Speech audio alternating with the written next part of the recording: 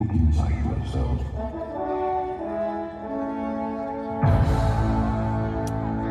You are more than what you have become.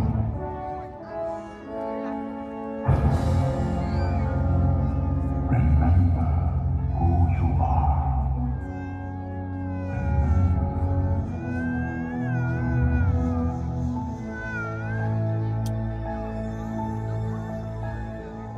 I have often dreamed of a far place where a hero's welcome would be waiting for me.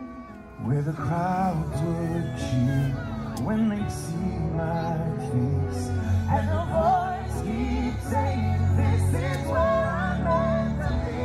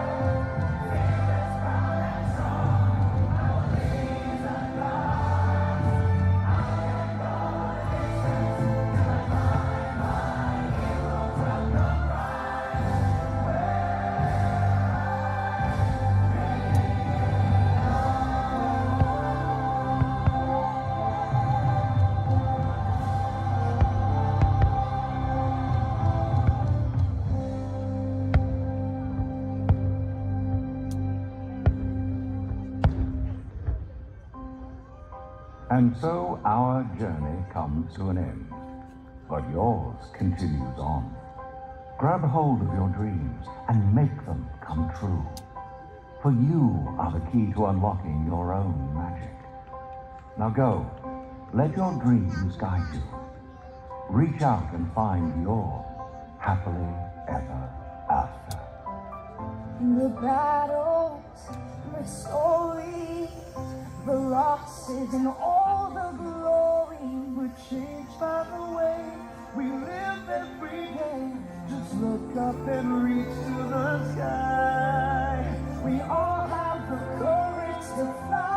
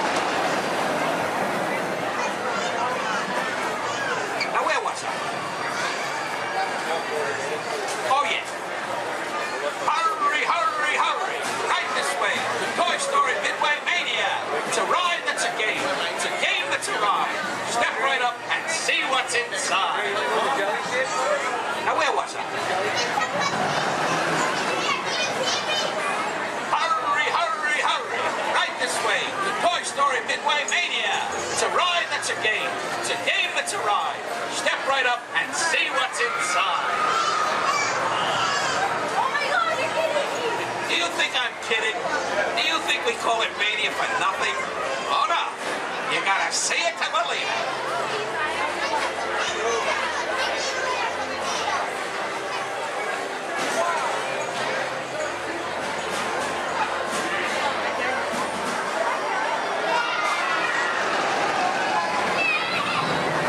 Quiet, everyone. I think I hear Andy coming. Everybody, freeze.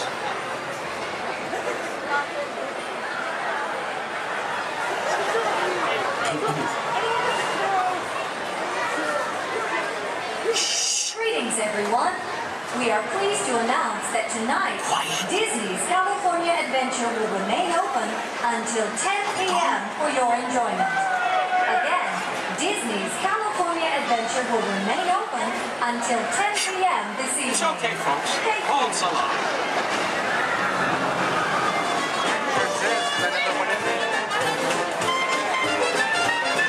I'm saying you'll be playing, yes I am. With Woody, Buzz, Bo Peep, and Rex and Ann. My toy friends, they adore you, so they built the place in for you. Step right up, folks. I tell you, everybody can. Now I'm saying, we'll be playing, yes I am. Listen, pal, I'm saying, you'll be playing. Oh, what a treat, so sweet. Complete with Jesse, Mommy Ben, and Stinky Pete, me, you. And his room is humming, cause company's coming. You know everyone's a winner, that's the plan.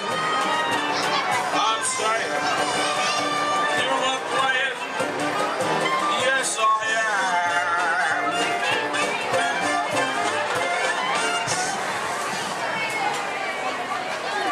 Thank you, thank you.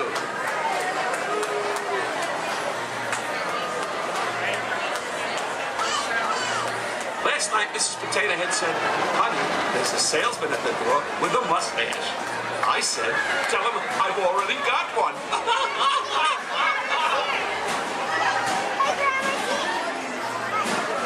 Check out my new hat. It cost me a nominal. Next.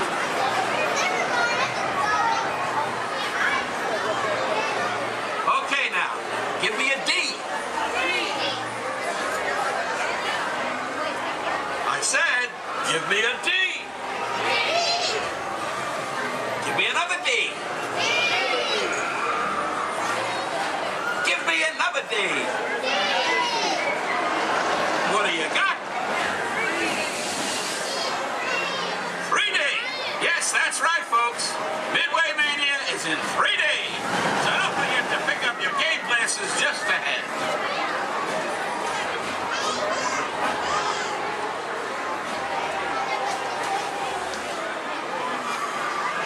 Hey, young man. Yes, you. What? Yes, I'm talking to you. Have you played Toy Story Midway Mania before? Well, you're in for a real treat. All the toys are inside, setting up the carnival playset. Even a couple of little green men that the missus insisted on adopting. Don't get me wrong. They're cute. I just want to say, anytime to be great.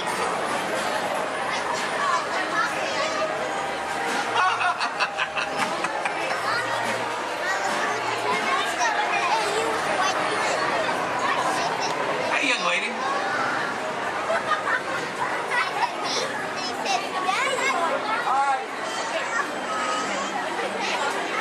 Who's your favorite?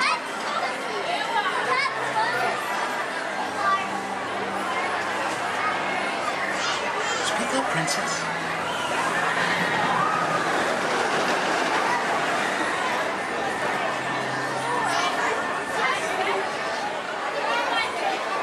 Take your time, kid.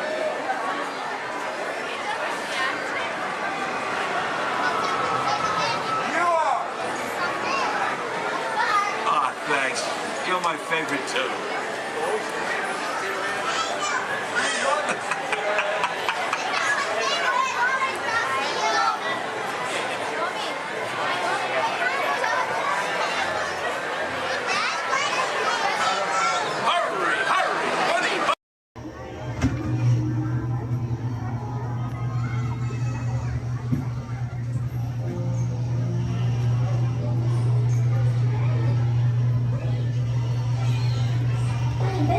Wonderland began when I followed the white rabbit down the rabbit hole.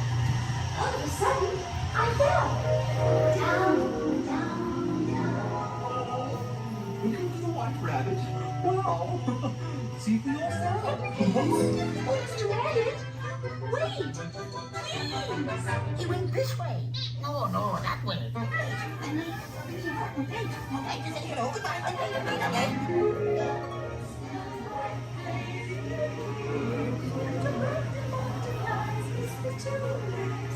And the sun is like a toy.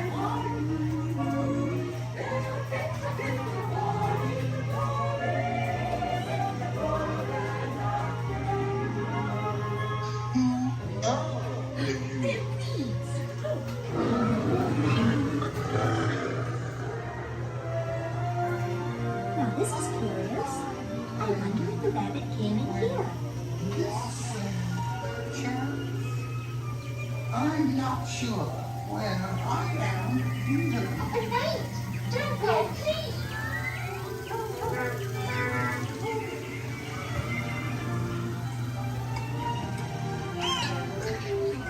try this way. We're making a gorgeous red and making a cheery shade. Because we know they'll cease to grow. In fact, they'll soon be dead. Oh, and yet we go ahead making a gorgeous red. You can't give up on science and these stripes. Royal Majesty, the Queen of Hearts, and the King. Shall we play croquet? And Rule 42, the Queen always wins.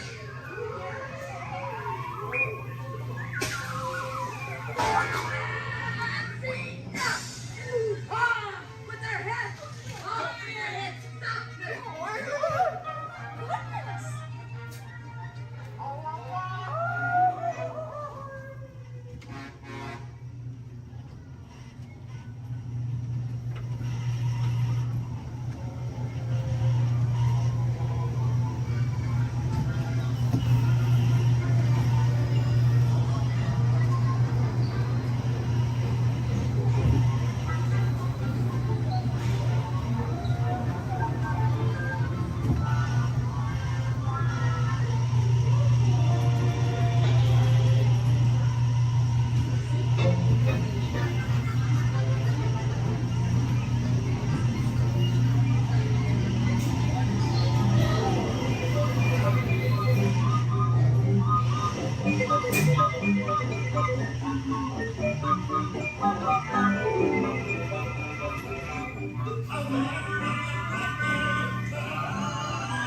Having today's kayak lifting too.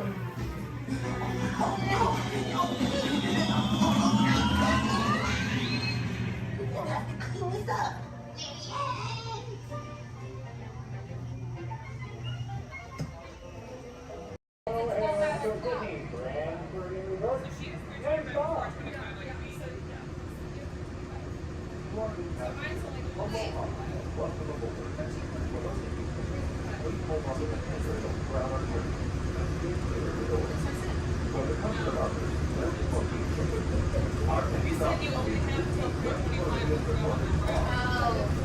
Sorry, I thought we were talking about. Okay, well, now I'm confused. Which one should we do?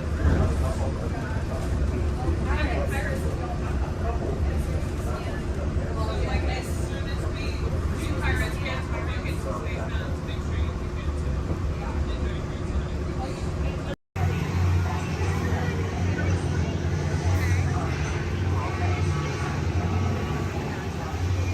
Time travel commencing in T-minus 10 seconds and counting.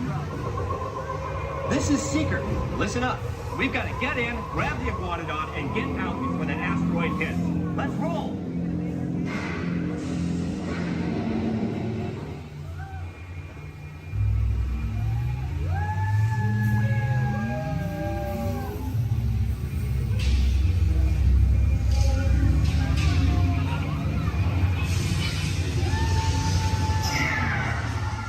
Okay, now, let's go get that dino. Computer, what are you tracking? Styracosaurus. Not our dino. Warning, Meteor shower in range. Just little one. Oleoramus. Hadrosaur. Raptor. Time to get serious. Locking autopilot on homing signal now. Hang on! I'm tracking a big dino on the scope. Could be ours. Computer, full stop. Identified. Carnotaurus. Definitely not our dino. Go, go, go!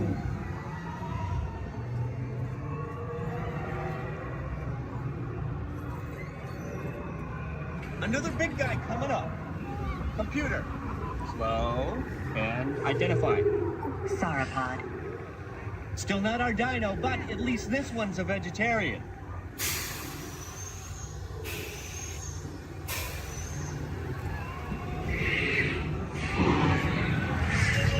Asteroid impact in 90 seconds. We better move it.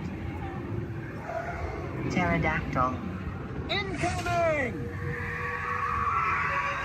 Asteroid impact in 60 seconds. We can't stop now. Keep going, keep going.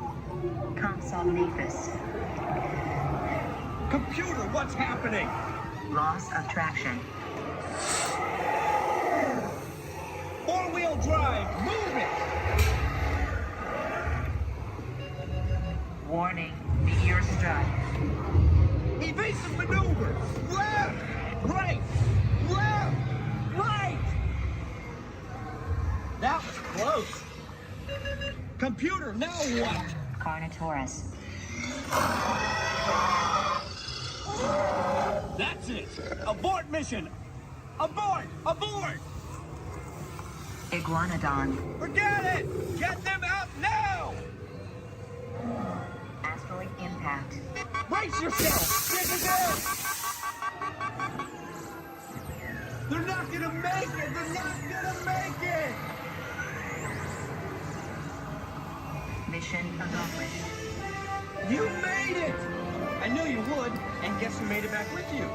I better find him before security does. Thanks for everything!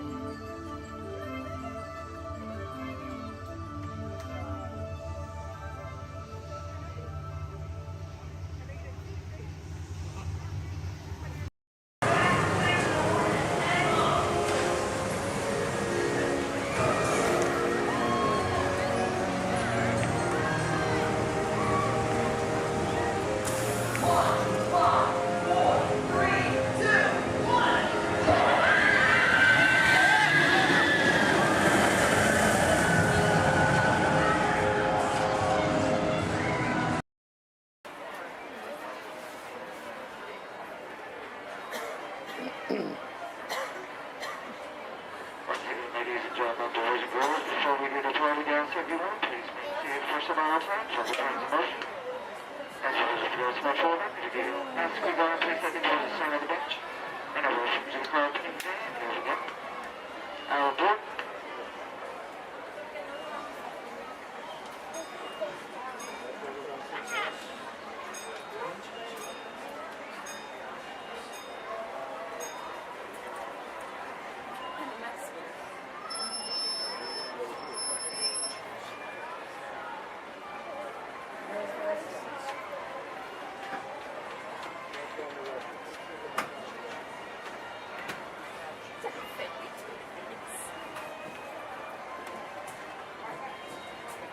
Hello, folks. Welcome aboard the Disneyland Railroad. We're now embarking on a grand circle tour of the Magic Kingdom, with stops at New Orleans Square, Mickey's Toontown, and Tomorrowland, followed by a visit to the Grand Canyon and Primeval World. We got a lot of traveling ahead of us, so remember, for a safe trip, you need to stay seated, keeping your hands, arms, feet, and legs inside the train. And please, watch your children. Bienvenidos a bordo del Disneyland Railroad. Para su seguridad, permanezca sentado y mantenga las manos, brazos, pies y piernas dentro del tren. Y cuide a los pequeños. Gracias.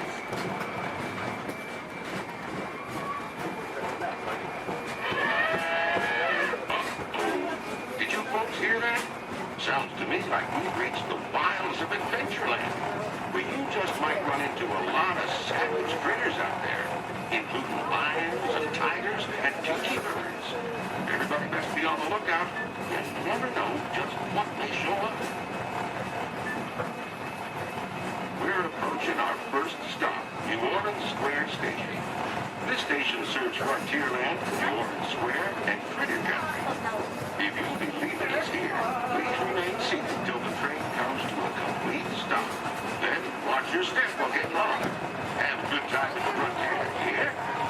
Those of you continue on. Please support traveling in the This is New Orleans Square.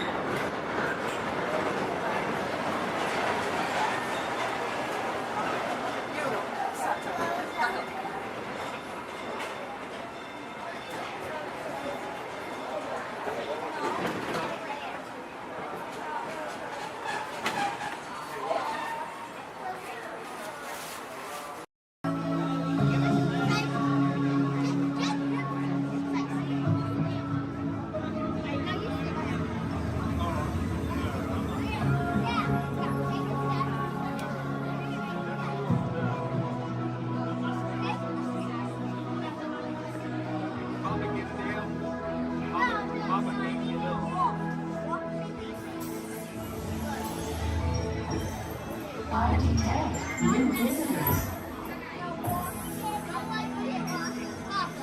Welcome, Terrans. I am Worldmind, sentient supercomputer of Xandar. Although our two planets are light years apart, our stories were destined in the stars to come together.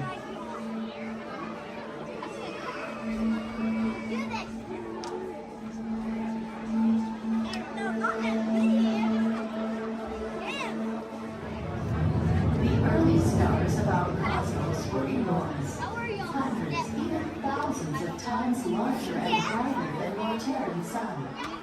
Many of these stars grew hotter and denser until they exploded, creating new stars in a cycle that lasted more than 1 billion years. Over time, the remnants of these explosions began to swirl and coalesce into planets in your solar system and ours. You Terrans named our galaxy Andromeda, and yours, according to Peter Quill, after a Terran dairy drink.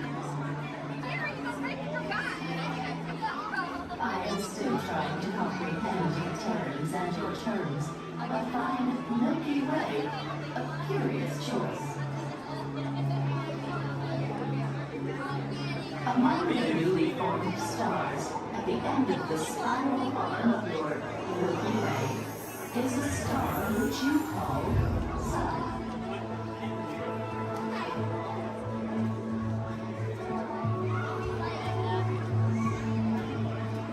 Our planet Xandar orbits around not one, but 3 stars plus suns.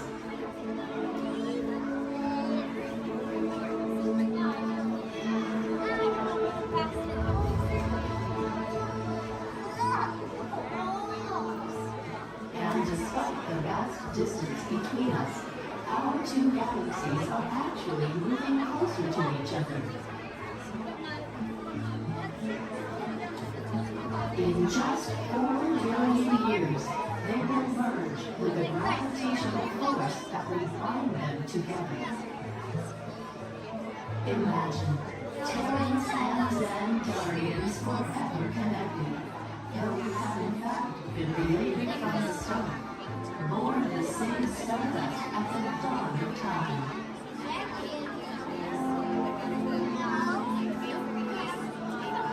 There is still so much for us to discover together as we continue to explore the mysteries of our vast universe.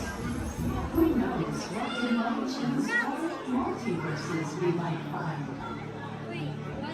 We invite you to discover more of our connected story as we journey through our wonders of Xandar. I am Worldmind. Welcome.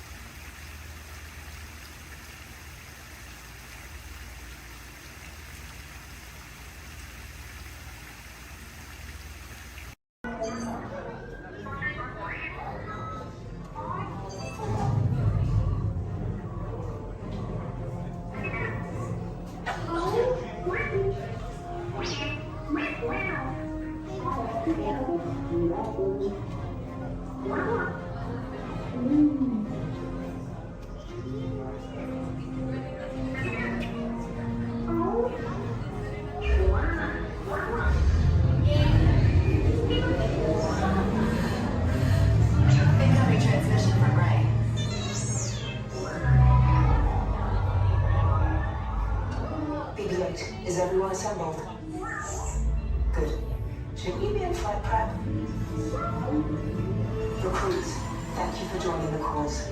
A covert resistance team led by my friend Finn has infiltrated a First Order Star Destroyer that is now headed to this system. Your outpost on Batu is no longer safe. We have transports waiting to take you to General Organa's secret base on Pucara. I'll regroup with you there. The Resistance desperately needs your help in our fight against Kylo Ren and the First Order.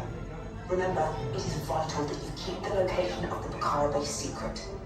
Lieutenant Beck, one of our top commanders, will lead you. Affirmative. Transport is ready. 9 Nominai shall personally see them delivered. Thank you, Lieutenant. Welcome to the cause. May the Force be with us. Commander Poltam and then a squadron of X-Wings shall escort us to the rendezvous point on Pucara. Roger, this is Black Leader. I hear you're a fine-looking group of recruits. Well, no time to waste. Let's get you on your way to the General. Stand clear. Deck doors opening now. Hurry, all recruits to transport. No need for safety gear. It'll be a smooth ride. Ground crews, deck is in motion. Recruits crossing to transport. Initiate pre-flight sequence on Deck 3 for Pucara.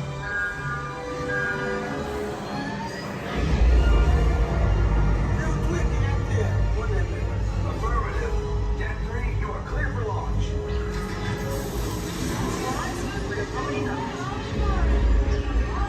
Pucara personnel, this is your final call on board.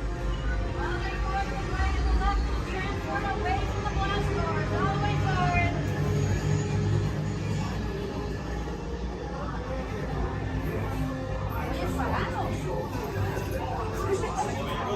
Transport is away in 30 seconds.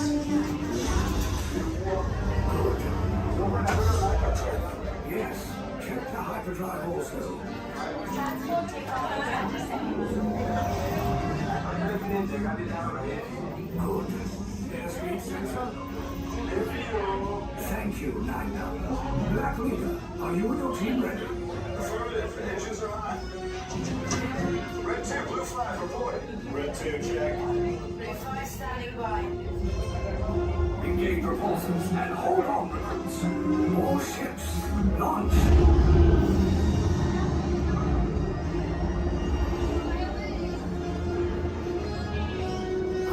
Lieutenant Beck.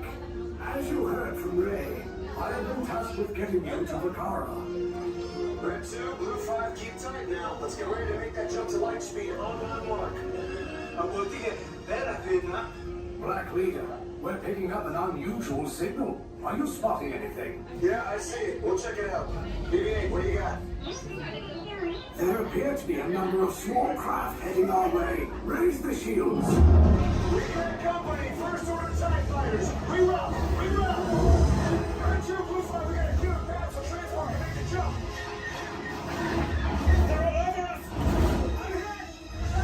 We lost Red 2, more incoming. Blue 5 taking evasive action.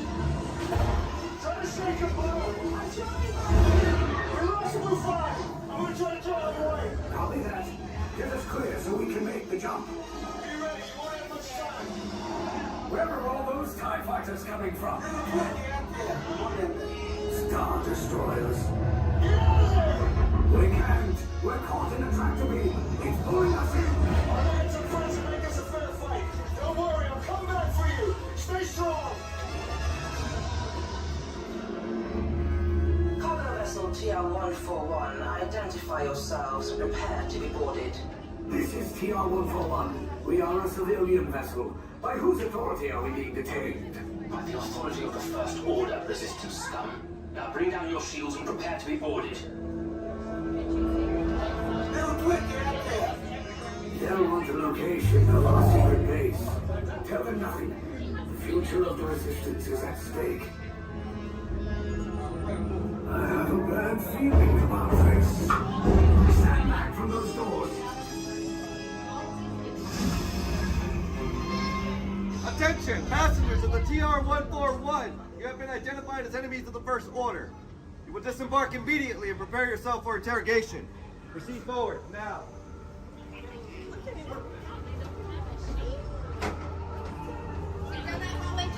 Interrogation. Keep your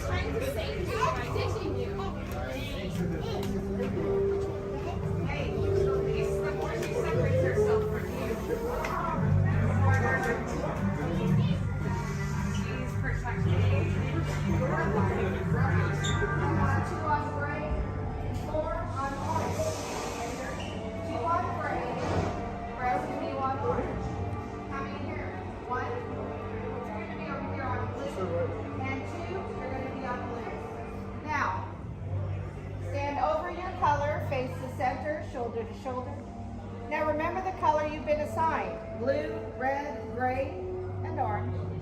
It'll be an important part of your interrogation process. You're going to need to know that color at the end of your interrogation and possible long-term motives. How many? You'll be assigned blue. Quickly, to the end of the hallway. How many? 4. You'll be assigned red. How many? You'll be assigned gray. Now, this cell door opens, so we'll call you in by your assigned color. And you will tell us everything. No, oh, you're going to have a tough time in interrogation. Get on your color. There you go. Scoot over, blue. Make a little room. Get on your color. Not the lights, on the color. Where you go?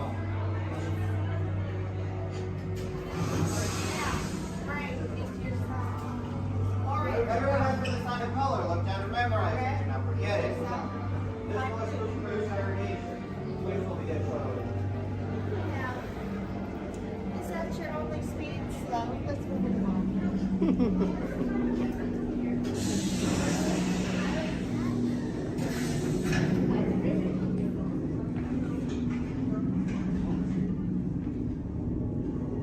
Leave us. Yes, General. Enemies of the First Order, we will soon snuff out your meager resistance. You chose the wrong side, and now you will pay. The Resistance prisoners. You have what I want. You know the location of the secret base, and I will take it from you. We are needed on the bridge. Keep the prisoners here. I will return to finish this personally.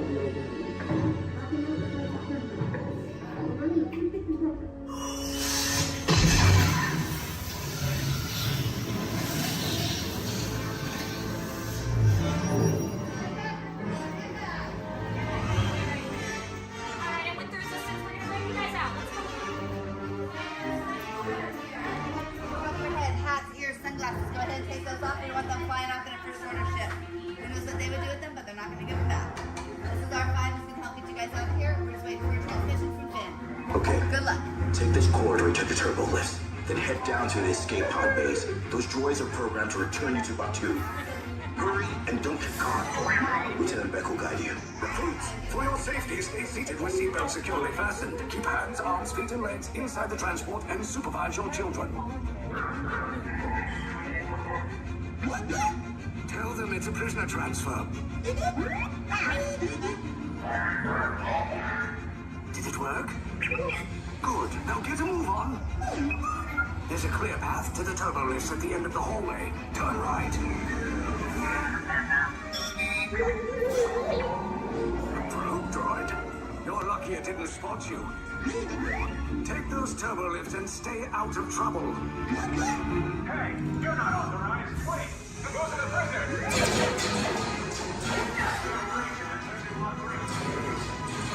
Your cover is blown. Find an alternate route. Who picked these two droids anyway? Detention approach. Prisoners will see nothing of the team. Having off! Fire!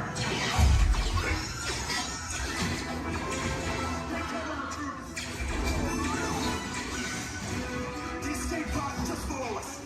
Take those down. Copy. Hurry!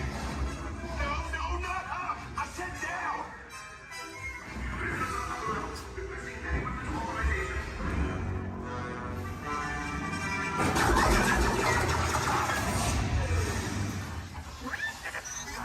This does not look good. Try to find another way down to the escape pods. The resistance will attempt to rescue the prisoners. They have neither the resources nor the courage to engage us. You underestimate their conviction. Raise the shields! Shields? I see no evidence. Now! Sound the alarm! All personnel to their stations! Sir, the prisoners have escaped. How brave, but ultimately hopeless. There's nowhere to run.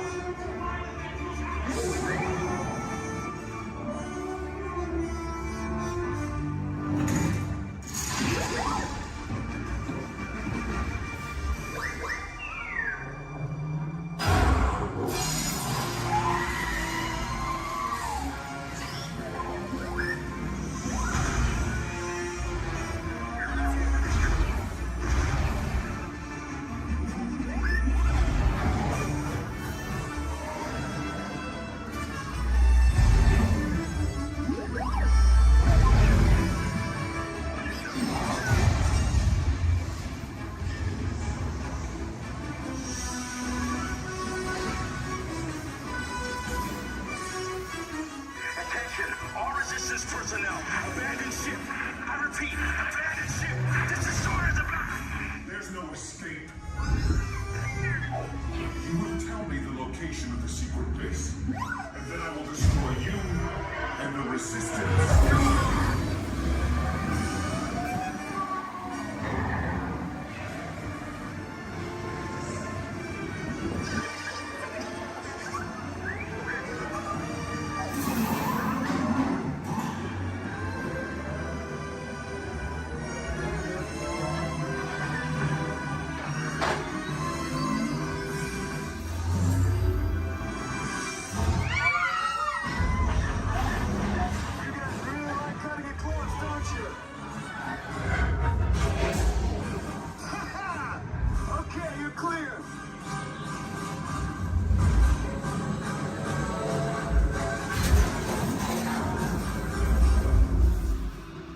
Escape pods came in a little off target.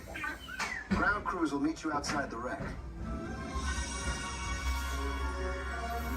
All right, nice job, recruits. Not what you signed on for, but hey, you're resistance now. I think I have that authority. Right, Beck? Where's the lieutenant? I need eyes on Beck. Rhino, scout for his pod beacon.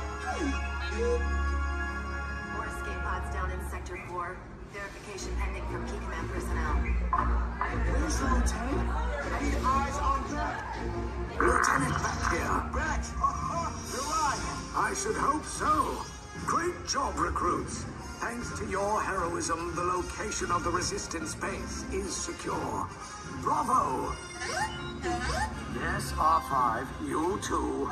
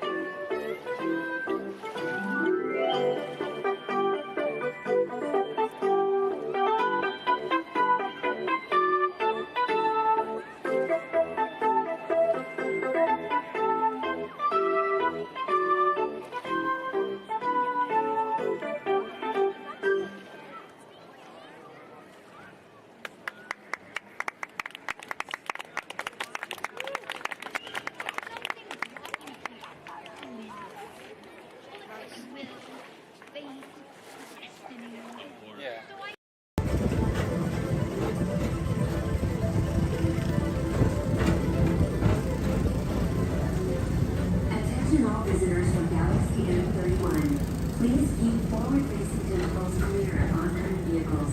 Thank you.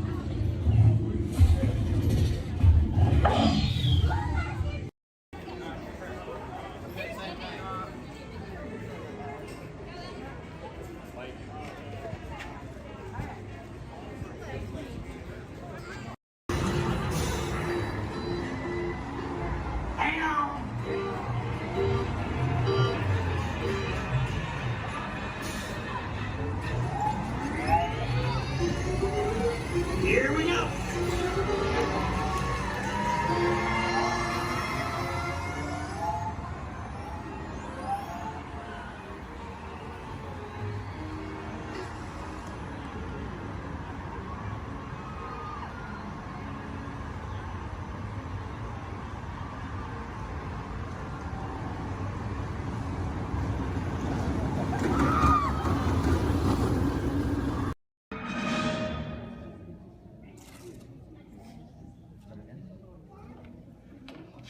Hi, and welcome to the universe of energy.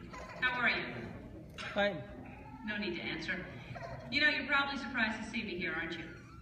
But then there's probably a lot of places you'd be surprised to see me when you think about it. If you were driving in your car, for instance, okay? Close your eyes, you're in your car, no, close your eyes, in the car, but right now think about it. You're in your car, you're driving, and then all of a sudden from the back seat, I just pop up and go, hey! You just whack me in the head, wouldn't you? That wouldn't be nice. But then it wouldn't be nice for me to do that to you. How'd I get in your car anyway? Did you lock the car? Maybe it was your fault. Maybe I'm just teaching you a lesson. But the point is, to see me here as a spokesperson for the universe of energy. I mean, that's crazy, you know. I mean, I'm an expert on a lot of things. You know that, I know that. But not a lot of things, a few things. But energy, I mean, there was a time I could care less about it. And then suddenly everything changed. One day I was sitting in my apartment. I said I was sitting in my apartment when, there it is. I'd offer you some snacks, but I can't hear me.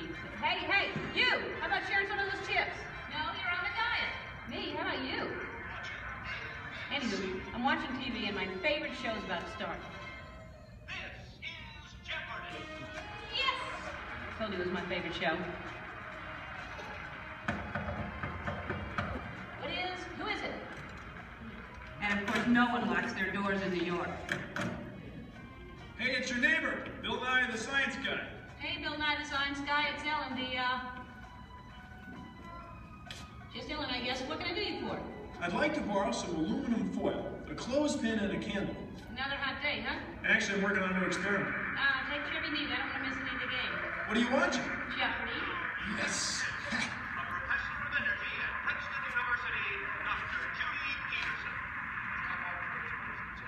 Oh my gosh!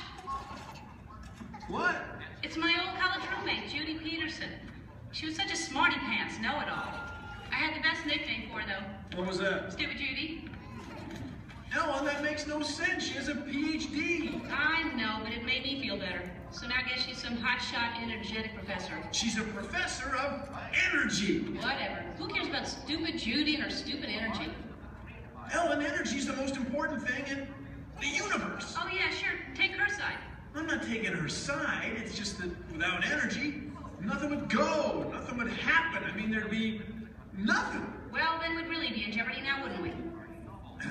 Yeah, well, what is, thanks for the supplies, and see you later. What is?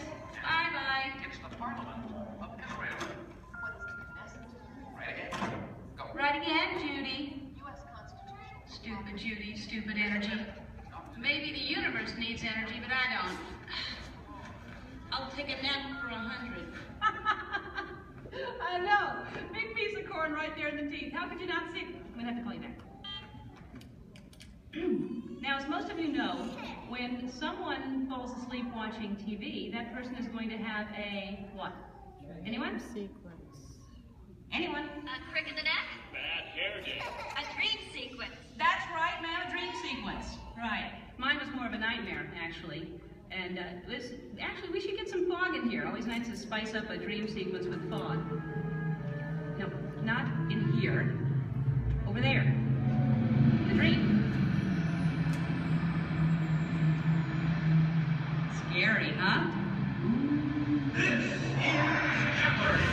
Now here are today's contestants. Dr. Judy Peterson, Dr. Albert Einstein, and finally, just Ellen. And now here is the host of Jeopardy, Alex Trebek. Thank you, Johnny Gilbert. Hello, contestants. Welcome to our program, and good luck to you in the game. Here are the categories for the first round of play. Solar energy, wind power, energy from water, fossil fuels, fusion, and finally, gas. Ellen, since this is your dream, we'll let you make the first selection. I will take fossil fuels for, let's go 100. Fine. The answer is, this was formed from microscopic plants and animals trapped in ocean floor sediments millions of years ago. Ellen. Yes, I know that one. That's, what is the stuff trapped? Microscopic fuels and plants and animals and Sorry, Ellen. We were looking for something more than just an embellishment of what I had already said. Anyone else? Judy. What is petroleum, Alex? What is bituminous? What is solar thermal conversion? What is hydroelectric? What is helium? And so, as we come to the end of the first round, ladies and gentlemen, Judy has a commanding lead. Ellen has her work cut out for her, and Dr. Einstein is nowhere, relatively speaking. Is this a nightmare or what? Oh, Ellen, your first correct response. Wait a minute. Dreams! This is my dream. I'm in control now. I can still win. I still have a chance to. Ellen! Who is it? It's me, Bill Nye the Science Guy. Hey, I'm glad you came to help me. Actually, I came to see Einstein. Wow, you're getting clobbered. Yeah, this nightmare Jeopardy version's a lot harder than the home version. Can you help me? Sure, but first we have to go back. Backstage? No, way back, like many billion years ago. Okay, but can we stop at a mini-mart or something to get some snacks? Because I have a tendency to get hungry after a couple of billion years. No can do, time's wasted. Come on! Wait, it's not even over. It gets really weird from here. Now some person I don't even know reminds me there's no eating, drinking, smoking, or flash photography allowed in my dream. There is no eating, drinking, smoking, or flash photography allowed in Ellen's dream. And she forgot something. And no videotaping, okay? And those of you who are just walking in right now, you're late. Where have you been? I love your hair. No, not you. No, I mean, it's all right, but that's cute, yeah. Anyway, so you're not completely lost. Here's a recap of what has been going on. I'm Ellen. Hi. I love Jeopardy. I used to not care about energy at all until I had a nightmare that I was on Jeopardy and all the categories were about energy. Oh, don't I know it's scary. So my neighbor, Bill Nye, stepped in to help me out. Bill Nye, the science guy. You know him? Anyway, so he comes in to help me out. That's what's going on. Got it? Good. If you don't, then that's your problem because you're late. And you think about that next time. Your journey, keeping your hands, arms, feet, and legs inside the car. And please, supervise your children. Remember to stay clear of the doors, which will open and close automatically. Enjoy your trip aboard the Metro Liner.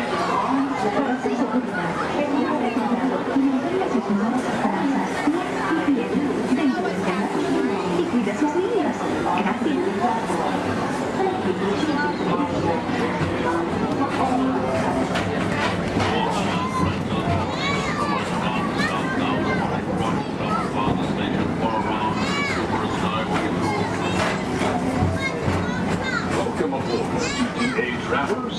We hope you enjoy tomorrow and transit authorities' Super Skyway.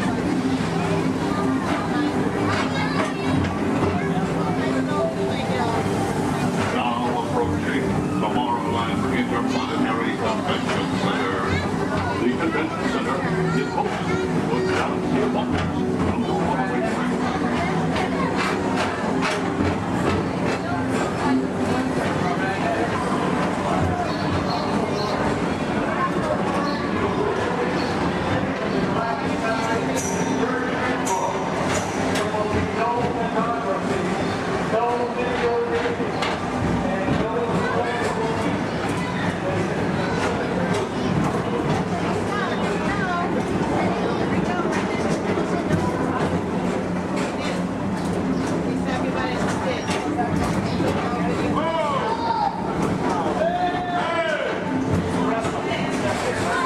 The Tomorrowland Metro Retro Historical Society presents Walt Disney's 20th century vision for the future. This model city dared to dream the perfect community in which to work, live, and play.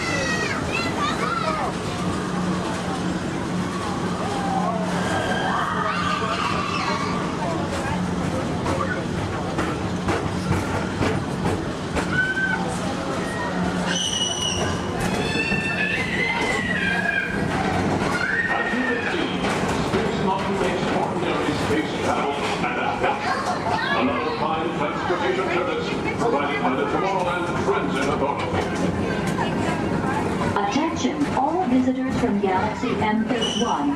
Please keep forward-facing tentacles clear of oncoming Metroliner vehicles. Thank you.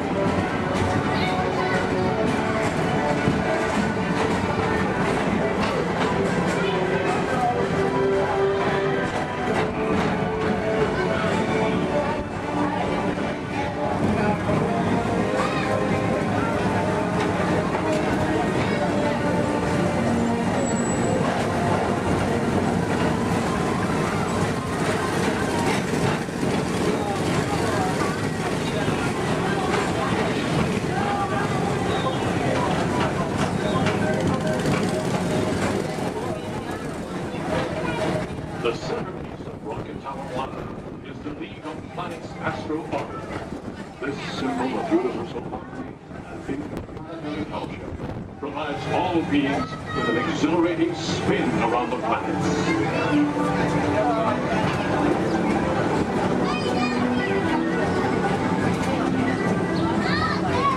Remember, Blue Line passengers, for all your future travel needs, the TTA services all of Tomorrowland's outlying areas, including the personal rocket ship docking lot, and of course, perfect park acres, the latest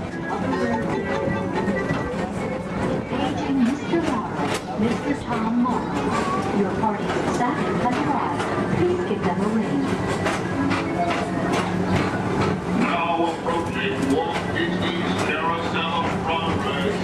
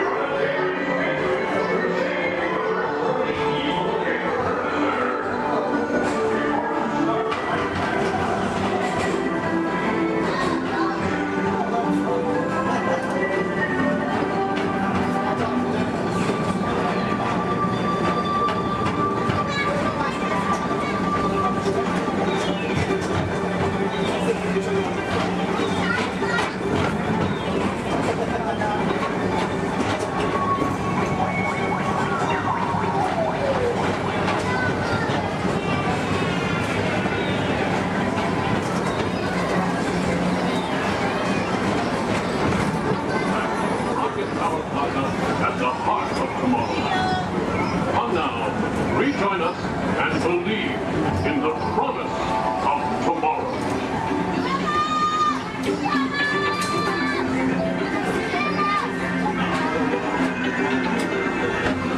Rocket Tower Final Station.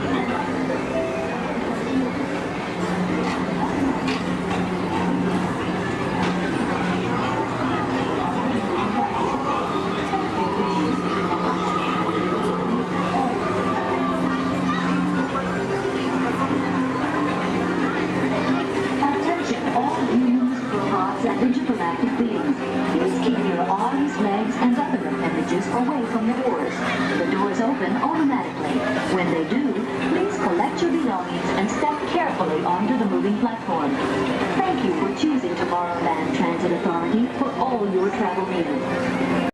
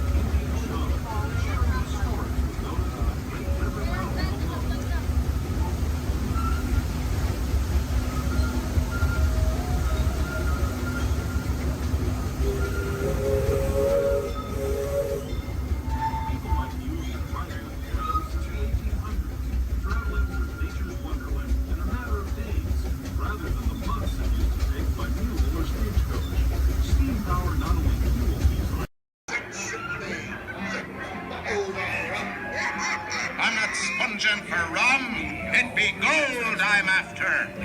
Strike your colors, you brazen wench. No need to expose your superstructure.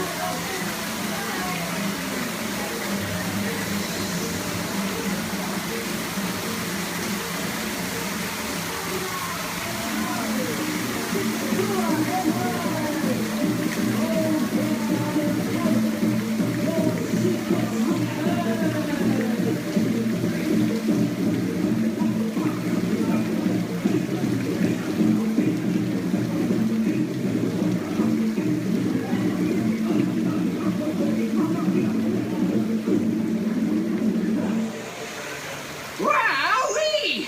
Phew, that's almost as much fun as New Year's Eve in the orange groves. My word, we did get a mite carried away, huh? I say, look out there across the water. It appears we're a bit of company. Law, me, yes. Welcome, you all. Permit us to introduce ourselves. My name is Claude, and my loquacious cousin over here is... I'll introduce myself, if you don't mind. Hi there. I'm, now, let's see now. It's right on the tip of my beak. Clyde Birdbrain? Oh, yeah. I'm Clyde Birdbrain.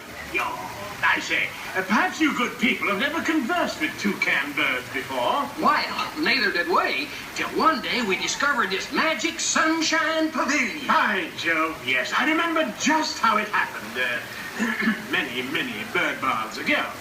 There we were in an explorer's launch on a mysterious river in deepest Adventureland. Off in the distance comes the fierce roar of an African lion. And as we round a bend in the river, a huge bull elephant bellows forth in protest of our intrusion. Suddenly, the treetops explode in a frenzy of outraged birds. Oh, come, you can jolly well do better than that. I can jolly well do one at a time.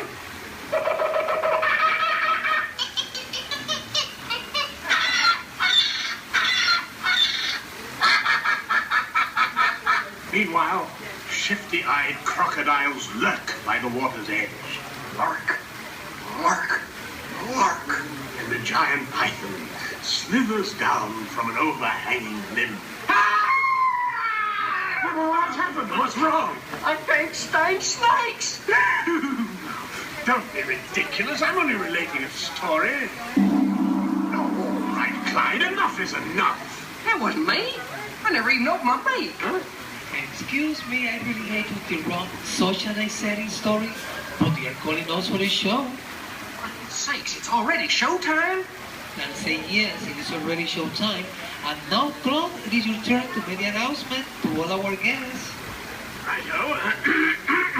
Ladies and gentlemen, boys and girls, gather up all your cameras, purses, and other articles, and now turn to your left towards the tall doors. When the drums begin, they'll open magically to lead you right into the Sunshine Pavilion. Is everybody ready?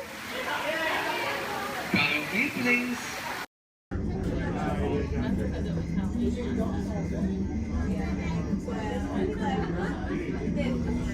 This is Disney's Port Orleans French Quarter Resort. Please collect your belongings, watch your head and step as you disembark, and take some home shore fun.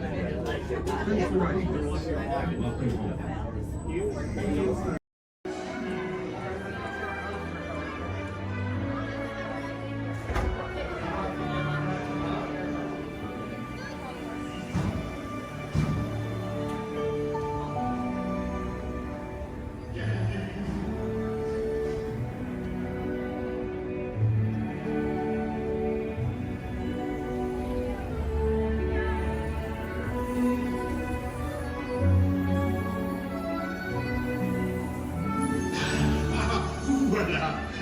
venez. Suivez-moi, je vous prie.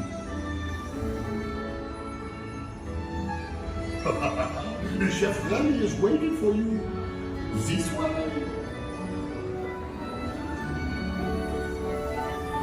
Qu'attendez-vous?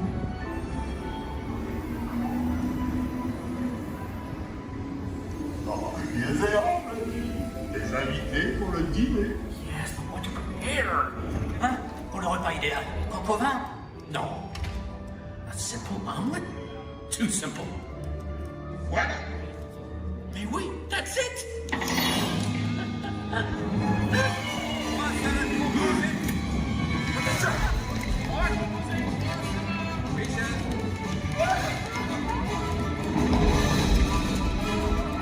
Poussez-vous de là!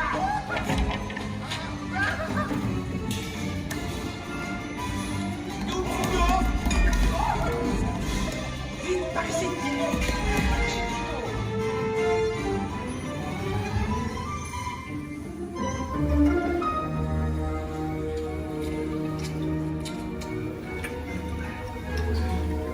Cette nourriture est pour nos invités, pas pour vous. Hey guys, the food is for them, not you. Ew!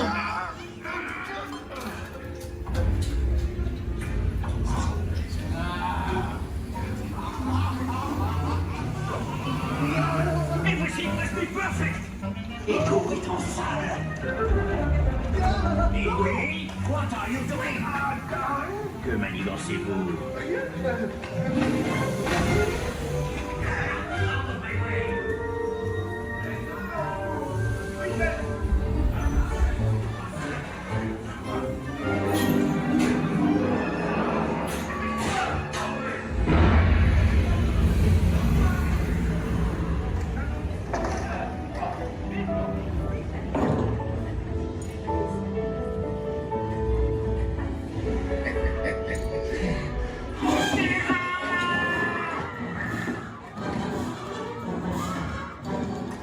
Dépêchez-vous! Par ici! Go! Go!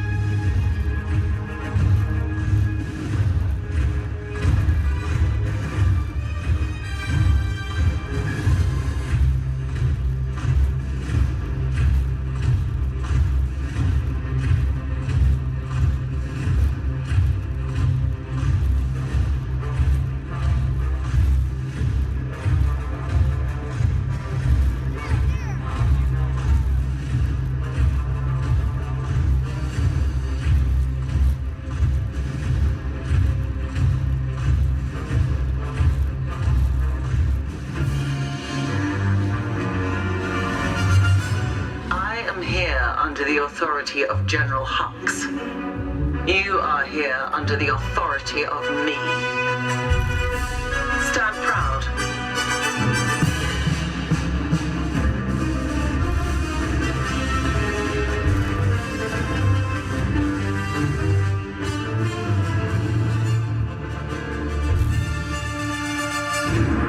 Troops in this division are held to the highest standard. Mine. Show me fearless.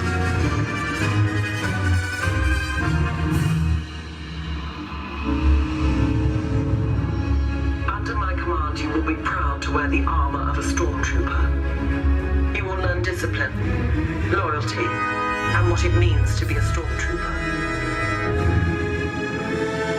Battle starts.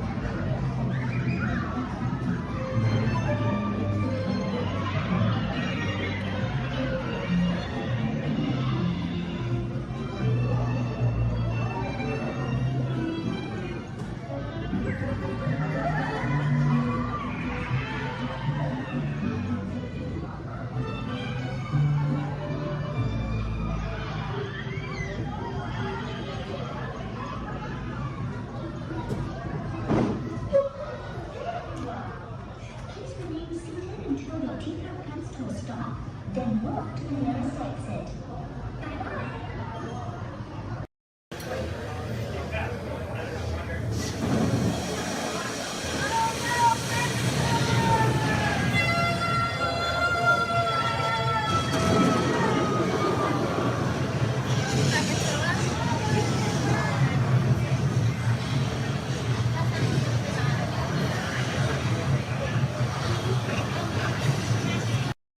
Good evening, friends.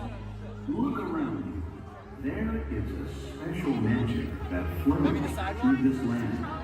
The magic of fantasy, swirling with pixie dust, made more brilliant by the light that lives within you.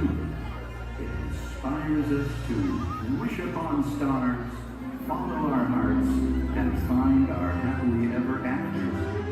Tonight, as we gather together under the spires of this majestic castle, our dreams ignite the magic to create a beacon shining out and celebrating 50 years of the most magical place on earth.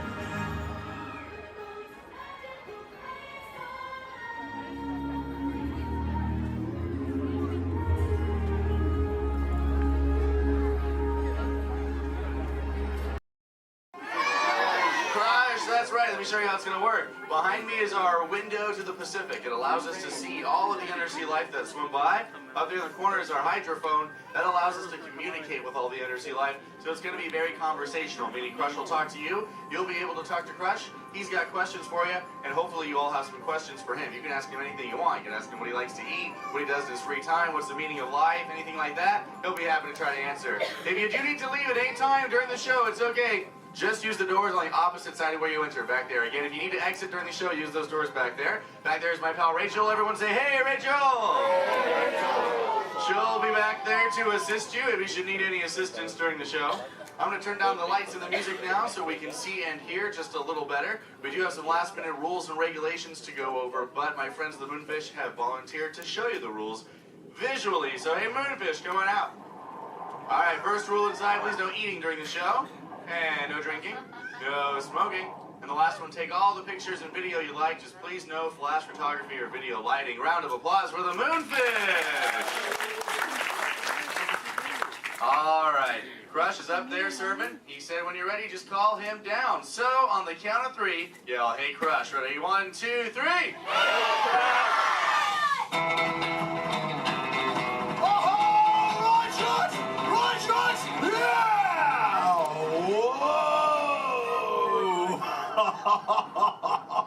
Oh, dude, check out the double spinner intro by the turtle. Whoa! Hey, check out all the human dudes in the human tank, too. Well, hello, human dudes. I said hello, human dudes. There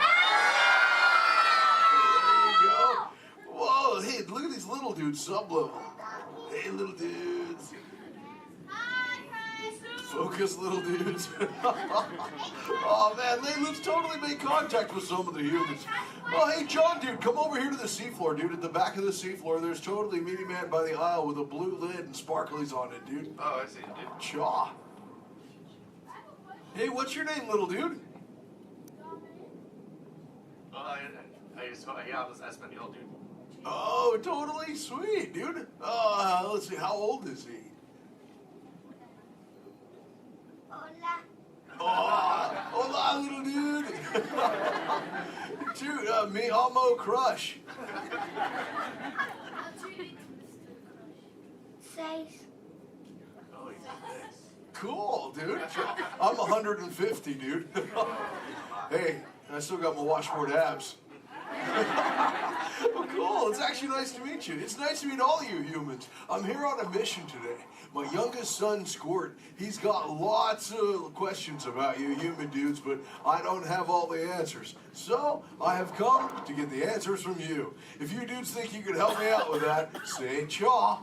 Oh, you so totally rock! Oh, dude, hey, for those of you that don't know, when a turtle says, you so totally rock, respond by saying, dude, nice and loud. Try one for practice, human dudes. You so totally rock! Awesome. Okay, Squirt wants to know how many of you know how to swim. Hey, raise your fin if you know how to swim, dudes. Wow, we got lots of swimmers out there. Hey, let's stay up in the seats, dude, over on this side. Last row, dude, like second noggin in, there's a dude with a white shell, kind of like lots of colors on the front, dude. Chaw, what's your name? Tyler. Oh, nice to meet you, Tubular. Tyler?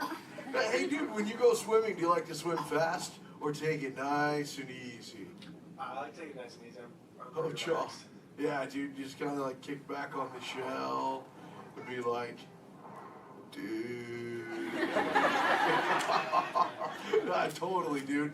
Hey, I like to swim fast though too. Dude, you want to see me shred some biscuits? Say chaw. Chaw. Okay, dude, let me get my motor revved up. Human dudes, I want you to time me, okay? Start counting when I say go. Ready, set, go. That dudes. Totally just swam all the way around the world. Twice. Ah, dude, I can't swim that fast. Only about what you call 20 miles per hour. Hey, but check it out, dude. If I get a tiger shark on my tail, I can go way faster, dude. Hey, but I'm doing all the talking here. Humans, if you got a question for me, like totally raise your fin, dude. Talk to the dudette right there, waving me down from the second row. Hey, what's your name, dudette? Morgan. Oh, cool. It's Mondo Morgan. What's your question? Do you know any twins? Turtles? Oh, I know. Yeah, dude, I got lots of twins of my own, dude. There's my twins, Bill and Ted.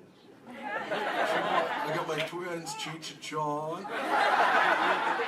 I got my triplets, Mary, Kate, and Ashley. That's really cool. What about you? Do you have lots of twins, too? Yeah, well, I'm a twin. Oh, you're totally into... Wait, that dude in front of you looks just like you. Is that your twin? Yeah. I would hope so. That'd be an odd coincidence. That's cool. Where are you dudes from? Castro Valley. Oh, where's that? By the Bay Area.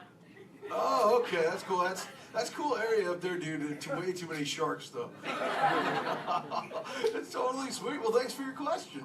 Who else has a question, dude? Let's see. Let's go. Hey, back to the seafloor. Let's go right over here, John, dude. There's totally a mini man up front. He's got a blue shell. He's kind of near the outside, dude. Blue short sleevey shell. Hey, little dude, what's your name? Dominic, Nice to meet you, Deep Sea Dominic. What's your question, dude? have you ever been married or divorced?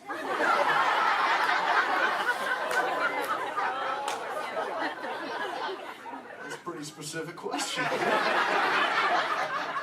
Actually, dude, most turtles, dude, we don't stay with the same dudette like our entire lives, but I have actually found one that's kept me around forever, dude. Her name is Shelly. She's my turtle dove, dude. We've been together for 130 years, dude. But it's still so awesome, it only feels like the first 75. It's really cool. Hey, can I tell Shelly you said hi? Can I tell her you said hi?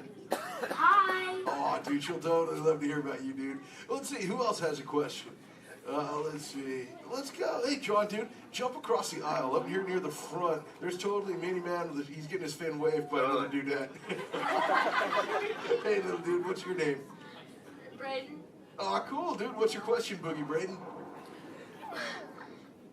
How many kids do you have? Yeah, I got 65, dude. John, like I said, I already told you about my twins, dude. Like Squirt, he's my youngest.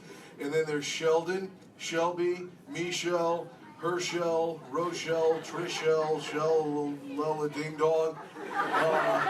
Let's see, I got my teenagers, Leonardo, Donatello, Raphael, Michelangelo, Zach, Kelly, Slater, Screech, Jesse, Lacey, Chris Jr.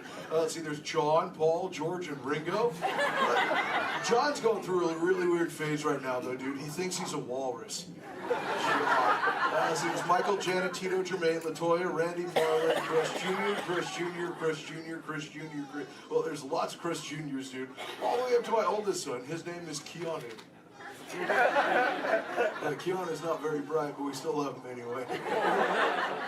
My sister's that? name is Trishelle too. Oh, Trishelle, dude, that's a totally sweet name. She must be part turtle. That's Actually, hey, maybe you can help me out with something, dude. I got a question for you. I found a thingy on the beach the other day. Not really sure what you human dudes call it. Where did I put that? There it is. Hey, dude, what's this? That's a bikini. Oh, cool, a bikini, dude. Do you use a bikini when you go swimming? Oh, why not? Because I'm not a girl.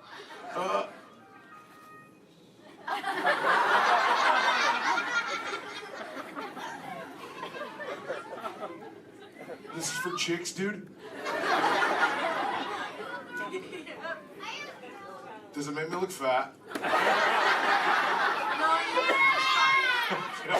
Anyway, dude. Let's see, dude. Hey, John. Up in the seats, dude, over on the other side. First row on the outside, second noggin over. That dudette with like the specs on the noggin, she had her fin raised too. Where, dude? Sure, from the two noggins to the outside. Oh, totally. Hi, dudette. What's your name? Cassandra. Oh, nice to meet you, Kahuna Cassandra. Hey, oh, did you have a question too? Yes. What Do you speak a second language? Yeah, I speak a little bit of whale, some orca, and some dolphin. That's pretty cool. I'm learning, like I said, like I speak human pretty well too. But you know, my friend Little Blue, she's like the best at it, dude. Hey, do you human dudes want to meet Little Blue? I think she's around here somewhere, dude. Call her out, dude. Say, "Hey, Little Blue." Whoa, there she is. Hey, Little Blue, dude. Check it out. I was hanging out with these human dudes. Cassandra over there wanted to know if I speak any other lingo, dude. I told her I was speaking just a little bit of whale, dude. I can speak whale. I totally Okay, know. everyone, repeat after me. Hello.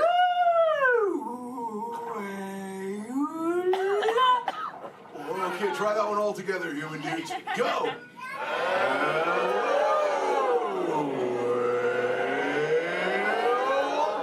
Wow, you human dudes speak whale really good, dude. That was just like excellent. Oh, too bad there's no whales around here, though, dude. You know, sometimes you speak whale and there are like 80 whales swimming around you. Yeah, totally. Not today. No whales around here, dude. No whales. No whales in the ocean today. Try to speak sea. Where? Whoa! Oh, dude, look out! The humans call the whale, dude! Grab stuff! Swim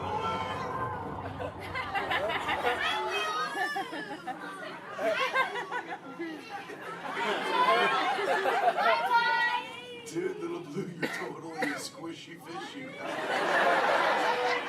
What should we do? Tell the whale to go away. Okay, humans, tell the whale to go away.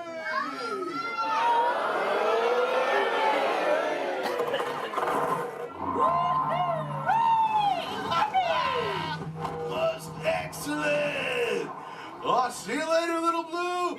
Hey, humans, put your fins together for saving Little Blue. You so totally rock. Awesome. Thank you so much, human dudes, for sharing with me. I can't wait to get home and share all this knowledge with Squirt. Hey, but before I go, human dudes, remember this. We all share the same ocean, humans and turtles alike. So treat everyone you meet like an oyster, dude, because you never really know when you just might find a pearl, dude. That was like a warm and fuzzy moment, wasn't it?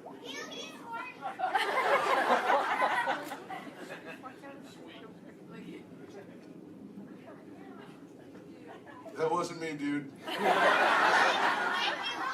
That was my twin. See you later, human dudes. Rock on!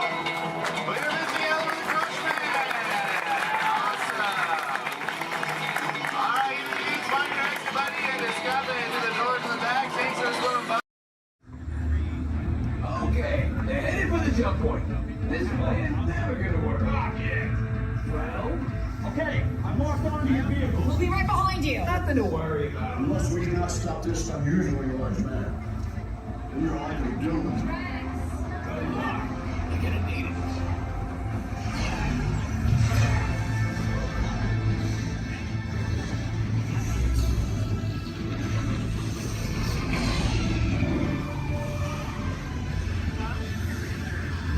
You're supposed to follow me. What is that noise? Boys, no one's gonna stop rock and roll from existence. What have we done? I think we took rock.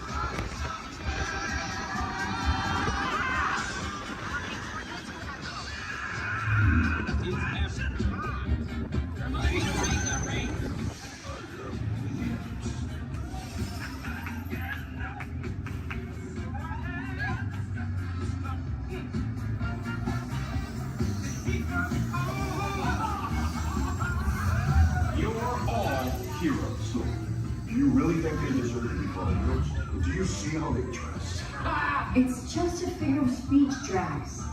You're lying to them. Now I understand. Welcome to the Guardians of the Galaxy. I'm supervising you. Now everyone pick up your favorite hand and wave goodbye to those people on that dock. Goodbye. Goodbye. Yeah, you're never going to see them again. But you don't know them, so why would you see them again, right? Unless that was your family up there, then you know what? You're welcome. I just got you a 10-minute break from them. You probably need it. You've been at Disney World all day with them. But now let's see. Is this anyone's first time on the Jungle Cruise? Can I see a raise of hands? Perfect. Me too. Is this anyone returning to the Jungle Cruise? Can I see a raise of hands? Perfect. I can't wait to be a sore disappointment for all of you and exchange a lot of awkward eye contact has already started. How beautiful. But hello everybody, welcome in. My name is Skipper Kevin. First name Skipper, last name Kevin. I'm going to be your best friend, guide, discounter, dance instructor, tour guide, dragon slayer. And if you don't laugh at my jokes, I'm going to be your swimming instructor. I said that just for you. I said that just for you because I knew you were going to interrupt me. Yeah, thank you so much. I really do appreciate it. Wow. But now here we are in the Amazon rainforest. If you look over to your left-hand side, you're going to see what I like to call an inspiration ball. I call it that because the longer you stare into it, the more it's going to inspire you to go. Oh, deeper into the jungle, of course. Yeah, I don't know about you guys, but that certainly does look like inspiration to me. So much that I now feel inspired to take you guys into the Congo River. So why don't we see how far this boat can go? Oh, but I'm glad of you if you did not like that. Don't worry, my jokes, they don't get any better yet. So buckle up, we're going to have an amazing time together. And if any of you have not seen The Jungle Book or you'd like to see it again, don't worry, it's right over there in 3D and the box set edition. Yeah, it really was the bare necessities here in the jungle. Oh wow, this is awkward. I'm sorry guys, I was trying to throw you a surprise party, but it looks like no one's here. I can't see anyone. Canoe? Yeah, I cannot. It really is an either or situation if you get what I'm trying to say. I even brought out that giant python snake. I just would not recommend getting too close to him. He will develop quite a crush on you. It's what I like to call a constricting relationship. It never ends well. What in the jungle? Oh, sorry. I hope that did not alarm anyone. Those are just my roommates. Yeah, looks like they got into the explosives, but I'm sure they were just trying to find the bananas. They do find them very appealing. Yeah, they kind of go ape over them actually, but you know, I think we should make like a banana and split. So we're now gonna head down the Nile River, which is the largest river in all of the jungle. It goes on for Niles. And Niles. And Niles, thank you. And if you don't believe me, you are in denial. Disbelief. I bet you believed you had that one. No. Yeah, you did. I heard you say it. But if you look right there, everybody pay attention. This is super cool, super rare. It's honestly an African bull elephant. You could even say it is a once-in-a-lifetime opportunity. You will never see one of those again in your entire life. A twice-in-a-lifetime opportunity. You will never see one of those again. How majestic that is, the common African elephant. Okay, but now here we are on our African belt, which has some of my favorite animals on it. If you look up behind those boulders, you're going to see those tall-necked cheetahs. Right here in the front, those are the ones that killed Mufasa. Over there, we have the scary-looking chickens. Look at all those chickens. And then we have that beautiful pride of lions protecting that sleeping zebra. Yeah, who am I kidding? I can't lie to you guys. That zebra's dead. Those lions are chowing down on some lunch right now. But kids, don't worry. I like to call it zebra plastics. There's lots of trust issues here in the jungle, I know. Wow. Okay, this is not something you see every day. Wow, all right. So, are you all looking like that's what you normally see on a Saturday afternoon? That's concerning, you guys. I'm a little nervous now. I don't know about you guys. I don't think I have ever seen that many rocks on the beach before. Yeah, there's like, what, 200 rocks up there? Maybe 300 rocks, but then again, I'm not a geologist, so what do I know? Yeah, but what I do know is we're not going to look up both the rocks. That just sounds like a lot of paperwork, and I hate paperwork. So instead we'll ignore it and hope it goes away. Yeah. Oh my goodness, there they are. Those are my friends who are going to go to that surprise party. We have Old, Smiley, and Ginger. Just be careful, Ginger snaps. Yeah, she is one tough cookie. And I'm not sure why, but my jokes, they kind of get crummier from here. I guess it's just the way the cookie crumbles. I don't really understand. It's unfortunate. But hold straight ahead, we do have Schweitzer Falls, named after a famous and beloved founder of the Jungle Navigation Company, Dr. Albert. Wow.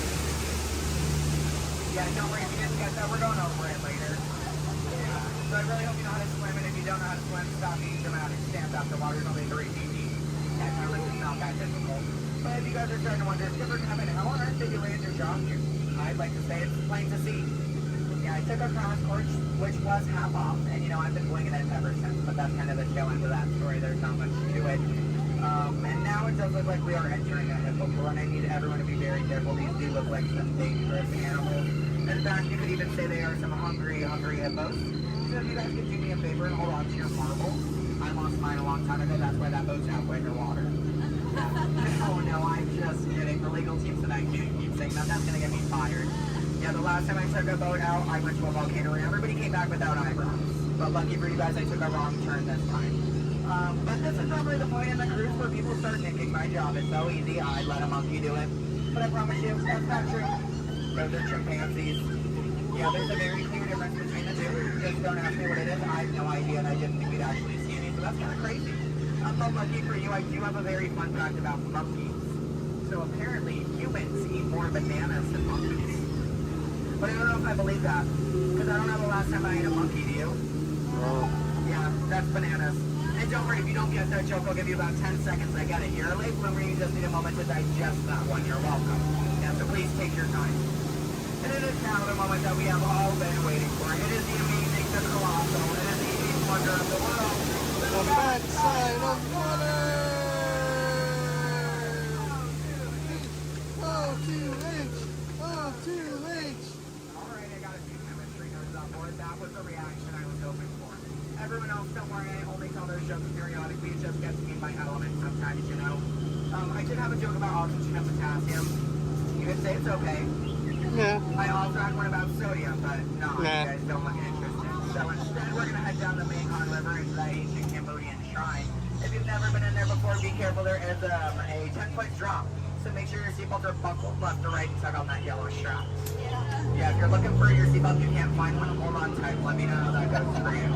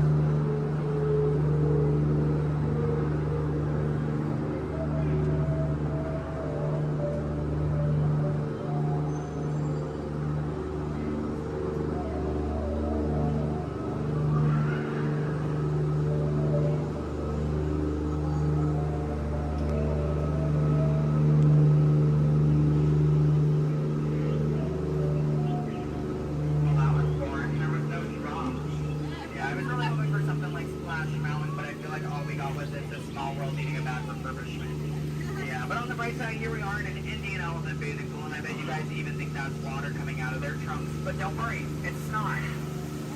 Yeah, and as a double feature, if you look up ahead to your right, you're going to see those two baby elephants playing under a full moon.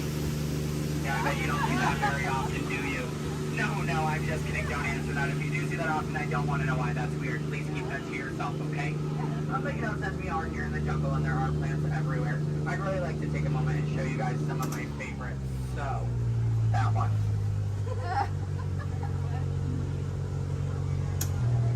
That one. Okay, pay attention everyone. The one right there with the green leaves, the one next to it, That one. Yeah, they're great, aren't they? Yeah, sorry if you wanted their names. I don't know any of them. I barely know how to do this thing forwards. Yeah, so I can only give you so much. But what I can tell you is I'm sorry to let you know. We're coming up to the end of our cruise. And you know that's happening because look to your left. Now it's a gift shop. Everything at Disney ends with a gift shop. It's how we steal your money. Yeah. And it's our Lost Bound gift shop, which is sponsored by everything you've left behind over the last 5 or so years. So thank you so much for keeping us in business. I really do appreciate it. And if you're curious about who's in charge of this gift shop, I know it can be kind of confusing because there's a sign that says back in 15 minutes by Sam. That sign's been there for a few years. I have not seen Sam. I don't think he's coming back. It's also not those monkeys, because you know that'd be a monkey business, and we don't monkey around here in the jungle. That's completely unacceptable. It's actually that elephant. Because did you guys know that elephants have the best memories in all of the jungle? I wish I had a memory like that. It really helped me with my job. Oh, fun fact about elephants. Did you guys know that elephants can grow up to 4 feet? Which is super impressive. We only grow up to 2, 1 on each leg. And if you don't get that, look at your legs, look at theirs, you're gonna see an extra pair. If you see any more than 2 legs on yourself, go to a doctor immediately. Yeah, that's not normal, okay? And then if you're looking in that gift shop and you see anything you like, you might notice we have a whole bunch of hats in all different shapes and sizes. Once you get off the ride, just ask one of us skippers about it because you know we're really great at capsizing. It's something I think we've honestly perfected. But what I can tell you is that if you did enjoy your time here today, my name is Skipper Kevin. I'm trying to give you my full name. And I do spell it a little weird, so I'm going to go ahead and spell it out for you. It is spelled H-E-L-P space M-E. Do it that way, you will, okay? If you did not enjoy your time here today, then you know what? That's unfortunate for you. You willingly got in my boat and wasted 10 minutes of your own time. My name is still Skipper Kevin. Thank you for leaving. And I think I would go one step farther to say that out of all of my cruises today, you've been the most recent. No, I'm just kidding. I'm just kidding. You've actually been outstanding. Especially those of you who just awkwardly stared at me for 10 minutes. It's been mutually awkward. Yeah, I'm not a robot plot twist. I'm not an animatronic. I can move my feet off the floor, and I can hear and see everything you haven't done since you sat down. And you know what? That makes us like a family. Because I take my own family after 10 minutes of quality time together. Look at that. She's even giving me a heart. This is why I have attachment issues. You're going to get out of my boat in about 2 minutes, and it's going to make me cry. You need to leave is what I'm going to say. So in just a moment, you're going to be outstanding on that dock. Yeah, it really is great. Oh, and while we're looking over at the dock, let's do a little bit of a dock orientation. Everybody on this side, this is where we're going to be getting out. So if any of your rebels are hanging out of the boat right now, leave them there, stay comfortable. But when we get over there, you might want to pull it in the boat because that dock is really hard to replace. Yeah, your elbow, I can send you to an urgent care that dock. I don't have a contact card for it. I don't know how to replace it. But you're going to see those 2 docks in between the boat. I like to call them the paradox. Yeah. The 2 skippers, they're paradorks. Yeah, they really are adorkable, aren't they? And you can tell them I said that. They're going to hate it, but I love it. Yeah, and thank you for saying I'm so funny. You're really inflating my ego as we speak. Yeah. I'm getting some compliments from you. She's falling in love with me. She's stealing my jokes. He's recording me. This is like a reality TV show. I'm better than the Kardashians. Yeah. Oh my goodness. And what do you do? What's your story? Do you walk across the country? Yeah. You do? That's I have interesting. medals for it. So. Do you? Yeah. What kind of medal? Golden ones, silver. Do you sell them? No, I just wear them. You just, but, so have you not won any? No. You haven't, yeah, you're not wearing any, so I kind of, yeah. When you get one, are you just going to wear it all the time? Yep. Oh, are you going to name it? No, Why not? If it's going to be that important to you, I think it deserves a name. Why do you think your mother named you? I'm just saying. Okay, your story's boring me now. What is your story? Talk to me, Miss Epcot Center.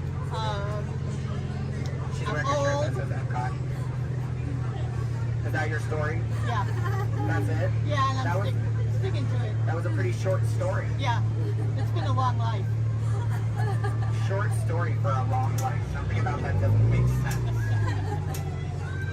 Oh, goodness gracious. My friend in the middle with the Leia shirt. Hello.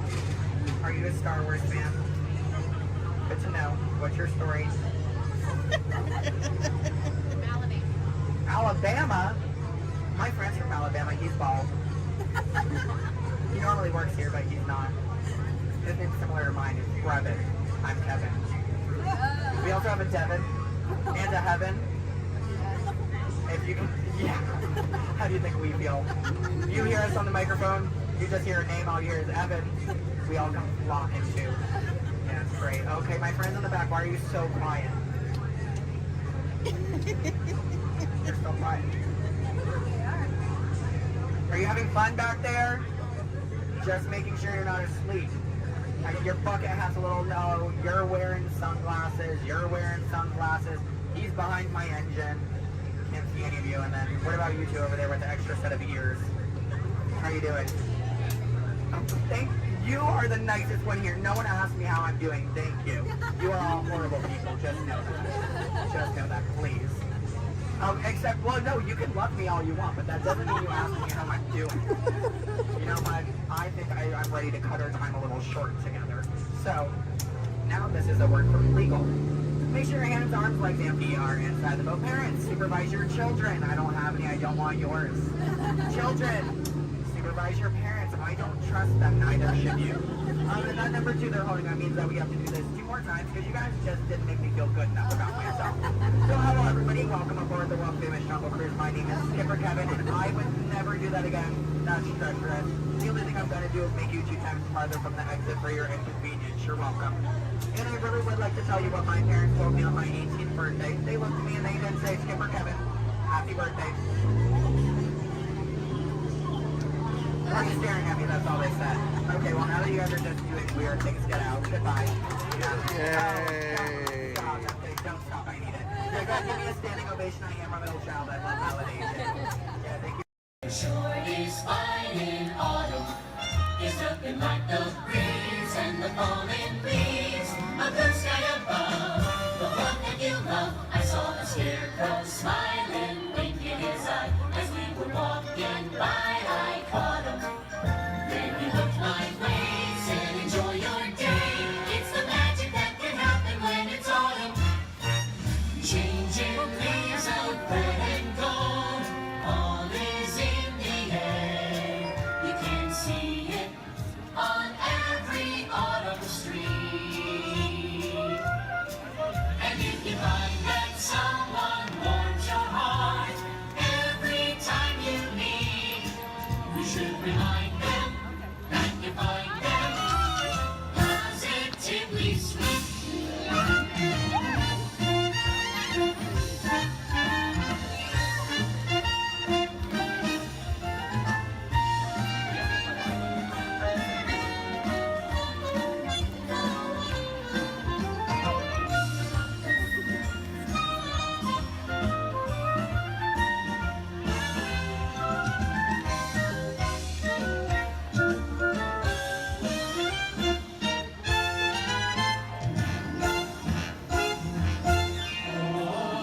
Shine on, harvest moon, up in the sky. I ain't had no lovin' since January, February, June or July. Snow time ain't no time to stay.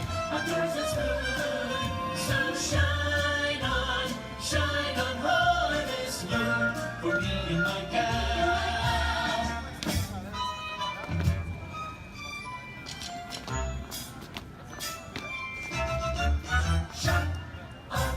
Shine on harvest moon. It's autumn, wonderful, beautiful autumn.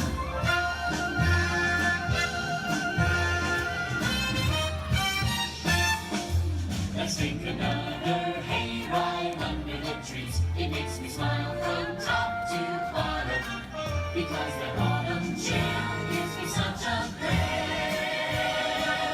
It's the magic that can happen when it's autumn.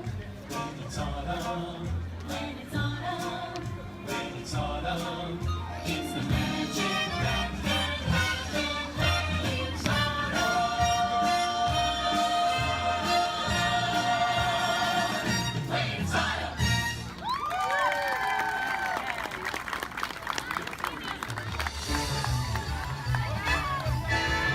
you for joining us on Main Street, USA.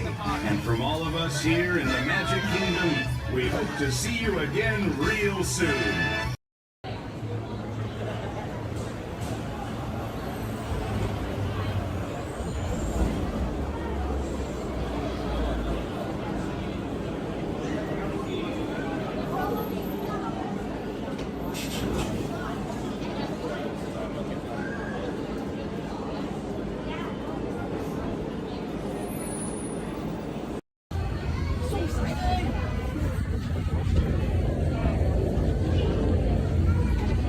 Thanks. What'd you say? Yeah, that'd be great. You did? Oh! So I said, like, no. I knew though. I'm like, oh, motion tracking, assigning individualized color profiles, web shooters calibrating. Woo! You there, Spider-Man? I'm here. Where are you? On our way. Okay, please sit back and enjoy your ride until we reach the disaster. Wait, I thought you were still an exponential laser. Yeah, disaster sounds right. I'm not getting ready.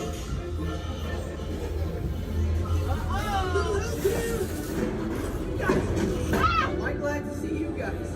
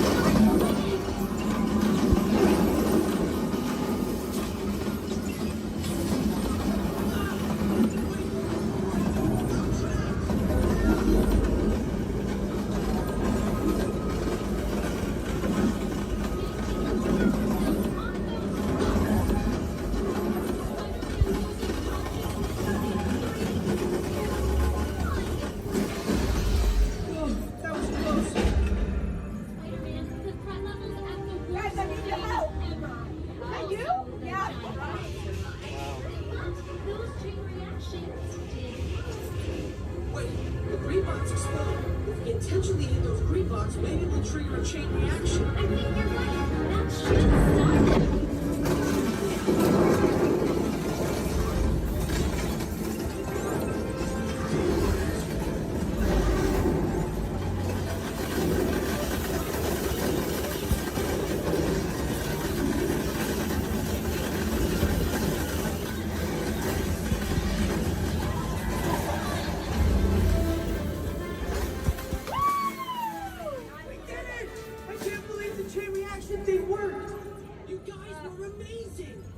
I'm very impressed, Spider-Man. You really solved the problem. Well, we couldn't have done it without them. That was also your idea.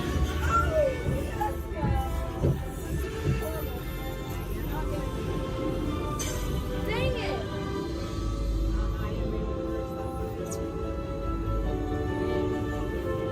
For your safety, please remain seated. We failed. I didn't know better this morning. Jackson did so good. My arms are tired. Reinforcements, remain seated inside the transport.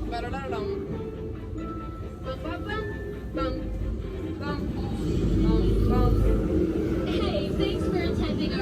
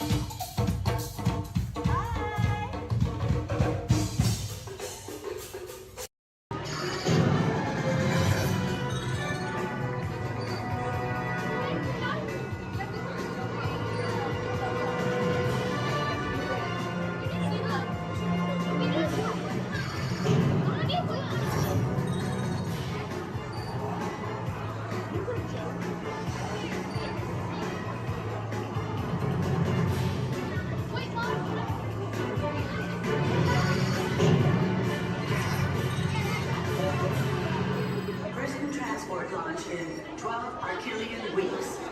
Hold on, people. Zed here. Glad you made it to the Black Mountain Orbit Tour and glad to be with us today. New MIB recruits. Warning. Warning. Warning. 10 seconds to planetary implosion. 8, 7, 6, 5. Planetary implosion averted. Have a nice day. That was all over around there, folks. Many of you may be wondering, are resident aliens really that common here on Earth? After all, how many tentacles or antennae does one see in a day? And that's precisely the point. Because when they get here, they look like this. Then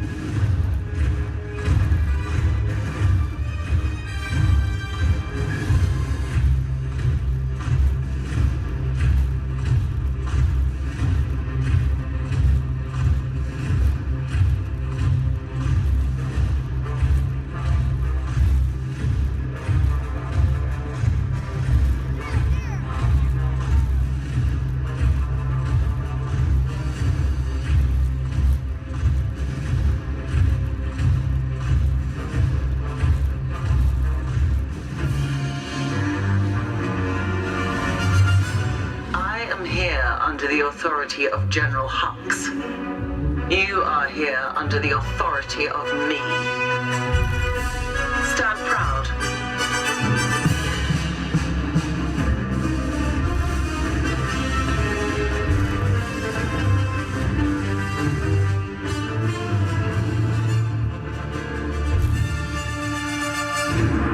Troops in this division are held to the highest standard.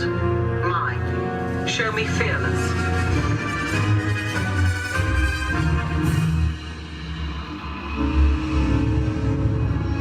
Under my command, you will be proud to wear the armor of a stormtrooper. You will learn discipline, loyalty, and what it means to be a stormtrooper. Battle starts.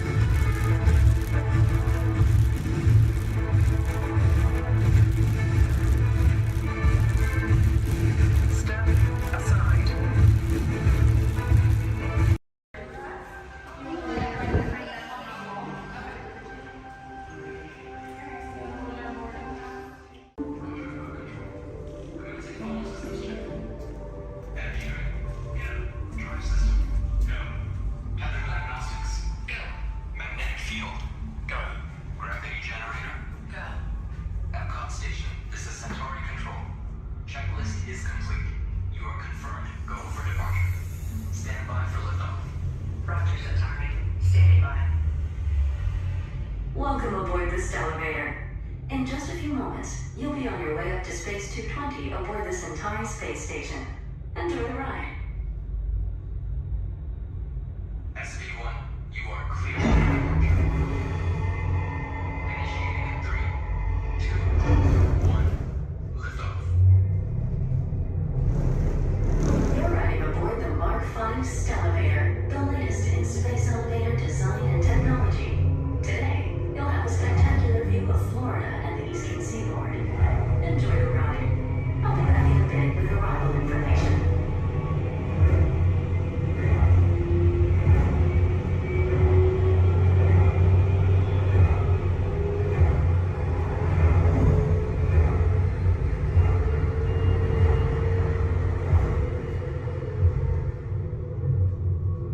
SV1, we are on our final approach. Roger that. If you look above, you'll see Centauri Space Station coming into view. Once we dock, gather your belongings and exit through the open airlock. A Space 220 agent will be waiting for you. SV1, clear for Gravity generator active. airlock activated. Docking complete.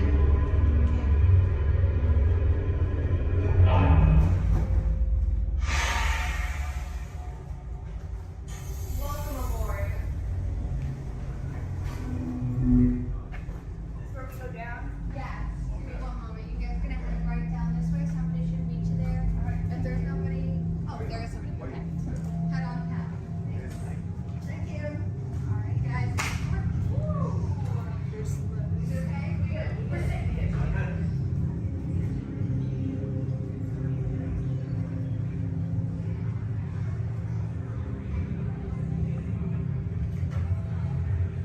Hi there, guys. I'll Hello. take that boarding pass. And what's the last name? Niece? All right, for Joffrey. Yes. All right, you guys can call me. How was the trip up today? Was it good? Easier or good? Awesome.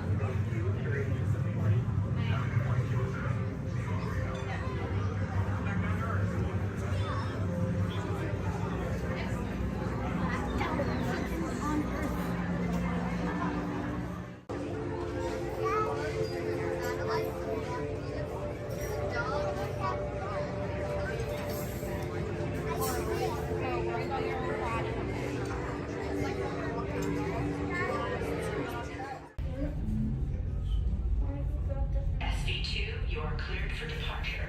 Initiating descent in 3, 2, 1. Your journey back to Epcot will be a smooth and quick one today. So enjoy the ride.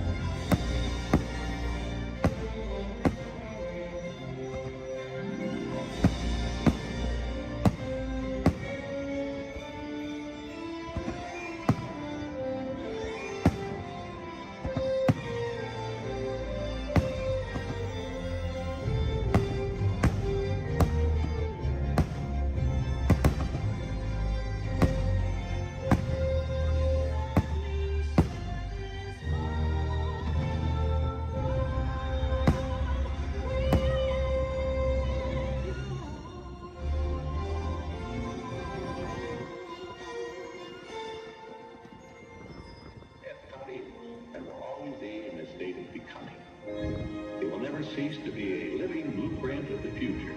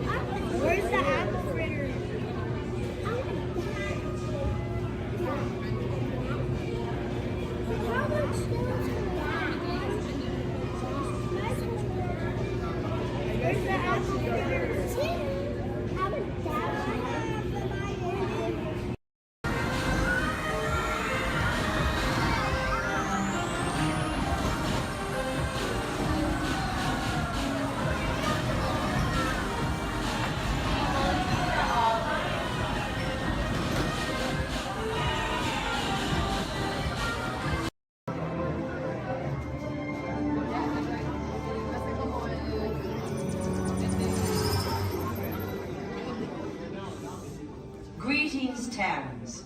I am Nova Prime Irani Rayan, commander of the Nova Corps. On behalf of all Xandarians, I hope you have enjoyed exploring the wonders of Xandar. As you have seen, your world and ours were born of the same moment, one which you refer to as the Big Bang. As such, we are all galactic neighbors in a vast universe which we and countless others share. For you to travel to Xandar would take 2.5 million years, assuming you had a ship that could fly at the speed of light. So we decided to come to you. But even we could not have reached you so easily were it not for the Cosmic Generator, an advanced piece of Xandarian technology that creates jump points, artificial tunnels that act as shortcuts, linking distant points in space. It is our desire to share this wondrous technology with your people so that together we might explore new worlds and create a brighter tomorrow. And now, as the culmination of the wonders of Xandar, you will be teleported to a Nova ship above your planet for a demonstration of the Cosmic Generator. I trust you will find it an unforgettable experience.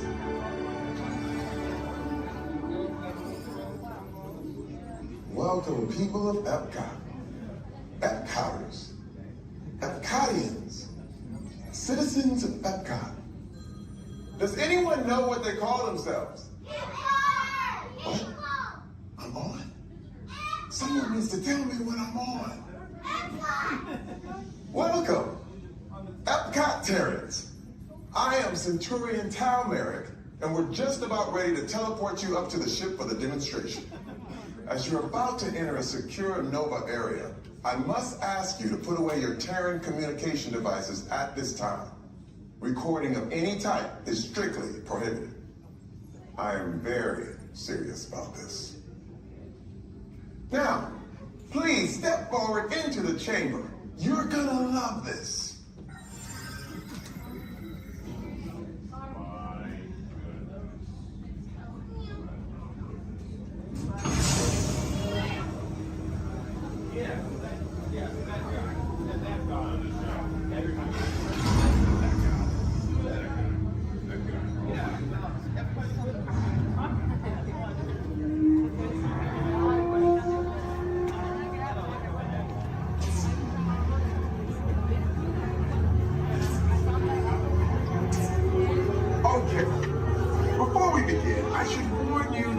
Never teleported Terrans before, but since your molecular structure is very similar to Xandarian's ancient work, it'll work. So long as you are standing inside the lighted ring. You do not want to know what happened last time someone did not stand where I told them to, okay? Please make sure you're all the way inside that lighted ring on the floor. We cannot teleport you till you're all the way inside that lighted ring.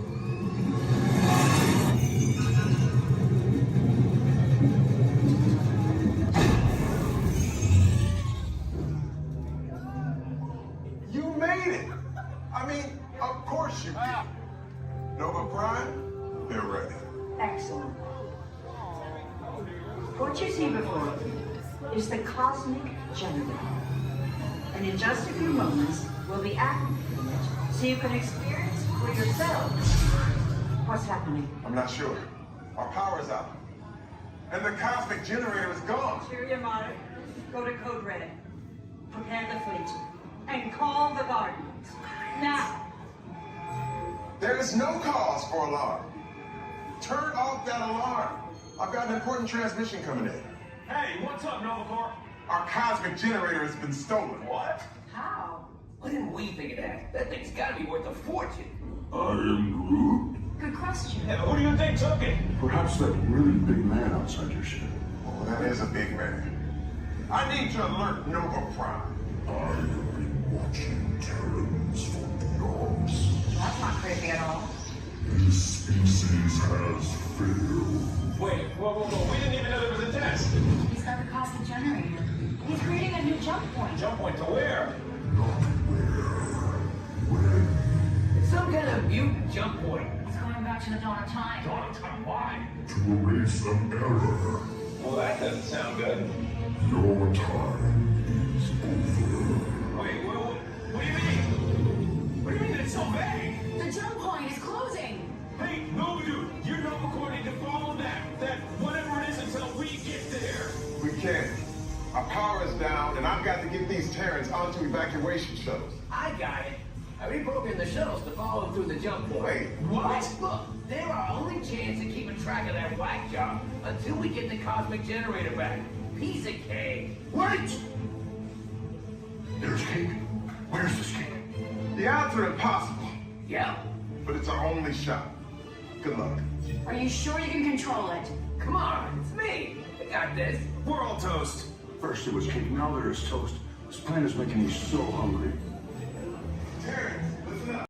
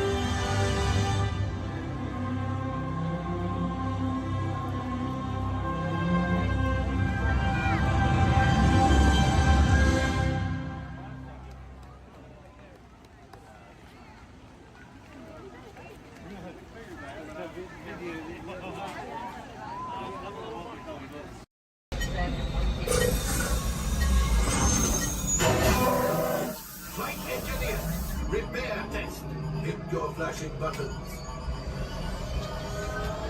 You better be faster when you're in real trouble. Whenever you like green, you press them.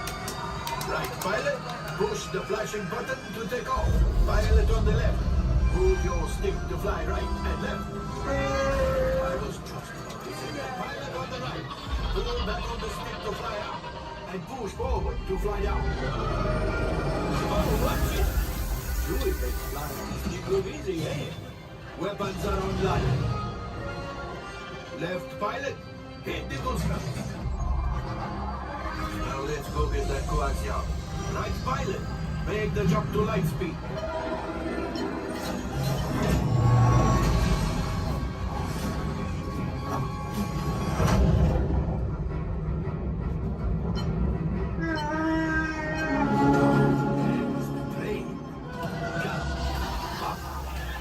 Yes, yes, keep shooting.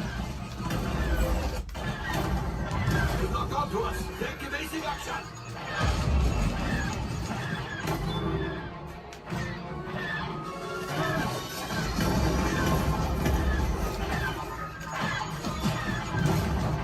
There it is.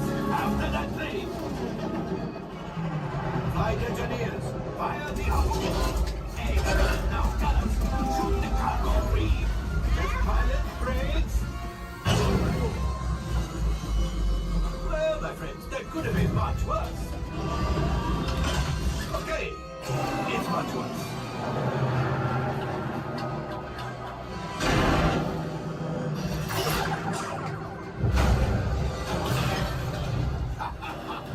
Yes, you got one. Excellent, my friends. How about ship? Well, I grab the coaxial. You see, just as I promised, my friend, now that the resistance has already made it, did something for Paldo. Pilot, line up behind the train so we can harpoon that last car. First, shoot the train. Yes, keep mashing those controls. Oh, so close. Keep breathing.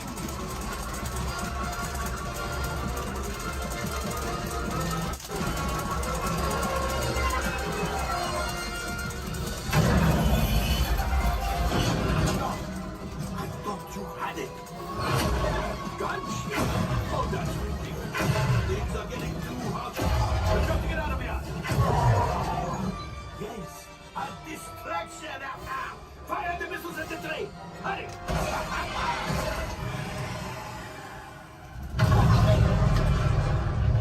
It's coming down. Left pilot, hit the boosters. Boost, boost, boost. Look, we did not die. Let's get out of here.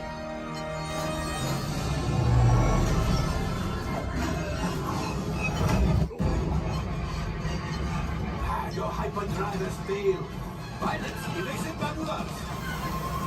We've got company.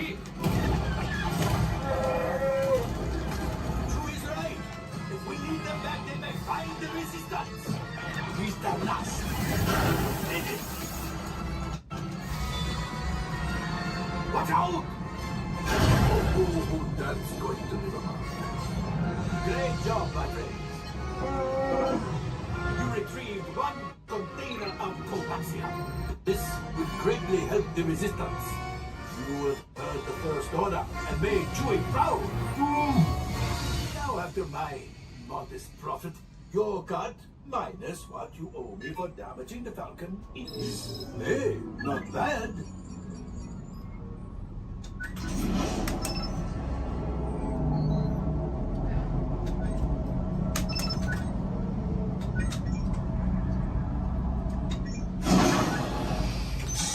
All right, I am making an executive decision. Everybody out. Go on, get out.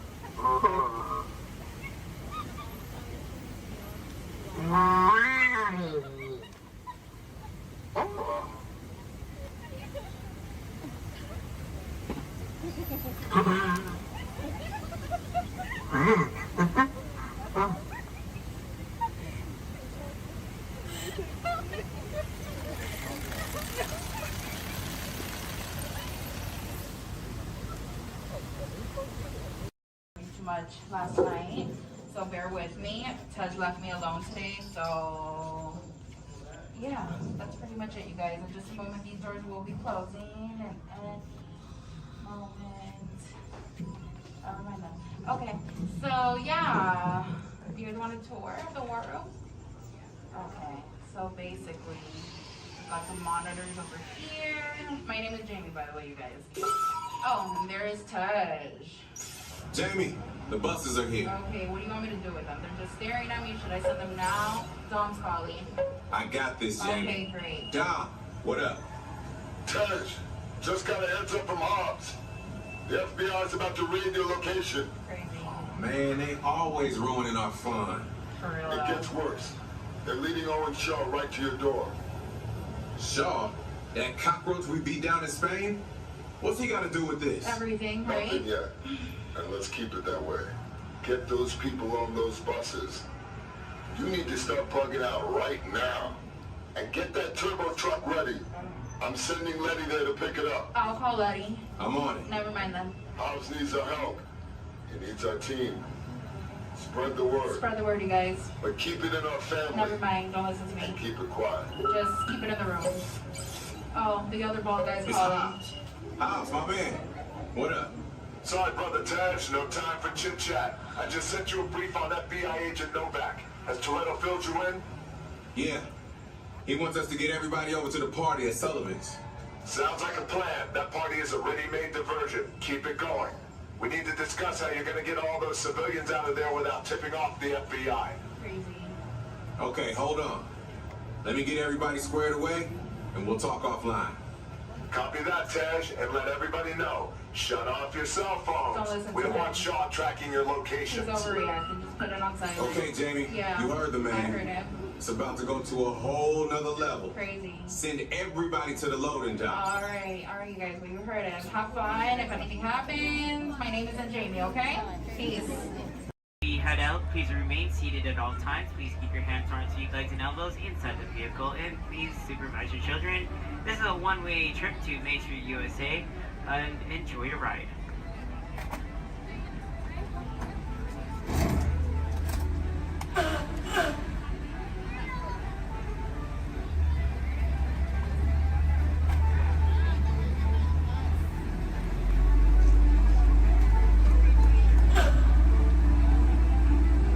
On your right-hand side is Sleeping Beauty Castle, your gateway to Fantasyland.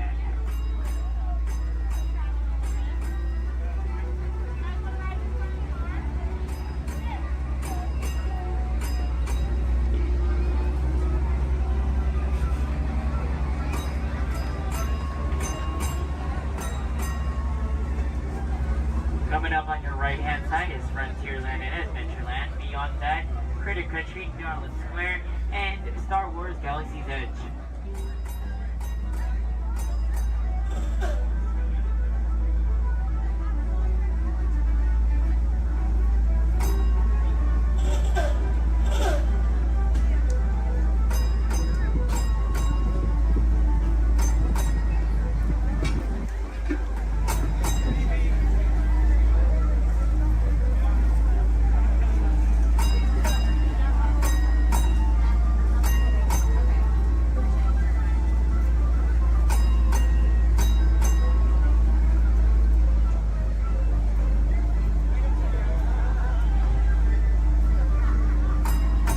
Coming up on your left-hand side, there's our first aid center, our baby care center, and our lost child center.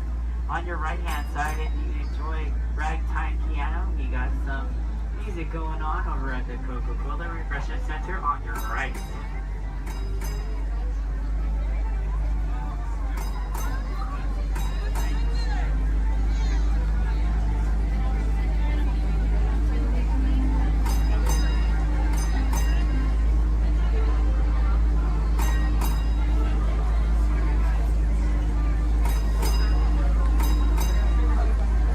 If you get hot later, on your right-hand side is our Dips and Grill ice cream parlor. And on your left is Market House, where you can find our Starbucks coffee and tea. Beyond that is our locker station.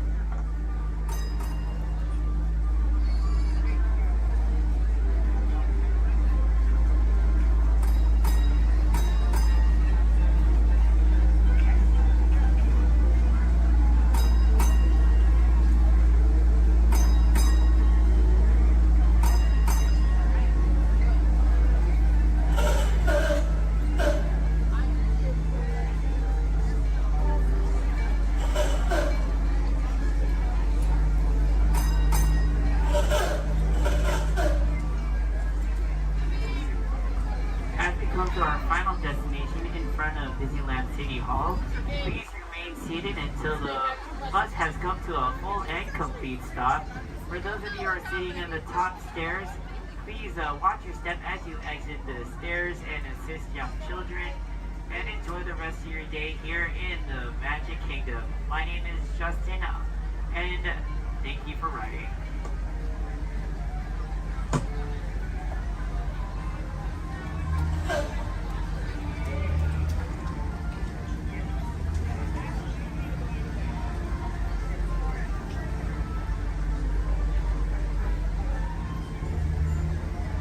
Thank you. Please remain seated, folks. I do need a park like right over there. Yeah. Please remain seated, folks.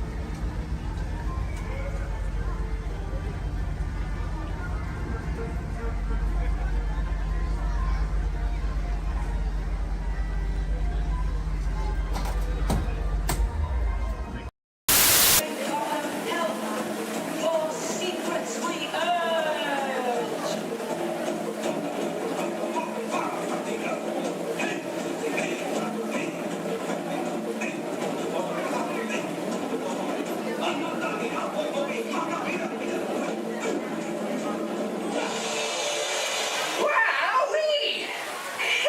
That's almost as much fun as New Year's Eve in the orange groves. My word, we did get the mind carried away, huh? Yeah. I say, look out there across the water. There's a bit of company. Law me yes. Welcome, you all. Permit us to introduce ourselves. My name is Claw, and my loquacious cousin over here is... I'll introduce myself if you don't mind. Hi there. I'm, well, now, let's see now. It's right on the tip of my beak. Clyde Birdbrain. Oh, yeah. I'm Clyde Birdbrain.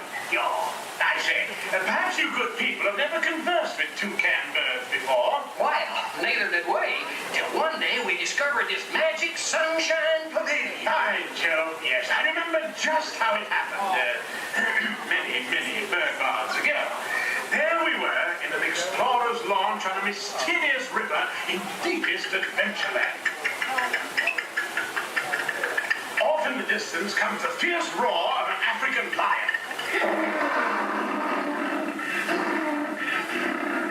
And as we round a bend in the river, a huge bull elephant bellows forth in protest of our intrusion. Suddenly, the treetops explode in a frenzy of outraged birds. Oh, come, you jolly well do better than that. I can jolly well do one at a time.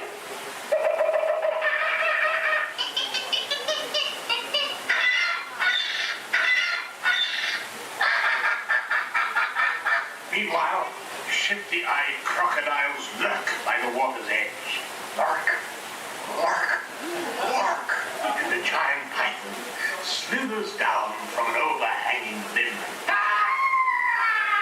What's happened? What's wrong? I can't stand snakes. Don't be ridiculous. I'm only relating a story. Oh, all right, Clyde. Enough is enough. That wasn't me. I never even opened my beak. Huh? Excuse me, I hate to interrupt such an exciting story, but they're calling us for the show. Land's sakes, it's already showtime?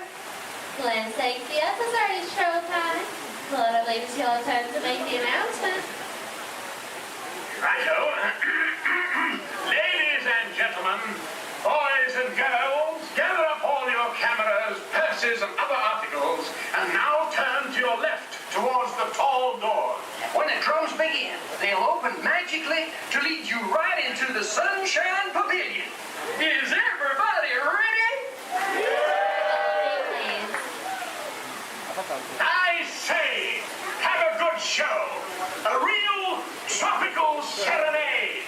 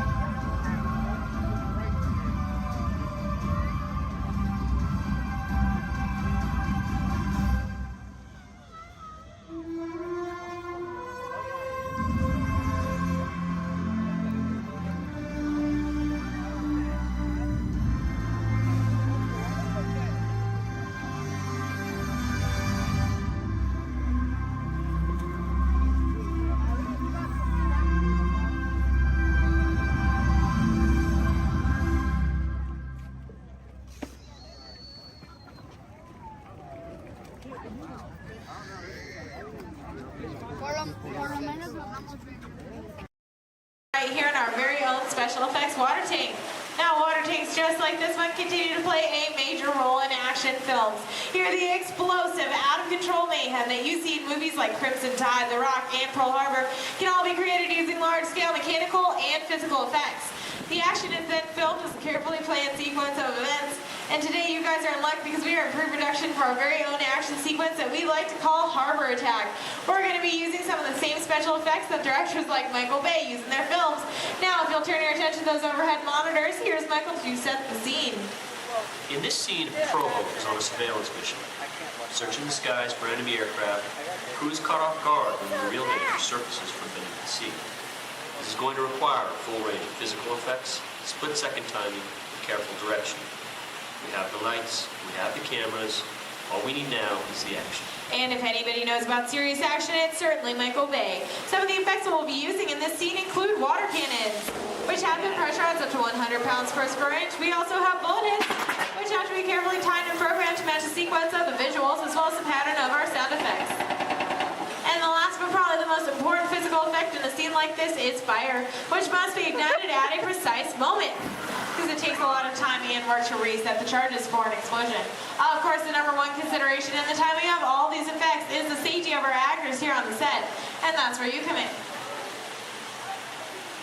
Everyone, please give Mitchell a big round of applause! Yay!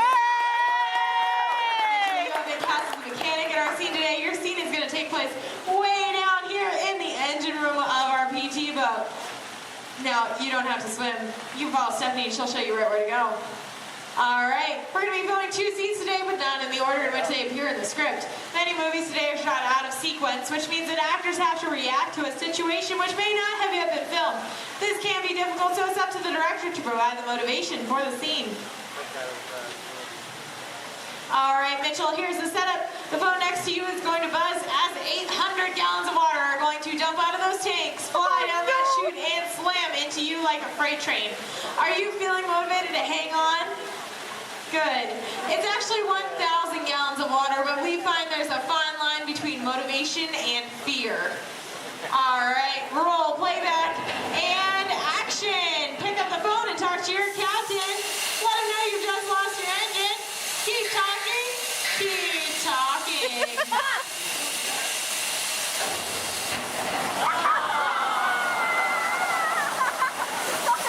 And cut. Everybody give Mitchell a big round of applause.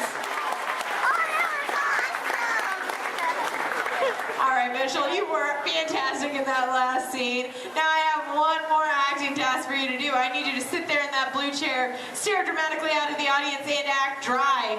We're going to give you a couple minutes to work on that. Well, let's add that shot into our next scene, see how it all ties together in the final sequence.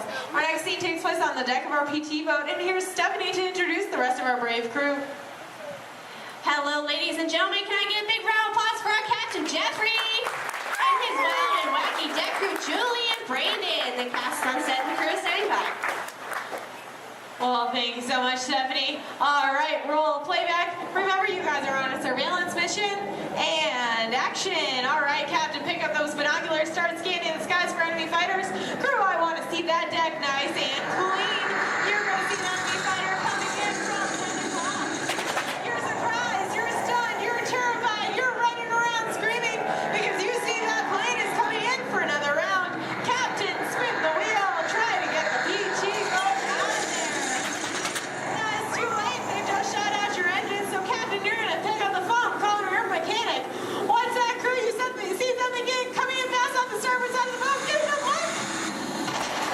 Oh, no, it's an enemy torpedo. Now, Justin, you think it's all over and you can start to relax. You hear more enemy planes approaching. You point to the sky because you see bombers coming in from 12 o'clock. Bombs away, everybody. Head for deck.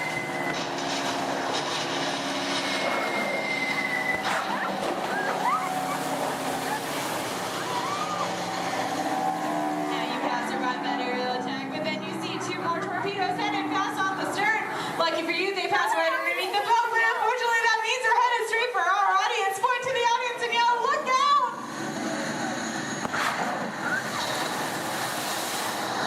And that's a wrap. What'd you guys think? Give them a big round of applause. All right, now we're going to see what that whole sequence looks like when we have some computer-generated images, a couple of lines of pre-recorded dialogue, and an exciting musical score. Ladies and gentlemen, I'm proud to present Harbor Attack.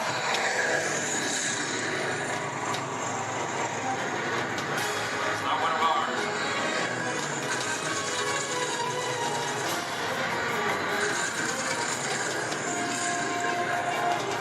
Skipper, she's coming around for another run.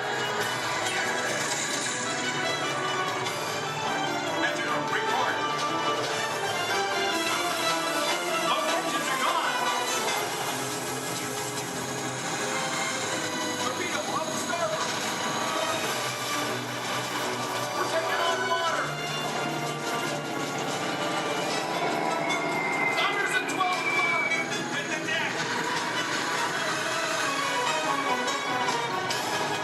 And that's a wrap. Everybody give them another big round of applause.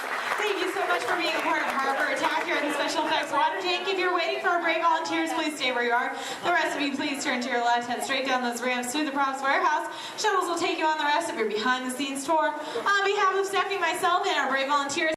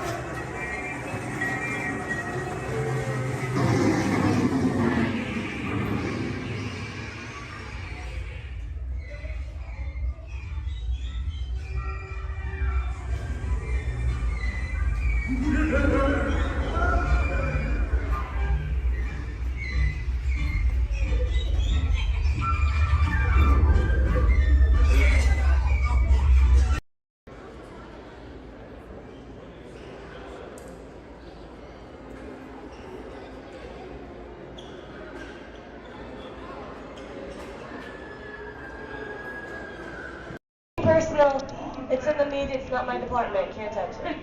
Just saying. Anyway, let's get this game going. You ready, contestants? Our first question from a show called Dancing with the Stars. Here we go, everyone. This is Dancing with the Stars.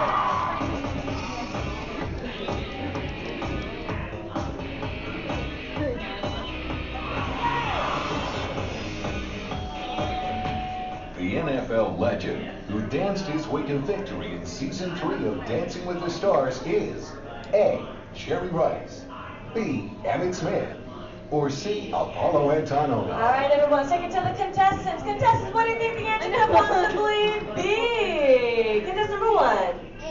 You sure they're going to be a better answer? Like maybe you'd like to change it B? Maybe you'd like to change it to something different? Like maybe you see something. B. Emmett Smith. Okay, how about you, Team 2? What do we think? You sure you don't want to change it to what contestant 1 said? Like, because I think there could be a better answer. Like maybe if you change it. B. Okay, you sure?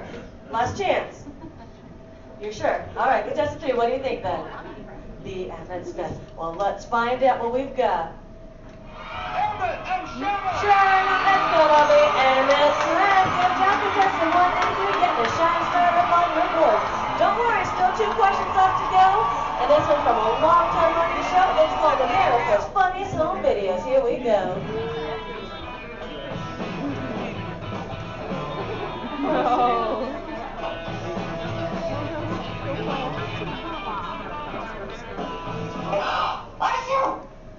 ABC's America's Funniest Home Videos often features dogs doing extraordinary things. In this last video, the dog is going to A. Imitate the woman's sneeze, B. Lick the woman's nose, or C. Fetch the woman a tissue. All right, contestants, you might see a subtle hint up there to help you out with this answer. So who wants to answer first? Hit that button. Here we go. Team number 2. B. B. Lick the woman's nose. You don't see something up there that might might change your answer? C. Fetch your woman a tissue. Okay, here we go. Contestant 3, what do you think? C. And contestant number 1? C as well. Let's find out, everyone. We've got a sneeze. And we got a tissue. Good job giving all of you a shining star.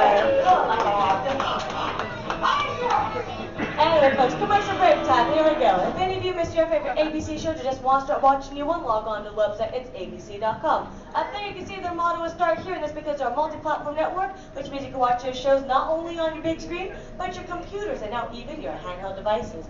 Anyway, everybody, take the focus off me. I'm back up here on the screen because we're moving on to our final question. Are you ready, contestants? It's from Extreme Makeover Home Edition.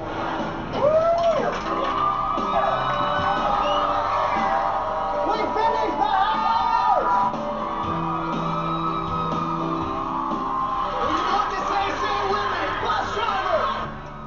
On ABC's award-winning Extreme Makeover Home Edition, Ty Pennington is famous for saying these words before every new home is revealed. A. Bus driver, take it away. B. Bus driver, move that bus. Or C. Bus driver, hit it. Here we go, contestants. Here we go, team number 2.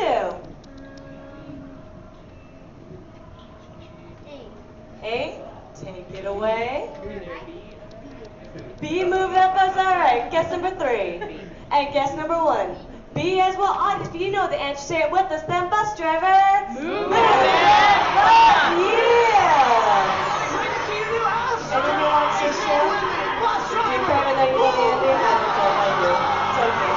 Anyway, audience, if you're going right this way, we've got ourselves a tie with guess number 1 and 3, which means they watch way too much television. But how about a round of applause for all our contestants for coming on us? Folks, I hope you had fun here with me, but we have reached our destination. The Elias Street Home is there behind us. Everyone, to hop onto their front yard and party.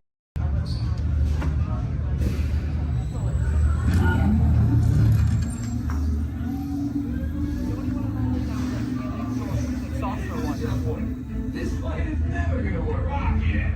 Well, okay, I'm onto your vehicle. We'll be right behind you. Nothing to worry about. Unless we cannot stop this unusually large man, we're likely doomed. You're gonna need it.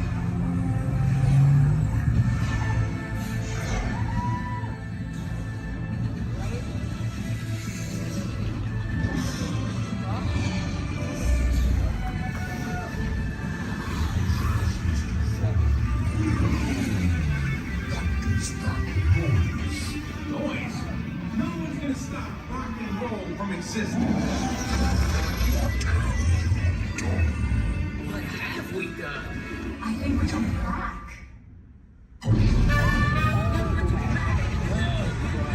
This bastard thinks it was the big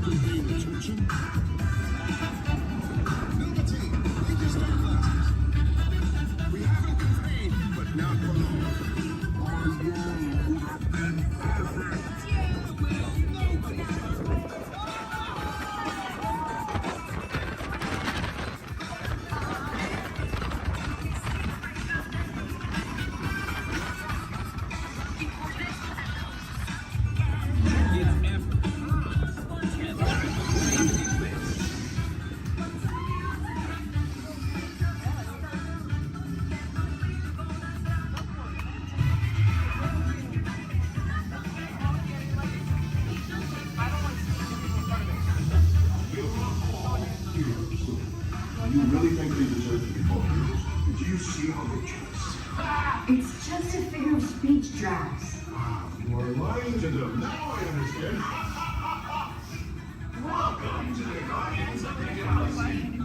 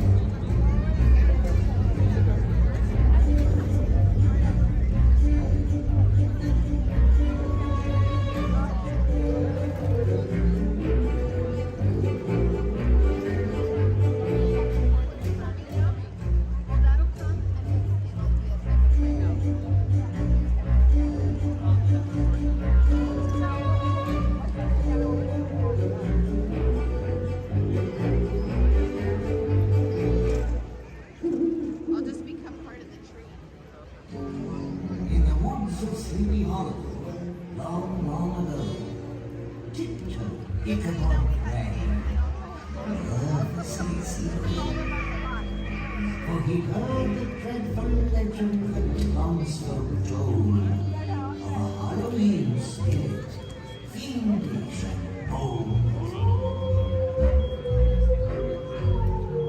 Beware the headless horseman on a midnight steed. He's searching for somebody to supply his cursed need. Scurry faster, schoolmaster. Tonight you're not alone. The horseman's riding after you.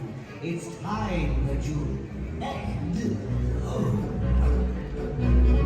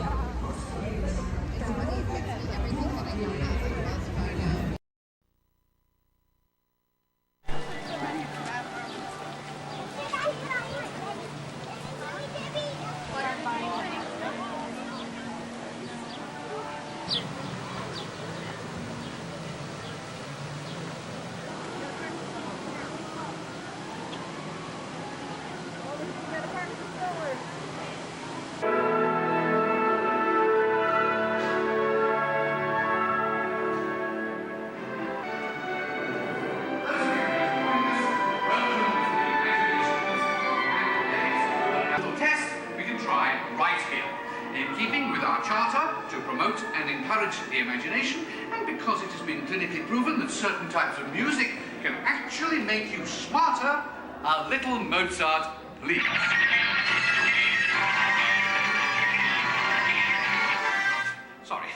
Sorry, that was the wrong type of music. And for those of you who might have dropped a few IQ points, just follow the people in front of you and we'll get you some help. And now, a little Mozart.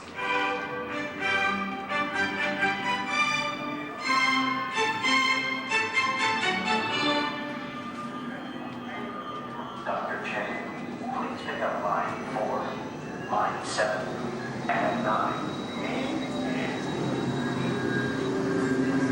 Telecommunications. Dr. Nigel Channing, here with a quick one of my imagination. Please remain seated with your hands and arms inside the vehicle at all times.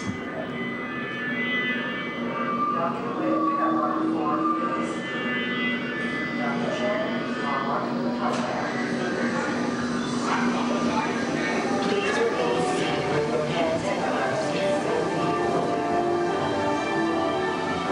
We're about to measure your imagination, so relax as the scanner sees what's in your heads just now. Scanner on.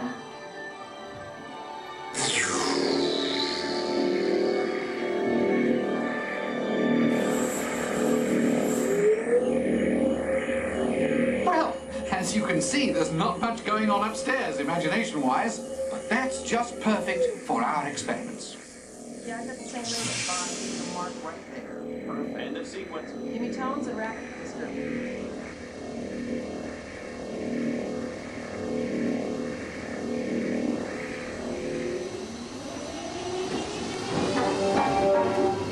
We begin with an exercise in sound. Listen closely and see what you hear.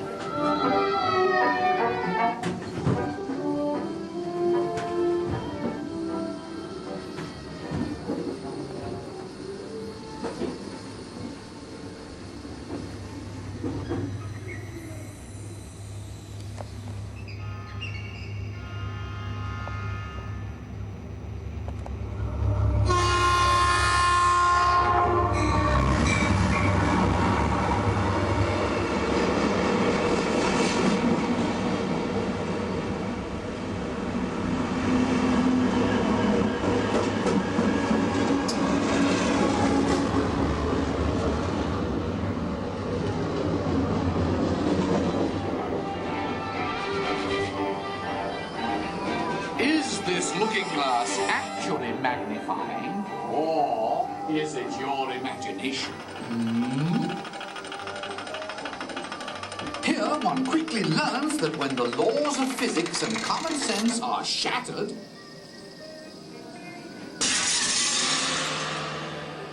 imagination takes over. Welcome to the Illusion Lab, where things are not always what they seem. Looks can be deceiving, can't they? Well then, take a second look. Now what do you see? When you use your imagination, nothing can truly hold you back.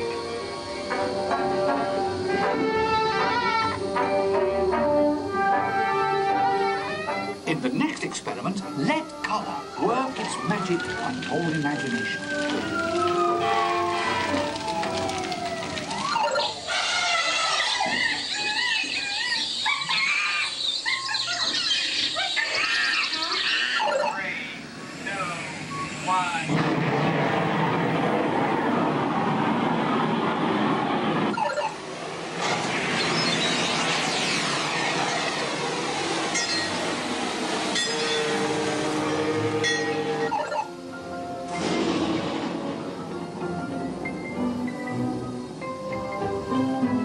And now an exercise all about making connections.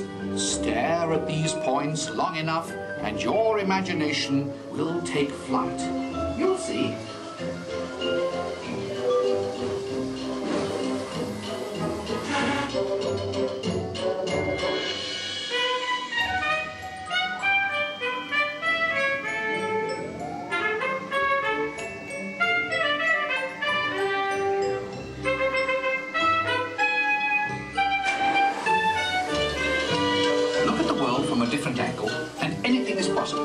in the Gravity Lamp.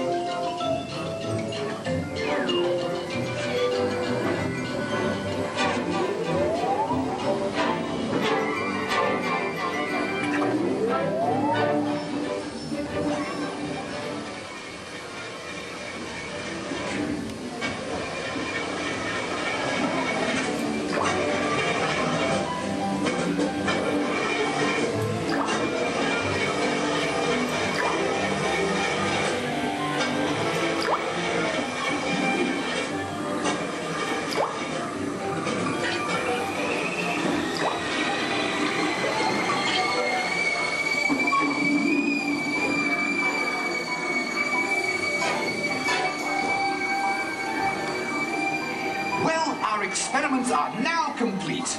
Time to run you through the scanner once again. Who knows what we'll find in your imagination this time? Scanner on. Initiate feedback program. This is John receiving this. Recalibrate for a wider scan. Interesting. Recalibrate. Settings at full. Scanner readings at 150, 175. Test on 250 performance level at optimum. You've pushed the scanner to the limit. This is absolutely unbelievable. Fantastic! Look what your imaginations have created.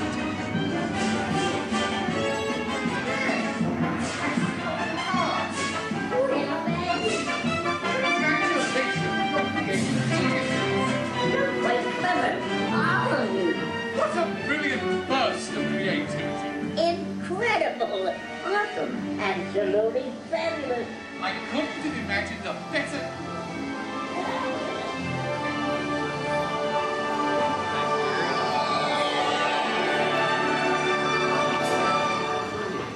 Reality restored.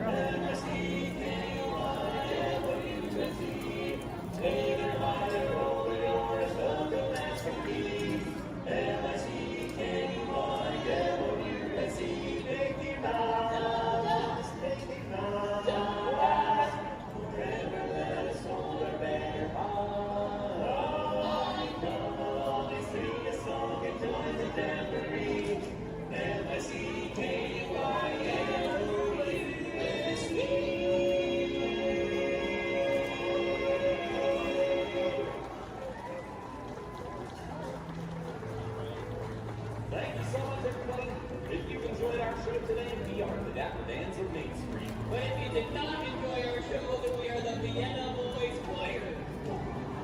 Oh, we'll sing a song and it will be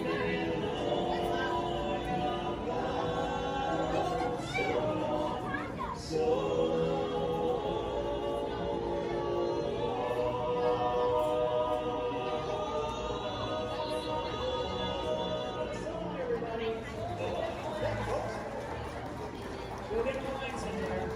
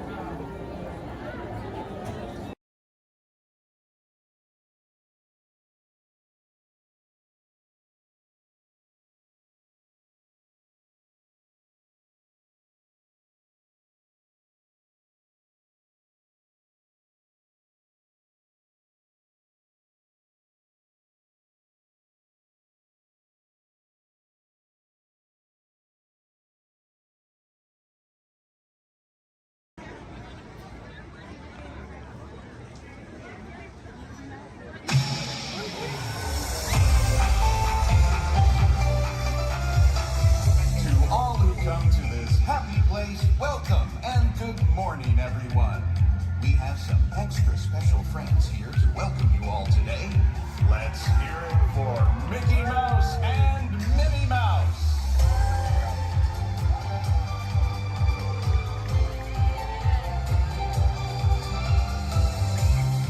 Well, hi, everybody. Good morning. Gosh, it sure is great to see so many amazing friends. Certainly is. Oh, I have a feeling today is going to be the best day ever. You said it, me. And now that we're all together, we've got a surprise for you. When everybody heard that you were going to be here, they just had to come and give you a great big Magic Kingdom welcome. And here they come now. Hot dog! Now that everybody's here, I think it's time to start the day. And that means we're going to need just a little bit of magic. I bet these folks can help with that. Oh, I know they can. On the count of 3, everybody shout, let the magic begin. Are you ready? 1, 2, 3. Let the magic begin. It's all your magic, wrapped up in paisley dust. Welcome to a place where dreams come true. A timeless journey through life of fantasy. Where only a wish creates things like this to appear. The most magical place on earth will be.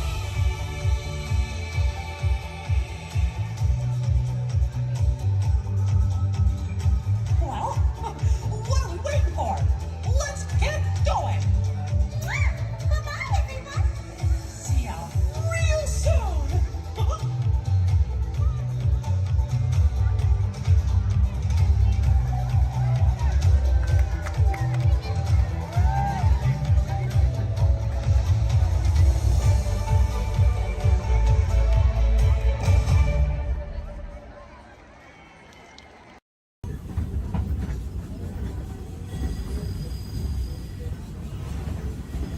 Folks, we're just about out of the woods and into the forest. The enchanted forest of Fantasyland, where magic... Listen. Hear that?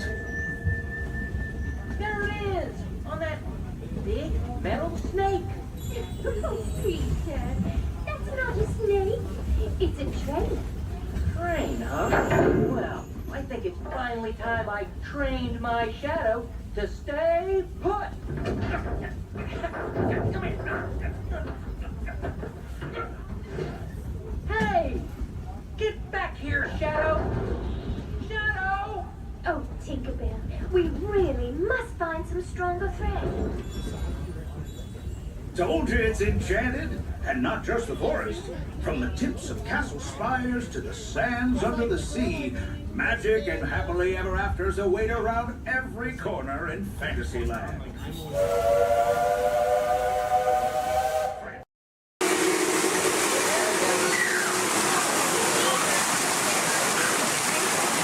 Hey, what are you doing here, William? What are you doing here, Morris? I just flew in from Hollywood. My client's the new owner of this bird cage. What? Are you cuckoo? My client's the new owner. Disney gave me an exclusive. Co-exclusive. Didn't read your contract. I gave it a bird's-eye glance. And you call yourself a talent agent? I negotiated my tail feathers off for this deal. Well, my client does not share credit. He's a very big bird. Your client is Big Bird? Not Big Bird, a big bird, you bird brain. Well, your dim middle star is now half owner of the Enchanted Tiki Room with my superstar. Think again, chickie babe. Stop grousing. Just look at these paying customers waiting to get in. Did you say paying? As in money. As in 10%? Hey, who am I to go against the status quo? Sorry to interrupt, but I would like to inform our guests about tonight's show that will be starting soon. In just a few moments, the door will be opening and you will enter into a room of joyous songs and of splendor. Here is the Enchanted Tiki Room. Mahalo. Wait, our clients are not here. Maybe they hit traffic. Don't say that. Sorry. Anyway, babe, I gotta fly this scoop and migrate back to Hollywood. My birds will call your birds. We'll do lunch. What's the rush? I'm about to sign Donald Duck. Oh, yeah? Big deal, you hockey puck. I've got the mighty ducks in the wing. You do not. Do too. Do not. Do too. Not. Two. Not. Two. Not. Two. You don't. Come Leave me on. alone. Oh, come on, will you? Oh, not. Oh, yeah. Level with me. Put the bubble between the Go lines. away. You Go don't. away. Oh. Go away.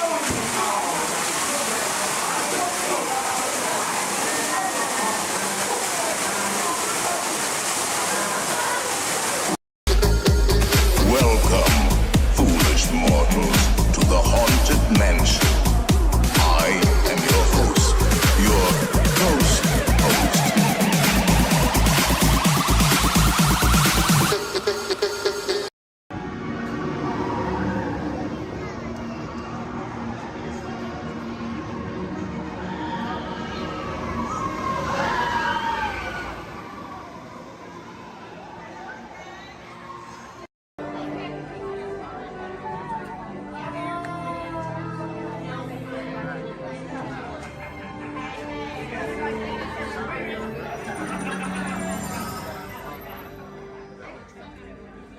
Greetings, Terrans.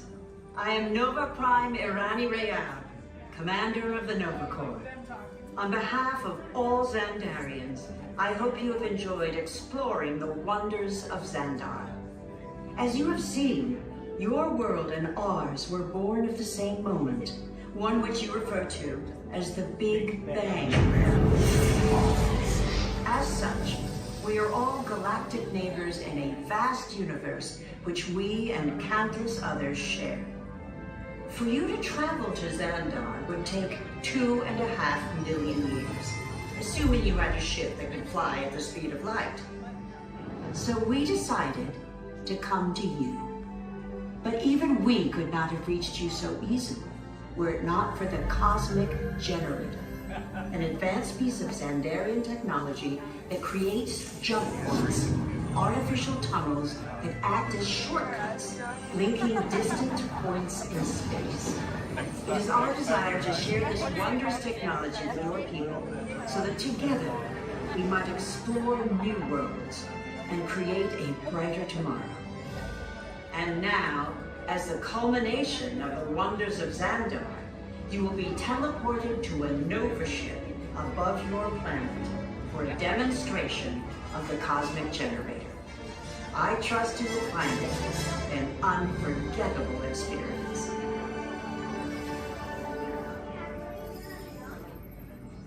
Welcome, people of Epcot, Epcoters, Epcotians, citizens of Epcot. Does anyone know what they call themselves? What? Someone needs to tell me when I'm on. What Terrence, I am Centurion Talmeric, and we're just about ready to teleport you up to the ship for the demonstration. As you're about to enter a secure Nova area, I must ask you to put away your Terran communication devices at this time. Recording of any type is strictly prohibited. I am very serious about this. Now, please step forward into the chamber. You're gonna love this. You're on! That was the best. That was like probably highlight. You're on! Someone get that guy. I should warn you that we have never teleported Terrans before. But since your molecular structure is very similar to Xandarian's, it should work. It'll work. So long as you are standing inside the lighted ring. You do not want to know what happened last time someone did not stand where I told them to, okay? Stand by the teleportation. Here we go.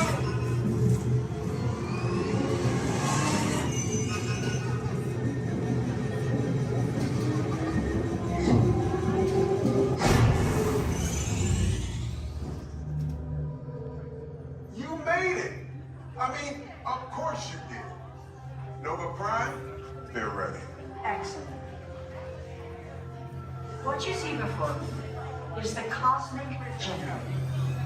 And in just a few moments, we'll be activating it so you can experience for yourself what's happening. I'm not sure. Our power's out. And the cosmic generator is gone. Interior Monarch, go to Code Red. Prepare the fleet. And call the Guardians. Now. There is no cause for alarm. Turn off that alarm. I've got an important transmission coming in. Hey, what's up, Nova Corps? Our cosmic generator has been stolen. What? How? Why didn't we think of that? That thing's gotta be worth a fortune. I am Groot. Good question. Yeah, who do you think took it? Perhaps that really big man outside your ship. Oh, that is a big man. I need to alert Nova Prime. I'm watching Terrans from beyond.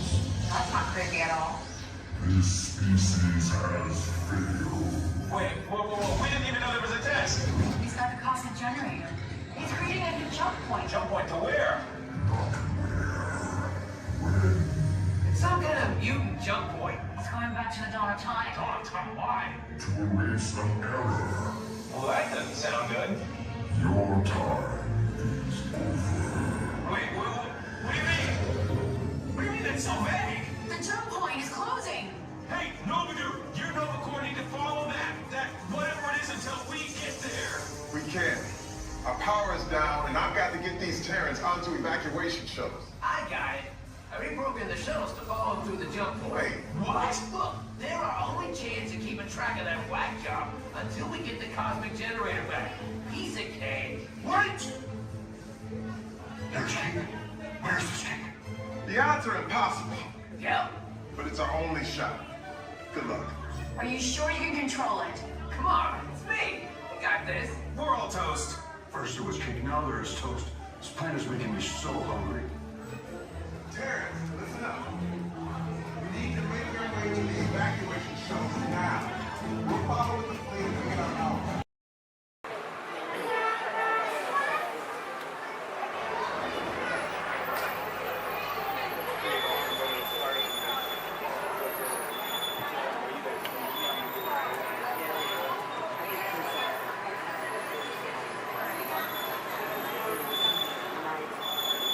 Hello everyone, my name's Don and welcome aboard.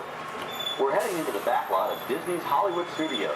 This production area was built in 1988 as a Florida counterpart to the Walt Disney Studios in Burbank, California. We included sound stages, recording studios, high-tech editing rooms, all the tools needed to create movies, TV shows, and radio broadcasts. We've even got our very own water tower too. It's up ahead on the left side of our shuttle. We call it the Earful Tower. It's inspired by the water tower Walt Disney had built for his Burbank studio in 1939. Our Florida tower stands a lucky 13 stories high, and we added our own creative touch, a giant set of Mickey Mouse ears. If you wanted to wear those ears, you'd have to have a hat size, of 342 3/8. Up ahead, after the next bend in the road, you'll have a perfect opportunity to take a picture of this famous icon. In the world of entertainment, every project starts with a screenplay and a lot of creative ideas. A production studio is where the ideas of writers, producers, and directors are transformed into an on-screen reality. Within these huge spaces, filmmakers can literally create their own worlds. Our Florida sound stages are soundproof, weatherproof, and most importantly, air-conditioned. All vitally important for the cast, crew, and equipment. Many of the crafts needed for filmmaking are located right here on the lot. On the left, we have our own greens department. It grows flowers, trees, shrubs, and topiaries. A few well-placed plants can cover up empty spots in the set and add a touch of natural beauty to a scene. On the right are two of the aircraft from the 2001 blockbuster hit Pearl Harbor. These exact full-scale replicas of P-40 fighters were used in the special effect fight sequences.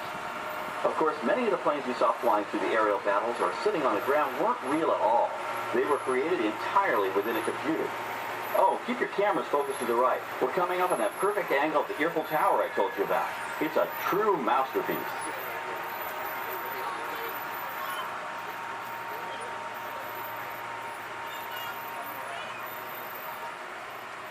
We're entering one of our most glamorous and colorful departments, creative costuming.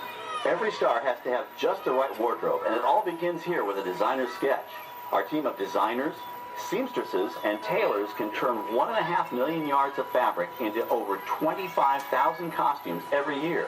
Many of these costumes will become part of the shows and attractions of the Walt Disney World Resort. In fact, here in Florida, we have the largest working wardrobe department in the world. Why, Mickey Mouse alone has over 175 different outfits to choose from, while Minnie Mouse keeps more than 200 unique costumes in her wardrobe. On the left are costumes worn by the stars in recent studio productions. You'll probably recognize some of those costumes from the big screen. Every story needs a setting, and our design staff can create just about any place a script calls for, from an urban city street to a remote desert canyon. On the left is our scenic shop where large-scale sets and props are built.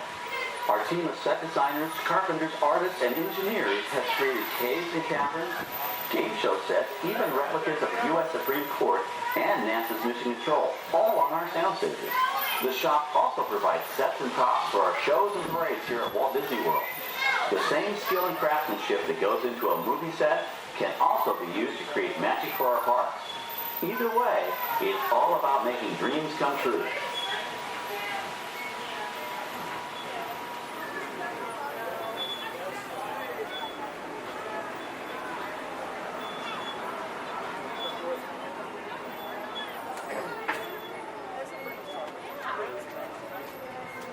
Now we're entering a zone we call the Boneyard. It's an outdoor storage area for oversized props and vehicles. Cars, trucks, boats, planes, we often save these props in case we need them for future productions. In this backlot collection, you may find real working vehicles, non-working mock-ups, and even large-scale miniatures used in special effects shots. Large-scale models create a more convincing illusion on camera. We even place small cutout passengers in the windows of the plane.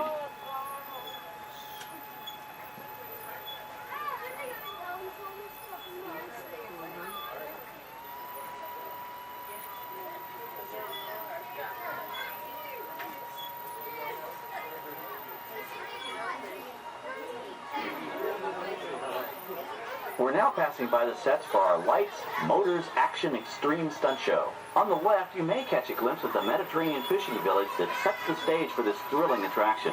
We'll get a closer look at it soon, but for now, we're approaching one of the largest standing sets on our back lot. It's over on the right. It may not look like much from this angle, but it's pretty spectacular on the other side.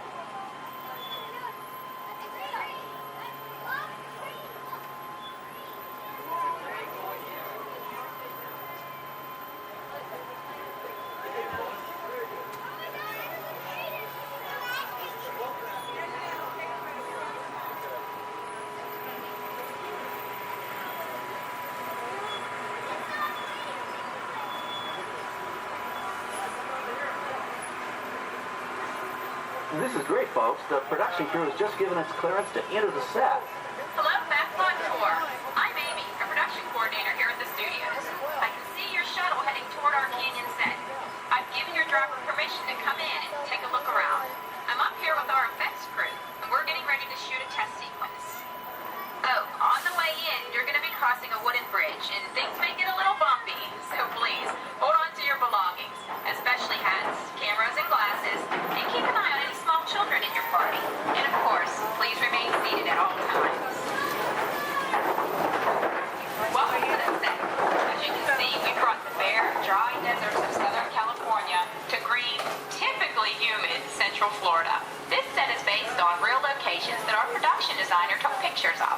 Our set crew spent about 6 months building the canyon, but we've used it for a number of TV shows and specials over the years.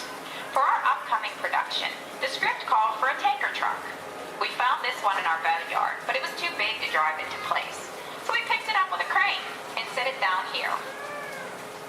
We're up on the overhead platforms, and I see our director has arrived. As soon as the rain effect is ready, we'll begin the sequence. This set of shower is really just a special effect. We've rigged up a series of water nozzles just above your tram.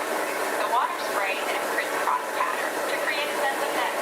But this storm only covers the first few feet.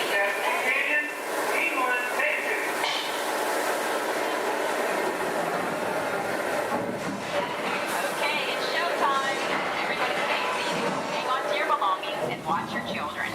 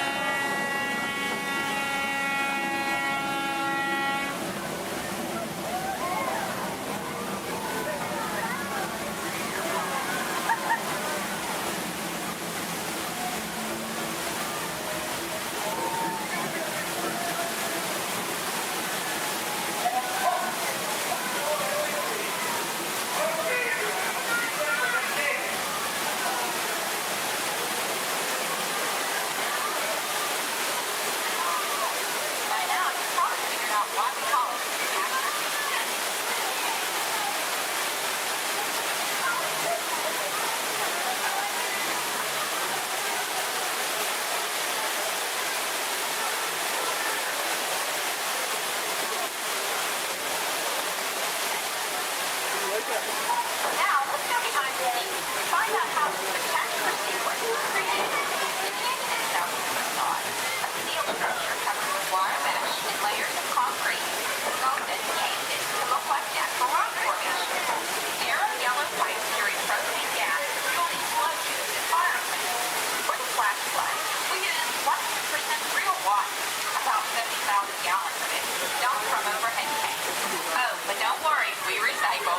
All of that water will be pumped right back up to the top for the next take. We shoot some of the water through air cannons for an extra dynamic effect. Those air cannons are powerful enough to shoot a basketball over the top of a skyscraper the size of the Empire State Building. To top it off, our shuttle was sitting on hydraulic shaker tables. They provided the shaking, rattling, and rolling sensations for the scene. The entire sequence can be reset in 3.5 minutes. That's just enough time to bring in the next shuttle. Well, I've got to get ready for our next take. Thank you all for being part of the action. Hey, I'm needed back on the set, so enjoy the rest of your tour. Okay, well, thanks, Amy, for giving us access to the set.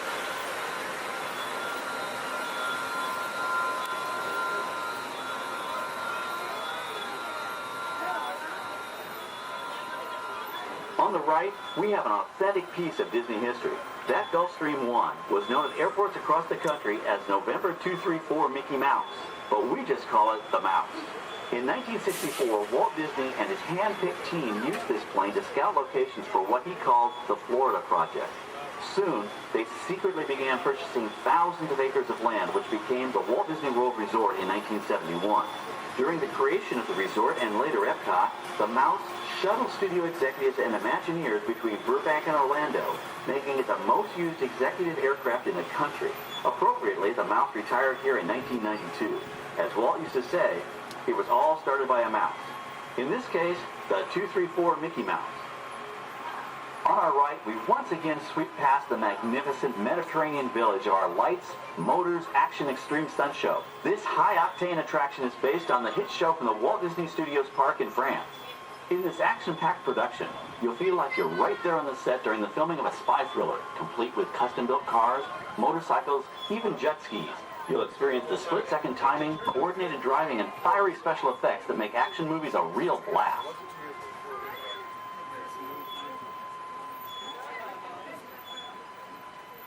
The staging area to our right is known as Acceleration Alley. Here, the custom-built stunt show vehicles rev their engines up to 70 miles an hour before making their high-speed entrances onto the stage for our Lights, Motors, Action Extreme Stunt Show. Of course, these are professional stunt drivers. We hope you'll enjoy their daring driving skills, but please, don't try them yourself.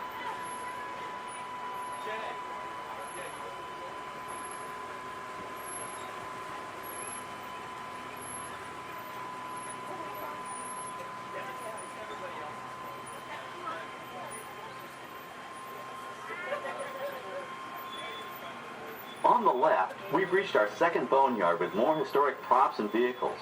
When we reuse older props in a new production, they're often refitted with custom parts and given a whole new color scheme. You might not even recognize them the next time you see them on screen. For instance, coming up is our friend Herbie the Love Bug. He went through a special demolition derby makeover. Those dents and dings were added on purpose, but he can be polished up as good as new for his next starring role.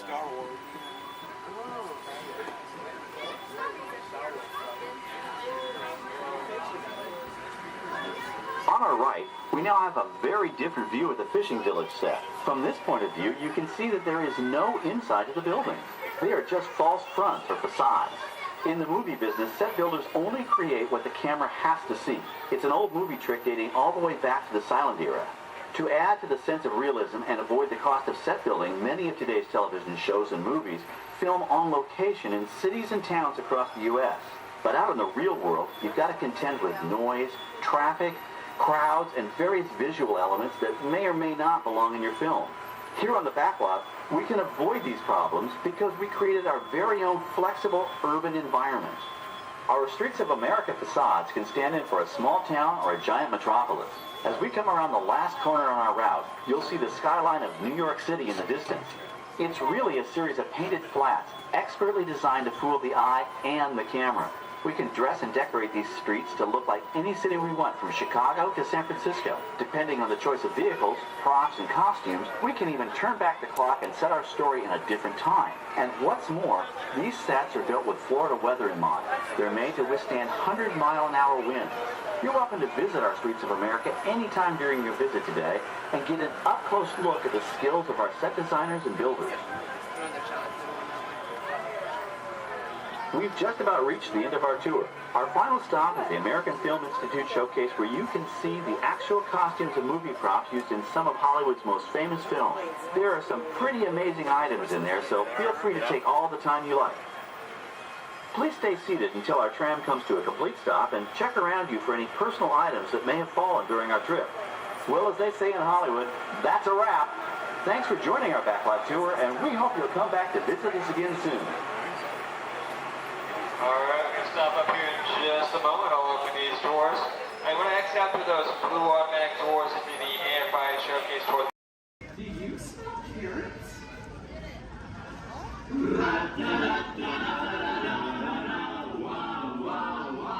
Hey! What? What do you call an old snowman? What? Water.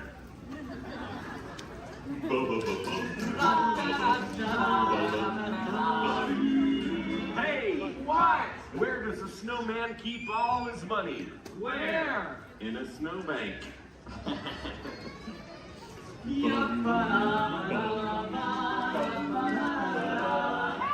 What?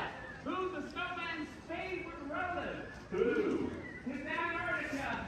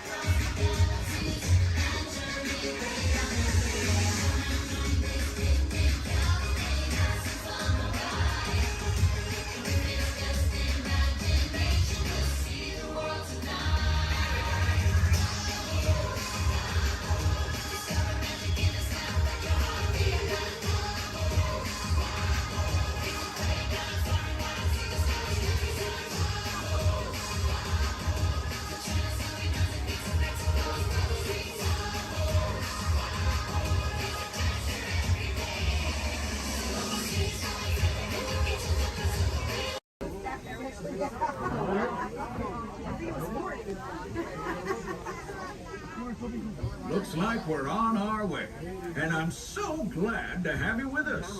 The next leg of our journey takes us to Main Street, USA. We'll head for Frontierland after that. Stay seated and keep your hands and arms, feet and legs inside the train at all times. Oh, and please keep an eye on your children. Para su seguridad, permanezca sentado y mantenga las manos, brazos, pies y piernas dentro del tren y cuide a los pequeños. Gracias.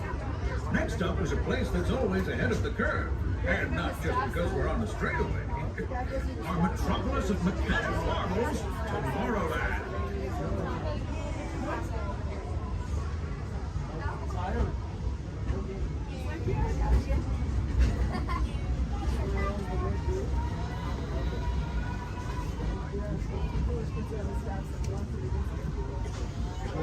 As you know, I love this railroad about as much as a songbird loves the morning.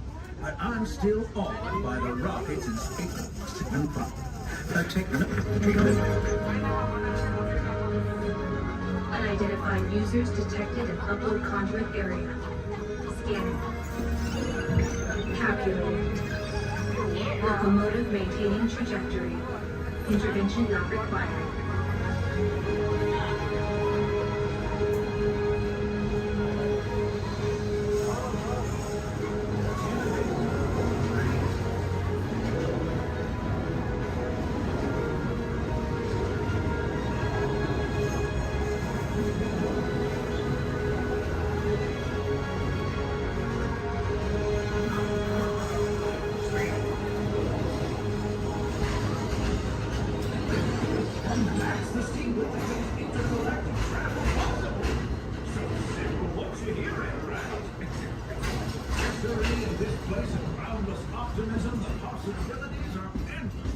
You might say the sky's the limit, but even that is no obstacle in Tomorrowland.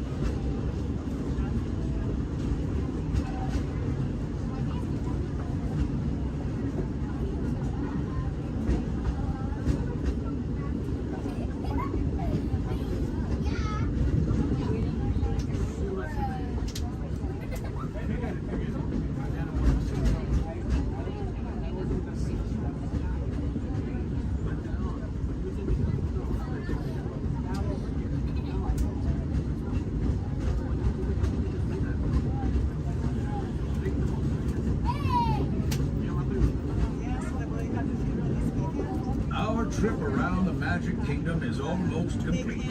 I can't thank you enough for spending part of your day with me, and I hope you've enjoyed your journey as much as I've appreciated being a part of it. We're now approaching our most charming destination, Main Street, USA, a place where the only thing sweeter than the townsfolk is the treats. After our stop, we'll be heading for Frontierland, followed by a visit to Fantasyland. Now, stay seated until our train comes to a complete stop. Then pick up your belongings and carefully disembark.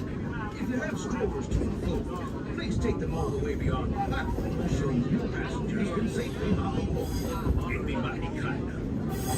And while we're being neighborly, what say we give our fellow travelers a friendly wave hello? This is Main Street Station. Welcome to Main Street, USA.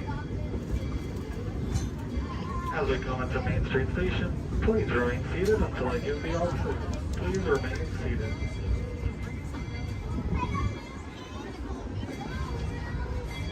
Please remain seated, everybody. Please remain seated until I give the all clear.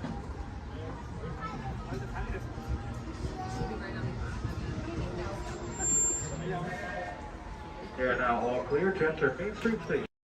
Yes, one has some of the bread. brightest minds in the world, but I keep things around here pretty chill, so the kids can create the next big idea that will give you the tools to become the next generation of heroes.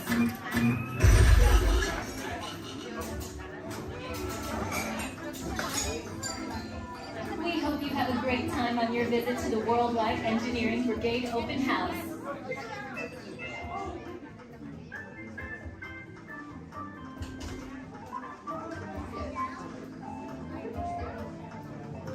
And now, our project lead, the brilliant... Oh, Peter Parker. Hey, what's up? I'm Peter Parker.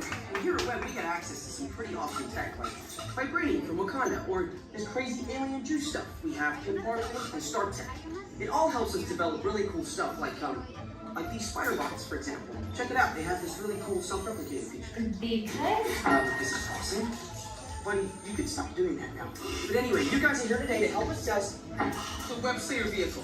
Using onboard tech, you will be able to sling webs just like my buddy Spider-Man. Peter, your presentation is getting away from you. Yeah, I'm aware of that, Sharon. If you could just initiate the safety protocols, it'd be great. Problem with that, So Peter. anyway, if you want to sling a web, all you gotta do is sling your arm in the direction you want to shoot the web, and that's it. It's awesome. Peter, your spider bots are continuing to replicate and are consuming everything in their path.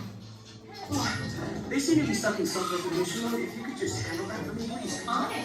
Contacting Mr. Stark. Don't call Mr. Stark! Don't call Mr. Stark. Sorry, Michelle. Could you just call someone else? Ask them to do it.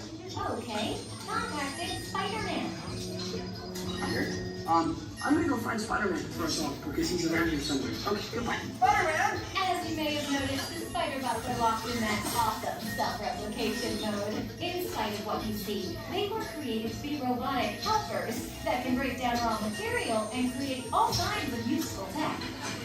But because they are stuck in self-replication mode, the spider bots are currently consuming everything in sight and multiplying at an alarming rate. If left unchecked, my calculations predict this will lead to the devastation of the entire Avengers campus. That should be safe until Spider-Man gets here, as long as they don't get into the alien fluid. This is now a bigger problem. Activating threat level protocols. Hey guys, what's up? I hear you have a problem. I'm here to help. You made it. Great. Threat level is at exponential danger. You might need some help. Perhaps I'll call the Avengers? Don't worry, everyone. I got this. Okay, everybody. Open house is canceled. Wise idea. And I could use some help. Yes, you could. Sharon, prep the slinger vehicle. Already on. Everyone head to the slingers and we'll team up to stop the spider bots before they destroy the campus. It's easy. Okay, we have a plan. Please move quickly through the doors and down the hall to the slinger vehicle bay. Your open house demo has been upgraded to a high-stakes mission to save the...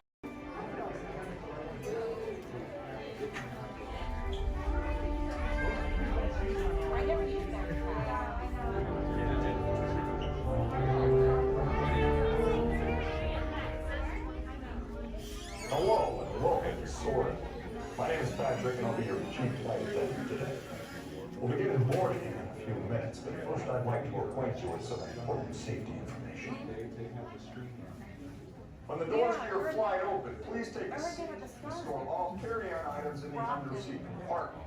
This includes cameras, purses, hats, and of course, these little beauties. Next, fasten your seatbelts, inserting them into the buckle on your right. If smaller aviators don't measure up to the height indicator on the seat, just put the belt through the loop in the center strap before buckling it.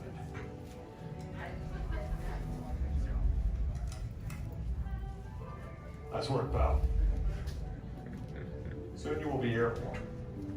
So if you or your little aviators have a fear of flying or of heights, you might want to wait for your party if you like it. Okay, let's review. That is seatbelt, carry-on item, safety strap, fear of heights, keep your hands and arms inside at all times. Anything else? Yeah. Have a nice flight. Alright, my friends, we're gonna load row 3, followed by 2, then 1. Row 3, please follow me. 2, you're gonna follow 3, 1, you're gonna follow 2. Please stand clear of the door. Por favor, manténganse alejado de las puertas.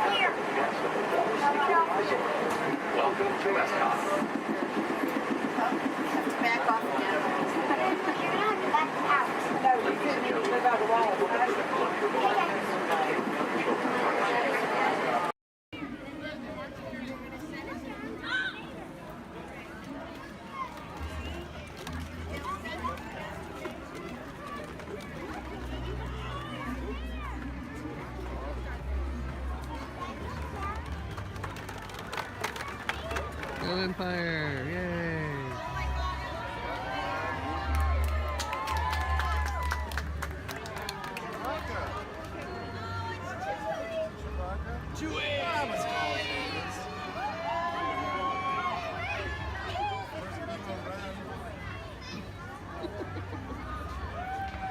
Hello, what's up?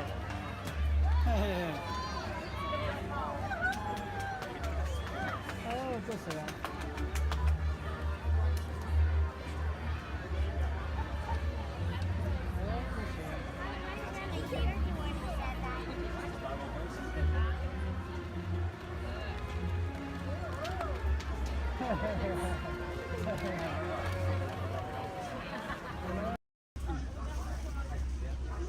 Everybody make sure we're staying seated.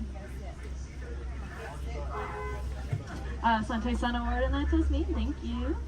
There's another word we like to say out here in Harambe, which is Tuwende, and Tuwende means let's go. Jumbo, everyone. My name is Julia, and I will be your safari guide today. A few quick safety reminders before we head on in. Just make sure to keep your hands, arms, feet, and legs inside the truck, and make sure everyone is staying seated for the entire safari ride.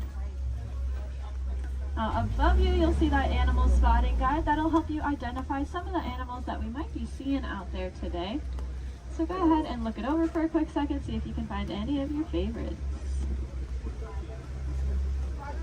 That's also a great time to get any cameras or phones out and ready, as the roads are going to be pretty bumpy and we won't be able to stop for every animal.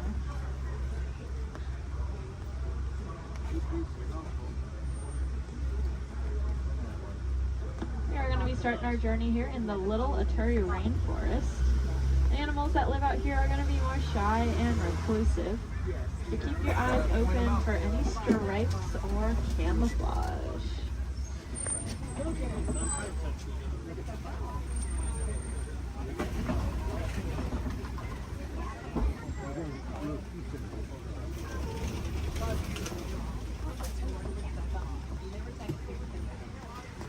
Like off to the right, there's that okapi. That reddish brown animal with the zebra party pants. However, they are not related to the zebra. They are the only living relatives of the giraffe.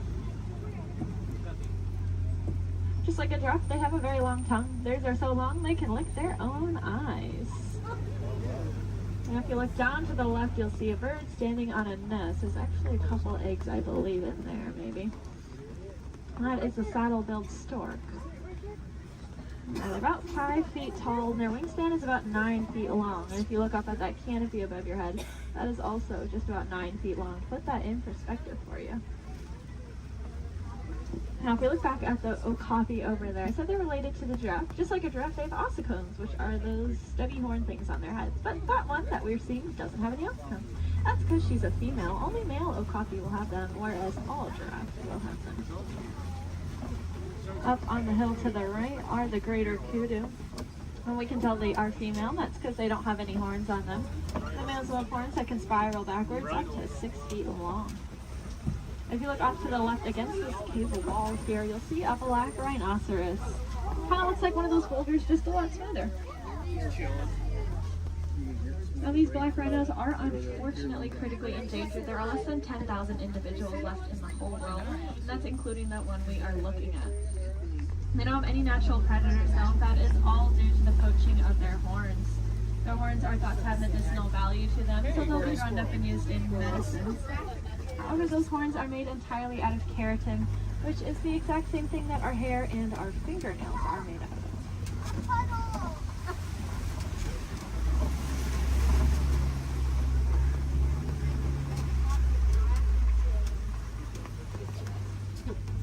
I said the animals that live out here are all going to use camouflage. We saw how they use their colors or patterns to blend into the trees around us.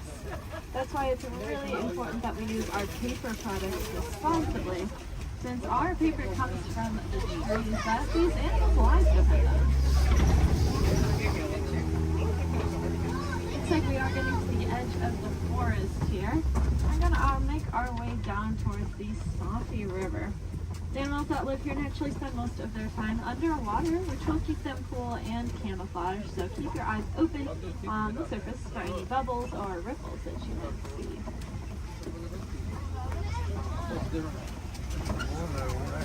Like off to the right, there are some pink-backed pelicans. We get that name for that slight pink coloring on their back. That'll be there all year round. It'll get brighter during mating season, though. I like to say it's because they're putting on their blush. And if you look off to the left, you'll see a bloat of a Nile hippopotamus. Make sure we're staying seated, friends. Make sure we're all staying seated. These hippos can hold their breath anywhere from 5 to 8 minutes at a time, which is going to allow them to sleep underwater. They'll float to the surface every couple minutes, take a big breath of air, and then sink back down, all fall completely asleep. They are herbivores, meaning they only eat plants. They'll come out towards nighttime and graze on about 80 pounds worth of grasses. And they'll go back in the water.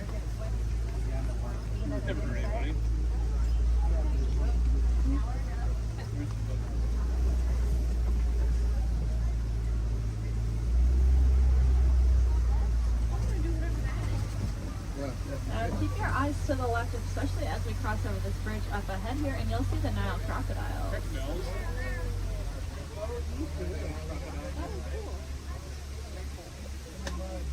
Three of them.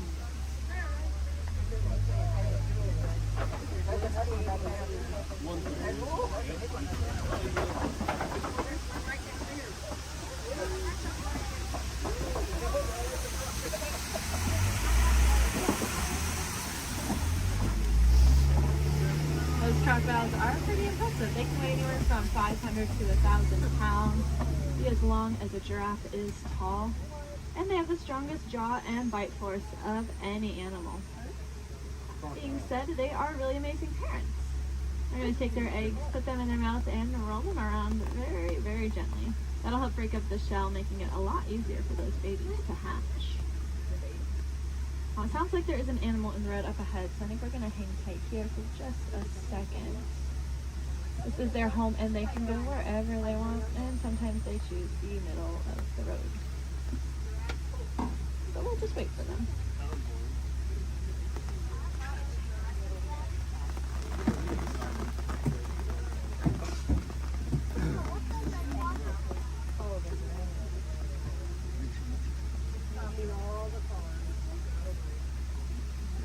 Does anyone know how to tell the difference between an alligator and a crocodile? Yeah, a lot of people say the shape of their snout, which is true. That personally confuses me though, because it's the opposite of what you think it would be. So what I do is I look at their teeth. When their mouths are closed, if you see teeth sticking up and out, then it's a crocodile. And if you don't see any teeth when their mouth is closed, it's an alligator.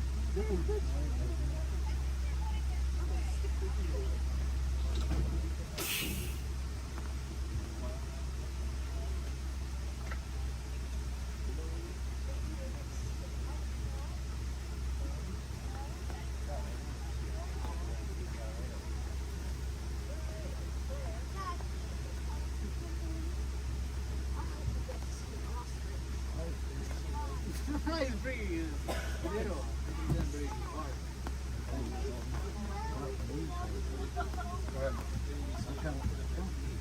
Well, thanks for your patience here. Hopefully the animal goes soon.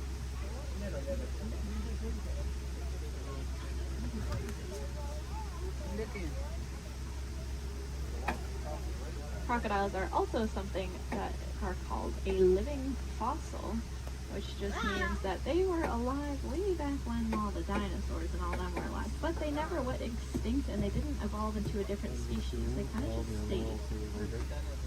A lot of other animals like that, like horseshoe crabs, cockroaches, they're all living fossils. But so are those crocodiles and alligators.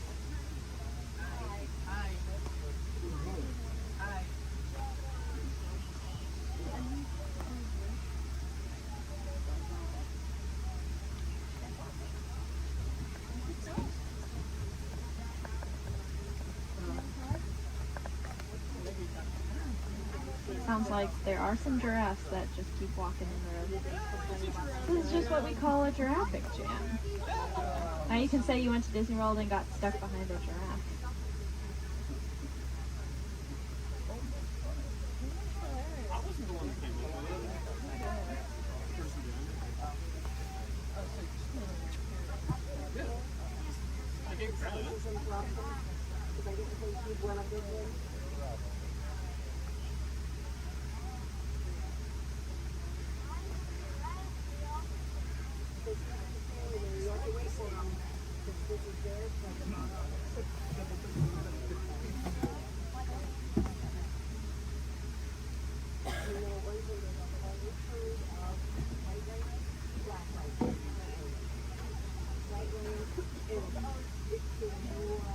Sounds like the giraffe has moved, but now there's a different animal on the road.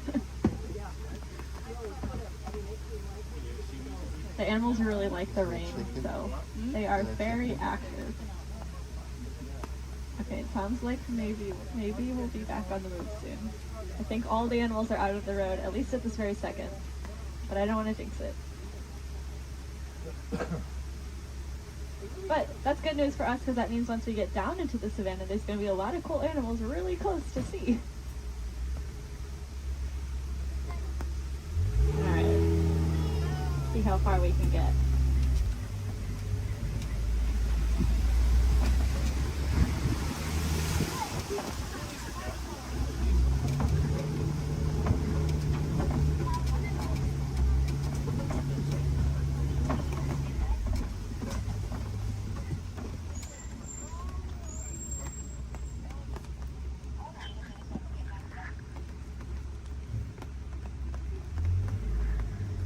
Now this might sound really ironic considering that it is raining, but We are leaving the river and heading towards a much drier area where it really does not rain as much.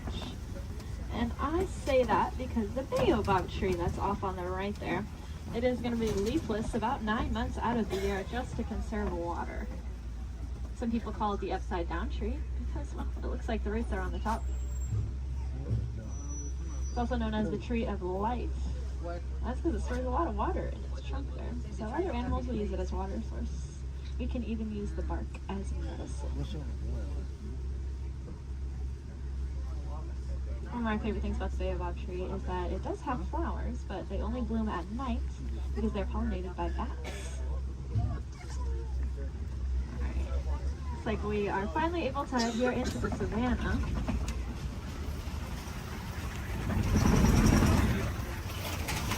Now you may notice the trees are starting to thin out quite a bit, and that's because it doesn't rain as much out here, like I said.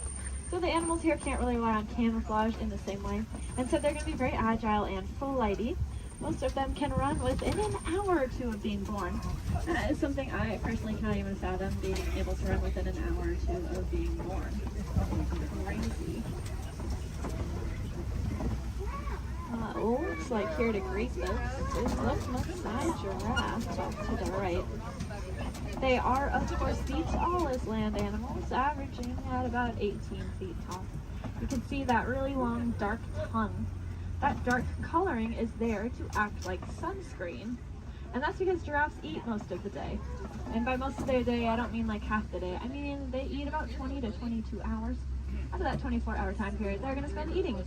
So that tongue is that dark coloring just to protect it, since it is out about 20 hours a day.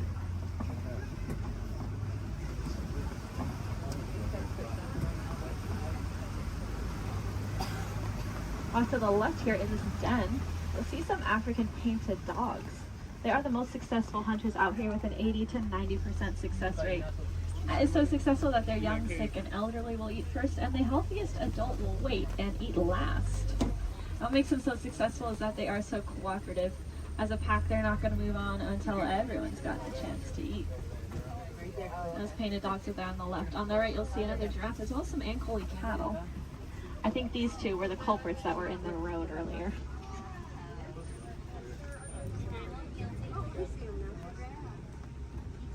Those cattle have those really large horns on them that look pretty heavy, but they are hollow with a honeycomb-like structure on the inside. That'll help blood flow to keep them nice and cool. If you look to the left, you'll see the sable antelope, those 3 brown antelope back there. You'll also see some Hartman's Mountain zebra. Now take a really good look at the zebra here, because one of them is a little bit smaller than the other one, and that's because she's about 7 months old. That's her and her mom there. And if you look at her legs, though, her legs are just as long as her mother's, and that's because zebras are born with their legs fully developed. Running, as I said, is very important out here, so those zebra babies are born with long, lanky legs, ready to run within half an hour of being born. Their stripe patterns are going to be unique to them in the same way that our fingerprints are unique to us. That's actually true for a lot of animals, not just those zebra. It's true for those painted dogs we saw, and it's also true for these giraffes up here.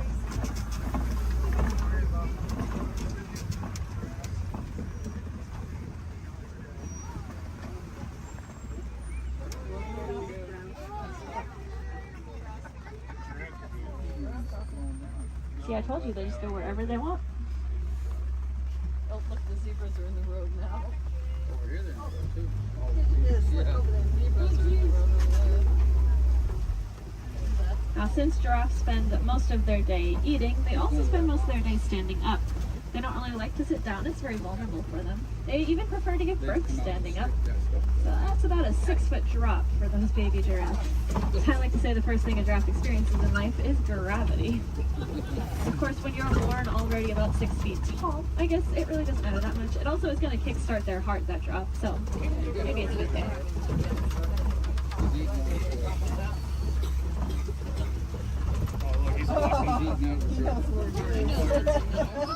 Gotta steal some more goodies. If you look to the left here, you'll see these really large tan antelope. These are the eland. Elands are the heaviest just antelope species. About 6 feet just at their shoulders, and they can jump straight up from that standstill position up to 10 feet in the air. My favorite thing about those eland, though, is that they make flower crowns to attract each other, and I think it's adorable. The males will gather up a bunch of branches and twigs and leaves and even flowers and decorate his horns with them and then walk around proudly to attract all of the females. I would highly recommend looking up a picture of that if you have never seen it before. It is, like I said, adorable.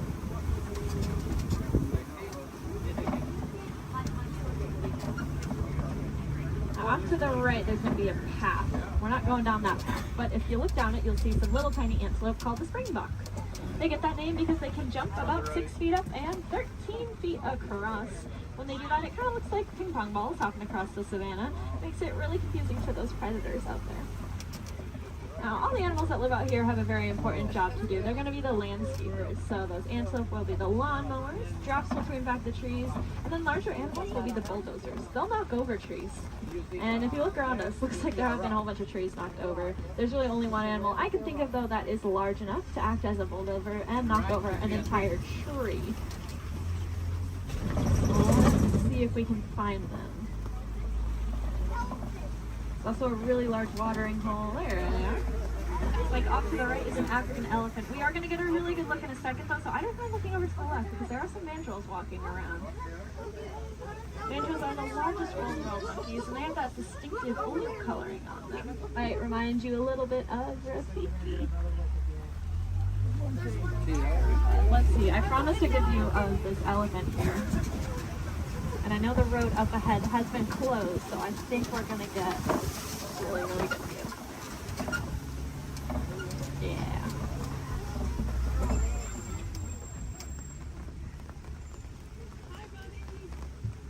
Elephants are, of course, the largest land animals. Also very, very intelligent.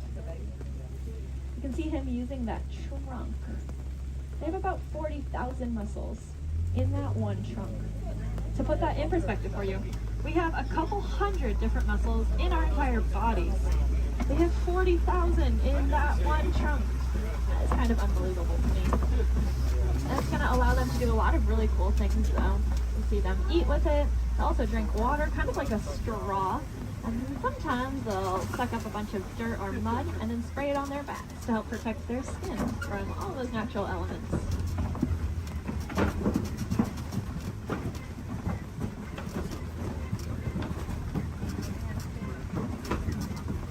Lucky for us, I think we are headed deeper into elephant country here. And I say that because elephants love to eat red clay. If you look around us, it looks like we are surrounded here by this red clay. It's very nutritious, so they'll eat it as an extra form of nutrition, just like how we might take a vitamin or a supplement every day. And there are some tusk marks over to the right and some footprints down to the left. So the herd must be nearby. I think I see them off to the left there. Elephants are matriarchal, and that means the oldest or wisest female is going to be the dominant one in charge. Males are going to leave the herd at about 15 years old, and if they don't do it willingly, they will be forced out by those females. They're going to go hang out in bachelor herds, which can consist of up to 140 individuals that come and go as they please.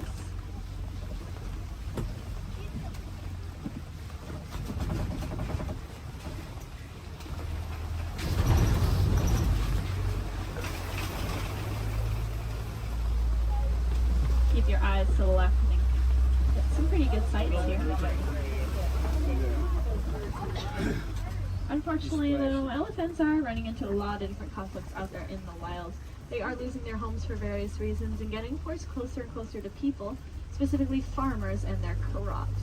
Not knowing any better being elephants, they see those crops as yummy treats and they eat them, or they stomp all over them, which of course upsets the farmers, putting the elephants in danger. Luckily, we did some research recently and learned that elephants are afraid of bees. They have very sensitive skin and do not like to be stung. So now out in Kenya, farmers are building fences out of beehives. That scares off the elephants, which keeps them safe, and in turn keeps the crop safe and the farmer's livelihood. And the farmer gains a new crop, which is, of course, the honey from the bees. And if you like honey, you can look up the Elephant Safe Honey Project and learn a little bit more about how you can support that. If you look to the left here, you'll see the greater flamingos. They are the largest flamingo species, but the lightest in coloring. They're going to get that pink coloring from the brine shrimp that they eat. There's a protein in there called beta-carotene, and that's what will turn them pink. It's the same thing that's in carrots. They're going to get their food by doing something called filter feeding. So if you can picture a pasta strainer, the noodles get stuck inside and the water comes out. That's how their beaks work. They take a big mouthful of water, the food gets caught inside, and the rest of the water flows right on out. That's why it's super, super important that we keep our waterways clean, because if we have plastic or trash floating around in that water, they could take a big mouthful of that, and we don't want any of our trash ending up in those flamingo beaks.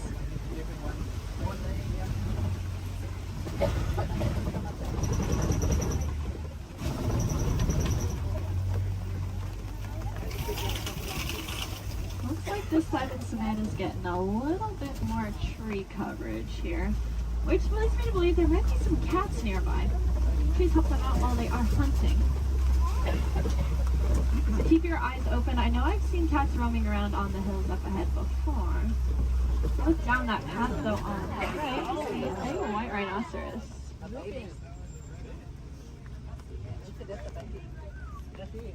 White rhinos are the most social of the 5 rhino species. They're usually always in a group with their buddies, so that one's friends probably aren't too far behind. They have a really, really good hearing too. Their ears will wiggle independently of each other, and they look like funnels, which helps them pinpoint the exact location a sound is coming from.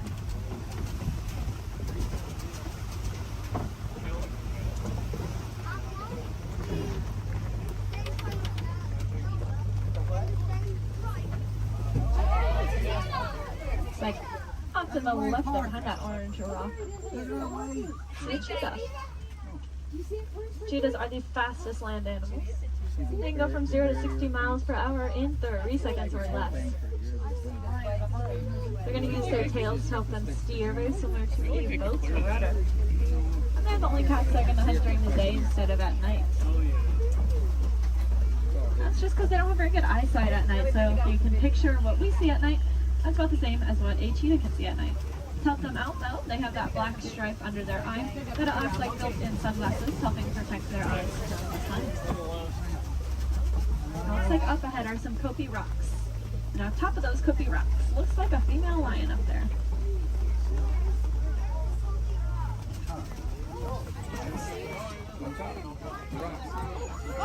The second tallest rock on the top of it. She's laying up there.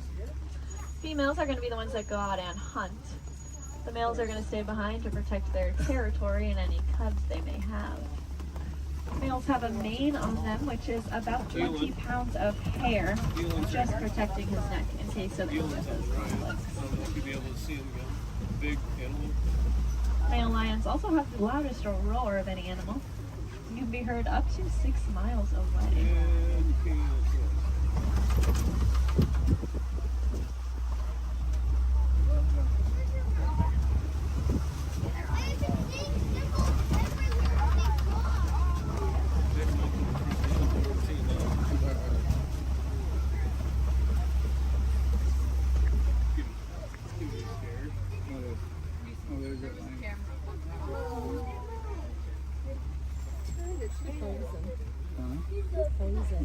She is looking at us. That is so cool.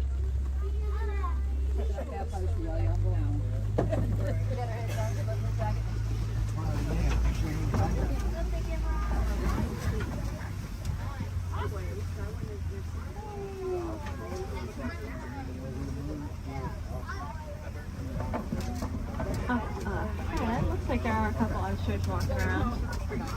They are the largest and fastest birds in the world, but they cannot fly. They have really big wings to help them steer because they can run upwards of 40 miles an hour. Impressively, they have the largest eyes of any land animal. And they also have really large eggs. If you look down on the right here in the grass, you'll see a couple of those ostrich eggs. They can weigh up to 30 pounds each and are so strong that an adult human could stand on one without it breaking. You could fit about 2 dozen chicken eggs into one singular ostrich egg.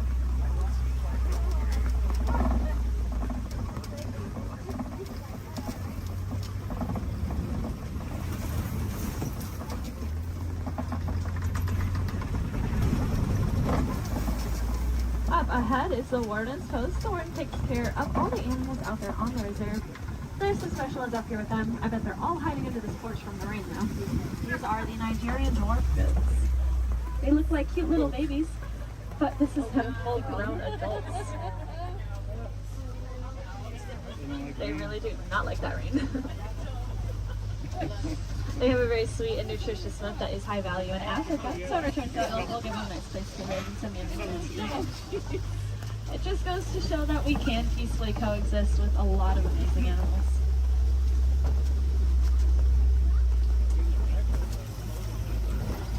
Unfortunately, those gates do signify the end of the reserve and our return back to the village. I really hope you enjoyed that safari. More than that though, I hope you learned something new. If you did, maybe you can tell your family and friends those fun facts that you'll learn when you get home. That's pretty important because the more we learn about these animals, the more we'll care about them, and the more likely it is we're actually going to do something to help protect and save them, so that then the generations after us get to enjoy all those really cool animals that we saw today. Do you want to take it a step further in doing your part? You can go ahead and recycle your old electronics. Our electronics are made with a a mineral called coltan that comes from the forest out in Africa. So when we mine for it, we are making things away from many, many animals. That's why I challenge each and every one of you when you go home. See if you have any old electronics that you're not using anymore. Go ahead and recycle them. We'll take out that coltan and reuse it, and then we can just keep reusing what we already have instead of mining for more. That way we get to use our cool technology, and those animals, well, they get to keep their homes. I think that's kind of a win-win for everyone.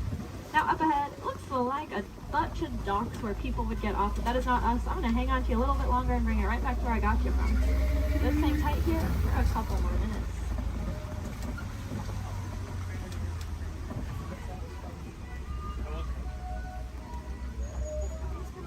These people watching.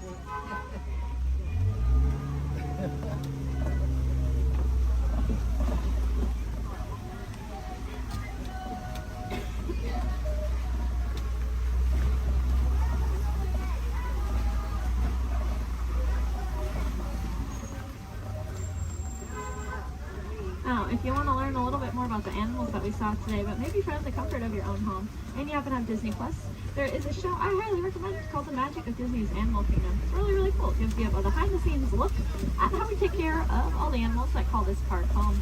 It is one of my favorite shows, but I am, of course, not biased at all. If you want to see some more animals while you're in the park today, I'd recommend heading over to the Gorilla Falls Exploration Trail. Lucky for us, it's going to be right where I drop you off. Once you get off my truck, you'll go down a ramp, and if you take a right, you'll just be exiting the area. If you take a left, though, you are magically already on that trail. It's about a 10 to 15 minute walking path, where you can see a bunch more African animals, including, of course, those gorillas. If you head over to Asia, there's an Asian version of that trail as well called the Maharaja Jungle Trek, and they have all those Asian animals that we love, like bats, Komodo dragons, and tigers. There's also an aviary in both of those trails. If I had any wilderness explorers on board, you're riding the Simba 1. That is the code you'll need to get your safari badge, the Simba 1.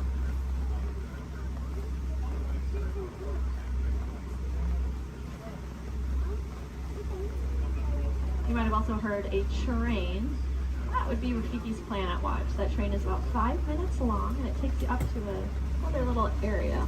There's a petting zoo up there, so you can cuddle some of your favorite animals. There's also a drawing area where you can learn how to draw a Disney animal from a Disney animator. And there's a whole bunch of reptiles and amphibians up there as well to check out.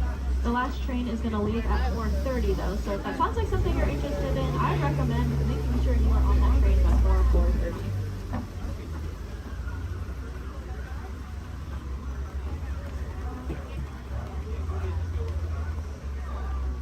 Looks like we are almost there. Thank you for your patience. I know that was a little bit longer than expected.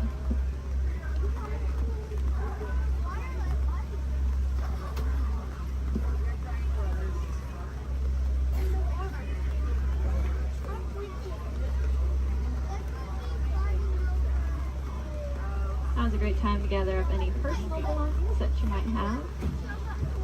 Make sure you have everything with you.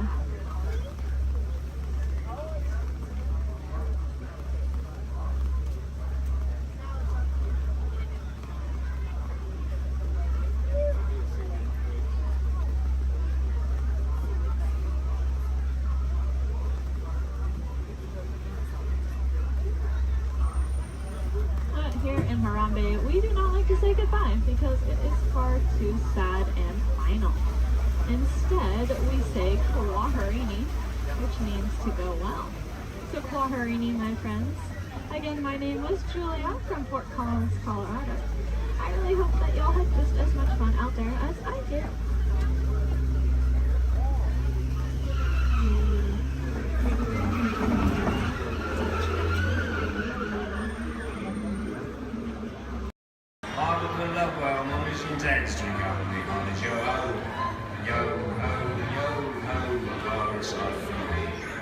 Toast to piracy and its many shiny rewards. As a career, what could be more rewarding? Drink up, we have a show home. I humbly accept this magnificent treasure as my reward for a life of villainy, larceny, skullduggery, and lucidity. Drink up, we have a show home. Yo ho, pirates love from me. I raise a toast to one of my many shipmates lost at sea. Salute, as a me. Drink up, we on the show ho. Rascals and scoundrels, villains and knaves, drink up, we on the show ho. The devils and blacks, you really bad eggs, drink up, we on the show ho.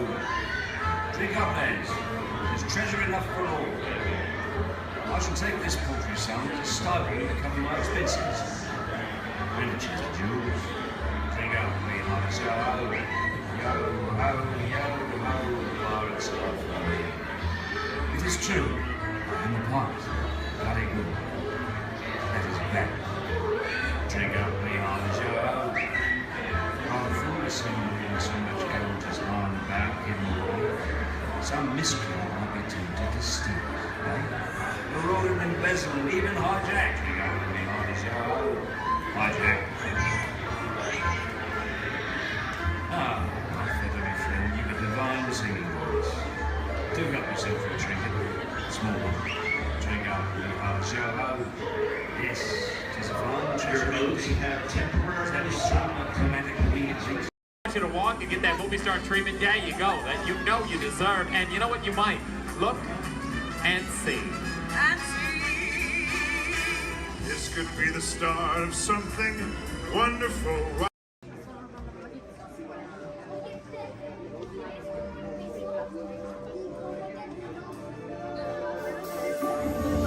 I see we have new visitors.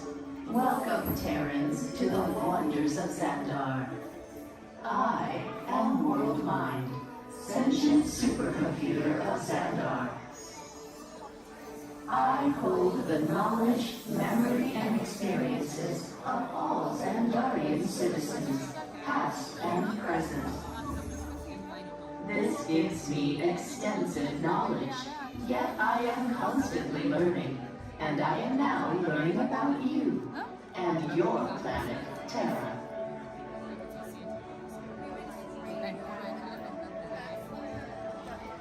Much of my knowledge of your world came from your great scholar, Peter Quill. However, many of his facts have yet to be confirmed, such as the incredible importance of a legend called Footloose. Through my fellow Xandarians working here at the wonders of Xandar, I am discovering more about you Terrans. Such as your fascination with eating the turkey leg. Why only the leg? What about the rest of this creature? We are eager to learn the answers to these questions and so much more about your world. In return, we Xandarians hope to share with you more about ours. Although Xandar is 2.537 million light years away from your planet Terra, our worlds are actually quite similar and began at precisely the same moment. We refer to this as time zero, before the existence of anything. Our worlds were born of a single point of matter and energy that blasted outward in what you Terrans refer to as the Big Bang. And from nothing came the beginning of everything.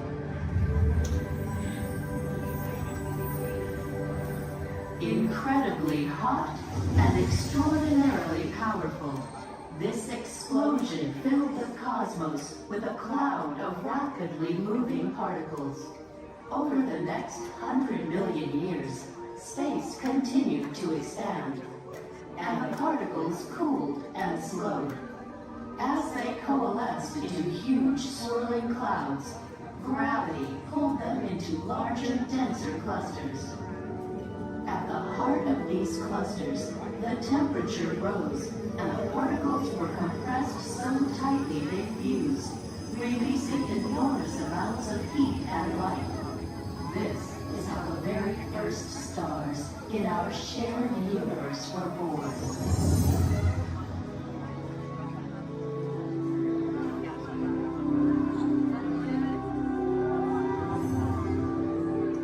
The singularity is just one of the commonalities between our two worlds that we will explore today. Welcome, Terrans, to the wonders of Xandar.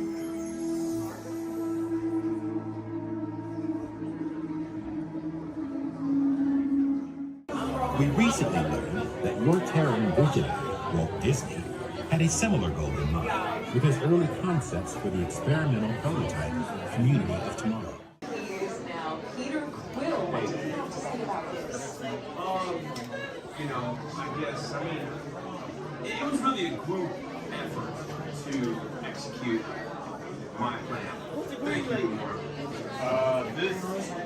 Green Lady, I would love to hear more about how Tara was chosen for this Wonders of Xandar tour. Well, that was totally my idea. And that got too, because I love that place. It's awesome. I went there as a kid, and I cannot wait to get to go back and ride. I forgot this, man. Also want to see the energy, dinosaurs, and of course, hear the veggie fruit. It's the best. Okay, well, I'm sure it will be wonderful for you to relive all of those memories again. That's us. And it's thanks to the Wonders that Xandar is reaching out to other cultures across the galaxy.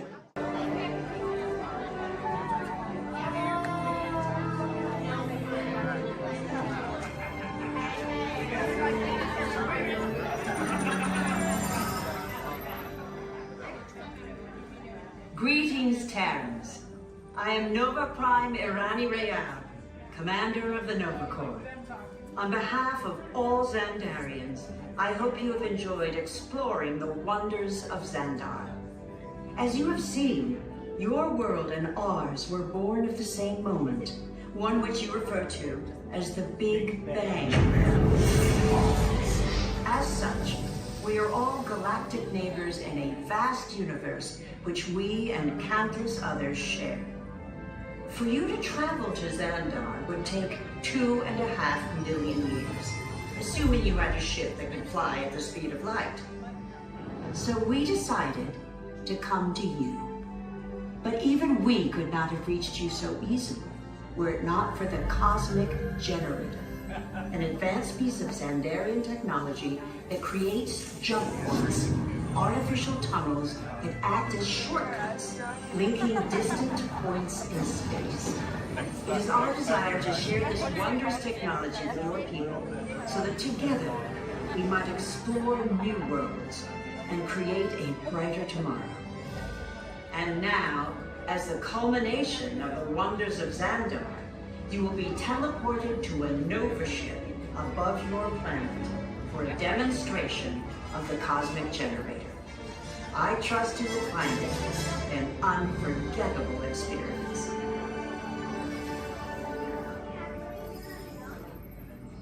Welcome, people of Epcot, Epcoters, Epcotians, citizens of Epcot. Does anyone know what they call themselves? What? Someone needs to tell me when I'm on. Welcome, Epcot Terrans. I am Centurion Tal Merrick, and we're just about ready to teleport you up to the ship for the demonstration. As you're about to enter a secure Nova area, I must ask you to put away your Terran communication devices at this time. Recording of any type is strictly prohibited. I am very serious about this. Now, please step forward into the chamber. You're gonna love this. You're on! That was the best. That was like probably highlight. You're on! Someone get that guy back. I should warn you that we have never teleported Terrans before. But since your molecular structure is very similar to Xandarian's, it should work. It'll work. So long as you are standing inside the lighted ring. You do not want to know what happened last time someone did not stand where I told them to, okay? Stand by for teleportation. Here we go.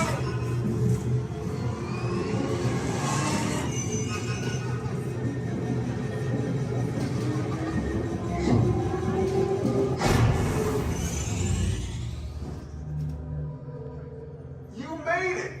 I mean, of course you did. Nova Prime, they're ready. Excellent. What you see before you is the cosmic generator. And in just a few moments, we'll be activating it so you can experience for yourselves what's happening. I'm not sure. Our power's out. And the cosmic generator is gone. Interior Mod, go to Code Red. Prepare the fleet. And call the Guardians. Now. There is no cause for alarm. Turn off that alarm. I've got an important transmission coming in. Hey, what's up, Nova Corps? Our cosmic generator has been stolen. What? How? Why didn't we think of that? That thing's gotta be worth a fortune.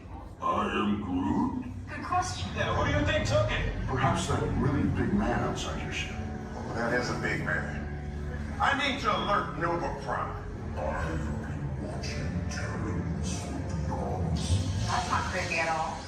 This species has failed. Wait, whoa, we didn't even know there was a test. He's got the cosmic generator. He's creating a new jump point. Jump point to where? Not where. When? It's some kind of mutant jump point. He's going back to the dawn of time. Dawn of time, why? To erase some error. Well, that doesn't sound good. Your time is over. Wait, what do you mean? What do you mean that's so vague? The jump point is closing. Hey, Nova Dude, you Nova Corps need to follow that whatever it is until we get there. We can. Our power is down, and I've got to get these Terrans onto evacuation shuttles. I got it. I reprogrammed the shuttles to follow him through the jump point. Wait, what? Look, they're our only chance of keeping track of that whack job until we get the cosmic generator back. Piece of cake. What? There's King. Where's this King? The odds are impossible. Yep. But it's our only shot. Good luck. Are you sure you can control it? Come on, it's me. We got this. We're all toast. First there was cake, now there is toast. This plan is making me so hungry. Terrans, listen up.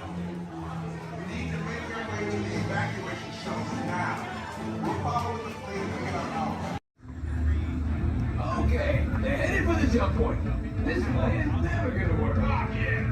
Well, Okay, I'm locked onto your vehicle. We'll be right behind you. nothing to worry about. Unless we cannot stop this unusually large man. We are likely doomed. Good luck. You're gonna need it.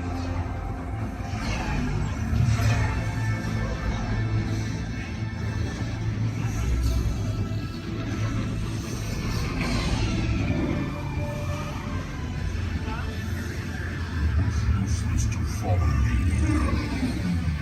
What is that noise? Noise? No one's gonna stop rock and roll from existing. What have you done? What have we done? I think we're jumping back.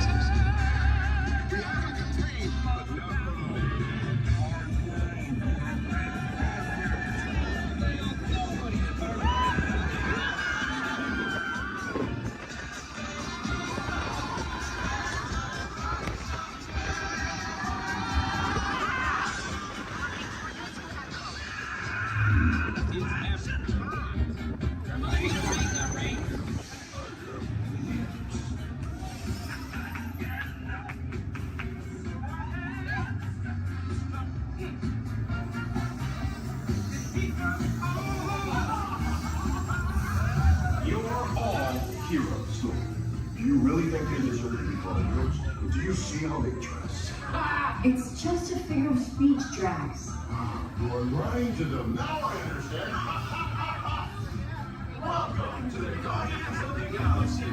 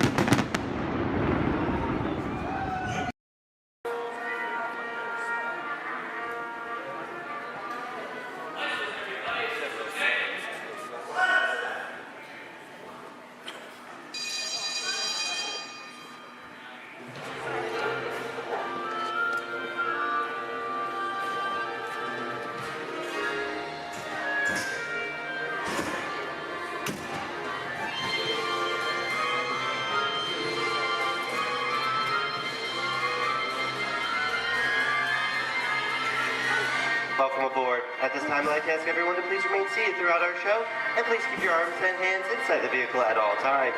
For the safety of our cast, we ask you please refrain from the use of flash photography and external video lighting. Now that we've taken care of business, let's talk about me. My name is Patrick, and I'll be your guide on this magical journey into the movies. It's the perfect job for me because I love movies. Is everybody ready? Yeah! Great, because it's showtime. Ready when you are, CB?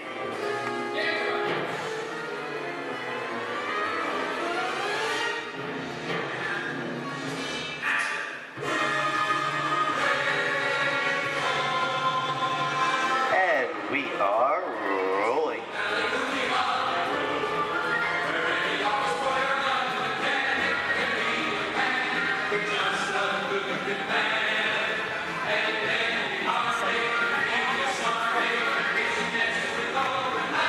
Hello everyone and welcome to the Great Movie Ride. Once again, my name is Patrick and I'll be taking you from this Hollywood soundstage into some of the greatest movies of all time, all on one tour. But between you and me, this is no ordinary tour because the Great Movie Ride brings these movies to life and puts you right in the middle of the action.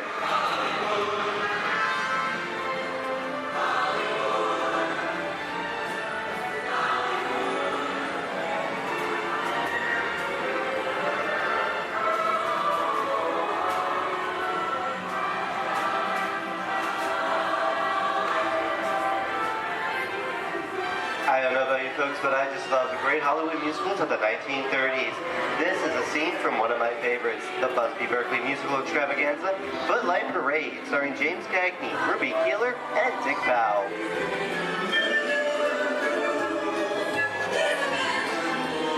In 1952, Gene Kelly was Singing in the Rain with Debbie Reynolds and Donald O'Connor.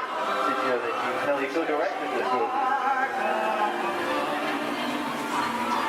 Who can tell me what what movie this is.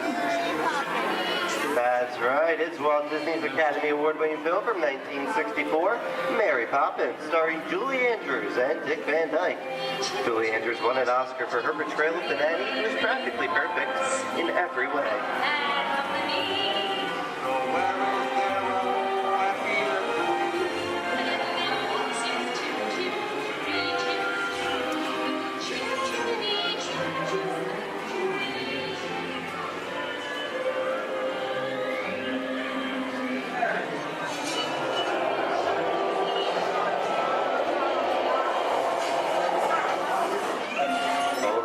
Walt and Bruce's folks.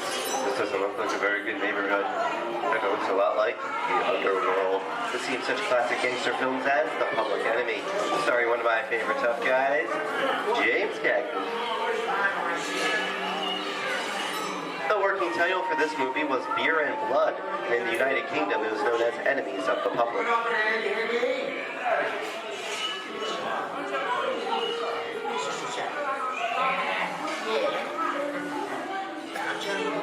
Very nice time. Judge comes around, he's going to leave you some beer. You're going to check it. And you're going to kick in with the dog. And if you don't, somebody's going to drop by here and kick the sheet out one at a time. With me? I get you.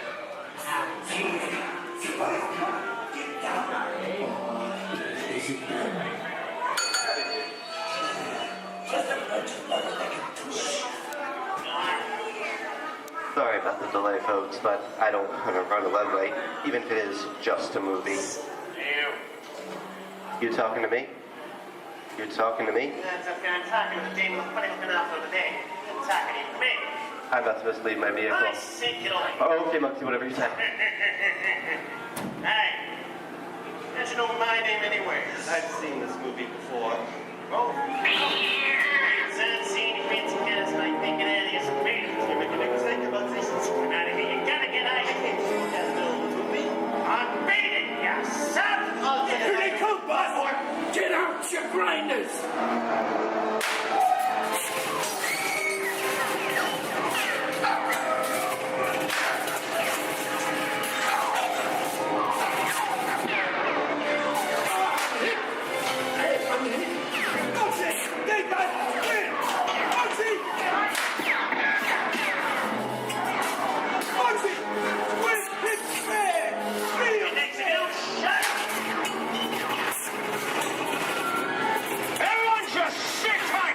Running a red light against the law. I never break the law. Lady, watch this.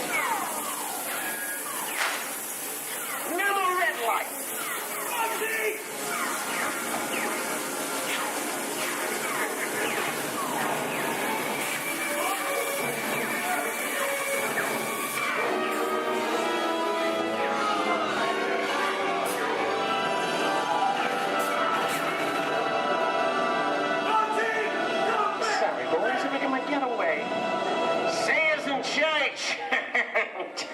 What are you looking at? Everyone mind your P's and Q's, and maybe you won't get hate. What is this? Jay-Z? And now, the Old West, and two of Hollywood's legendary stars, Clint Eastwood and John Wayne.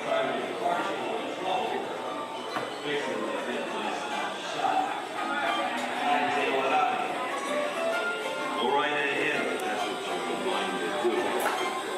A long time ago, I made me a rule. Let people do what they want. Sleepy little break. Well, that's some mighty tough territory you're heading into, Pilgrim. I'd think about turning back if I was you. That is, if you want my opinion. Well, to be clear, it's a perfect time for me to collect up all your valuables. Starting with the jewelry, going on to the cold hard cash. Perhaps work. Hey! I don't even like this neighborhood, Kappa! This is nuts. Nuts! Tell us I'm getting out of here. What are you doing, woman? Get yourself up. Looking at this one. Can't get any worse.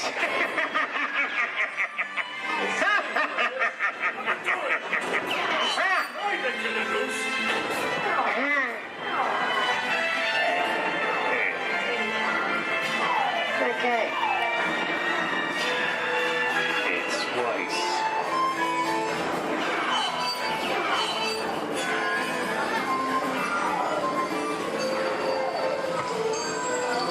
I don't know about you guys. This is kind of creepy. What is this? This is Alien. You are with Sigourney Weaver aboard the spaceship Nostromo. Something has gone wrong. One by one, the crew has vanished. And somewhere in the ship, a terrifying creature waits to claim its name. Well, pal, I ain't no victim. Warning, remain in your vehicle. The area you are entering is extremely dangerous. Proceed with caution.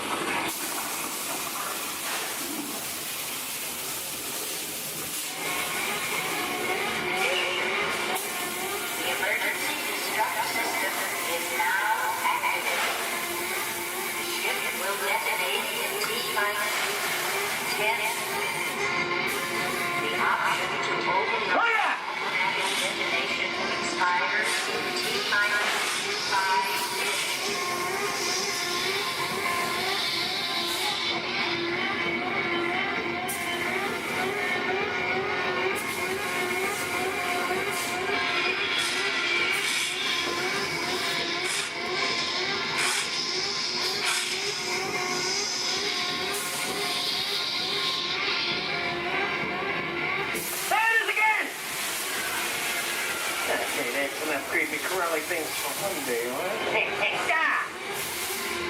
Wrong. Here in Raiders of the Lost Ark, amid 1,000 deadly snakes, Indiana Jones unearths a great treasure.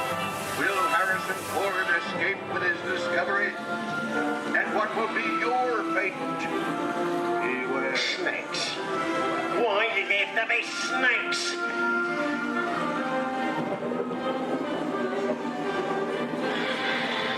The dust of 3,000 years lies undisturbed in this ancient burial chamber.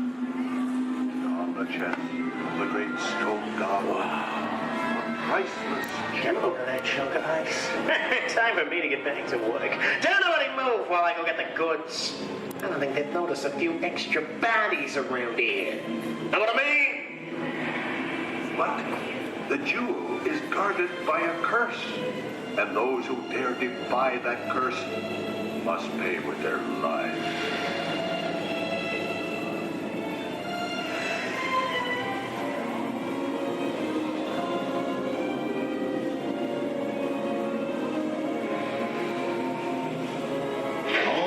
Unbeliever, disturb the treasure of the gods, and you shall all pay with your lives.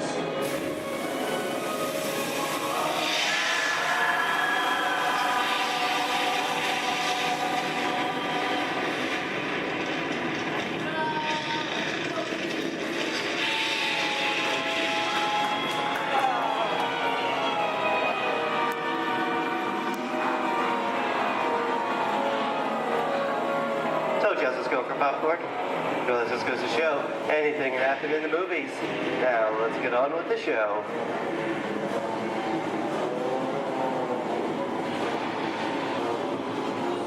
Ooh, I see dead people. The horror movie is my all-time favorite genre.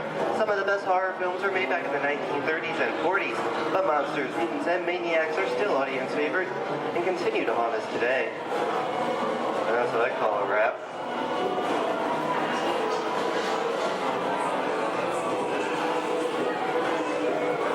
We are now entering the jungle home of one of the most beloved characters of all time.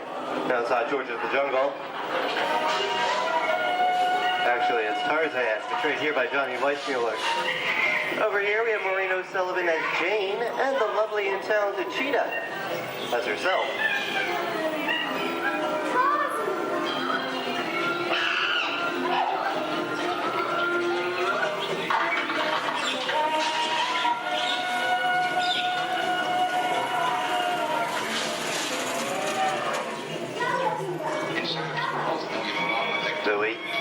I think this is the beginning of a beautiful friendship. Best last line of a movie ever. Humphrey Bogart and Ingrid Bergman in the classic romance, Casablanca. Always have that. You didn't have it. You lost it until you came to Casablanca. You got it back last night.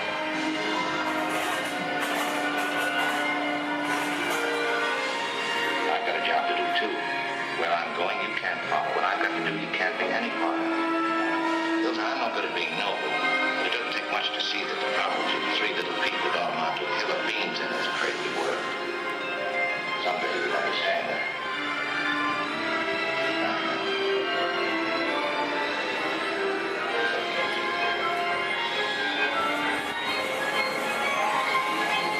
And here's one of my favorite movie stars, Mickey Mouse, in one of his greatest roles, the Sorcerer's Apprentice in Fantasia.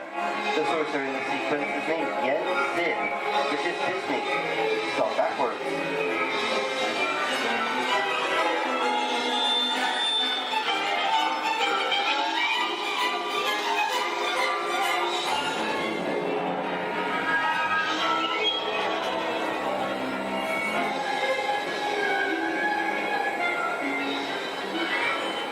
Toto, I have a feeling we're not in Kansas anymore. How often do you get to say that? I'd say we are definitely somewhere over the rainbow in one of the most beloved movies of all time.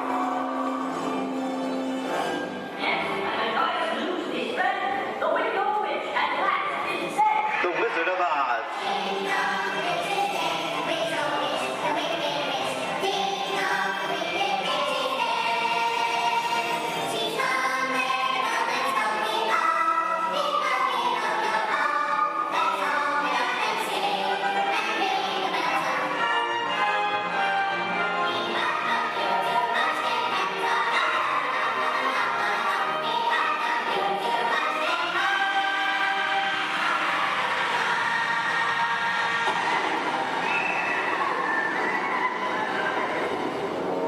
Who killed my sister?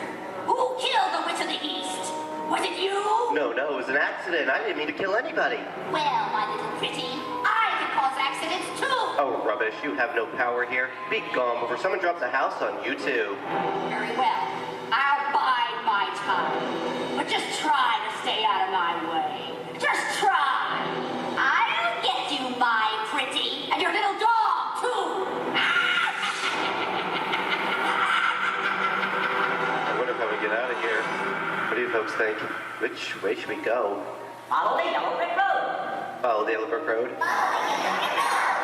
No, what did I think of that? Been along, folks. You know the way.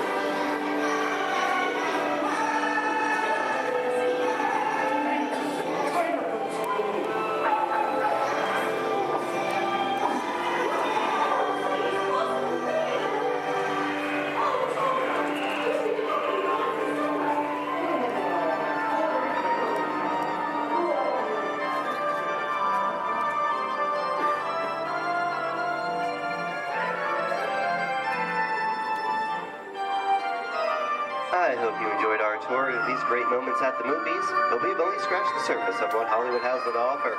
There are thousands of great movies out there just waiting for you to discover, and here are just a few of my favorites.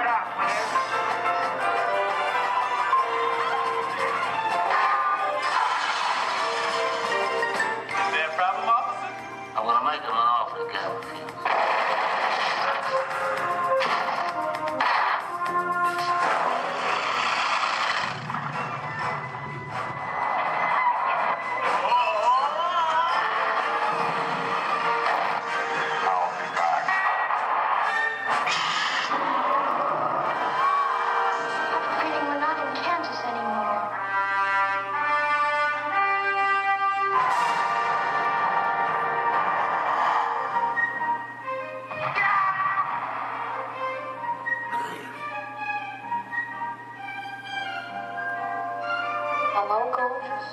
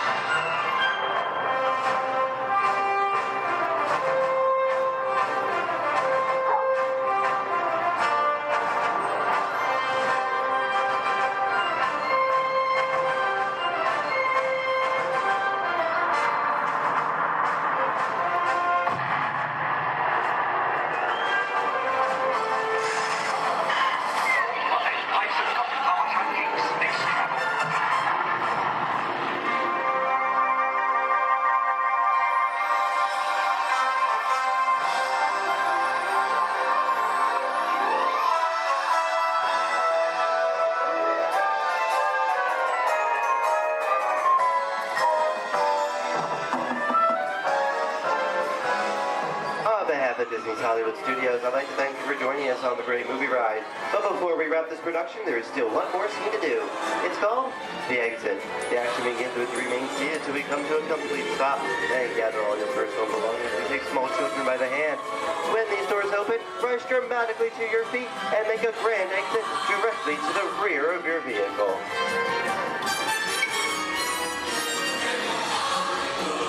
Oh, and one more thing. When I yell action, don't forget the thunderous applause for yours truly. All right, places, everybody, and action! Thank you, thank you. Have a wonderful day here at Disney Hollywood Studios, and we'll see you at the movies. The stuff movies are made of. Goodbye, everyone.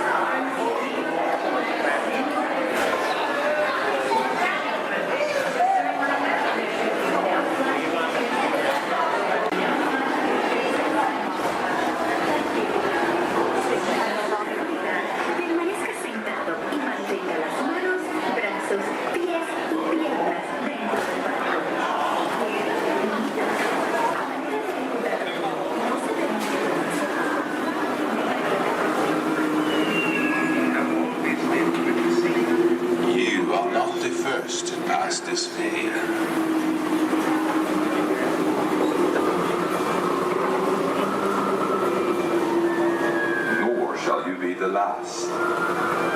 Those who seek the spirit of Norway face peril and adventure, but more often find beauty and charm.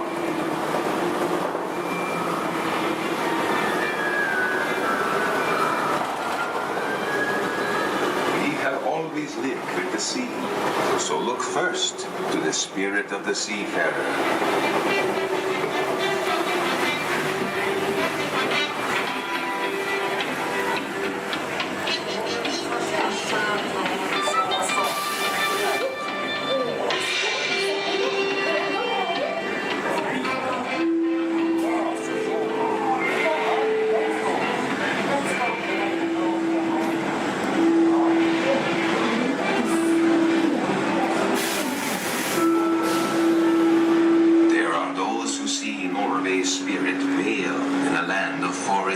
And mystery, where trolls still prowl the water's edge. What is? How dare you come here? Invaders! Stop! This is troll country! The trolls be gone! I'll cast a spell. disappear! Disappear! Disappear! Back! Back! Over the bars!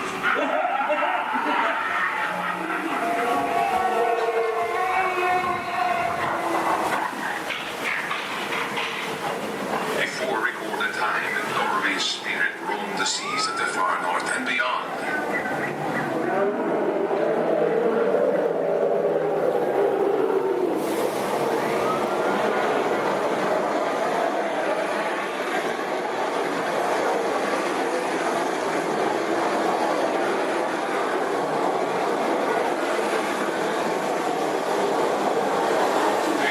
Norway's spirit still thunders in her grave fjord.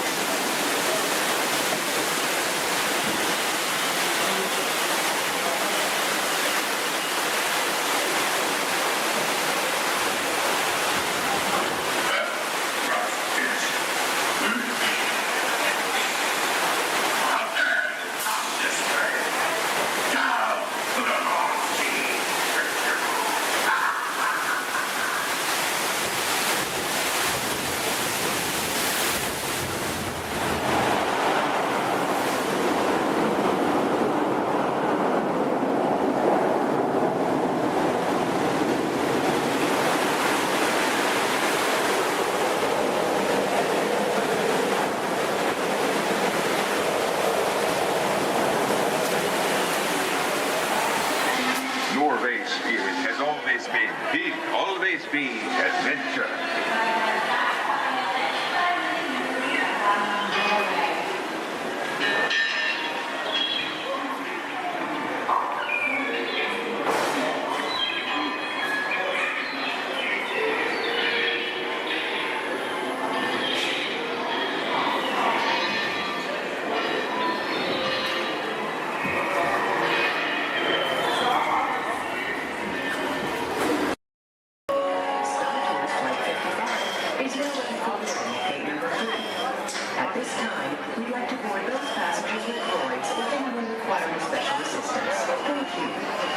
Transport 22, prepare for elevation to passenger boarding level. Boom! That's us on. Stand by for final systems check. Forward lights. Check. Deflector shield. Check. Laser cannons. Check. I said check up. Shut them down before you blow up the whole place. Sometimes, Arthur, I can't understand your logic at all. No, not at all. We'd like to continue the boarding of Flight 55 to Endor. All passengers holding confirmed tickets may board at this time to get out of the Thank you.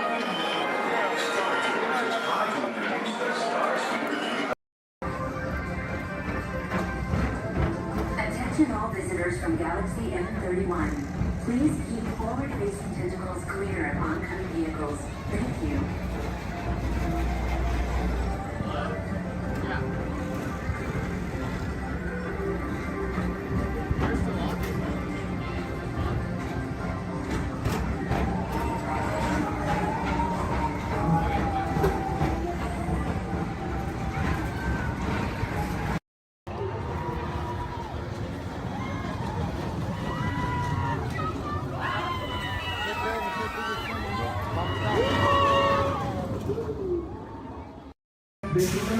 Cuidado, niño.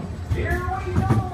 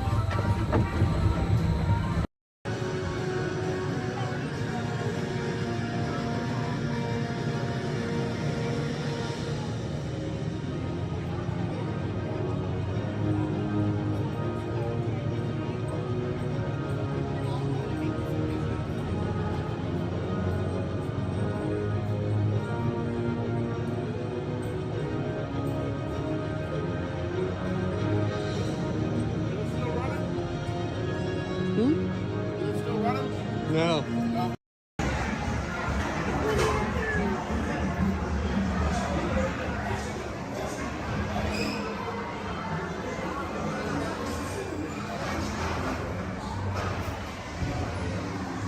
One day, in the 100-acre wood, the East Wind traded places.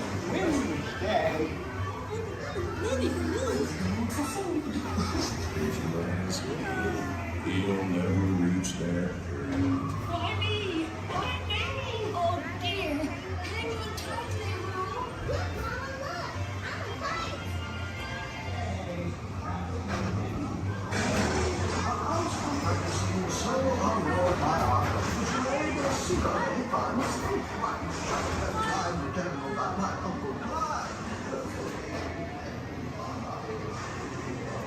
Hunter! Come bounce with me!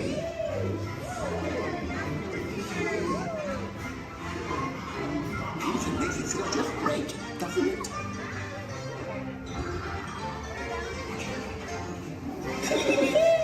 Follow me! I almost bounced right out of the ride. Watch out for Evermonth and Wolf. They steal honey. Steal honey?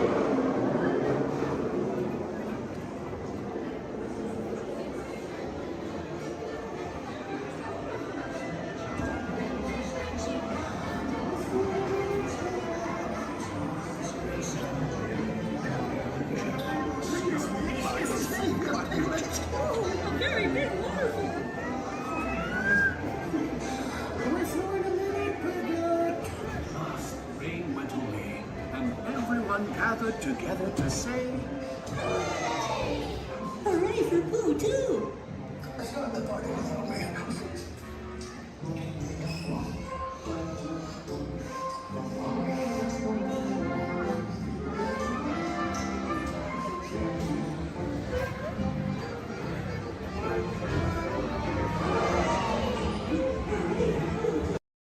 Good evening, friends. Look around you. There is a special magic that flows through this land. A magic of fantasy, swirling with pixie dust, made more brilliant by the light that lives within you. It inspires us to wish upon stars, follow our hearts, and find our happily ever afters. Tonight, as we gather together under the spires of this majestic castle, our dreams ignite the magic to create a beacon shining out and celebrating 50 years of the most magical place on earth.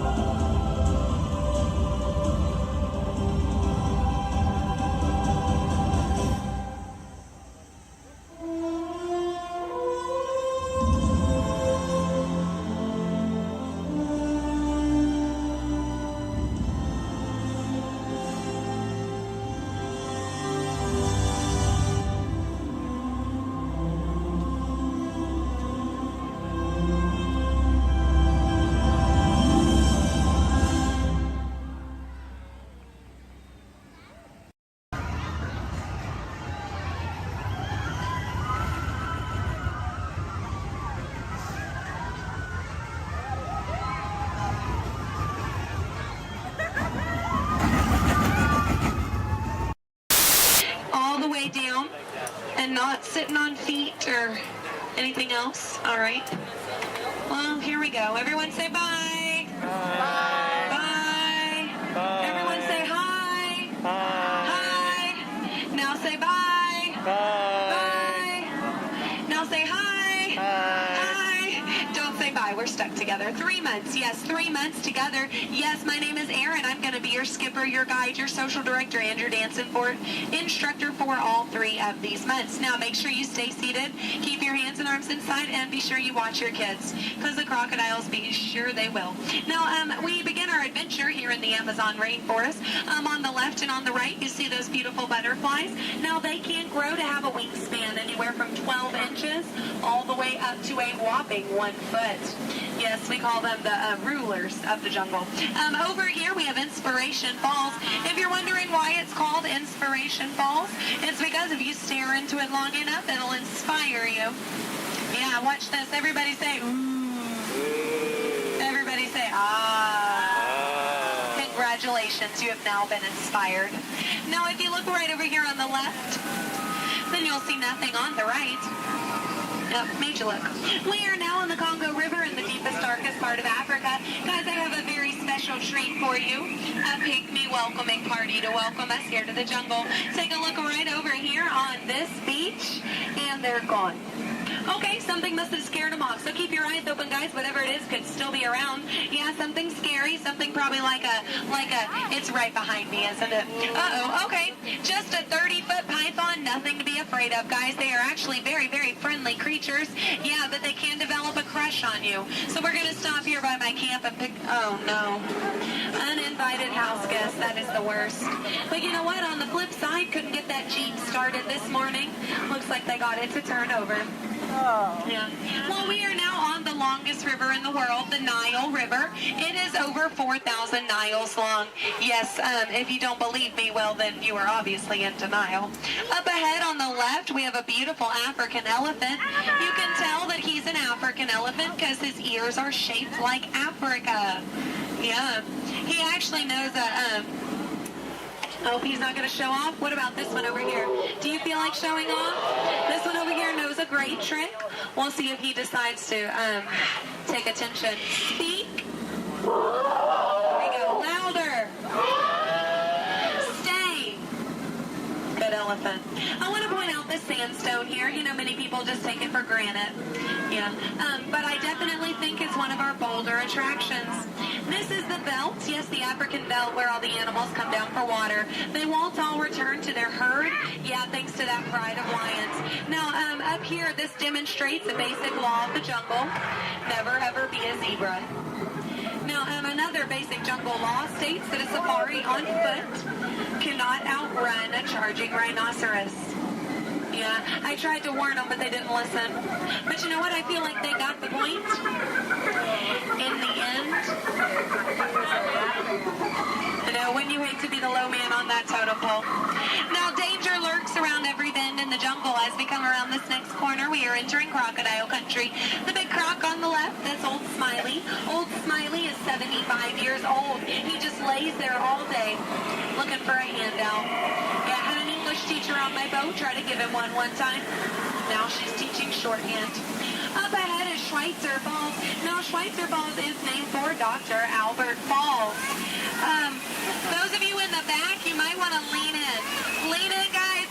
Lean in, lean in. It's going to be close. Lean in. Or don't move a single muscle. That works too. Paralyzes the ear, sir, I understand. Now, people ask me all the time how I landed my job here at the world-famous Jungle Cruise. I think it's plain to see. I took a crash course. Because when you've been here as long as I have, you just start to smell. Smell danger, that is. Like up ahead, this pool of hippos. Guys, I know they look cute, but they can actually capsize the boat.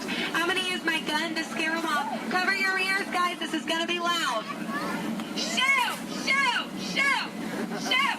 Shoot! Shoot! There we go. Yeah, it's actually a little known fact about hippos. They are terrified of shoes. Now, up ahead, headhunters. This is bad. This is bad. This is a very bad place to be headed. All right, stay calm, guys. Don't lose your heads. Yeah, there's my last crew in that boat over there. Bunch of numbskulls. Now, that dance that they're doing, that does mean they are going to attack. But they only attack from the right-hand side. Stay focused on the right and they can't ambush us. Over the top of the hill. They're on the left. Get down. Get down. Get down. Get down, sir. Don't worry about looking stupid. I'm doing it for you. Get down.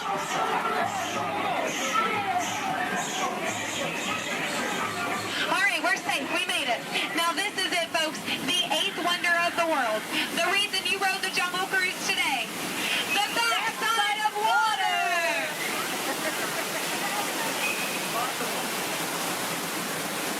Woo! Yeah, you feel that mist? Kind of nice, kind of cool. That is the largest concentration of bacteria in the jungle. You're welcome. Well, we are now in Southeast Asia, deep in the heart of Cambodia. Up ahead, we have a temple. Uh-oh. Guys, I was going to take you in this temple. I think there's been an earthquake or something. This is a new entrance. I don't know where it leads. It could lead to danger. It could lead to treasure. Should we go in? Yes? Good. I do not know how to reverse.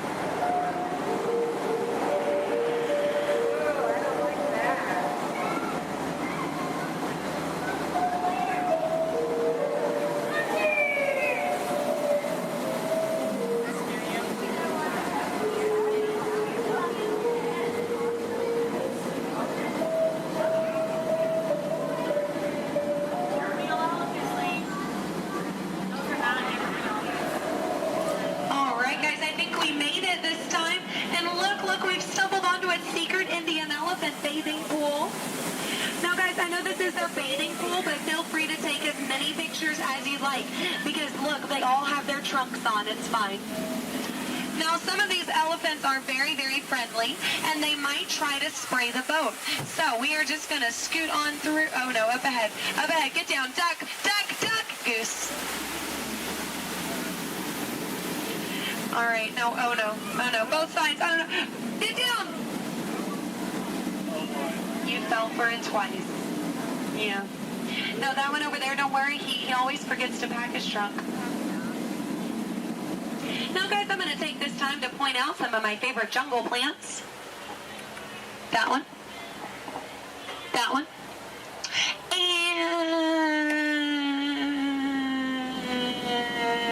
that one. There we go. Those are my favorites. Any questions? No? Good. Over here on the left, you'll see our dear friend Trader Sam. Trader Sam is actually our resident head salesman here in the jungle. Yeah, due to the economy lately, sales have been shrinking. But he is offering a special 2 of his heads for just 1 of yours. Yeah, think about it, because, you know, any way you slice it or dice it, you're going to come out ahead. Yeah. All joking aside, Sam is a really lucky guy. He was the only man from his entire tribe to go to college. Yeah, he actually got kicked out, though, before getting his degree. He got caught trying to butter up one of his professors. Yeah. But he's a nice guy. He actually threw a dinner party last night. Yeah, he invited all the skippers. I got there 20 minutes late, though. All I got was the cold shoulder. Nothing left but finger foods. Yeah, and I was looking forward to it. I mean, his wife makes a great stew. I told him so, and he said, I know. I'm going to miss her. Yeah. You know what Sam's favorite Disney song is? You Got a Friend in Me. Yeah. I'm not making these up, guys. They're actually written in the script. Yeah. Yeah. Now we are approaching the dock, yes, which means it's the most dangerous part of our journey. My attempt to dock the boat. So make sure you stay seated. Watch your elbows over here on this side. We don't want unnecessary peer pressure up ahead. Now, when the boat and the dock reach the same speed, you'll exit out the same way you came in. Everybody over here will use the back door. Everybody over here and in the center will use the front door. Just remember not to cross the crates. Yes, don't cross over the boxes. I don't want you to trip and fall. You'll have 2 bad trips on the same boat. I thought 1 was enough. Now, guys, we've really been through a lot. I have to tell you, out of all the crews I've had today, you guys have been the most recent. There we go. No, really, that is an honor only a few thousand people get a day. So you should feel very, very special. No, really, guys, if you find yourself passing by the Jungle Cruise later, I understand. Yeah. But if you want to stop and say hi, I'll be around. And around. And around. Stay in school. No, I'm kidding, guys, I'm kidding. 4 years of college. Yeah. My mom is so proud of my brother. He's a doctor. I tried to be a doctor, I really did, but I don't have the patience. Yeah, no, is that... Those are raindrops I hear hitting the top of the boat. So, yeah, it looks like we're going to get a little wet. Just a reminder, our dock is made out of pure hickory. Yes, so as you exit, you will be stepping out onto a slippery hickory dock. Make sure that you watch your step on the way out. Yes, watch your step, but don't step on your watch. That is just a waste of time. Yeah. Now, guys, if you did enjoy your cruise today, my name is Skipper Aaron. If you did not, the name's not important. No, it's not. Now we are, here we go. Oh, here we don't go. But I'm out of jokes. Ooh, why is Cinderella so bad at soccer? She keeps running away from the ball. Yeah, but I mean, can you blame her? She had a pumpkin for a coach. Yeah. Oh, why does Peter Pan fly everywhere he goes? Because he can never land. Yeah. Why does Tigger bounce everywhere? He would really hate to step in poo. Yeah. What was Aladdin doing in the Haunted Mansion? He was looking for a boo. Yes. Well, I guess if we're still here, I could leave you with a few words from our sponsors. Yes, today's cruise has been brought to you by the Miracle Boat Engine Company. Yes, if this boat made it all the way around the river, well, it must have been a miracle. Yes, and Animal Crackers of the World, teaching children everywhere that all animals taste exactly the same. Delicious. And, the Cannibal Cafe, finding new and interesting ways to serve you every day. Now serving shish kebabs, shish freds, and shish teds. Yes. Now, guys, if you are planning on catching the fireworks tonight, just make sure you let them go. Okay? They're going to be very hot. They can explode in your hands. Yes. All right, here we go. Now, guys, there's a dock on the left and a dock on the right. It is a paradox. Don't let it confuse you. Yeah, but the skipper on the left and the skipper on the right, we just call that a paradorx. Look, they can't even deny it. It's true. Guys, I really don't want to say goodbye to you today, so I won't say goodbye, but I will say this. I mean it from the very bottom of my heart. Get out. In 1923, a young man from the American Midwest, along with his older brother Roy, started a cartoon studio in the back rooms of a small real estate office in Hollywood, California. This was the small beginning of a family entertainment company that would create unforgettable stories, characters that become beloved friends, wondrous experiences, and music that has become the soundtrack of our lives. That young man was Walt Disney, a master storyteller whose imagination knew no bounds and who delighted in making the impossible possible. Disney 100, the exhibition, is a journey through 100 years of Disney magic, presented in themed galleries based on Walt Disney's creative concepts and philosophies. These include storytelling, creating believable characters, the spirit of adventure and discovery, the magic of sound and music, the world around us, real and imagined, curiosity, imagination, and technological innovation, the worldwide wonder of the Disney parks, and an everlasting sense of optimism about the future. Walt Disney famously said that it was all started by a mouse, but it really was all started by Walt himself. His philosophies became the foundation of the Walt Disney Company. They still inspire Disney's artists, filmmakers, Imagineers, and the storytellers of today. Oh boy!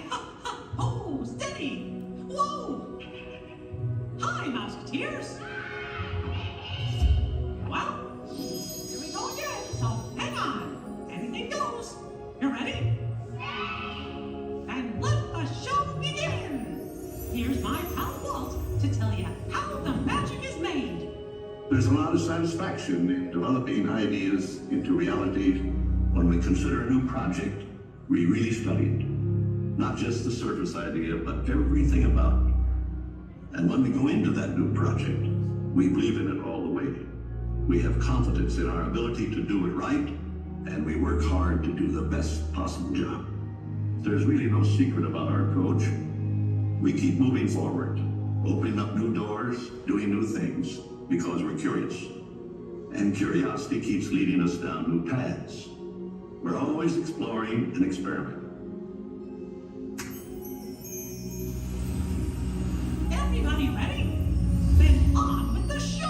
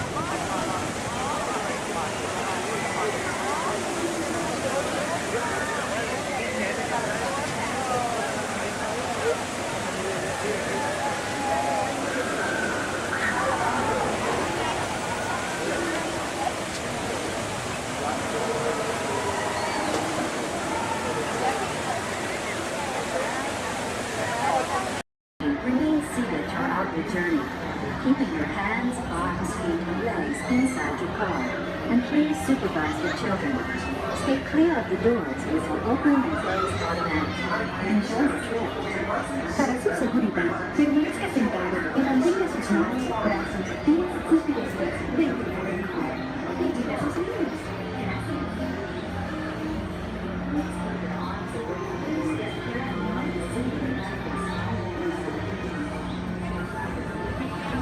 Welcome aboard the Tomorrowland Transit Authority People Mover. You're quiet and carefree, highway in the sky.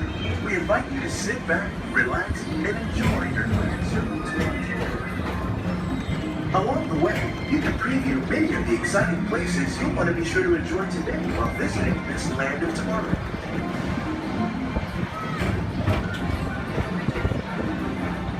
The People Mover is the perfect vehicle for people watching, so keep your eyes peeled. You never know who you might see.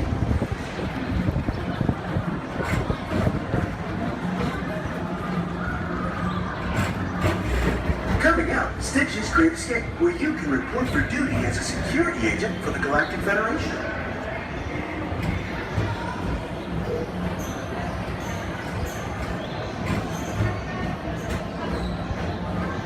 Your mission is to keep Experiment 626, the biggest little mischief maker in the galaxy, under control. I don't think so!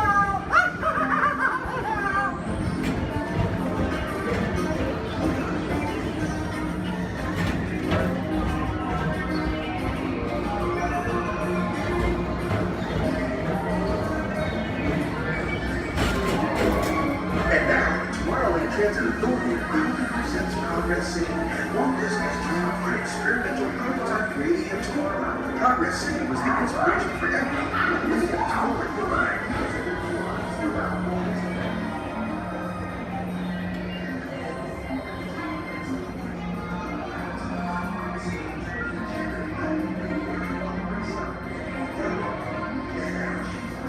If your future includes shopping, then you'll want to visit Mickey Star Traders, where you'll find the greatest goods from around the galaxy. That's right! It's Christmas now!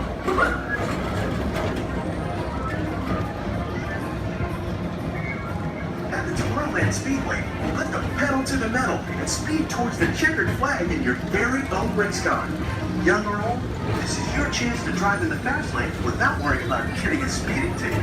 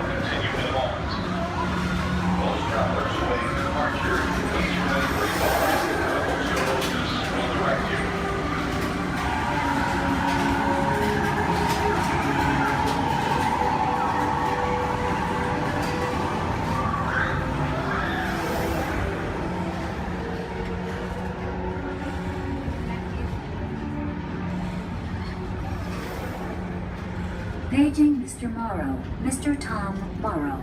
Please contact Mr. Johnson in the control tower to confirm your flight to the moon.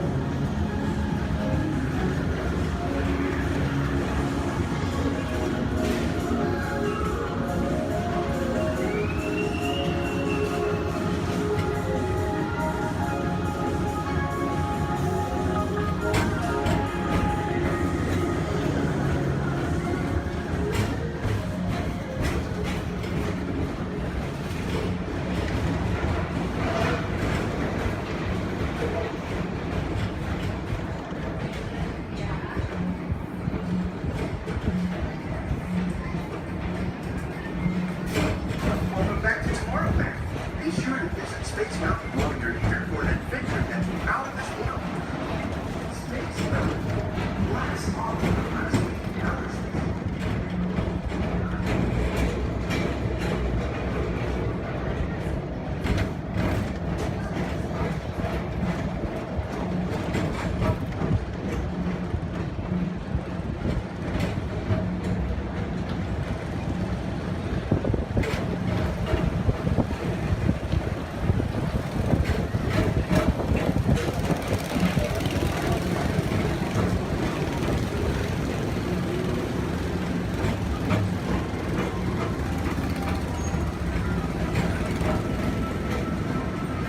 Different high-flying adventure.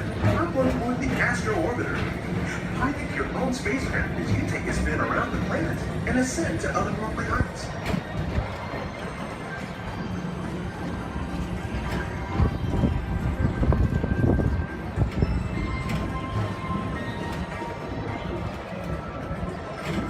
We're now approaching Walt Disney's Carousel of Progress. Inside this rotating theater, whole families welcome you into their home from yesterday and today, starting way back at the turn of the 20th. First presented at the New York World's Fair, this legendary circular theater celebrates the progress that has made our lives better. It's a perfect reminder that there's always a great, big, beautiful tomorrow shining at the end of every day.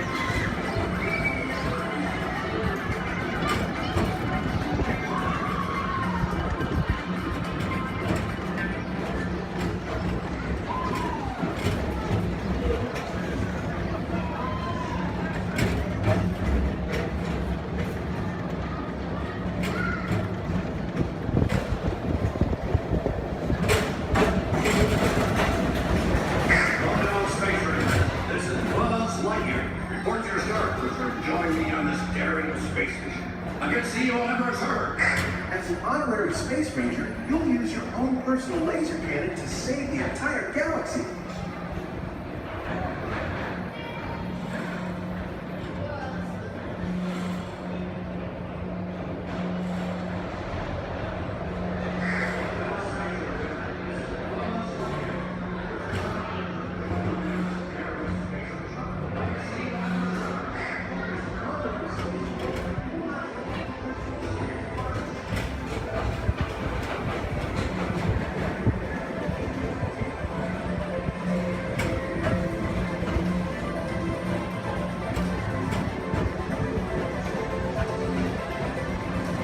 This time it's laughter they're after at Monsters Incorporated.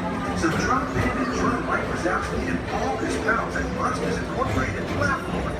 Share fun. Yeah, very good. Keep it moving. We're on a tight schedule here.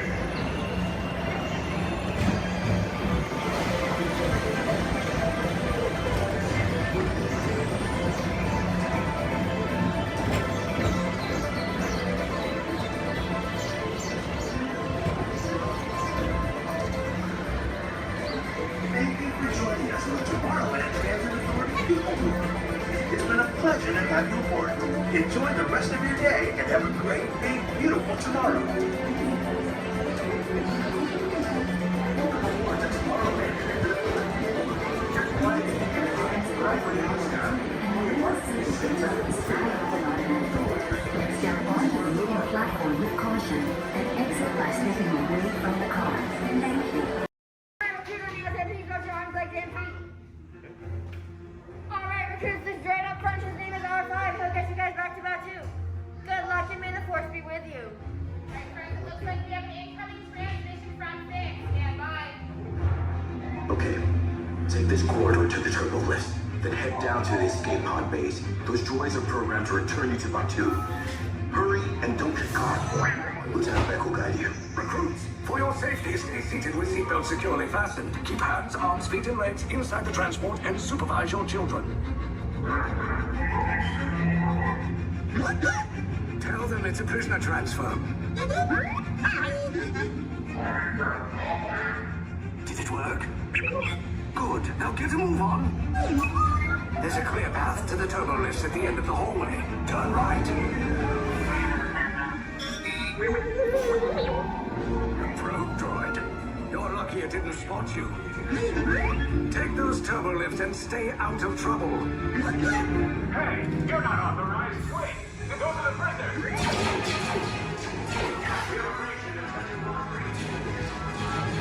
Cover is blown. Find an alternate route. Who picked these two droids anyway? Detention will breach. Prisoners not seen and never seen. There they are! Fire!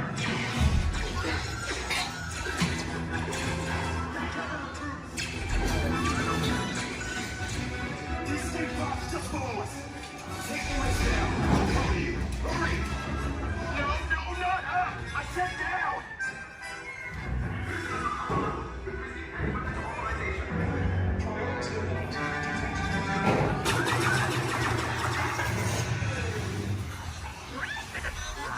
This does not look good. Try to find another way down to the escape pods.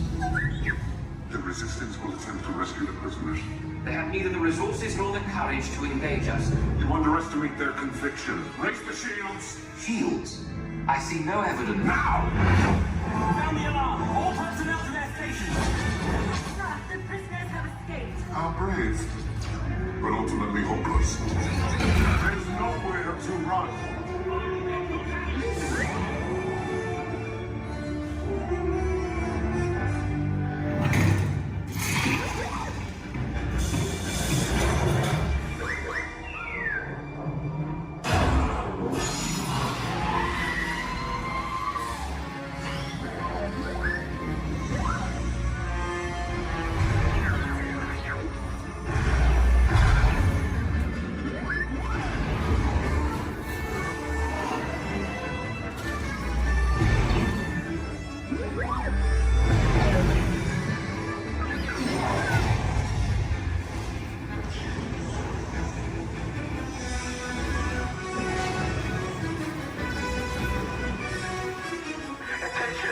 Resistance personnel, abandoned ship.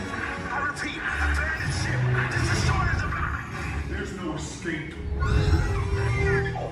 You will tell me the location of the secret base, and then I will destroy you and the Resistance.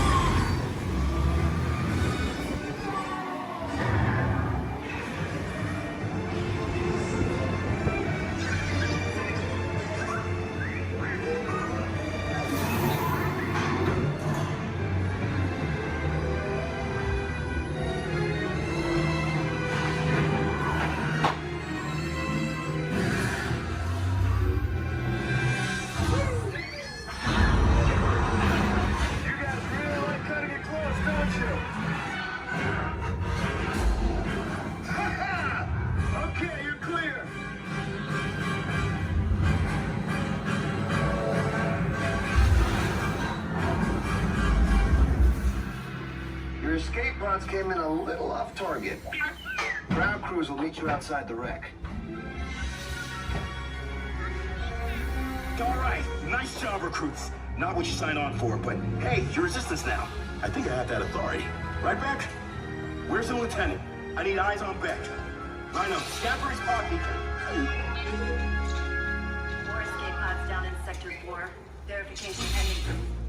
Lieutenant Beck here. Beck! You're right. I should hope so.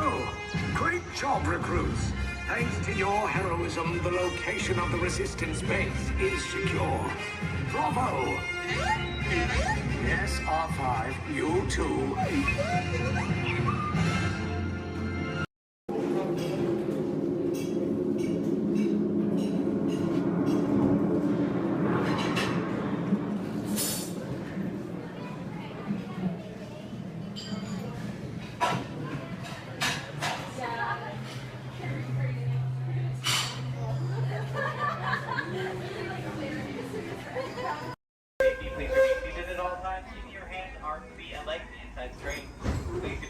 Children, making sure they're seated away from the train openings, either fully on a lap or on a bench.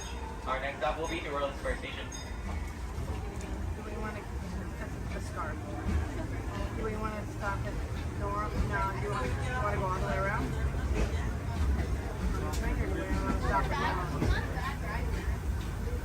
Welcome aboard the Disneyland Railroad. We're embarking on a grand circle tour of the Magic Kingdom. We'll be stopping at New Orleans Square, Mickey's Toontown, and Tomorrowland. We'll also visit the Grand Canyon and make a trip back in time to the primeval world at the age of the dinosaurs before returning to Main Street Station. As we begin our journey, remember that for a safe trip, you need to stay seated, keeping your hands, arms, feet, and legs inside the train. And please watch your children. Bienvenidos a bordo del Disneyland Railroad. Para su seguridad, permanezca sentado y mantenga las manos, brazos, pies y piernas dentro del tren y cuide a los pequeños. Gracias. Our first stop is New Orleans Square Station. But to get there, we need to pass through the wilds of Adventureland. It may seem peaceful through here, but trust me, it's a real jungle out there. Literally. So be on the lookout. You just never know what might be lurking along the rails.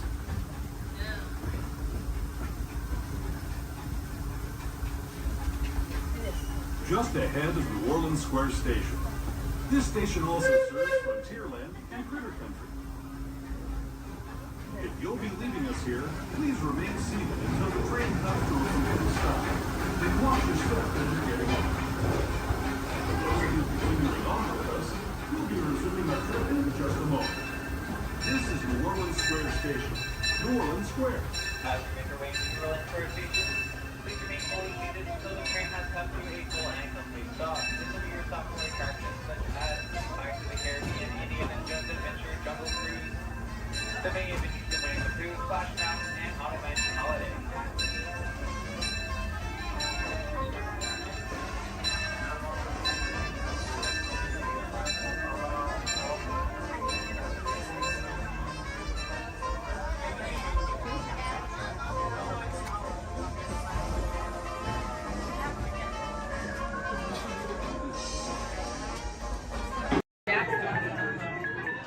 You are the passengers in the motion common elevator about to ascend into your very own episode of Twilight Zone.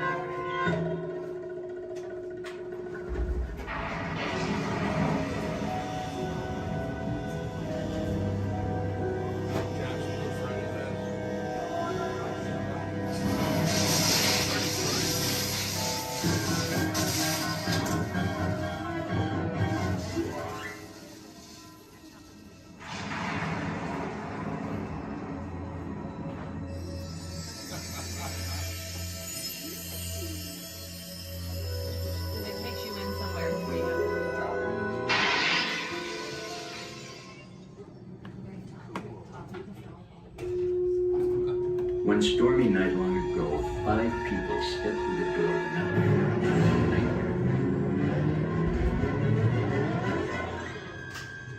That door is opening once again, this time.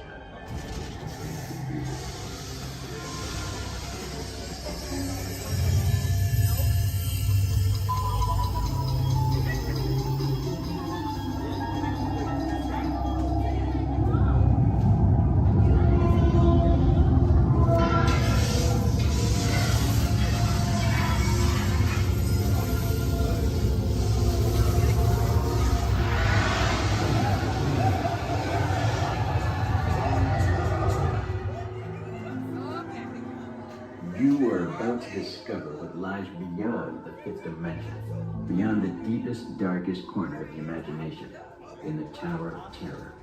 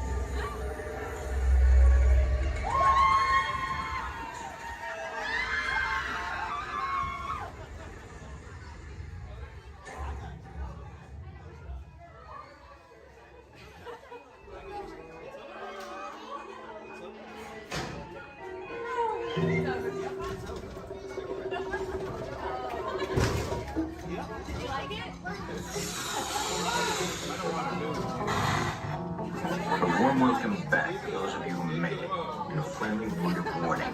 Something you won't find in any guidebook.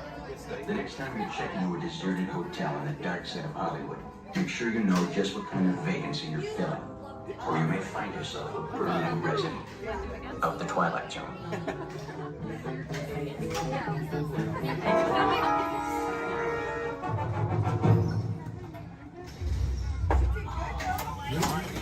Welcome back, everyone.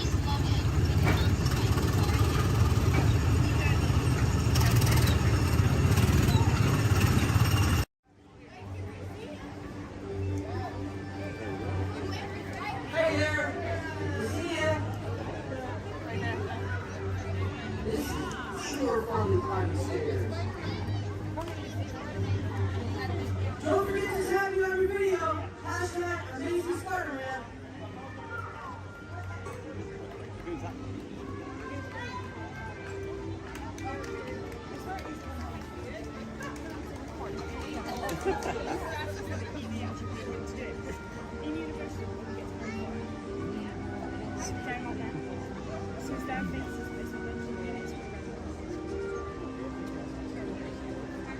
everyone, looking good down there. Wow, this is a friendly neighborhood. Welcome to Avengers Campus. Hey, what's going on, guys? Oh, me? Ah, you know, just spider stuff. Okay, time to run some tests. Spider-Man, Oh, hey, Sharon. shall we conduct an altitude test? Yeah, I guess I should do some work. Always good to have the data. On my way. Just need to find a clear path and something to swing from. Oh yeah, it's go time. Field testing, here I come.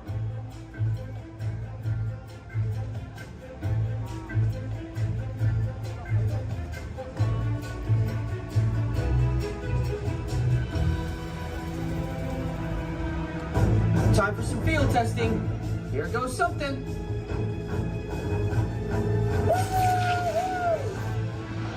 Brace for impact.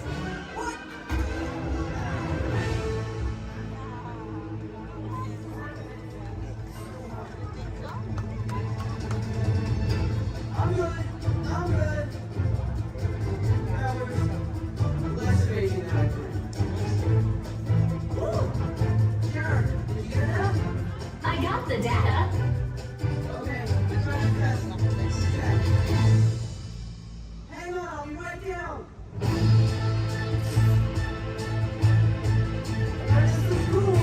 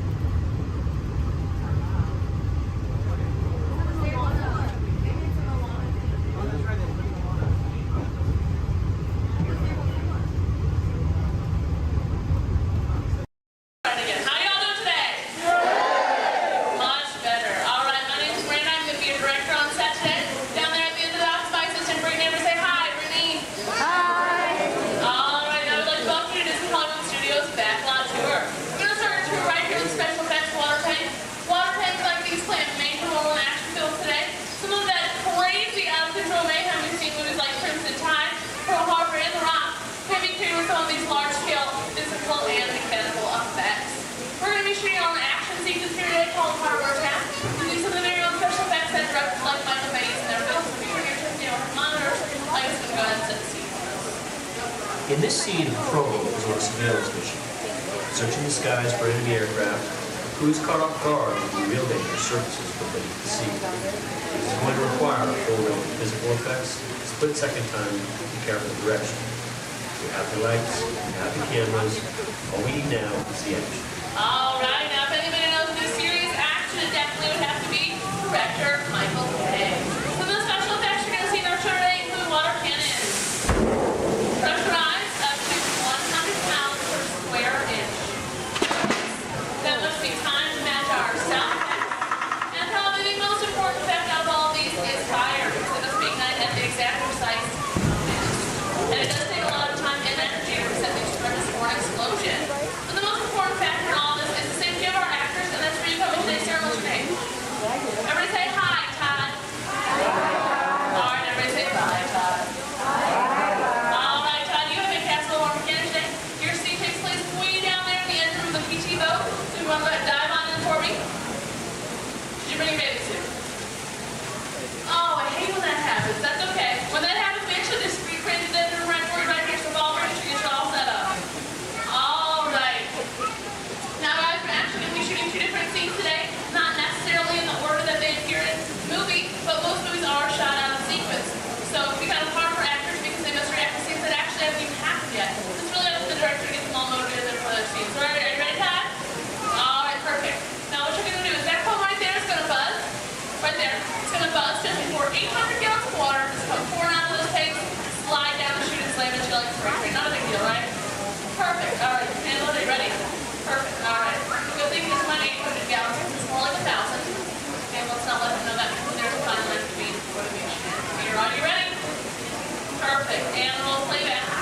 And action. Go ahead and pick up that phone for me.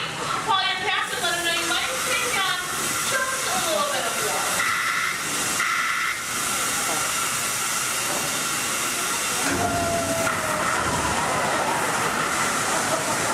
And cut. Everybody give him a nice round of applause. One more quick scene for you if that's okay. All right, just stay in your seat for me. Go ahead and take off your hood. Give me a big dramatic stare at the audience. And act dry. Yes? That's right. How's he doing, guys? I think he's doing a pretty good job. Give him another nice round of applause. All right. Now, after you took that scene to our next scene. Our next scene takes place right over here in the deck of our PT boat. It's going to bring in our break for now. Ladies and gentlemen, let's give a nice round of applause for our Captain Ken and Royal and Brave Deckhand Debbie. Pass on set for us. All right, thank you, Brittany. And roll playback. All right, now remember, crew, you are on a surveillance mission, okay? And action. All right, Captain, pick up your binoculars. They're right in front of your wheel, Captain. Captain, your binoculars are right in front of your wheel. Captain.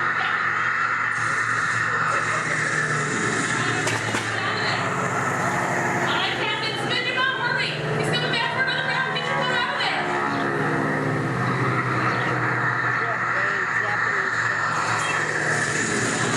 Captain, pick up your boat. Pick up your boat, Captain. Go ahead, call your mechanic. Pick up the boat. No, Deckhand, right over here. Deckhand, it's right over there. You see it? What is that? Looks like it's all right, guys. Go ahead, Captain. Hang up that phone for me. Go ahead, guys. Take a deep breath. You start to relax because you think it's over. It's not. Go ahead and point to the audience for me.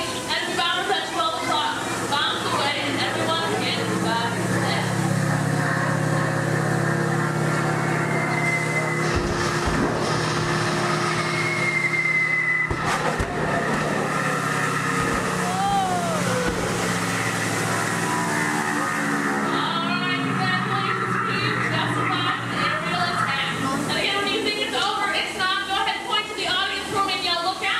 Two torpedoes have just headed their way.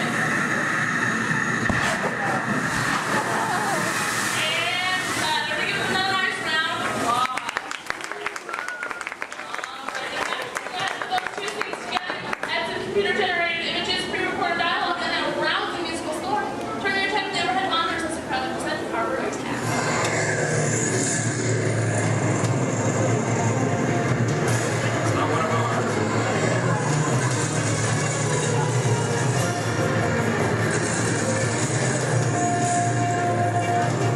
Skipper, it's 7 o'clock, make a run!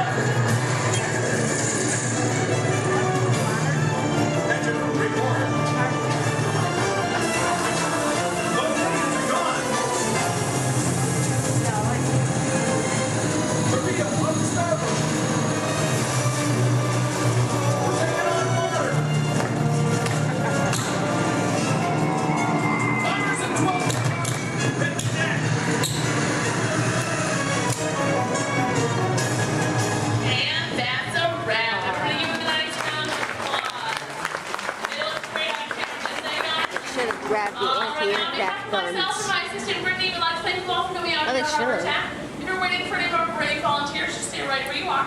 If not, go ahead, turn to your left, down the exit ramp through the props warehouse.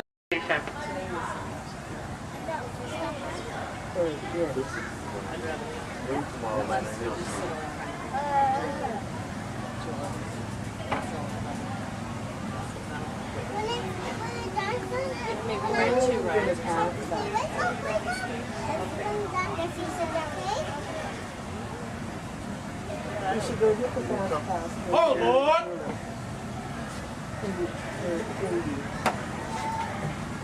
Because they're all right there.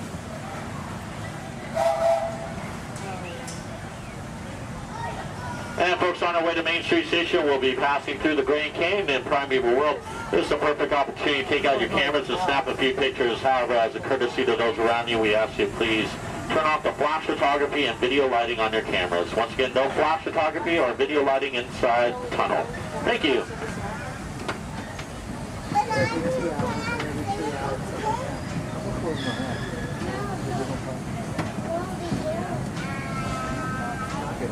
To those joining us, welcome aboard.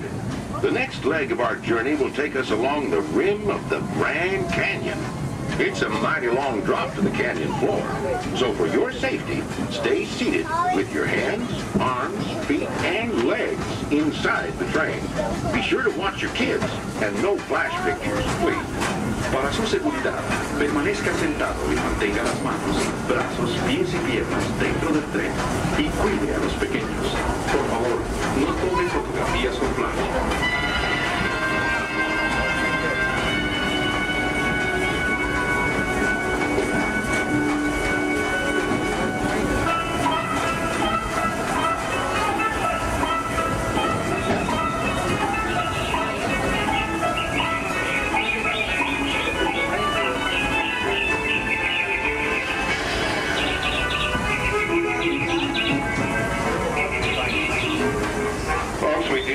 To please remain seated at all times. Thank you.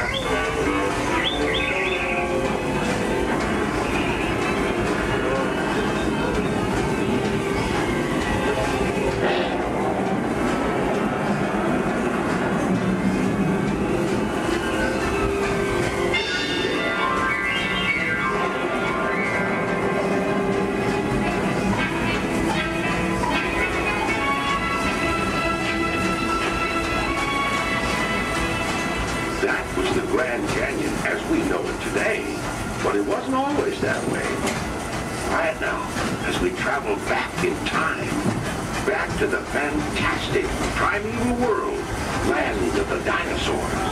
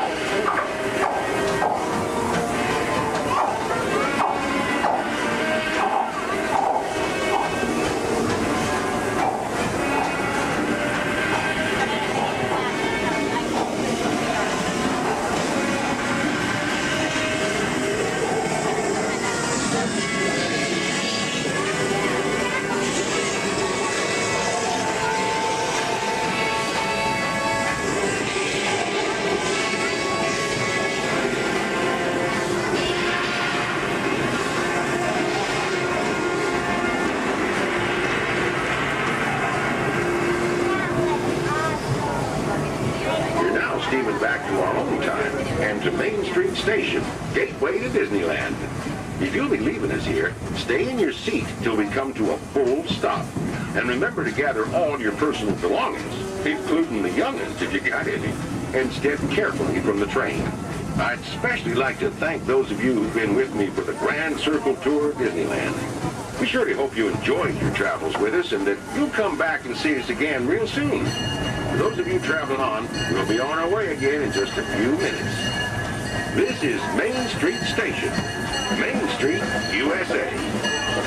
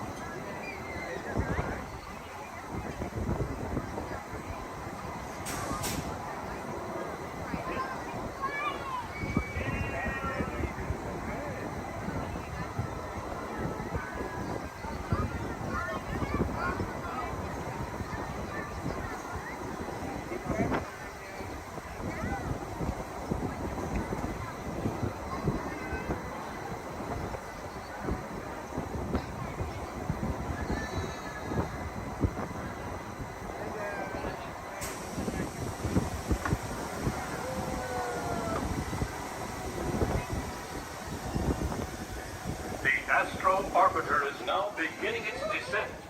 Please remain seated until your rocket ship stops. Then follow the arrows to the flight deck. Welcome back, pilot.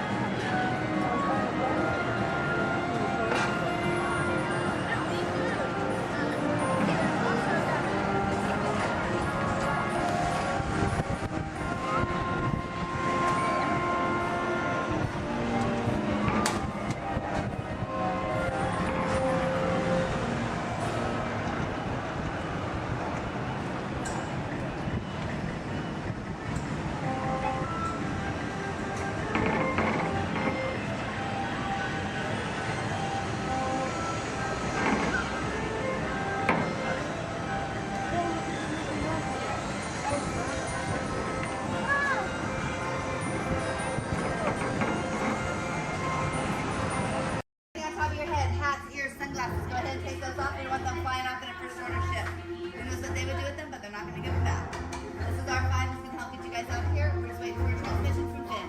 Okay. Good luck. Take this corridor to the turbo lift, then head down to the escape pod base. Those droids are programmed to return you to Batu. Hurry and don't get caught. Lieutenant Beck will guide you. Recruits, for your safety, stay seated with seatbelts securely fastened. Keep hands, arms, feet, and legs inside the transport and supervise your children. Tell them it's a prisoner transfer. Did it work? Good. Now get a move on. There's a clear path to the turbo lifts at the end of the hallway. Turn right. Probe droid. You're lucky it didn't spot you. Take those turbo lifts and stay out of trouble. Hey, you're not authorized. Wait, go to the prisoners.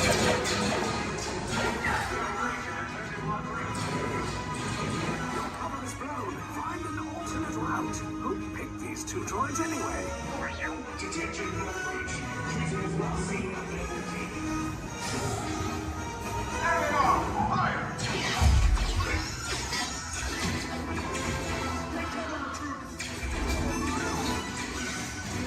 The escape pod just below us. Hurry! No, not up! I said down!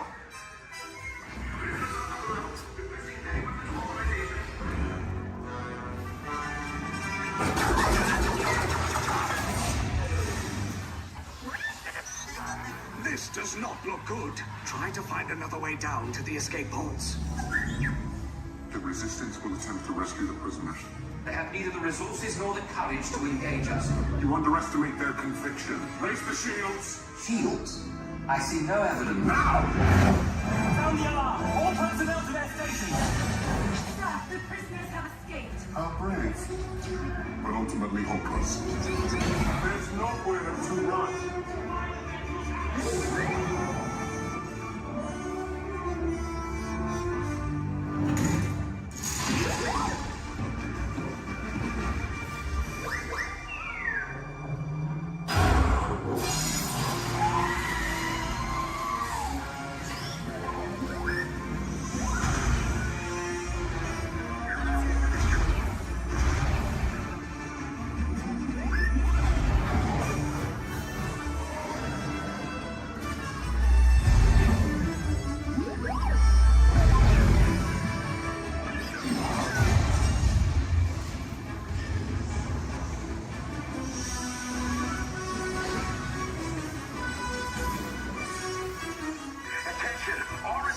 personnel.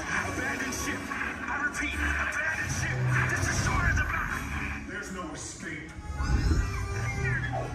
You will tell me the location of the secret base, and then I will destroy you and the Resistance.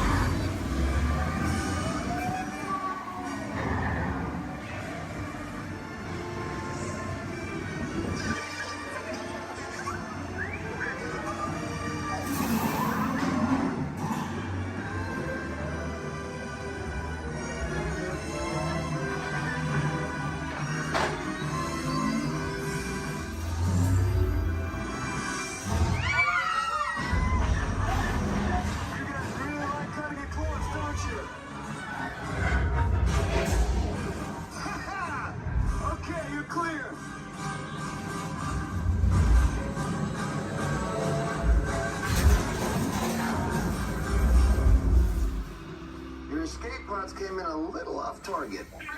Ground crews will meet you outside the wreck. All right, nice job, recruits. Not what you signed on for, but hey, you're resistance now. I think I have that authority. Right, Beck? Where's the lieutenant? I need eyes on Beck. I know, Stafford's copied it. More escape pods down in Sector 4. Verification pending from Key Command personnel. Where's the lieutenant? I need eyes on Beck. Lieutenant back here. Beck! You're right. I should hope so. Great job, recruits. Thanks to your heroism, the location of the resistance base is secure. Bravo! Yes, R5, you too.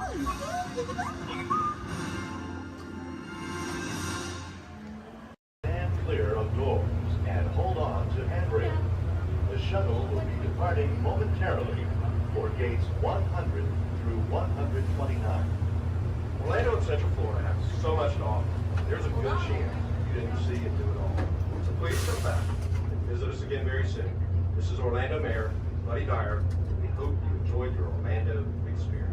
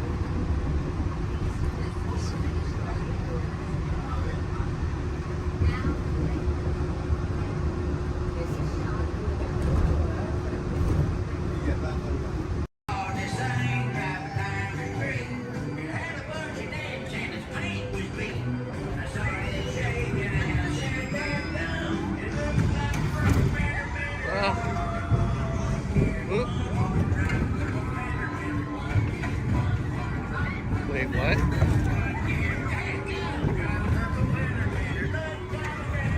What?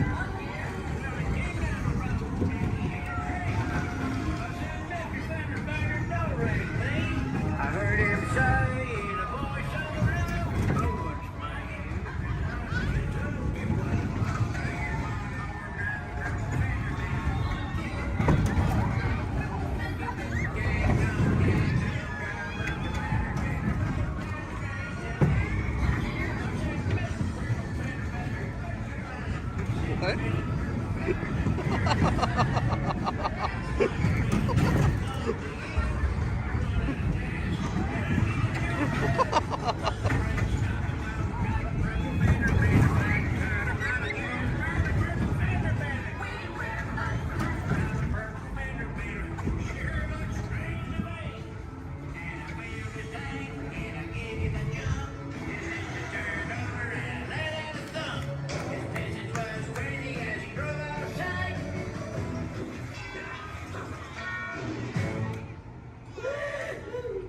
Can you believe that? All right, grab all your junk and keep an eye out for that purple fender bender.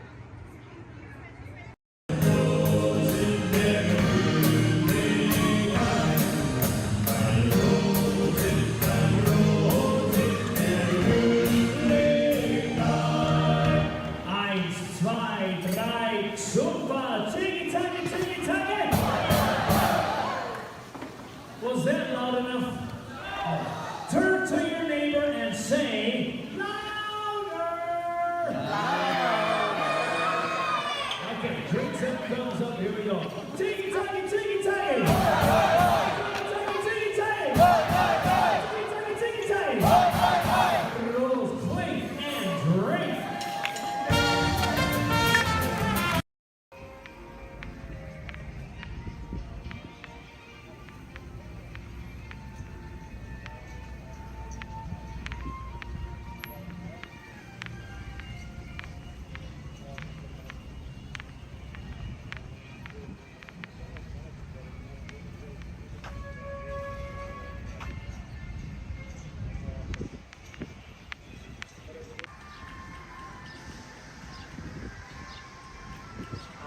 Hi. Tom, watch your step. Welcome aboard. All right, thank you. You're welcome. I'll see you on the other side. All right.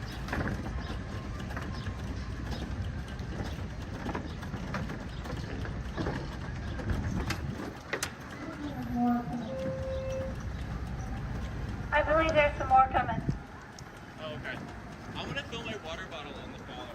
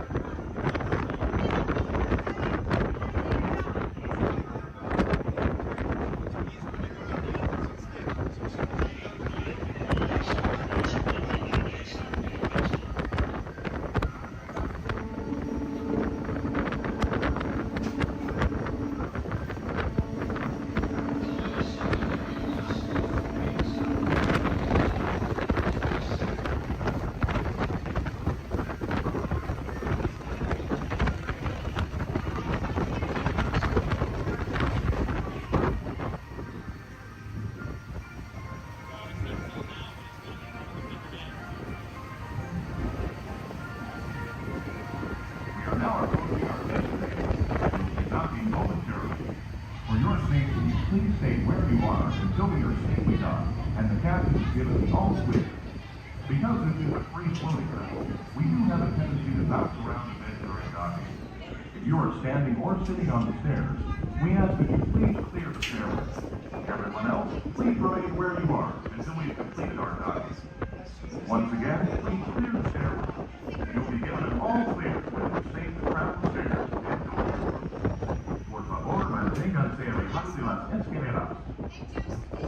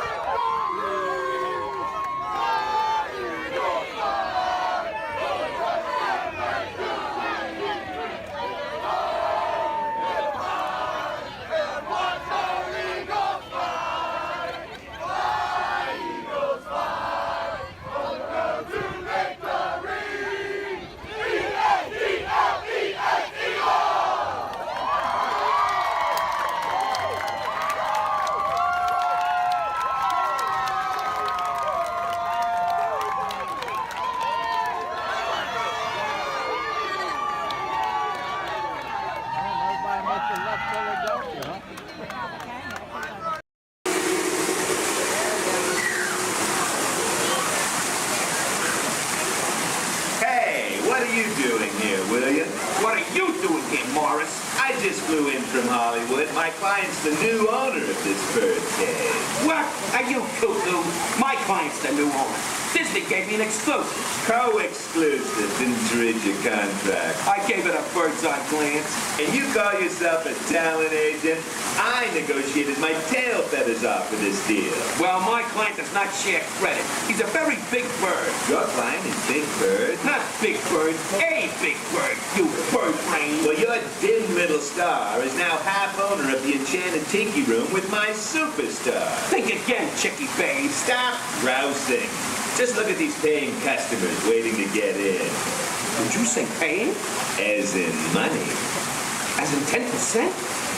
Hey, who am I to go against the status quo? Sorry to interrupt, but I would like to inform our guests about tonight's show that we are hosting. In just a few moments, the door will be opening and you will enter into a room of joyous songs and splendor. Here is the Enchanted Tiki Room. Mahalo. Wait, our clients are not here. Maybe they hit traffic. Don't say that. Sorry. Anyway, babe, I gotta fly this coop and migrate back to Hollywood. My birds will call your birds. We'll do lunch. What's the rush? I'm about to sign Donald Duck. Oh, yeah? Big deal, you hockey puck. I've got the mighty ducks in the wing. You do not. Do too. Do not. Do too. Not. Two. Not. Two. Not. Two. You down. Come Leave me on. alone. Oh, come on, will you? Two. Not go, yeah. Level with me. Put the bubble between the Go lines. away. You Go go away. ahead. Oh, Go away.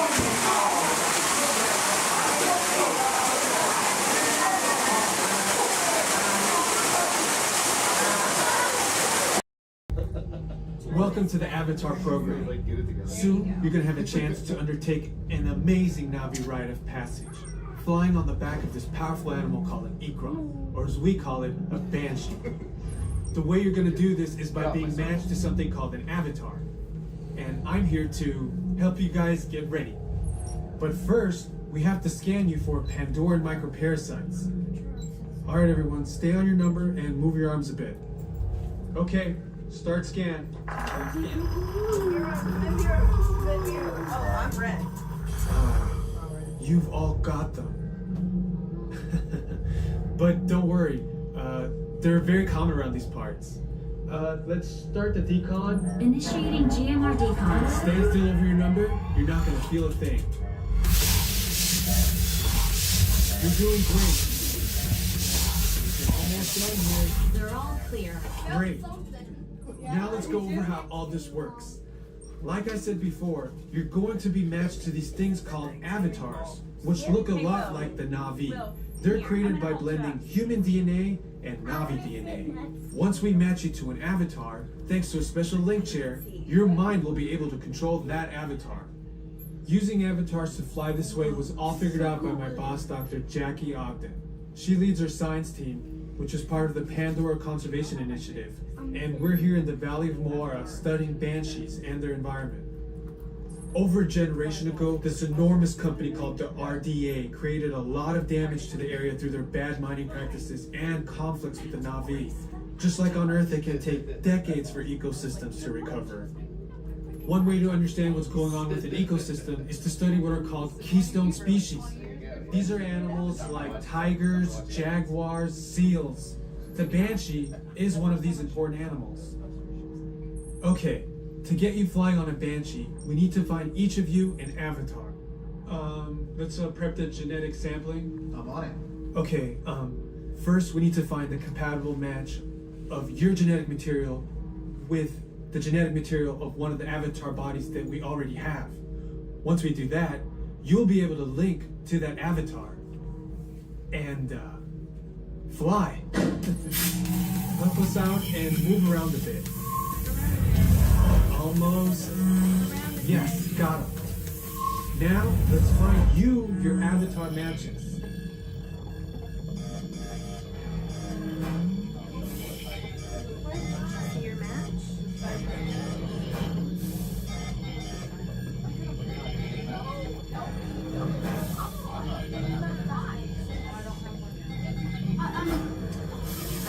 All right, you've all been matched with avatars. Looks like they're ready for you in the next room. When the door opens, please go inside, all the way in, and stand over the same number that you're standing over now. And I'll see you in there. I'll be for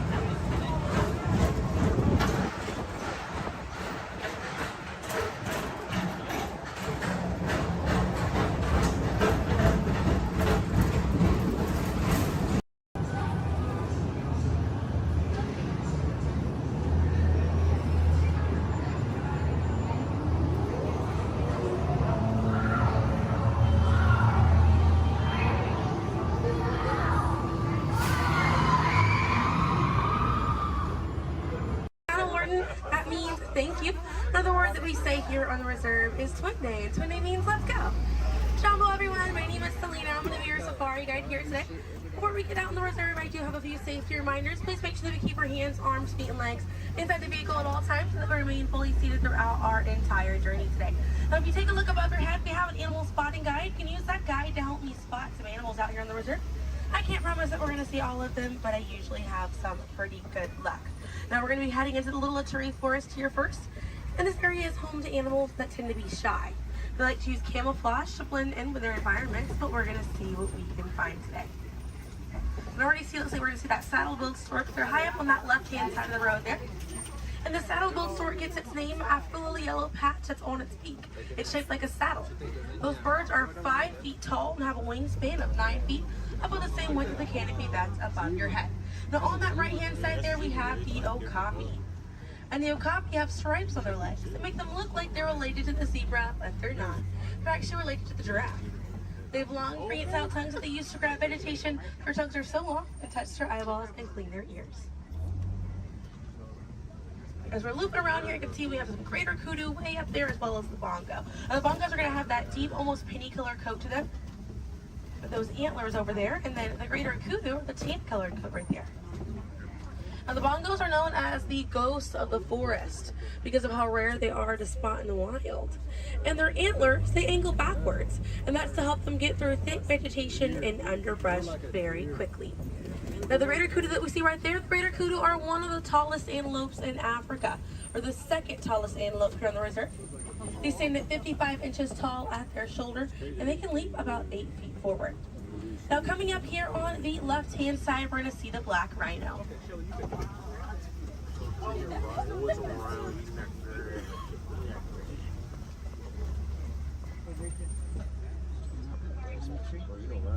Now black rhinos are the smallest rhino in Africa. They weigh about 3,000 pounds. Rhinos are poached or hunted for their horns. Some people believe that they have medicinal value, but they do not. Their horns are not valuable at all, made out of keratin. And that's the same thing that our fingernails are made out of. Really good view of that bongo there on the right-hand side as we're passing by here.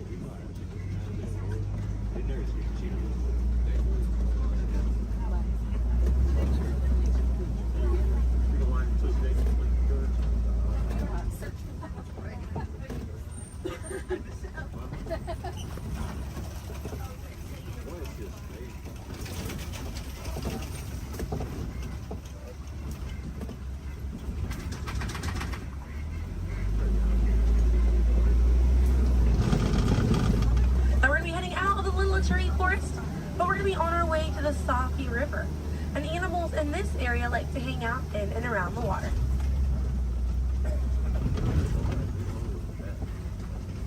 Now coming up on the right hand side, we're going to see some pink-back pelicans. And the pink-back pelicans get their name for the pink skin that occurs on their back during mating season. Now those animals are colonial nesters, so they'll nest between 20 and 500 pairs. That's a group of 40 to 1,000 pink-back pelicans.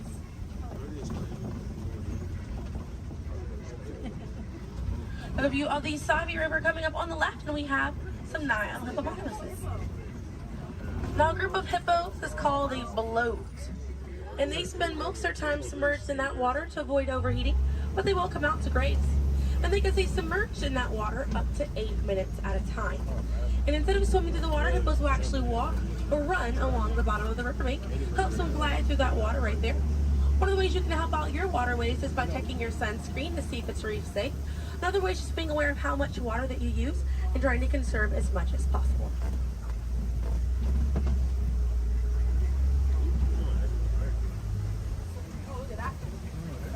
Another one there, taking a nap on that left-hand side.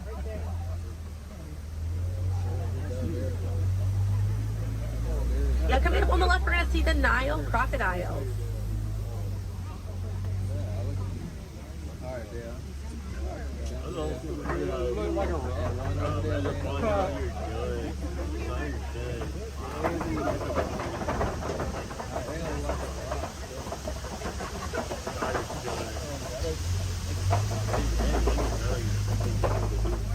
Now the Nile crocodiles can eat half their body weight in one sitting, and they can go months without eating if food is scarce. Now mother and father crocodiles are great parents, and they'll gently roll their eggs in their mouth. It softens up their shell, and it makes it easier for their babies to hatch. But we're going to be heading into the savannah now, and the savannah hosts millions of migrating animals every year. And it's home to Africa's most well-known animals, such as zebras and giraffes. I'm hoping that we'll be able to spot some today, but as we're getting out here, we have a pretty good chance to identify some animals with that animal spotting guide. We have lots of wide open spaces.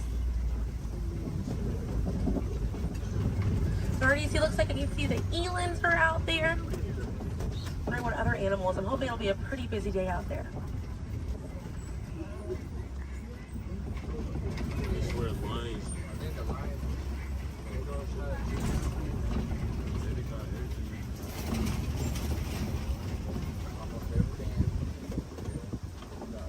Let's see, also some springbok. It does look pretty busy out there.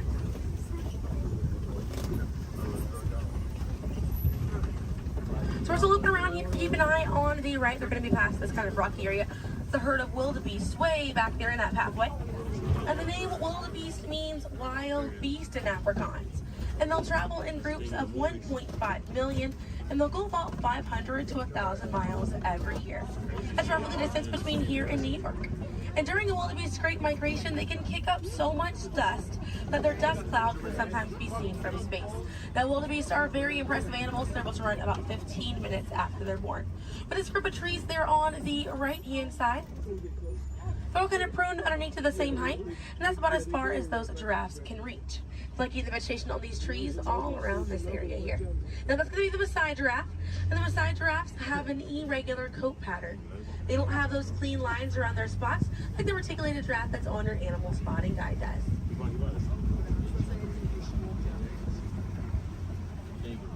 Now on the left-hand side, we do have the African painted dogs. There might be a little bit more people once we're a little bit further up here. Now, African painted dogs get their name after their fur pattern. It kind of looks like they have paint on them. It's unique to each animal, and that's how they identify each other. African painted dogs are Africa's most successful hunters. They have a catch rate of 90%. Now, right here on the left-hand side, we're going to have a really good view of the Ankole cattle. We're going to sneak on by here. The Ankole cattle are the only domestic cattle breed that we have here on the reserve. They're in the bovine family, same family as buffalo and bison. And their horns right there, they grow about 3 to 4 feet in length, and they're filled with a honeycomb-like structure. It allows for blood circulation, and it helps keep them cool on hot days. Now, further back, that's a sable antelope in that back left corner. And the sable antelope are very special because of the symbol of the Harambe Wildlife Reserve, because of how courageous they are. So in a choice between fight or flight, the sable antelope will choose to fight, just how we should fight to protect these animals and the environment that they live in. And their antlers are angled backwards to deter animals like lions from jumping on their backs. And we have a really good view there of that Maasai giraffe. We're going to have another pretty good view there on the right up ahead too. Maasai giraffes stand about 18 to 20 feet tall when they're adults. And when they're born around 6 feet tall. They have about a 6-foot drop the moment that they're born. And just like the okapi, they do have those long prehensile tongues that they use to grab vegetation. They kind of use like how we use our fingers to grab food.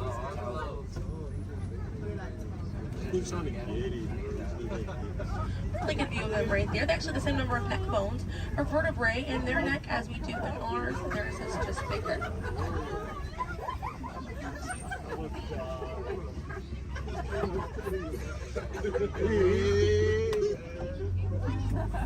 Group of giraffes is called a tower.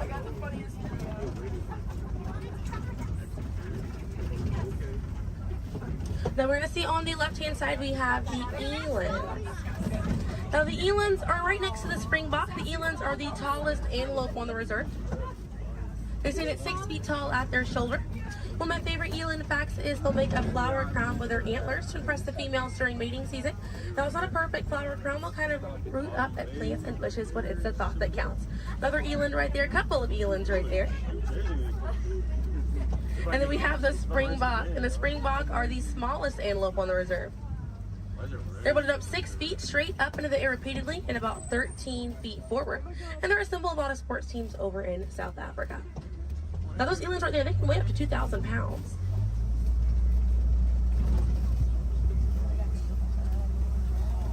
Another view of that Maasai giraffe right there.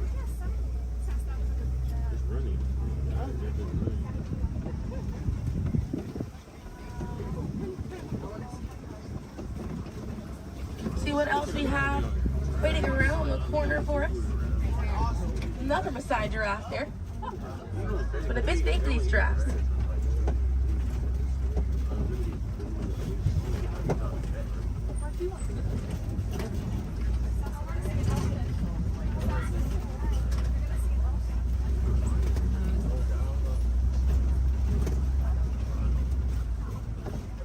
We're going to see the African elephant up here. It's going to be on the right-hand side of the truck.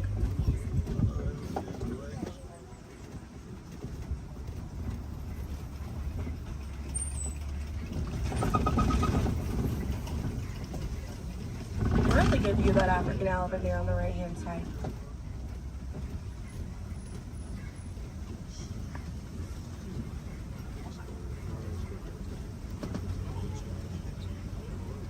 And on the left we have the mandrill.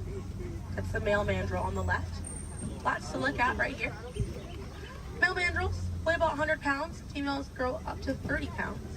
And they can bare their teeth at each other as a sign of aggression, but they usually don't. They usually do it as a friendly gesture. So it's kind of like the mandrills are smiling at each other. Now we got to see that elephant back there. And elephants are social creatures. That's going to be the African elephant. The females and their young will hang out in large groups together, and the males will form a loose bachelor group, or sometimes they will kind of hang out on their own, depending on their mood.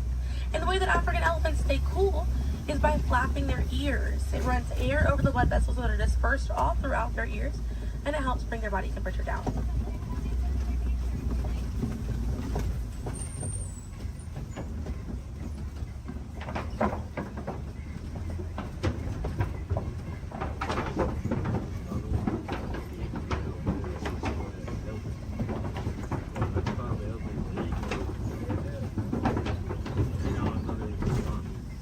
We're going to be looping around this area here. We have lots of red clay on this right hand side. And if you keep an eye out, we're going to be able to see some tusk marks right around the corner here.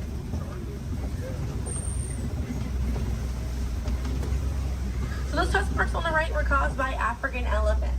And they'll scrape up against that clay and they'll eat it. More elephants there on the left hand side. And they eat it because it contains the minerals that they need, sort of like how we take vitamins.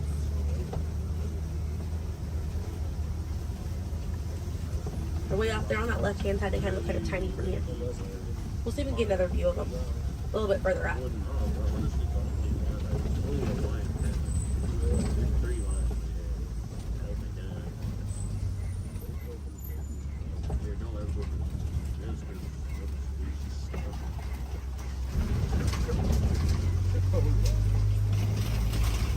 So on the right hand side, we're going to pass by a couple of trees. There's one on the left by those elephants as well. And these trees are baobab trees. And baobab trees survive by storing water in their trunk, and they stay leafless about 9 months out of the year.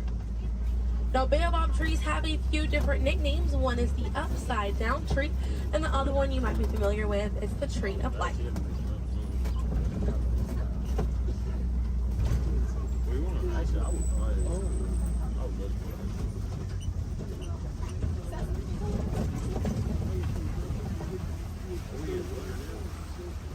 And we're coming up here on a group of flamingos.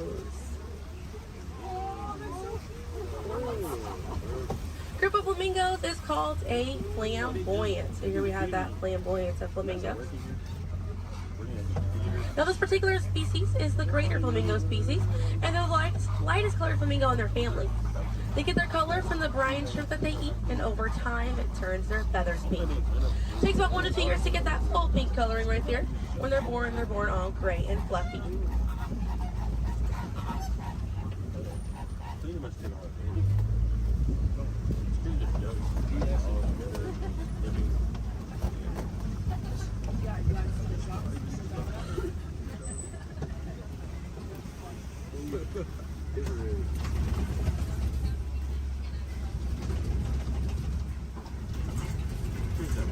We have some white rhinos right around the corner here.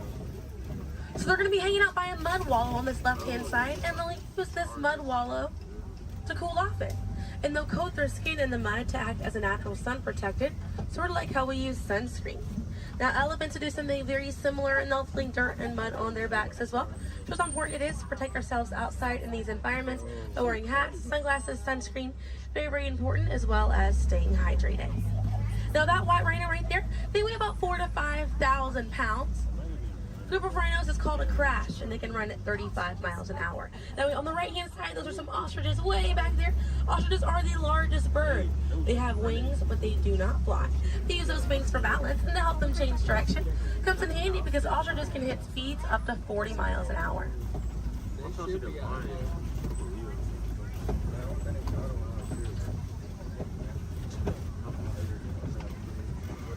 You see some cheetahs right around the bend here.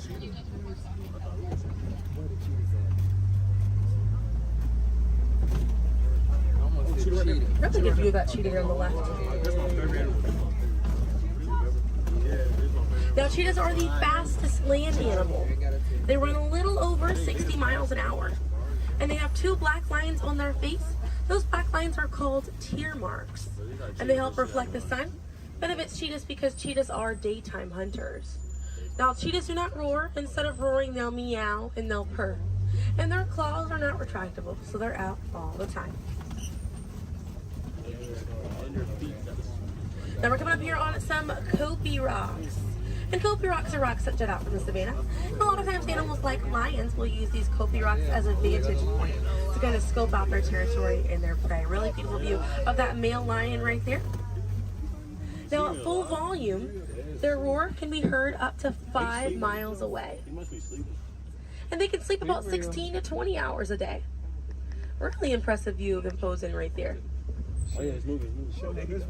Now, female lions will do most of the hunting for the group, and the male lions will stay back and kind of guard the territory and guard their cubs. And the Swahili word for lion you're probably already familiar with. The way that you say lion in Swahili is Simba. And we're going to see some more ostriches. We have some white rhinos over here too, and the lioness is there on the left. Looks like she's posing for us as well. Really cute view of that white rhino as well on the left here. Or excuse me, yeah, right hand side. I think that's what they have like wild rocks, and they can't even get it. They really try. I can see some warthogs right around the corner because it wouldn't be a safari without them. Few of them over here. Warthogs are in the same family as domestic pigs. They're really intelligent animals and are the largest burrowing animal as well. And oftentimes they'll reuse burrows made by other animals and they'll back themselves into it with their tusks facing out for protection. They're pretty fast. They can also run at 35 miles an hour. They're kind of rooting up over there. And they also have a mud wall that they use to cool off and to coat their skin, and it takes some relief from bugs and insects. We also have a really good view of these white rhinos again on that right hand side. Now, wait till the difference between a white rhino and a black rhino because they're both the same color. So the shape of their mouth. White rhinos have a wide mouth, and black rhinos have a V-shaped or pointed mouth. Original word for white rhino was vite. Vite means wide in Afrikaans, but over time it was misheard and mispronounced and it turned into the white rhino. Another view of those warthogs as we're passing by on the left-hand side, but on the right we're going to see some ostrich eggs in that tall grassy area. And each one of those eggs right there weigh 3 pounds, and it's the equivalent of 2 dozen chicken eggs. Now those shells are so strong that the average man can stand on them and they will not break.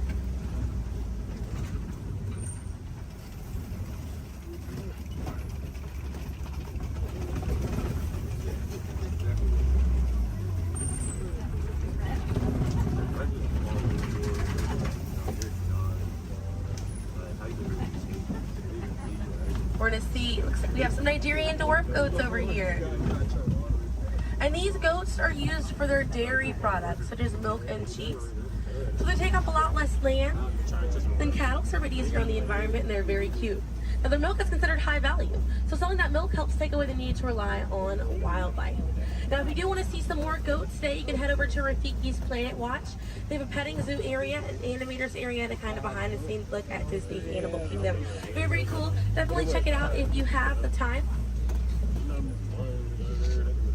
They have a conservation station over there, and inside that they do have an animal hospital as well. Pretty cool. It's going to be a train right away through the Wildlife Express. Those trains are going to start running at 9:30. The last train leaves at 4:30 today. The petting zoo is going to close at 5 o'clock once you're over there, and the animators experience is going to close at 4:45. But we got to see a lot of really cool animals today. If you'd like to learn some more information, you can check out DisneyAnimals.com, or National Geographic is a really good resource. Some ways to help out these animals at home include volunteering at your local nature center, or a conservation organization, or even joining a local beach or river cleanup. Some more simple ways to help out at home include turning off the water while you brush your teeth, or using reusable water bottles instead of disposable ones. Now, those small changes really add up to make a big difference. And on behalf of Kilimanjaro Safaris, my name is Selena. I'm from Pensacola, Florida, and it was an honor to be your safari guide here today. I hope that you were able to see the importance of these animals and the environment that they live in. Now here in the reserve, we don't like to say goodbye because goodbyes are far too sad and far too final. So I will leave you with the Swahili word, kwaherini. And kwaherini means to go well with the intentions of seeing each other again one day. So kwaherini, my friends. Another word that we say here on the reserve is asante sana. And again, that means thank you. So thank you for joining me here at Kilimanjaro Safaris. I'll be dropping you off right around the bend here, right where I picked you up, so we still have a bit more of a journey together.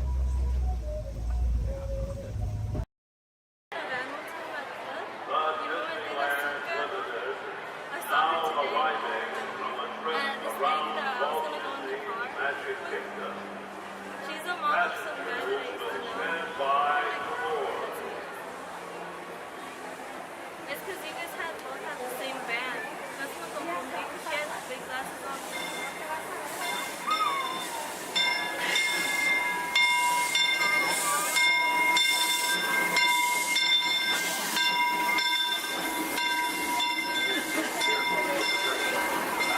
We'd like to thank those of you who've been with me for the Grand Circle Tour of Disneyland. We sure hope you enjoyed your travels with us and see the see the train. I'd especially like to thank those of you who've been with me for the Grand Circle Tour of Disneyland. We sure hope you enjoyed your travels with us.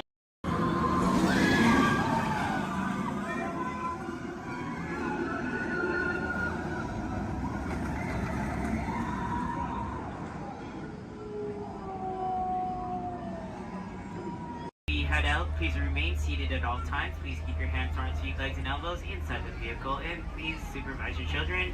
This is a one-way trip to Main Street, USA, and enjoy your ride.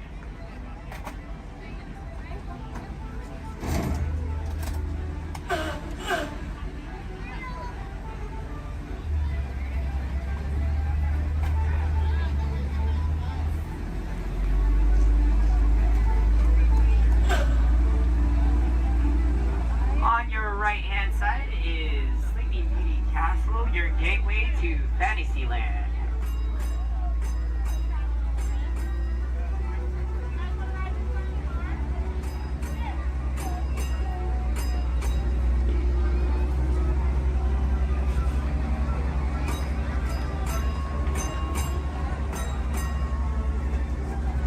Coming up on your right-hand side is Frontierland and Adventureland. Beyond that, Critter Country, Darling Square, and Star Wars Galaxy's Edge.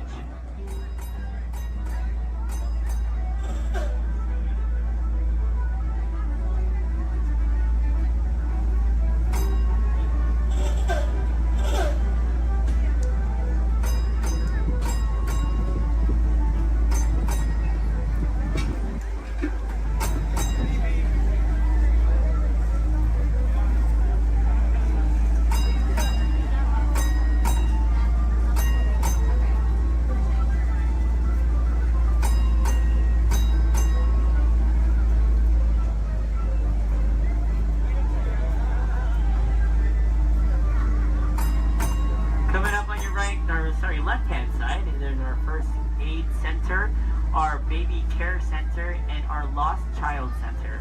On your right-hand side, if you enjoy ragtime piano, we got some music going on over at the Coca-Cola Refreshment Center on your right.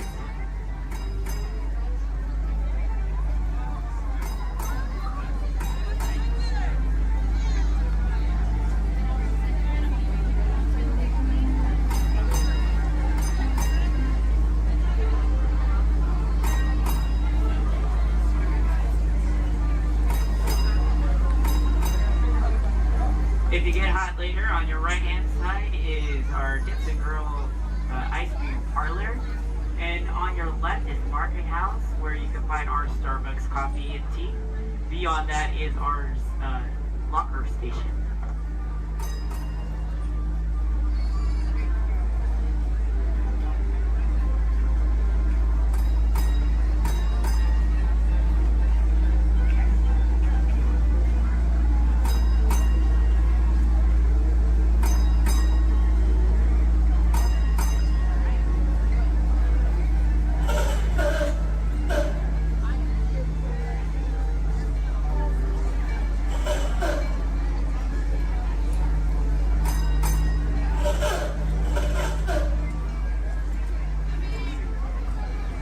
To our final destination in front of Disneyland City Hall. Please remain seated until the bus has come to a full and complete stop. For those of you who are sitting in the top stairs, please watch your step as you exit the stairs and assist young children. And enjoy the rest of your day here in the Magic Kingdom. My name is Justin, and thank you for riding.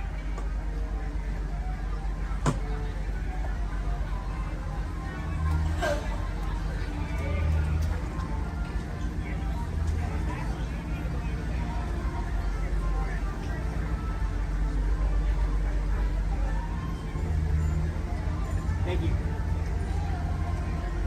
Please remain seated, folks. I do need a park deck right over there. Yeah.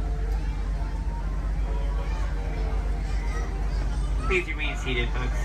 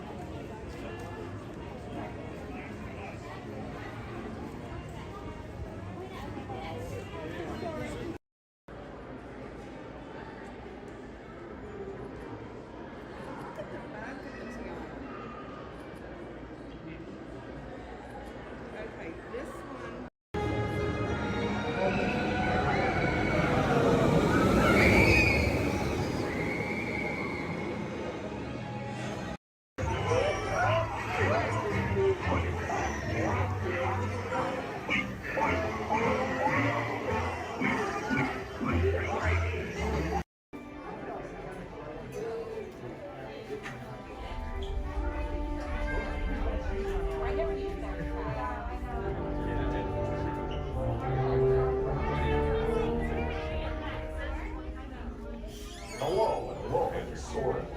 My name is Patrick and I'll be your chief flight attendant today. We'll be getting boarding in a few minutes, but first I'd like to acquaint you with some important safety information. When the doors to your flight open, please take a seat and store all carry-on items in the under-seat compartment. This includes cameras, purses, hats, and of course, these little dudes. Next, fasten your seatbelts, inserting them into the buckle on your right. If smaller aviators don't measure up to the height indicator on the seat, just put the belt through the loop in the center strap before buckling it.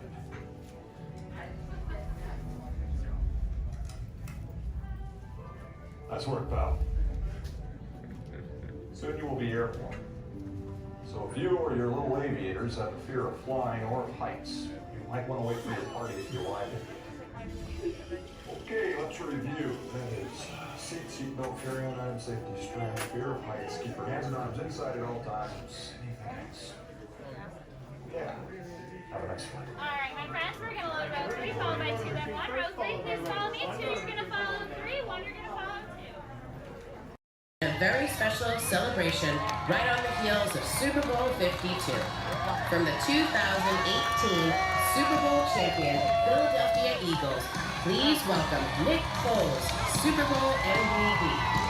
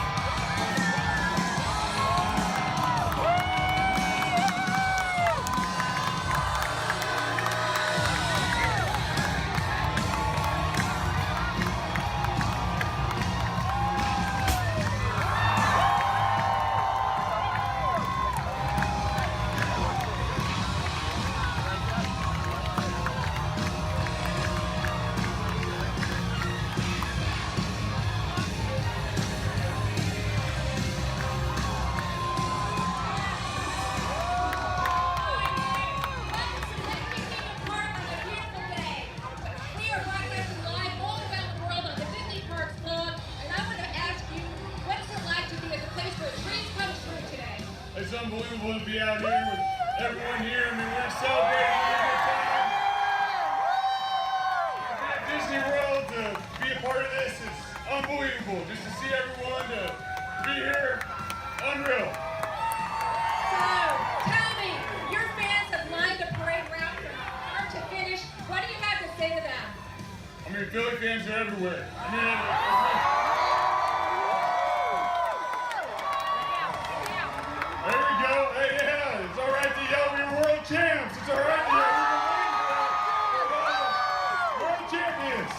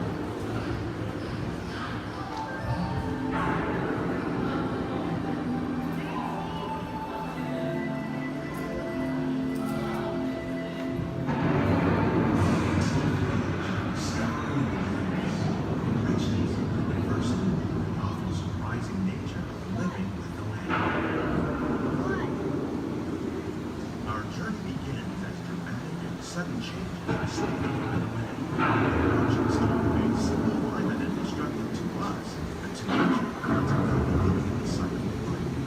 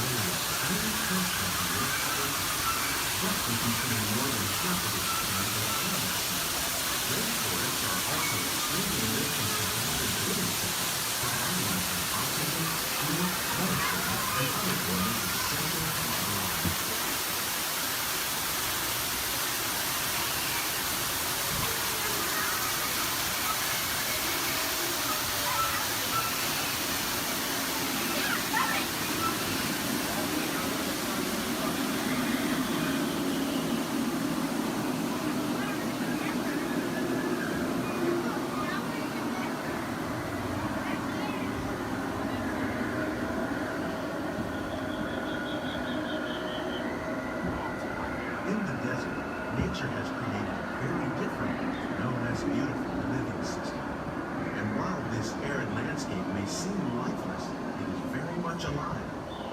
The plants and animals that have learned to survive in these harsh conditions make use of what little water they can find and avoid the scorching rays of the relentless sun.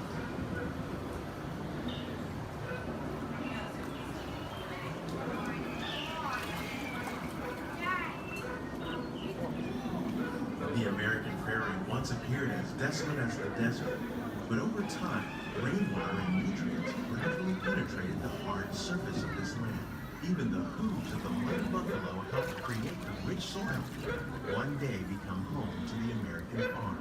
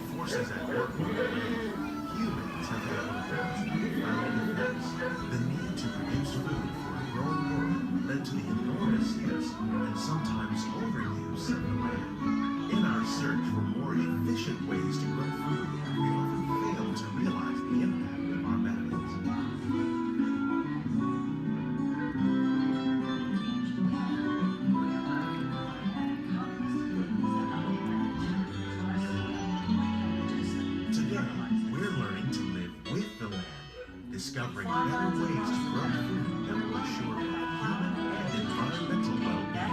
Fertilizers, we can enrich the soil without the use of chemicals. In Saudi Arabia and Mexico, we're learning to produce food on desert seacoasts by developing and planting crops that thrive on saltwater. Here at Epcot, we're learning to reduce the need for pesticides by using natural predators like ladybugs and wasps to control pests. In Japan, we're learning that by adding composted leaves and other plant material to our soil, we can reduce the need for fertilizers.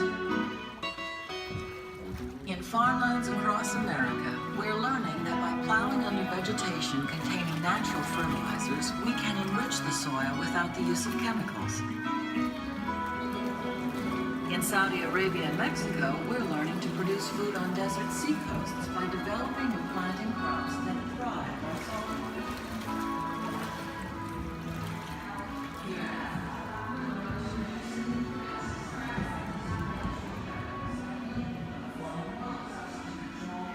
How will we meet tomorrow's growing needs for food production, yet still respect the needs of the land? Some of the answers are being discovered just ahead. To help us maintain these carefully controlled ecosystems, and for your safety, please remain seated in your boat at all times.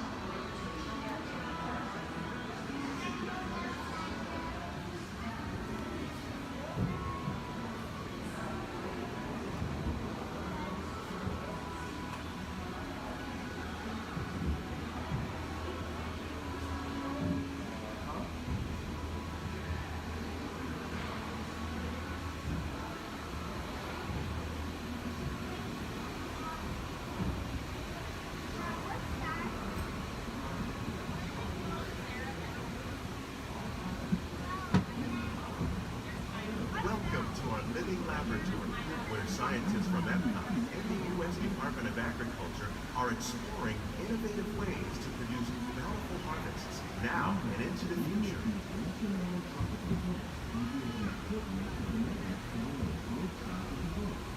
The tropics are home to the greatest diversity of plants on the planet.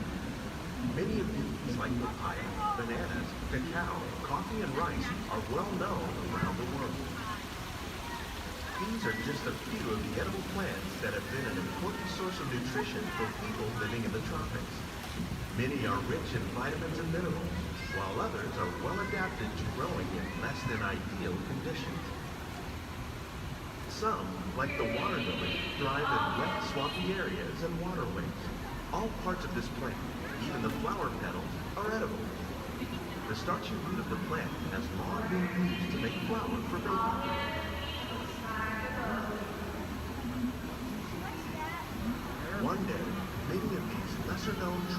plants may be as important as the bananas growing on both sides of the boat. More than 28 million tons of bananas are eaten annually, making it the most popular fruit in the world.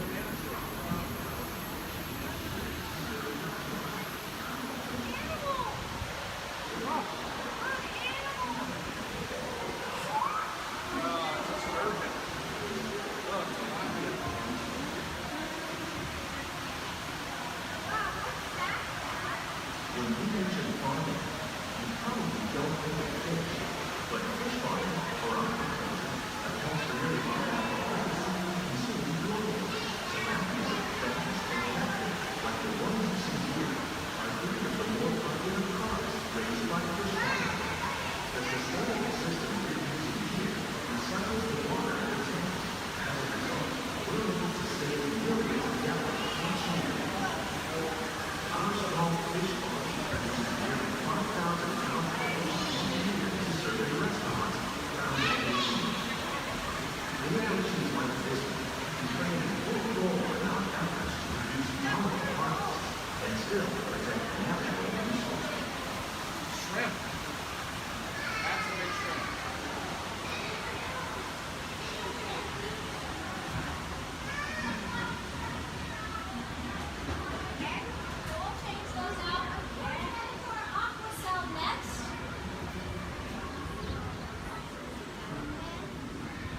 Little sunflowers.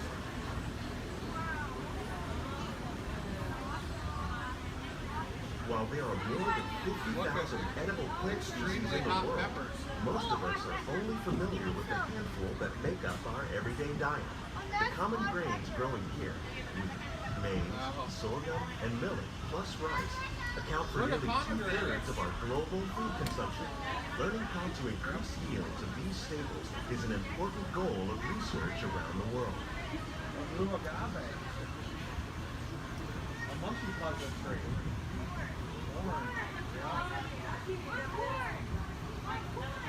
These plants are definitely on their way up. Innovative growing techniques like these increase yields, while more efficiently using resources like water, fertilizer, and pesticides. Another innovation at work here is our integrated pest management program. By populating our greenhouses with beneficial insects that prey on harmful pests, like aphids and flies, we are significantly reducing our reliance on conventional pesticides. We're growing these crops using our nutrient film system. This technique precisely controls and recycles water and nutrients. With it, we can produce over 27,000 heads of lettuce a year in this one small area. Look at the cucumbers.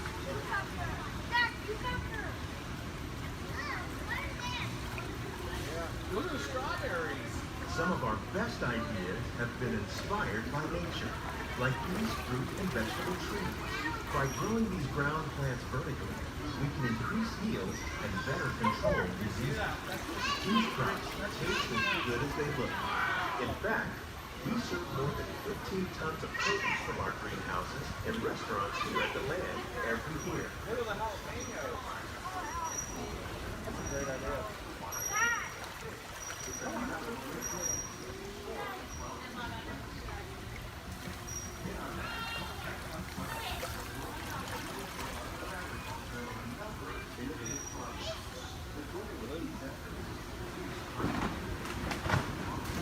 The future of agriculture may include innovative ideas like this vertical growing system. Plants grown in this way use a fraction of the space required by traditional growing methods. That saves water and increases production. The aquaponics system on your left combines hydroponics with aquaculture. The fish provide a natural source of fertilizer for the plants, and the plants help keep the water clean for the fish. It's another great way to produce more while using less. In our labs, Epcot scientists are working with the U.S. Department of Agriculture on a number of innovative projects. The goal of these efforts is to produce higher yieldings and better quality plants. Together, we can continue to find more ways to increase food production and protect our precious natural environment. Only then will we truly be living with the land.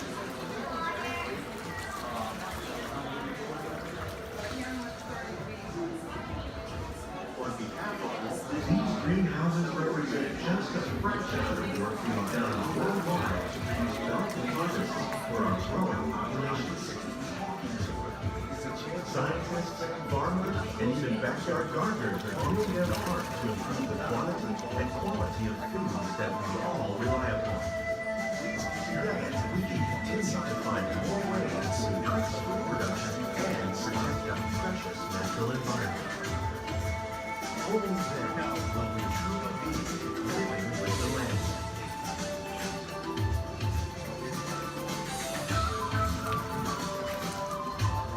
On behalf of Walt Disney World, we hope you've enjoyed this unique journey through our living laboratory. If you'd like a closer look, then check out the behind-the-scenes walking tour. It's a chance for the whole family to get up close and personal with the plants and growing techniques in our laboratory. Please keep your hands and feet inside the boat and remain seated until the boat comes to a complete stop.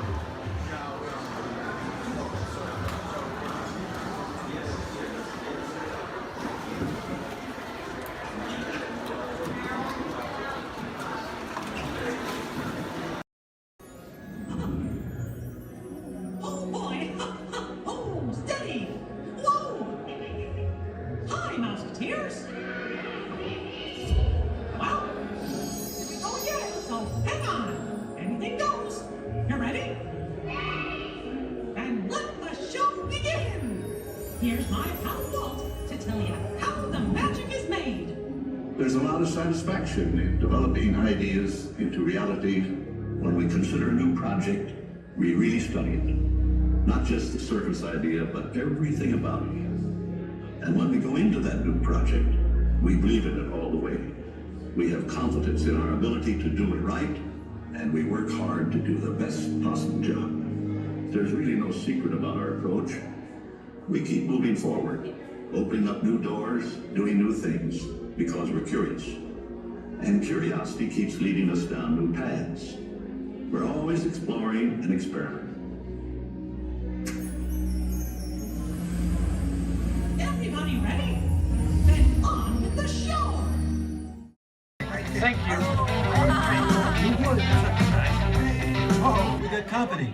Wow. All right. How do, people? All right. Hey, don't mind us. We'll be finished in just a minute. What's that? Hey, how What are you you doing? guys still doing here? You're supposed to be at a show. I'm working. Now. I'd like to introduce our lovely manager. Yeah, she's usually not like this. Yeah, she's usually worse. I heard that. Where is my limo? Good. Okay, come on, guys. Please, get in the car. Sorry, folks. We gotta go. Make sure Come on. Chris, can you grab my black Les Paul? Hey, wait a minute. We can't leave these people here like this. We can't? No. Come on, you know how we feel about our fans. Yeah, that's right. Well, guys, what do you expect me to do? Send them all with you? Wait a minute. I love that idea.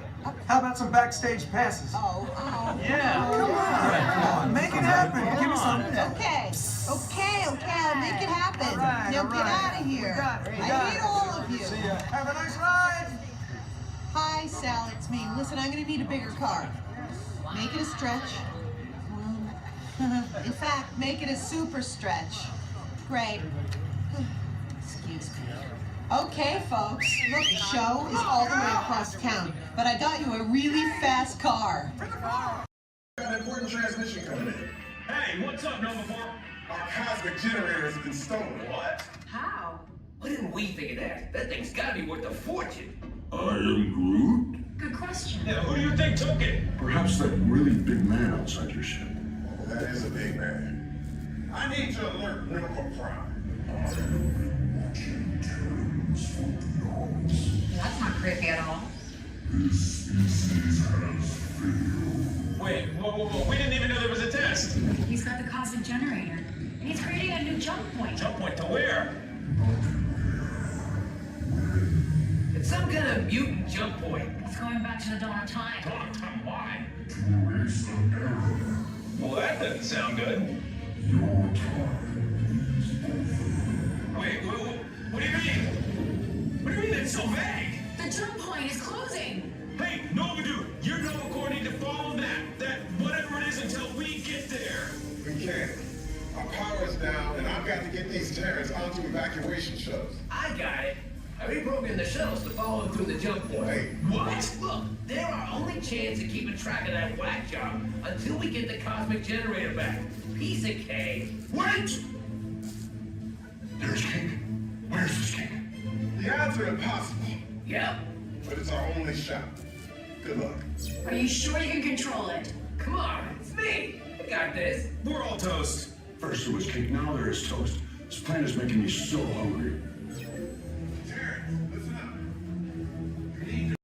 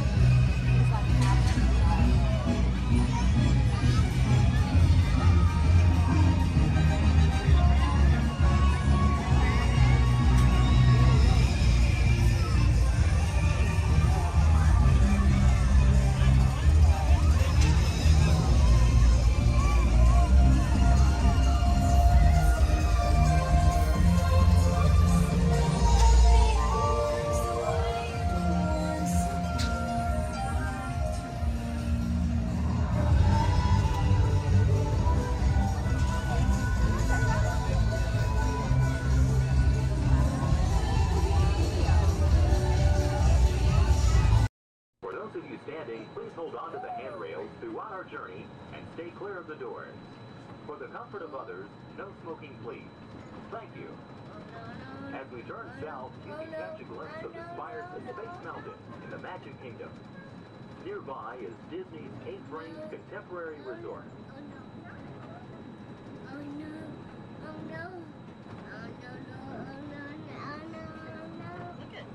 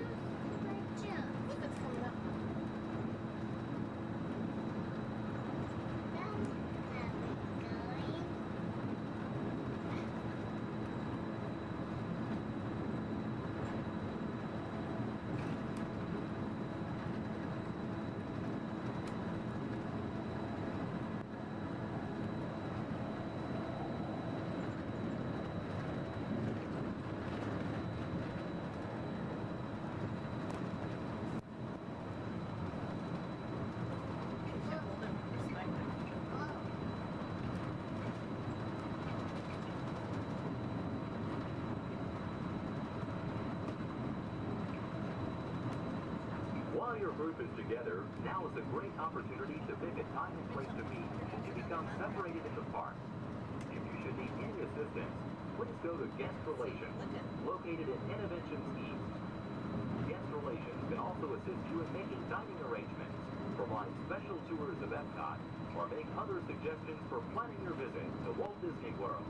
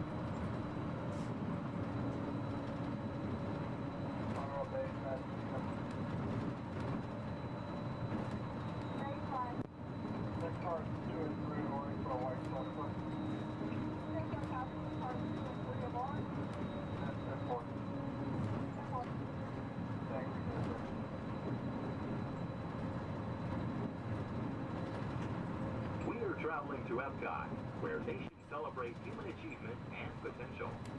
Its 300 acres are divided into two worlds, Future World and World Showcase. Future World offers fascinating explorations into realms of energy, transportation, and imagination. You'll also find adventures in communications, sea exploration, food production, and other vital topics. World Showcase is a community of nations, highlighting the accomplishments and cultures of people around the world. On the banks of the 40-acre World Showcase Lagoon are Mexico, Norway, China, Germany, Italy, the American Adventure, Japan, Morocco, France, United Kingdom, and Canada. Young adults from each nation represented in World Showcase are among your hosts, making this a true international exchange.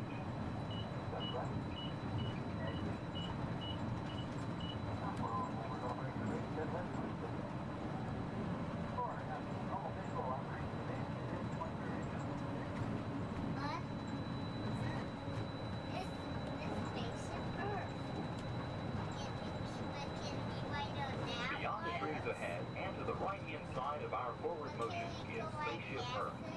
This 18-story geosphere marks the entrance to Epcot. Inside Spaceship Earth, time machine vehicles take you through the evolution of human communication, from a distant yesterday to the dawn of tomorrow.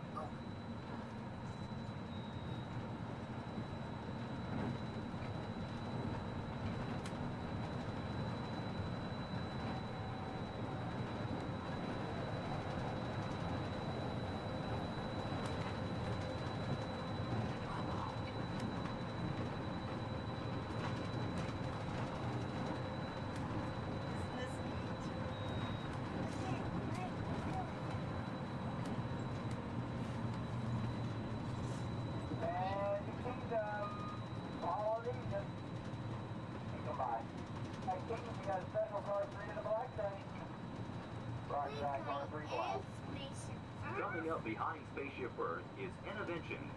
Inside this hands-on area, you can explore and interact with the ever-changing technologies and products for everyday living in the near future. To the opposite side is the Universe of Energy. Inside you'll find Ellen's Energy Adventure, hosted by Ellen DeGeneres and Bill Nye the Science Guy. Next is The Wonders of Life, where you'll discover Body Wars, which takes you on an amazing trip through the human body. No, we are not going In Test Track, you can experience the acceleration of test driving a vehicle on the fastest and longest ride ever created for Walt Disney World. Coming into view is World Showcase. Directly across from us on the far shore of the World Showcase Lagoon is our host pavilion, the American Adventure.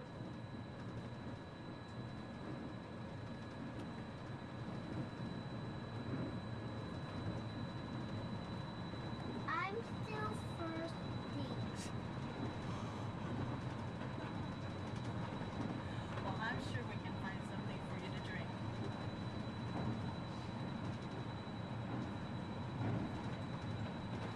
The glass pyramids are the gateway to your journey into imagination. Inside you can find the 3D adventure, Honey, I Shrunk the Audience. Join Professor Wayne Solinsky as he receives the Adventure of the Year award for his incredible shrinking machine. Next is The Land, where you'll discover creative partnerships between people and the land around the world. In the the living seas, you can descend via hydrolator to Sea Base Alpha and navigate the largest, most spectacular coral reef environment ever created by humankind. Ladies and gentlemen, we are approaching the Epcot monorail station. Smoking is not permitted at Epcot except in designated areas. Please consult your guide map or ask a cast member for the location of designated smoking areas. Please hold on to the handrails and stay clear of the doors until the monorail stops completely and the doors open. On behalf of the cast of the Walt Disney World Resort, we'd like to welcome you to Epcot. And ladies and gentlemen, this is the Epcot monorail station. If I can please have everybody's attention. Once again, I do need everyone's attention. As you're walking up the platform this morning to the Transportation and Ticket Center, you might have noticed our signs, and if you did not, that is why I'm here. Epcot will be closing this evening promptly at 4 o'clock. Once again, Epcot, the entire park, will be closing this evening at 4 o'clock. Monorail transportation will...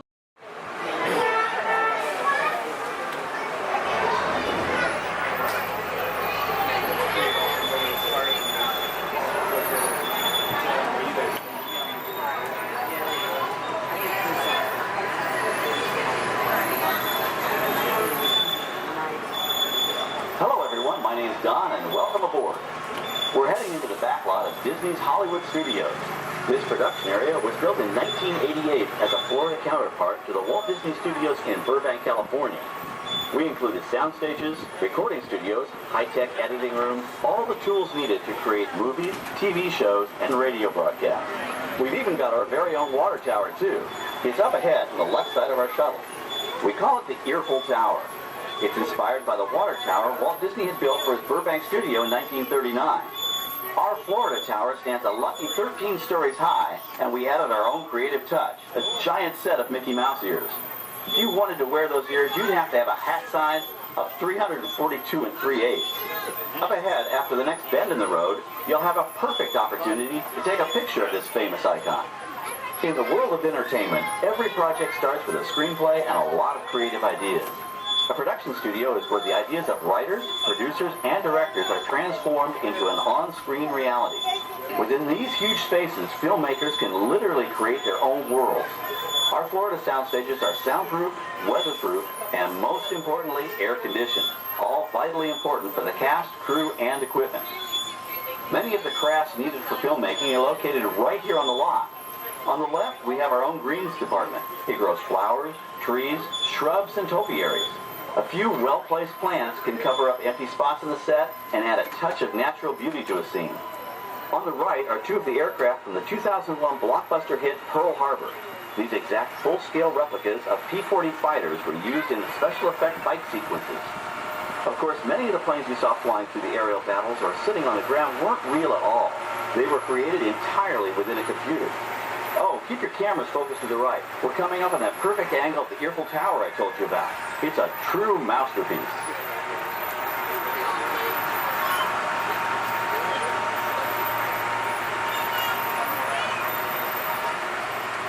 We're entering one of our most glamorous and colorful departments, creative costuming. Every star has to have just the right wardrobe, and it all begins here with a designer's sketch. Our team of designers, seamstresses, and tailors can turn 1.5 million yards of fabric into over 25,000 costumes every year. Many of these costumes will become part of the shows and attractions of the Walt Disney World Resort. In fact, here in Florida, we have the largest working wardrobe department in the world. Why, Mickey Mouse alone has over 175 different outfits to choose from, while Minnie Mouse keeps more than 200 unique costumes in her wardrobe. On the left are costumes worn by the stars in recent studio productions. You'll probably recognize some of those costumes from the big screen. Every story needs a setting, and our design staff can create just about any place a script calls for, from an urban city street to a remote desert canyon. On the left is our scenic shop where large-scale sets and props are built. Our team of set designers, carpenters, artists, and engineers has created caves and caverns, game show sets, even replicas of the U.S. Supreme Court and NASA's Mission Control, all on our sound stages. The shop also provides sets and props for our shows and parades here at Walt Disney World. The same skill and craftsmanship that goes into a movie set can also be used to create magic for our parks. Either way, it's all about making dreams come true.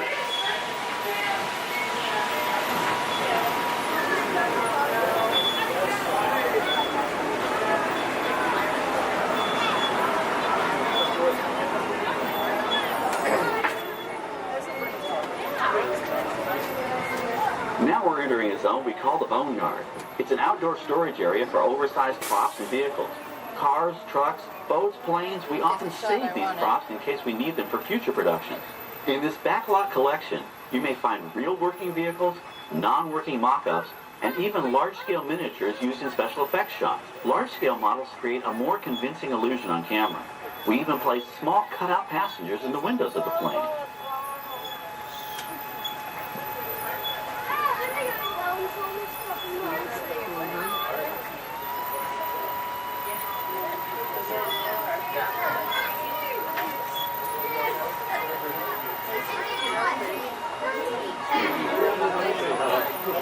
We're now passing by the sets for our Lights, Motors, Action, Extreme Stunt Show. On the left, you may catch a glimpse of the Mediterranean fishing village that sets the stage for this thrilling attraction. We'll get a closer look at it soon, but for now, we're approaching one of the largest standing sets on our back lot. It's over on the right. It may not look like much from this angle, but it's pretty spectacular on the other side.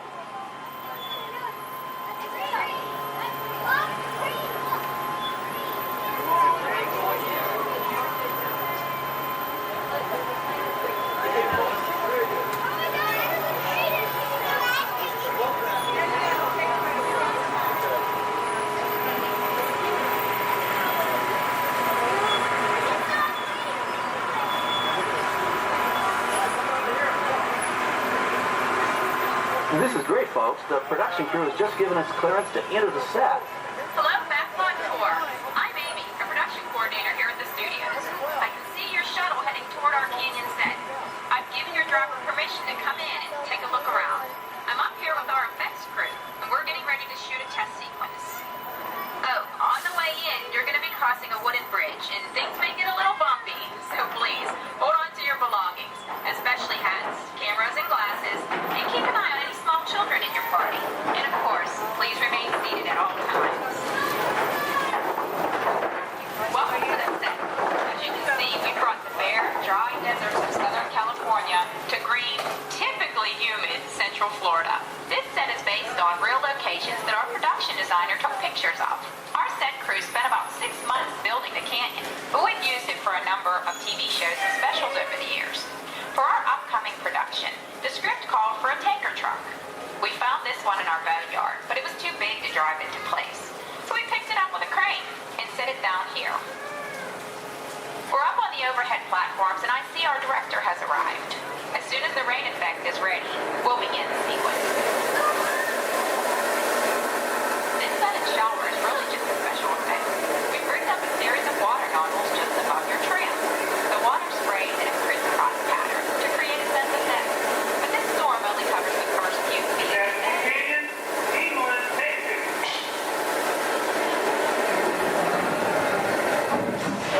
Okay, it's showtime. Everybody stay seated. Hang on to your belongings and watch your children.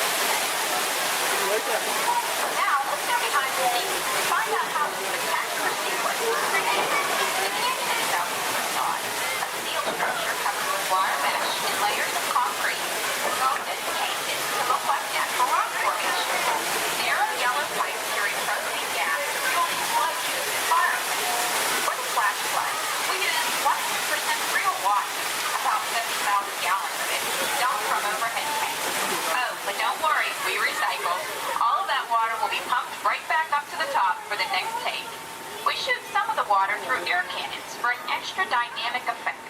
Those air cannons are powerful enough to shoot a basketball over the top of a skyscraper the size of the Empire State Building. To top it off, our shuttle was sitting on hydraulic shaker tables. They provided the shaking, rattling, and rolling sensations for the scene.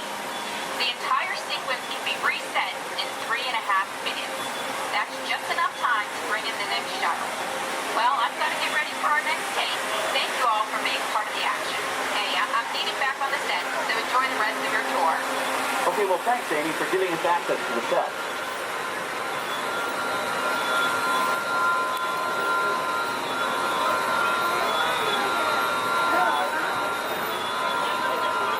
On the right, we have an authentic piece of Disney history. That Gulfstream 1 was known at airports across the country as November 234 Mickey Mouse, but we just call it the Mouse. In 1964, Walt Disney and his hand-picked team used this plane to scout locations for what he called the Florida Project. Soon, they secretly began purchasing thousands of acres of land, which became the Walt Disney World Resort in 1971. During the creation of the resort and later Epcot, the Mouse shuttled studio executives and Imagineers between Burbank and Orlando, making it the most used executive aircraft in the country. Appropriately, the Mouse retired here in 1992. As Walt used to say, it was all started by a mouse. In this case, the 234 Mickey Mouse. On our right, we once again sweep past the magnificent Mediterranean village of our lights, motors, action extreme stunt show. This high-octane attraction is based on the hit show from the Walt Disney Studios Park in France. In this action-packed production, you'll feel like you're right there on the set during the filming of a spy thriller, complete with custom-built cars, motorcycles, even jet skis. You'll experience the split-second timing, coordinated driving, and fiery special effects that make action movies a real blast.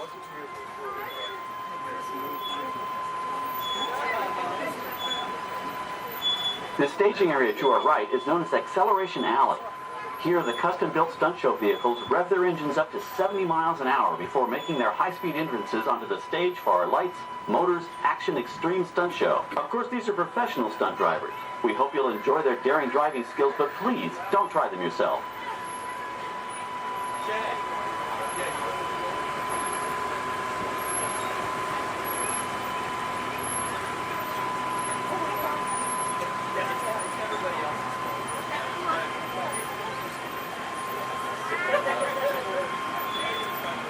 On the left, we've reached our second boneyard with more historic props and vehicles. When we reuse older props in a new production, they're often refitted with custom parts and given a whole new color scheme. You might not even recognize them the next time you see them on screen. For instance, coming up is our friend Herbie the Love Bug. He went through a special demolition derby makeover. Those dents and dings were added on purpose, but he can be polished up as good as new for his next starring role.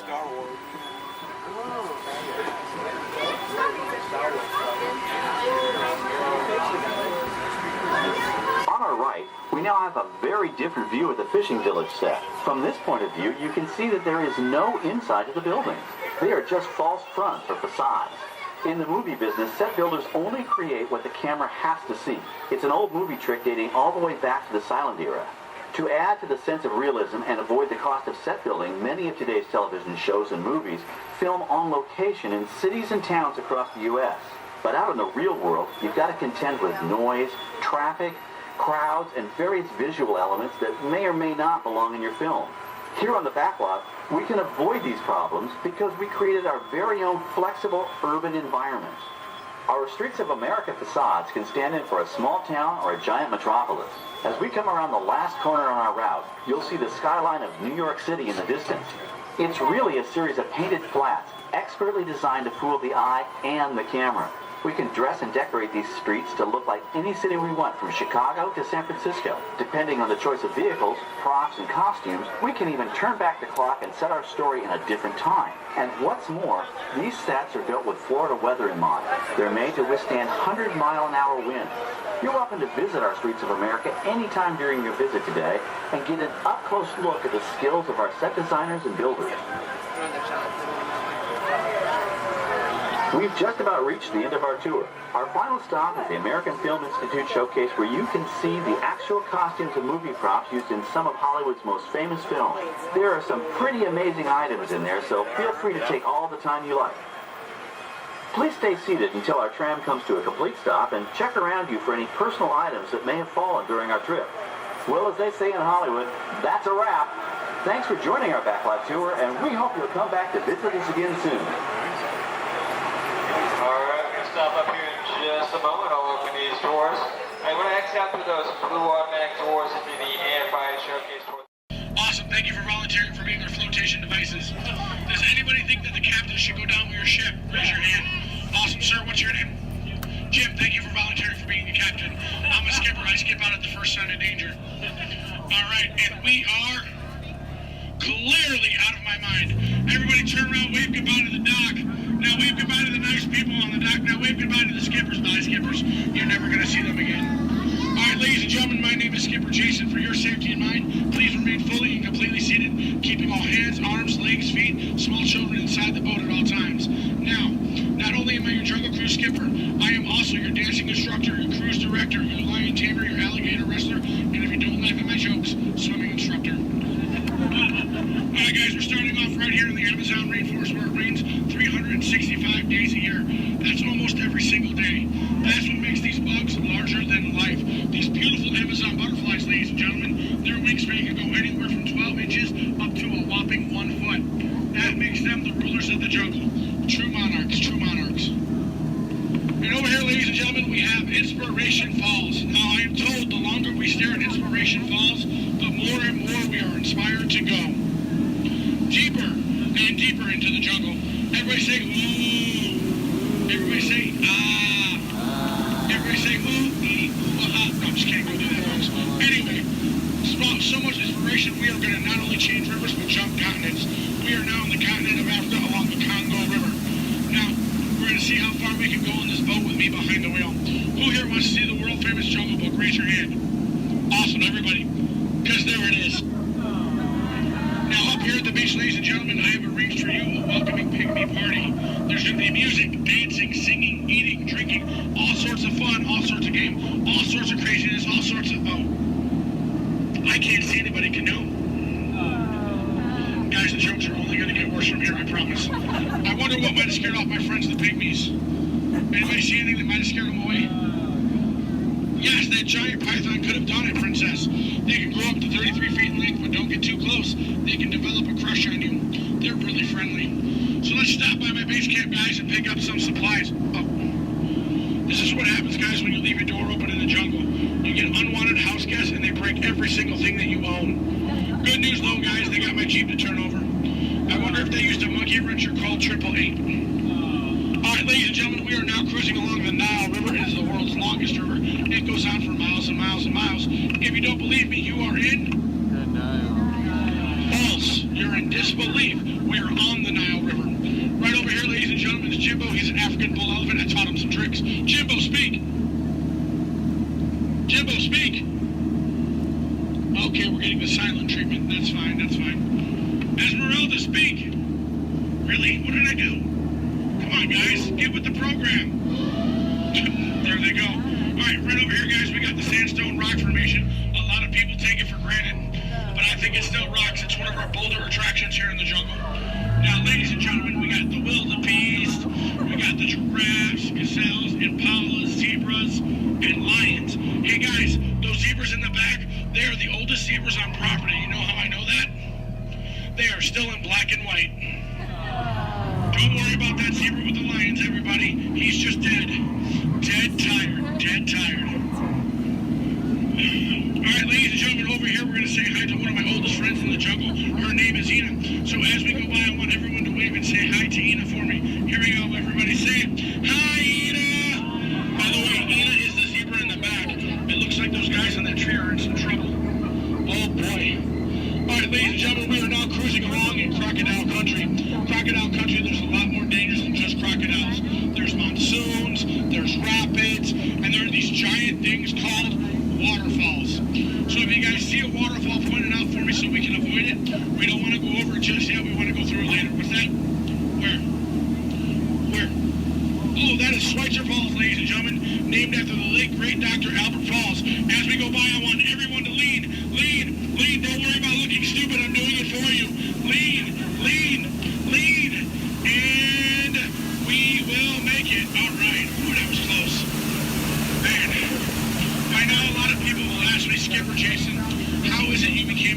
famous Jungle Cruise skipper. And I tell them, quite frankly, isn't it plain to see I took a crash course? Toughest thing about flying, ladies and gentlemen, is the ground. It's totally the ground. So we're going to keep cruising right along, people, into this pool full of hippos. It had to be hippos. All right, guys, cover your ears. This is going to get loud. They gave me something to scare away the hippos. Cover those ears. Shoo, hippos, shoo! Make way! Be gone! Be gone, hippo, be gone! I showed those hippos who's boss. Alright, guys, we're now cruising out of this hippo pool and right into headhunter territory. It is not the greatest of places to be headed. If you don't believe me, you can ask my last crew. Those boneheads did not believe me. Wait, you guys hear those drums? Are those warriors dancing? Yes, they are. That can only mean one of two things. They're either going to attack the boat or they've lost the key to the men's room. Do me a favor, guys. Keep your eyes peeled on this side of the boat for an ambush. If you see an ambush, point it out and let me know. I'm going to look over here. Where? Princess, that's not an ambush. That's an ambush. You can tell by its leaves. All right, ladies and gentlemen. This is what everybody got up early to come to Disney for. Are you ready? Are you ready? Here we go. The eighth wonder of the world. The backside of water. Kids, do not try this at home. You'll hit your head on the faucet and that hurts. Don't ask me how I know. Alright guys, we're now in the Mekong River here in Southeast Asia. There's this really cool temple I want to show you guys. It's awesome. It's amazing. The entrance is just up over here. Oh. It looks like there's been an earthquake since the last time I've been through. What do you guys say? Do we go in? Yeah. There could be danger. There could be adventure. There could be treasure. Or worst of all, it could be another Disney gift shop. Alright guys, stay seated, keep your eyes open. I'm gonna stay seated and keep mine closed. Oh wait, it's just a root canal.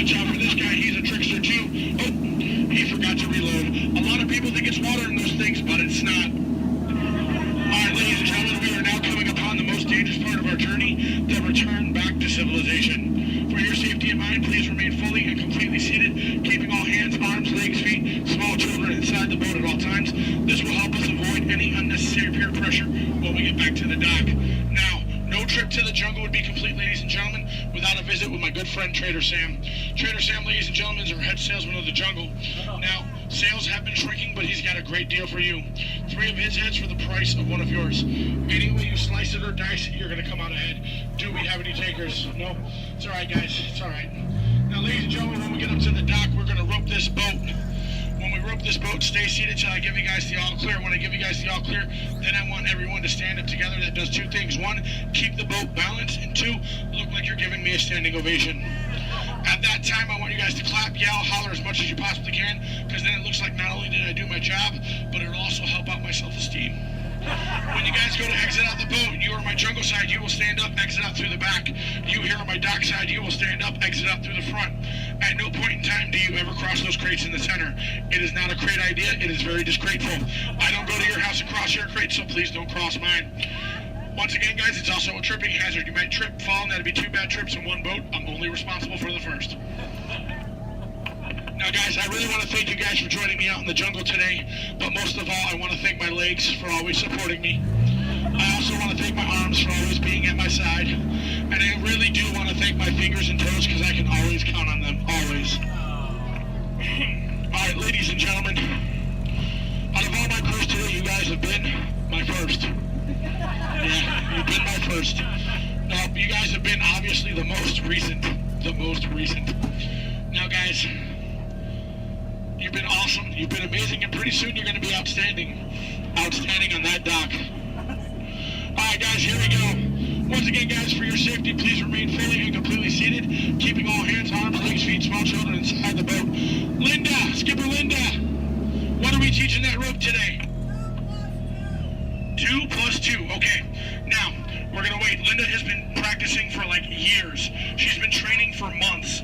She's gonna learn and show you guys how to rope this boat at the first shot. All right, Linda, here we go. It's your turn. You can do it, Linda. You can shine like a star. No. Back of the boat, Linda, not the guest.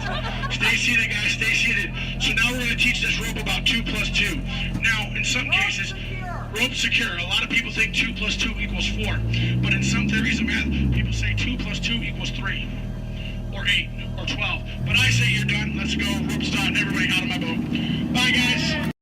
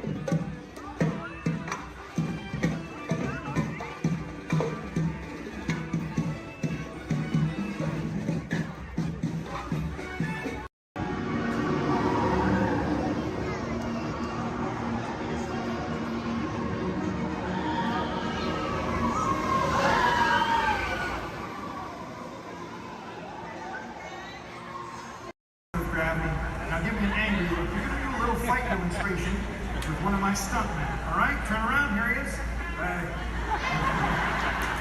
bad. You know what, Steve? I'm sorry. You're just too big for this. Why don't you go get set up for the desert scene, all right? Thank you for one help out. Oh, where are you going? We're not done.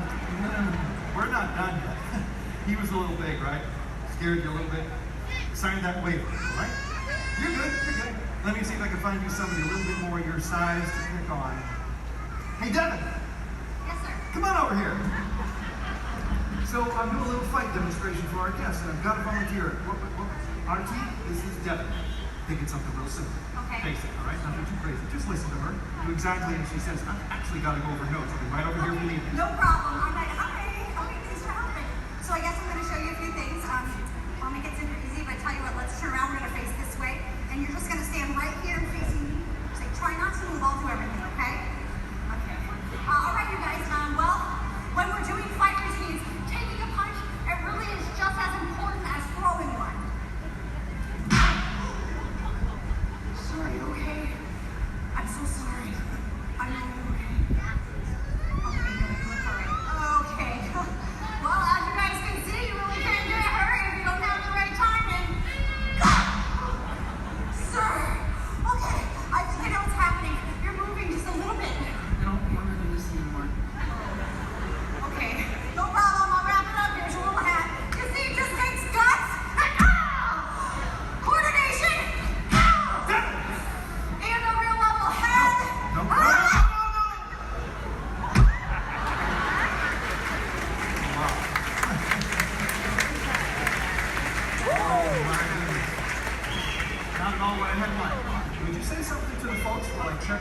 before. Okay, no problem. So obviously something like this does take a lot of practice. Yeah, or a lot of extras. Let me try to get boss. Oh, no. Stay away from those nice folks and help this poor man up off the floor, please. Sir.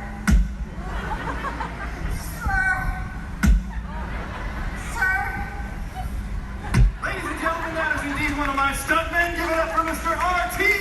Lovato! Keep that applause going for all of our background extras! Y si pierdas dentro del movimiento, hoy dejamos pequeños pilotos. Gracias.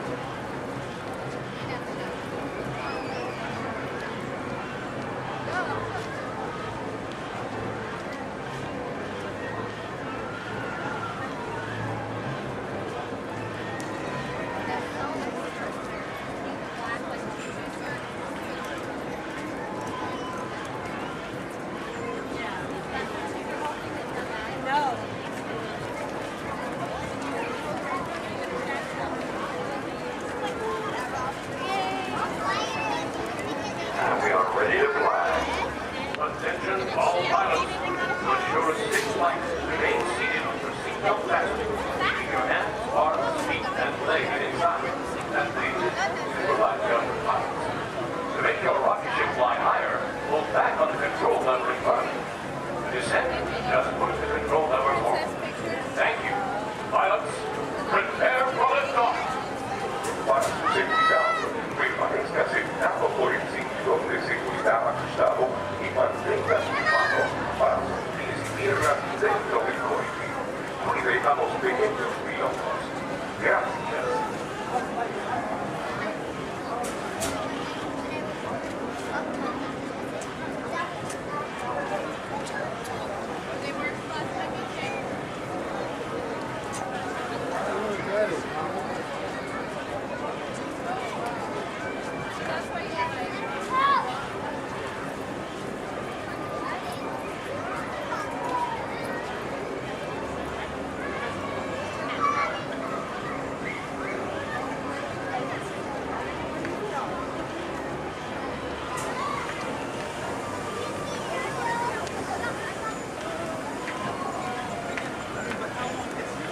Attention pilots.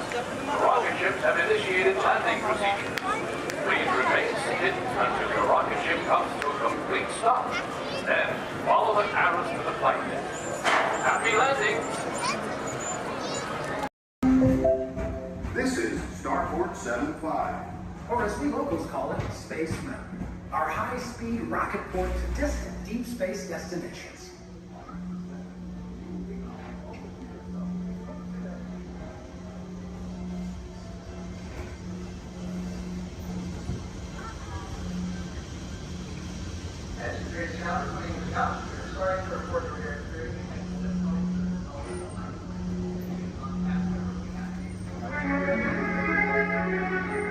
Let relaxation wash over you at the most refreshing retreat in the galaxy, the Coral Rooms of Pisces 7. You H2O it to yourself. Book today.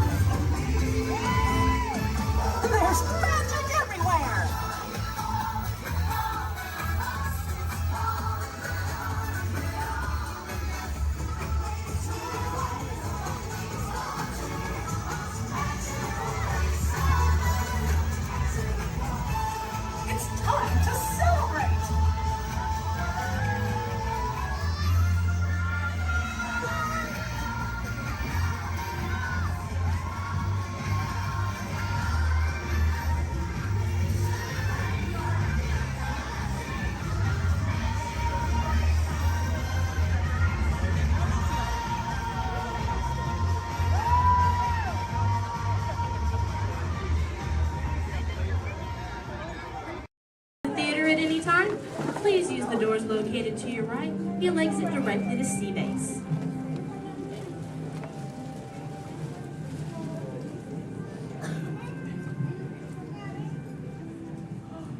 Hi everyone and welcome to Turtle Talk. My name is Andy, and before we begin, I have just a few reminders. Here at Sea Base, there is no eating, no drinking, no smoking, and absolutely no flash photography. Thanks, guys. The piece of equipment you see hanging in the water is called a hydrophone, and it allows us to hear sounds from beneath the sea. And today, it will allow us to hear our very special guest. Does everybody know who it is? Go ahead and shout it out loud. That's right. Crush is coming today to learn about the human world, and we'll get to ask him questions about the turtle world. So go ahead and start thinking of questions you might want to ask him. Right now, Crush is out catching a wave and said we should call for him when we're ready. So on the count of 3, I need everybody to shout out, "Hey, Crush!" 1, 2, 3. Hey, Crush!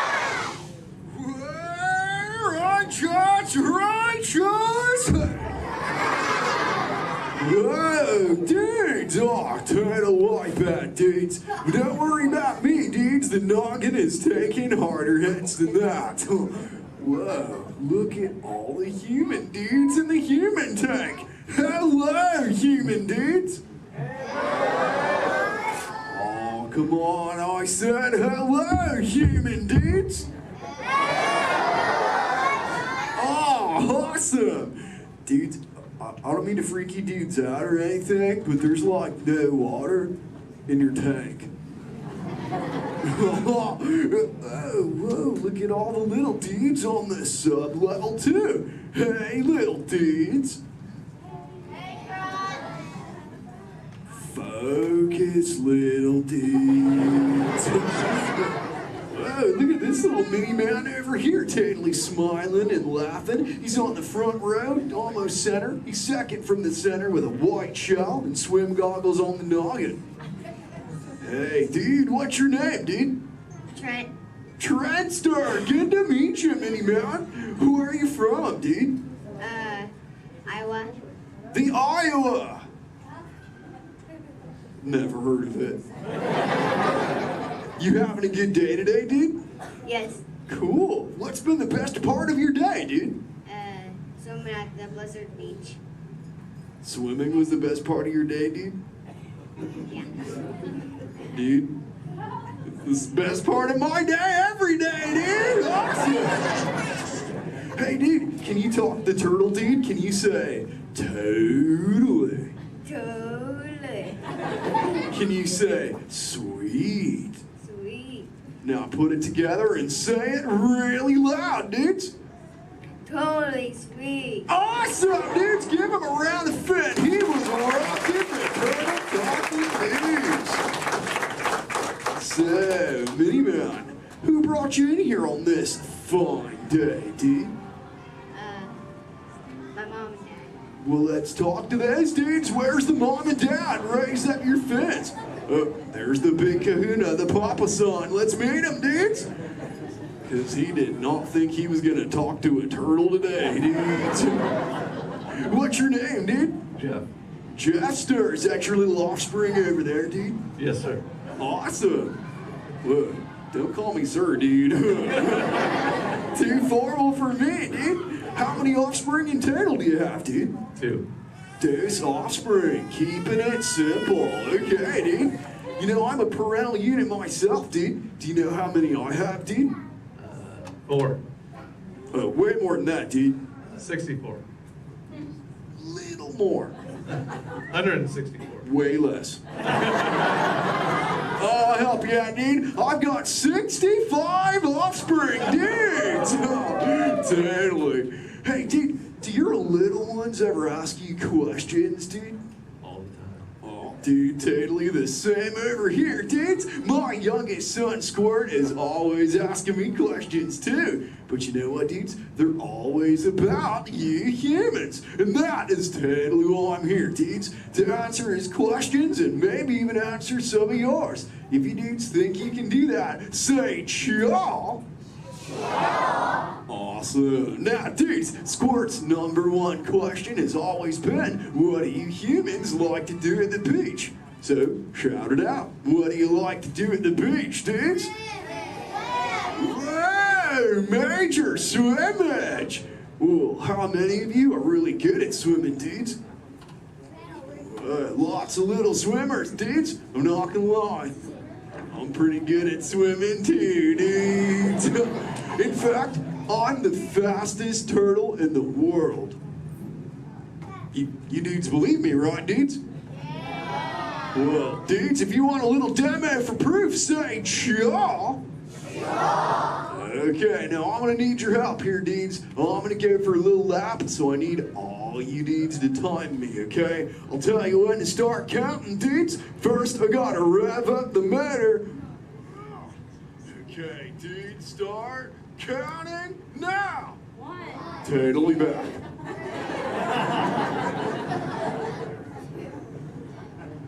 And you know what the best part is, dudes?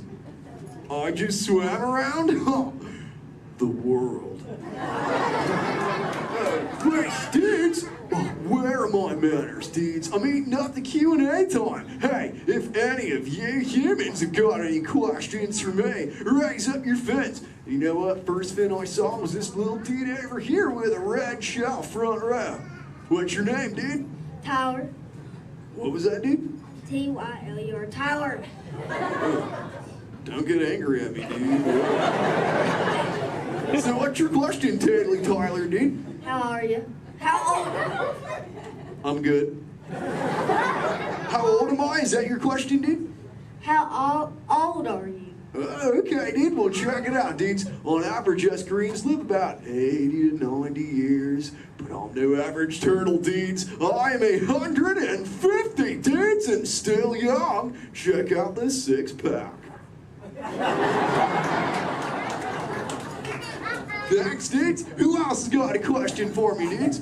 Let's talk to this little mini man over here. He's on the front row. He's got like a grayish shell with the short, dark locks on his noggin, dudes. Chaw, that's the dude. What's your name, dude? Mitchell. Oh, the Mackin Mitchell. What's your question, mini man? Have you ever been? Have you ever been close to being eaten?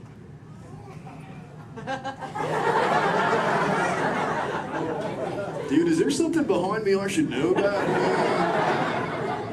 You were worrying me, dude. Well, there have been a couple close calls, but as you can see, the shell is intact. Have you ever been almost eaten, dude? No.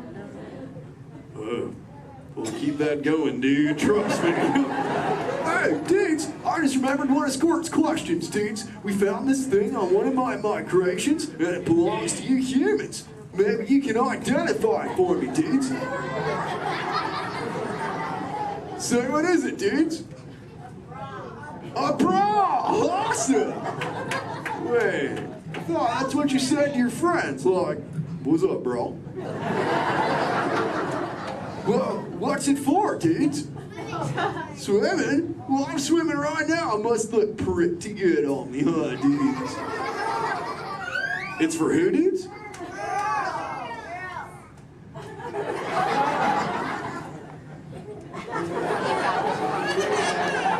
Is this really for girls, dudes? Okay, if this is really for girls, dudes, I have to ask you dudes a personal question. Does it make me look fat? Oh, I'm just pulling your fins, dudes. Tell you what, I'll put it back up on CBay and we'll move on, dudes. You know, I'm really digging talking to you human dudes. What was that, dudes? Dory. Wait, you saw Little Blue, dudes? Where? Whoa, dudes! Hey. Hey, Little Blue. Don't I know you? Yeah. Hi, I'm Dory. I remember you. You're Flush. Oh, totally my Little Blue. Say, Little Blue, before you got here, I was totally teaching all the humans the turtle knowledge.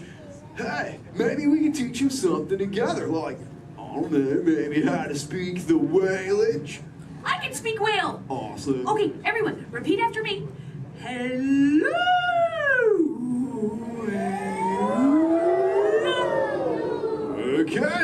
try it together, dudes. 1, 2, 3.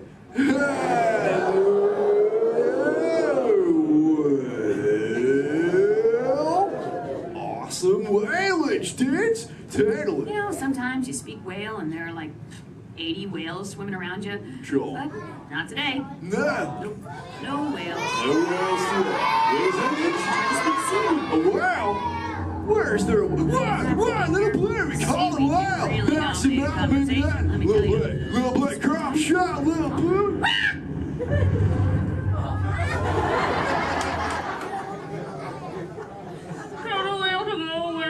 Dude, we got a friend, Little Blue. Everyone together say, go away, whale.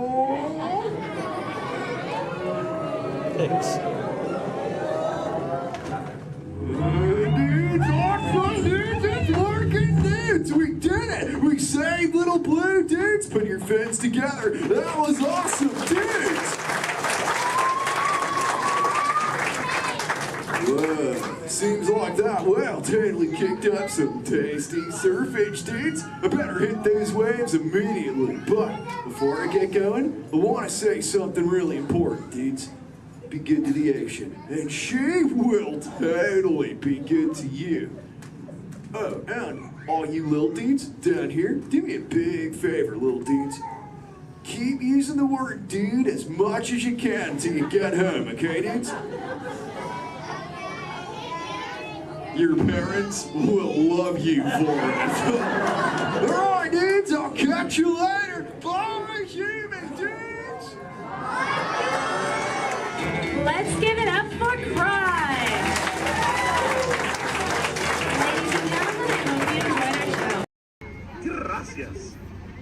Now, Casey, let's get this show on the road, or track. All aboard! All aboard! All aboard! Let's go!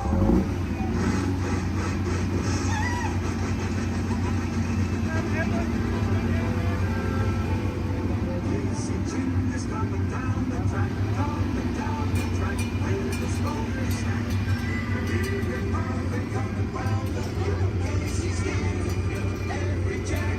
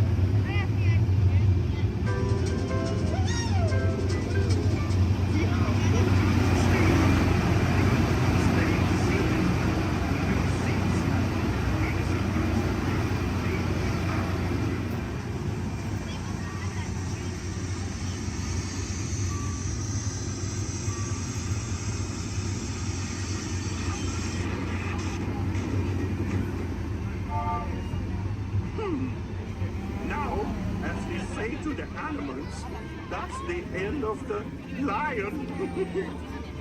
Fantasyland! Fantasyland!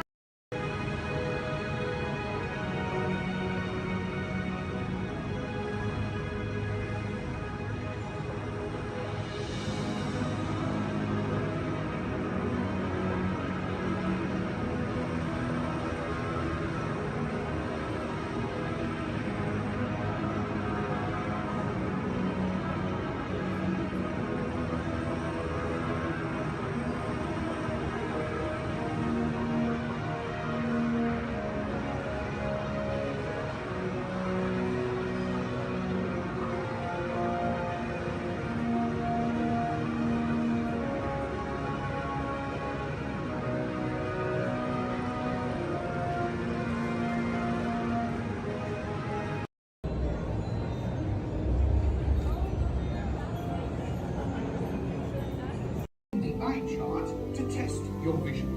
Now, all together, if you would please read line 3.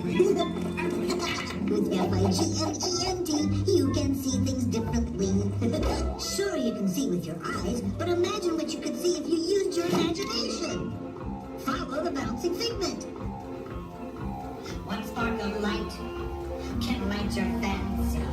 Your mind sees more than what your eyes see. Your sense of sight can make your fancy fly. There's more to sight than meets the eye.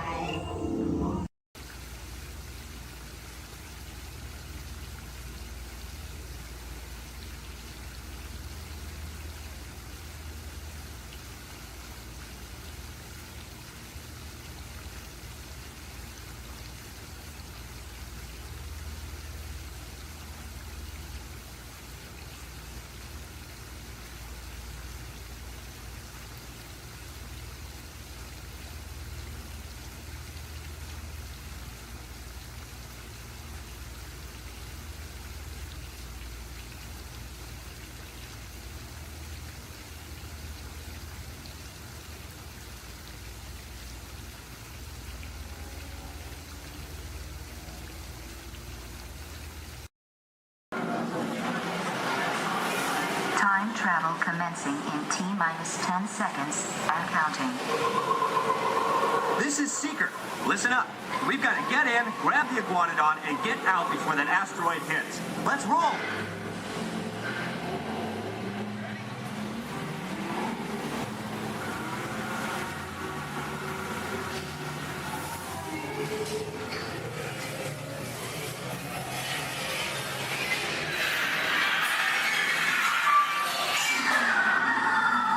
Okay, now let's go get that dino.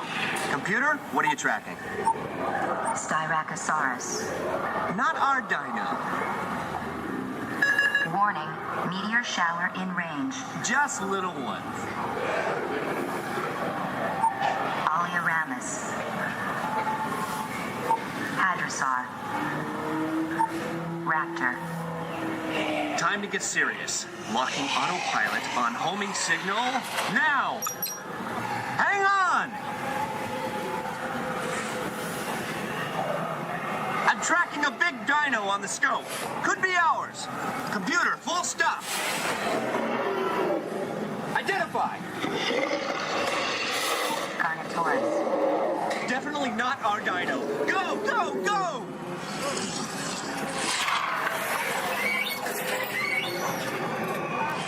Another big guy coming up. Computer, slow and identify. Sauropod. Still not our dino, but at least this one's a vegetarian. Whoops. Asteroid impact in 90 seconds. We better move it. Pterodactyl. Incoming! Asteroid impact in 60 seconds. We can't stop now. Keep going, keep going. Compsognathus. Computer, what's happening? Loss of traction. Four-wheel drive, move it! Warning, meteor strut. Evasive maneuver! Right! Left! Right! Left! That was close. Computer, now what? Carnotaurus. That's it! Abort mission! Abort! Abort! Iguanodon. Forget it! Get them out now! Asteroid impact. Brace yourself! This is it! They're not gonna make it! They're not gonna make it! Mission accomplished. You made it! I knew you would, and guess who made it back with you? I better find it before security does. Thanks for everything!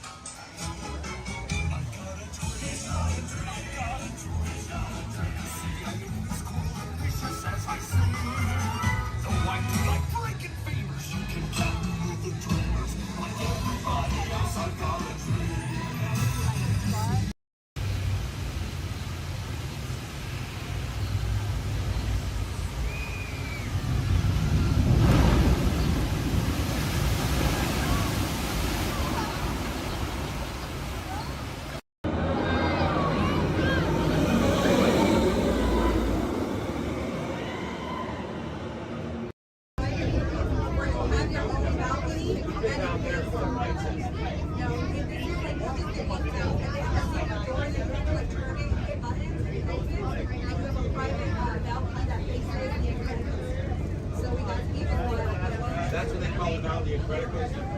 Yeah, it's not Screaming California. But I remember the first time I ran, I went on it, there was a guy who had a cigarette in his mouth and he was so proud that he had it lit the whole time. That's like my first time there, and I was like, okay, what? I went on a ride 5 times in a row with the kid. He was, at the time, my shoulder. Yeah, it's fun. That's a good one. It is. I grew up in Santa Clara and then Marriott to America. So California after that. He's from Redondo, and that's where we were like 30, 25 years old. I and we just moved here to Oregon. Oregon for a while. There was nothing here. It's like the tiger, it's crab, it's fish. So when we got Florida, I was like, You're gonna enjoy your I have. We played hooky lots of times. But you never use smart.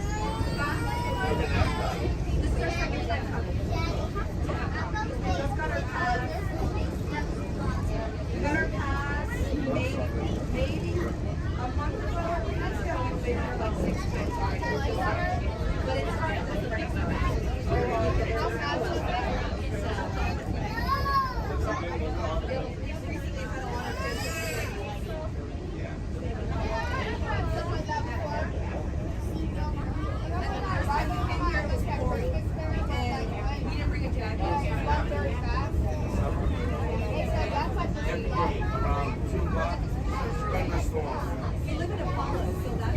Any country you want, literally from you'll have to. So you'll be like, pretty soon it'll be like Italy, France, Moscow. Yeah, but that's the rate in order. Okay.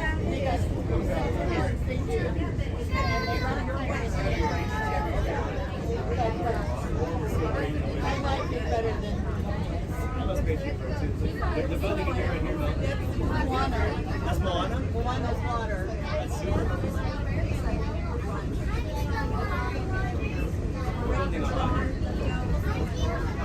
They're building Moana, baby. Yeah, I mean, Shanghai Disney kind of.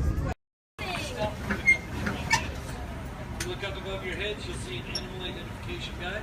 It's going to help you spot some of the different species we may see on our safari. We won't see all of them, but we usually have pretty good luck. Hey, Gordon, we have the off-clear twin day. That means let's go. Job over. My name is Derek. I'll be your driver today through the Harambe Wildlife Reserve. Is everyone having a good day so far? Yes. Great, that's good to hear. Hopefully it gets even better from here. If you have any loose articles like phones or cameras, make sure you hold on to them. If you drop them, I can't stop and get them. Also, if you have a camera, I recommend keeping it out and ready. We can't stop for all the animals we see, and if we do stop for them, they don't always stop for us. It's the best way of getting a clear picture of them. During our entire journey, I do ask everyone, please remain seated at all times. Keep your arms and hands inside the vehicle. This includes children. They can sit on your lap, but they can't stand out or anywhere else, just for everyone's safety. Our first stop here today will be the Little Ituri Forest. It's home to some very shy animals. I like to use the vegetation around them as kind of a natural camouflage. When I see animals, I'll point them out and talk about them. If you see any, there's a spotting guide up above you. I'll help you identify what you're looking at. We won't see everything up there, but hopefully we can see most of them. We're going to start on strong. Out to the right-hand side, there's some animals up on the hill there with striped legs. They kind of look like zebra, but they're not related to zebra at all. Actually, the only living, no relative of giraffe. They're called okapi. They're extremely shy, recluse animals. They're so shy they weren't even discovered by Westerners until 1901. Just like giraffe, they have really long tongues to help them reach their food.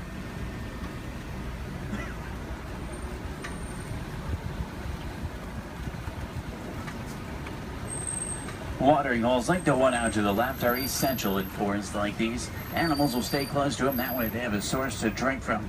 If you look straight across the water up on the ledge up there, you'll see a black rhino. Actually really rare to see. They weigh about 3,000 pounds, charge about 35 miles an hour. They're virtually indestructible animals except in the hands of humans. Due to poaching, there's less than 5,000 of them left. They're poached for their horns, which don't have typical bony cores. They're made of the same material as their hair and nails. That's all they're poached for. The bird out to the right is called a saddle-billed stork. They get their name from the saddle shape on their bill. They stand about 5 feet tall, have a wingspan of about 9 feet.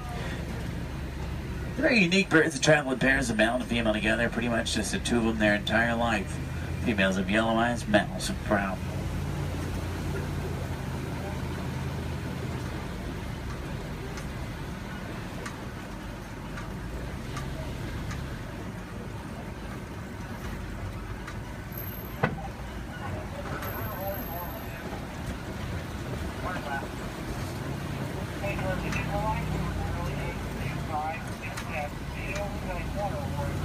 To the left, you'll see some tannish animals. They're called greater kudu. The second largest antelope in Africa. Males have horns, females don't. They're shy nocturnal animals.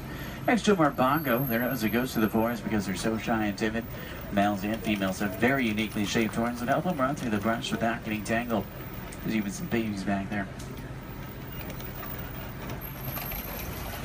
Along the edge of the Ituri Forest runs the Sape River. Sometimes we'll spot hippos there. Do we have any hippo fans? Awesome. Let's see if we can find any. Hippopotamus means river horse, but they're actually closely related to whales. They weigh about 5,500 pounds, can run about 30 miles an hour. Hippos are nocturnal. At night, they leave the water searching for food. They'll walk up to 6 miles looking for it, and once they find it, they'll consume about 90 pounds of grass each every single night. They can hold their breath for about 8 minutes, and they walk along the ground under the water, which makes it challenging to spot them. You see a blob discoloration or bubbles in the water, it's probably a hippo. Keep in mind, you might not always see them on the surface, but that doesn't always mean they're not there. A group of hippo together is called a bloat. There's 2 in the water out to the right, you can kind of see, and there's quite a bit more in the water out to the left behind that island there.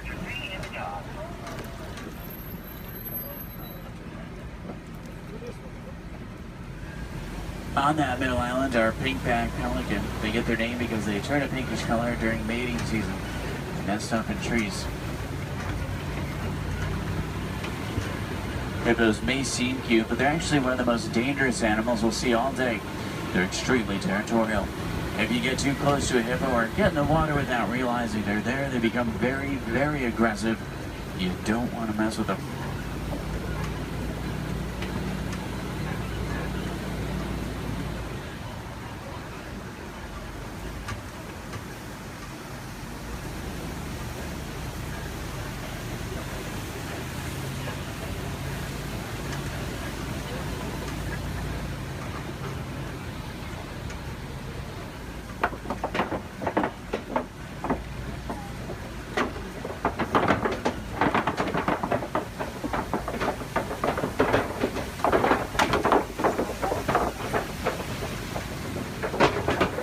Now, do we have any favorite animals we're looking for today?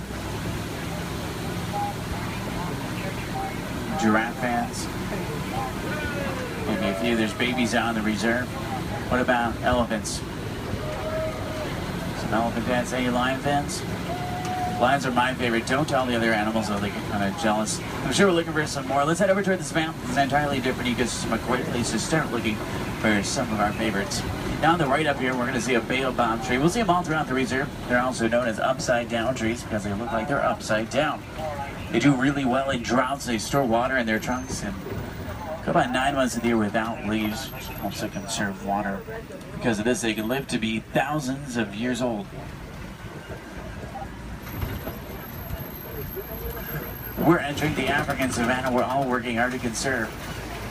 Serves as a home to millions of animals. Every year is a roaming grave searching for food. It does work like a big circle here. The elephants, they're the bulldozers. They push down the trees, which helps the grass grow and helps provide food. The giraffe will eat the leaves under the trees, which lets sunlight through to also help the grass grow. The zebra and the antelope will eat the grass, and then smaller animals like warthogs, they do the edge work. Helps create the image we're all looking at today. In a balanced ecosystem, there's food for everyone.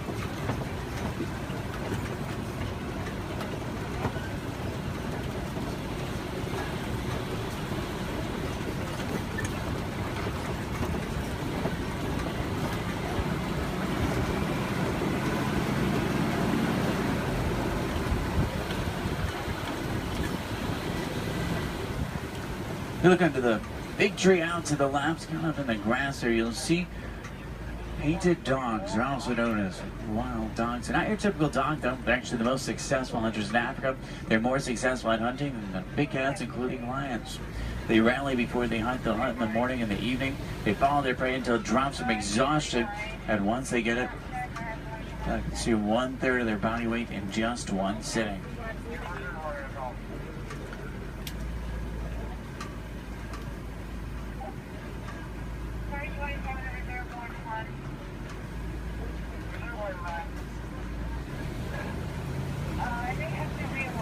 On the left, you'll see Patterson Zealand lying down by the trees back there. They're actually the largest antelope in Africa. They'll stand about 5 feet tall. Their shoulder height can weigh up to about 2,000 pounds. You can jump up to about 8 feet in the air. Both males and females have spiral-shaped horns on their head. The orangish mounds we're passing are called termite mounds. They're hard as concrete. Elephants use them as scratching posts. Once they wear them down a little, antelopes stand on top of them. That way they can see predators like lions approaching. Inside each mound are millions of termites. There's also a series of tunnels and canals that help them to move.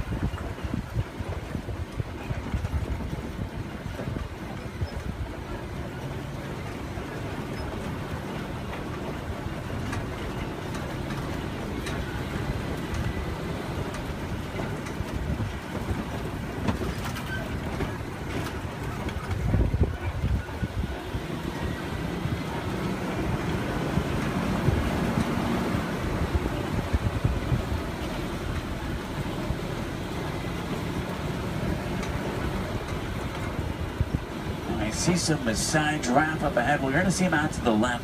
You see them about 20 feet tall. They're tallest. There are some babies on the reserve. They're born about 6 feet tall. In human world, that's pretty big, but in giraffe world, it's really not. A giraffe will spend about 18 hours of their day eating, and they sleep very little, sometimes just about 30 minutes a day. When they do sleep, they typically will sleep standing up. They don't really like to lie down. They're too vulnerable to their predators.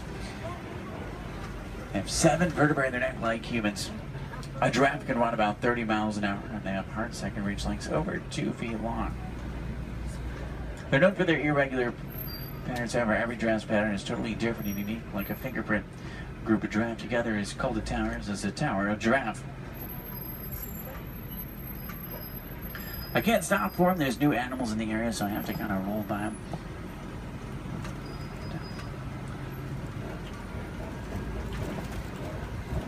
I see a lot of downed trees up here as well. That's normally a pretty good sign. There's elephants nearby. Elephants are extremely social creatures as well. Except for adult males, though. Adult males tend to be very solitary. They really like to be alone or with only other males. They weigh about 12,000 pounds. Adult females weigh about 8,000, and each elephant consumes up to 300 pounds of food every single day. When you think about what they're eating, it's mostly grass and leaves, so that's pretty impressive. Start heading towards elephant country. I know the road that will take us there. It's a short drive. We should be there pretty quickly. Maybe we can see one along the way. Left and up, you'll see some mandrills. They're the largest, most colorful monkey in Africa. Males weigh about 100 pounds. Females weigh about 30. Males will be much larger, much more colorful. The leader of the group of monkeys, which is called a troop. To the right-hand side is an African elephant. That's a male. He's alone and larger, which is what gives it away. Trying to get a better view of him. Uh-oh. The road I was going to take is closed. I know a different way. There's an old rickety bridge. I haven't been there in a while. What do you say? Should we go for it? Yeah. Let's do it. We're going to see some more elephants, right?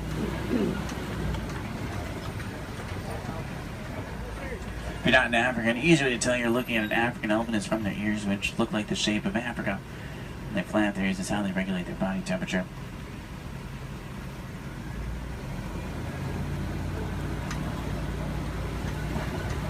Trying to find some more.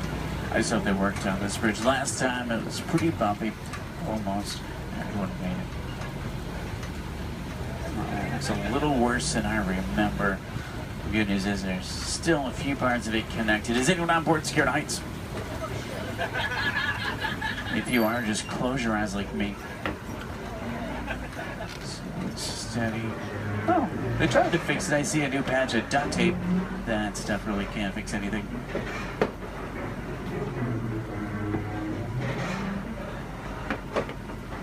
Well, I'm safe. About half of you are. Did everyone make it across with me this time? Yeah. Great, let's try to find some elephants, make it worth the trip. Now you see tusk marks in the clay up here. Elephants will break it off and eat it. It gives them minerals they don't get in their regular diet. It's like a vitamin for them. I think it's pretty cool. For all the moms on board, this fact will be much scarier than that bridge. Female elephants are pregnant for 22 months. I know, that's a long time.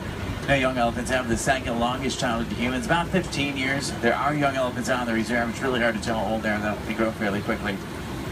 I'm trying to find the best place to see them up ahead. Hopefully we can find some down by the watering hole. I'm still in that area where the new animals are, so I have to keep rolling for the elephants, too. I can't come to a complete stop, but I can slow down quite a bit. So make sure every camera's out and ready so you can get a good picture if you want one. In the meantime, I'm going to try and tune into a local Harambe radio station. I can normally get a pretty strong signal here. That way we can listen to some music while we look for elephants.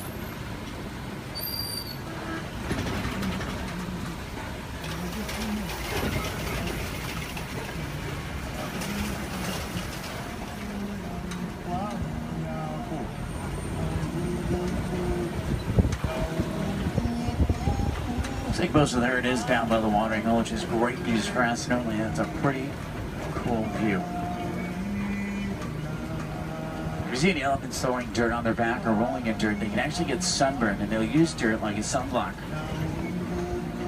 Both male and female African elephants have ivory tusks, which I want their boats for.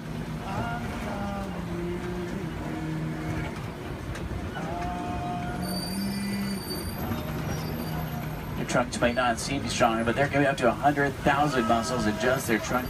It's actually really powerful.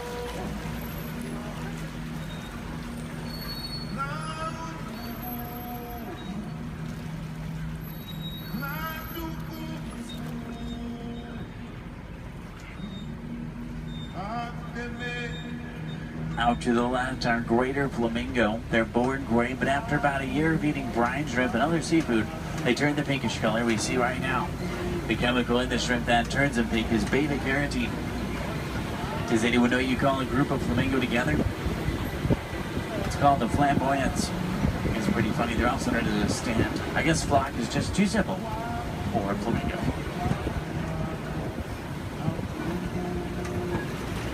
Now, I see white rhino markings up ahead here. White rhinos are bigger than black rhino. They weigh about 5,000 pounds compared to 3,000.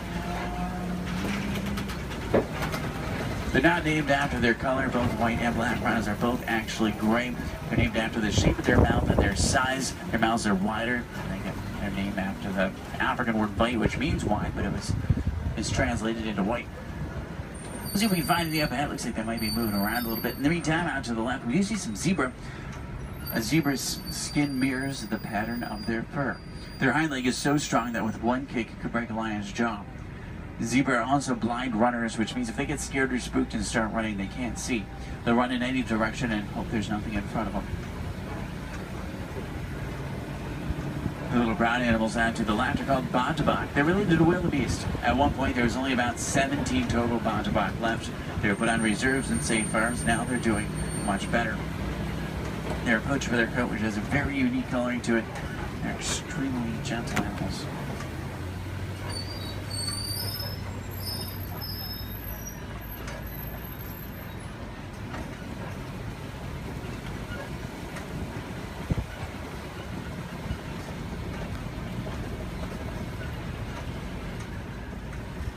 See some spots on the side of the hill here. If you look out to the left and backwards, you might be able to see them.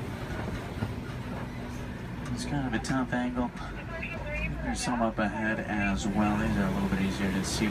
These are cheetah. Cheetah run an average speed of 60 miles an hour. Their daytime hunters have phenomenal vision. It takes them about 3 seconds to reach that 60-mile-an-hour mark. Once they hit it, they can only run it for a short distance. If you look out to the left, you'll see them lying down. It's really hard to see them. They blend in well with the sun and shade combination. Does anyone see them over there?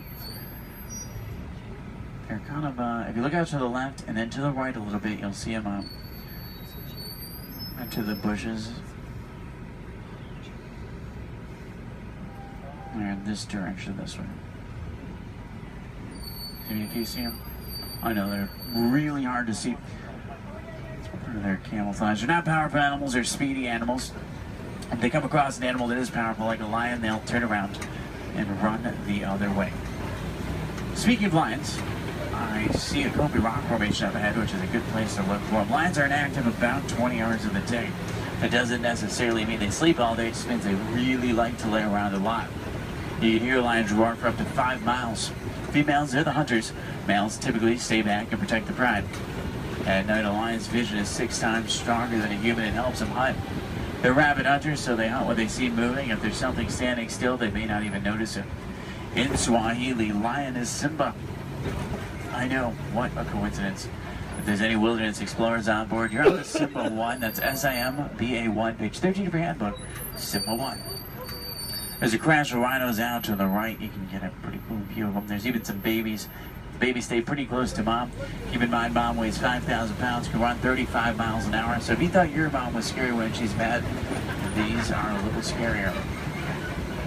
Left it up is a pride of lion. There's a male. Look higher, you'll see a female.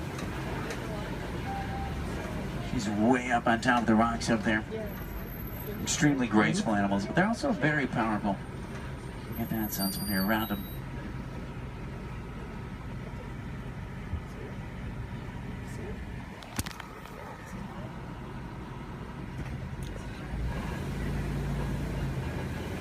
I see some burrows up ahead. Warthogs live in burrows that they typically take over other animals and make their own. Sleep with their tusks out to protect themselves. The males do actually have warts in the side of their head, so it's not as literal as it sounds. They may seem harmless, but they can run 35 miles an hour, and their tusks are razor sharp, so you don't want to get in their way. On the left and down again up here, we're going to see some ostrich eggs in the dirt. Ostrich eggs are the largest eggs in the world. Each one will weigh around 3 pounds. You can stand on one of them and it wouldn't even crack.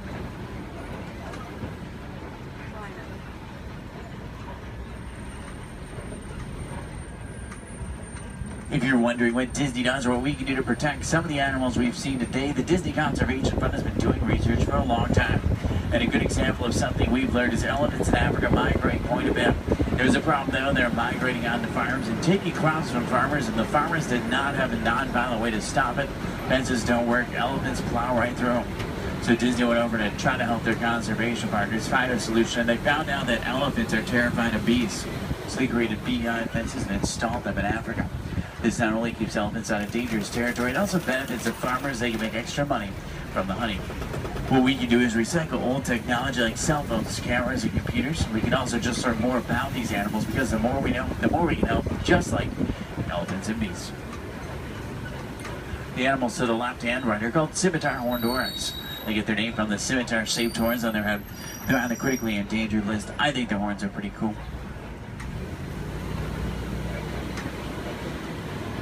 If you have any questions about anything we've seen today or anything I can help you with for the rest of your day, feel free to let me know. I would be more than happy to help. In the meantime, we're going to start to make our way back towards Harambe Village. Once we get back, if you're looking for more fun things to do, I recommend the Pangati Forest Trail. You can see gorillas, baby gorillas, naked mole rats, hissing cockroaches, underwater hippos, meerkats, and more. About a 15-minute hike, but you'll get some great pictures and make some great memories. At the end of Harambe on the right is the Festival of Lion King. It's one of the most popular shows at Disney. By far one of my favorites. It's worth the trip. Make sure you drink plenty of water today, otherwise the heat can sneak up on you. Did everyone enjoy the safari? Yeah. Great, that's good to hear. Now the best thing is no two safaris are ever the same. Whether it be a different driver, different animals, or the same animals closer, it's always unique.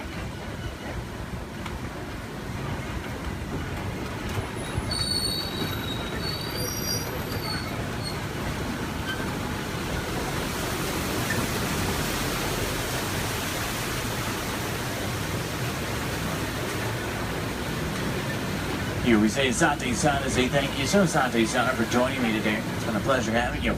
If you enjoyed it, my name is Derek. If you didn't, names really aren't that important.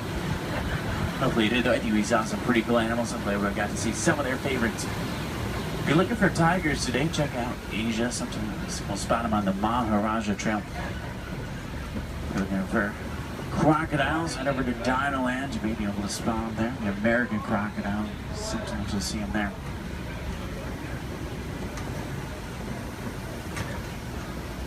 I'm going to take you right back to where I picked you up. It's a short drive back. We should be back in just a few minutes.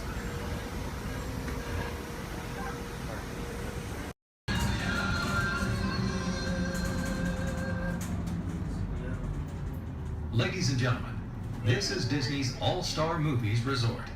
Please collect your belongings, watch your head and step as you disembark, and take small children by the hand. Thanks for riding with us, and welcome home.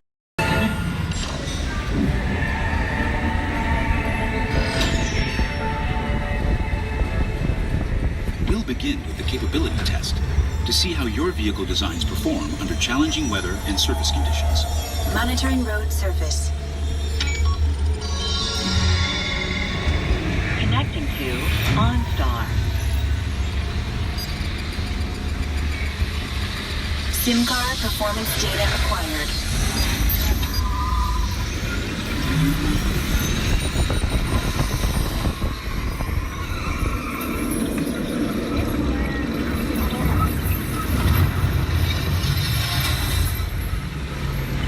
Let's see how your designs hold up now. Commencing SIM car off-road and extreme weather sequence.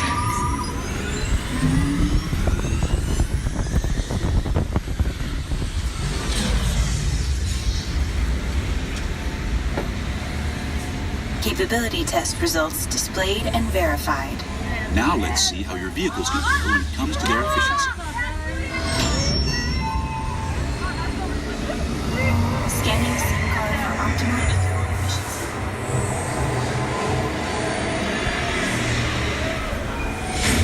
Gauging eco scan for aerodynamic efficiency.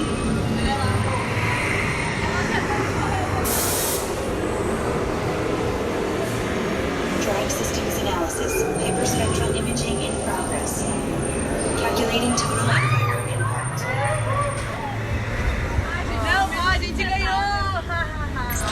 Commencing responsiveness test. Okay, the responsiveness data is now being synchronized. Automated driving technology verified and active.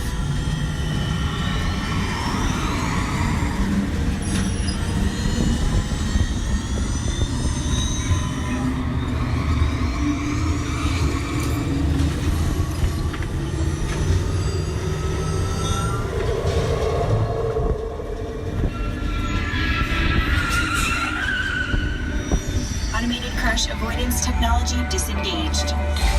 Displaying responsiveness data.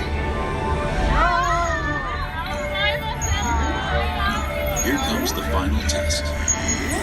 Energizing for power test.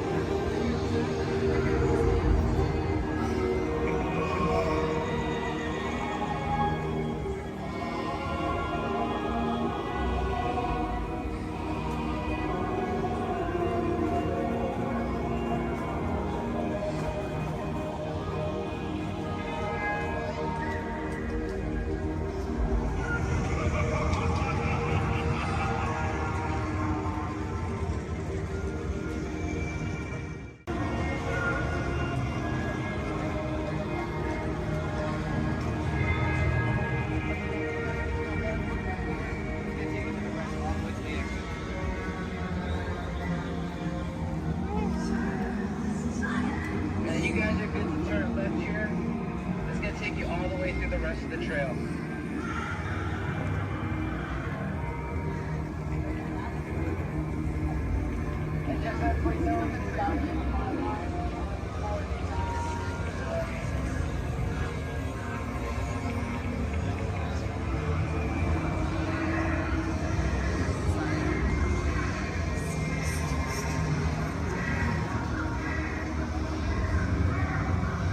Oh, because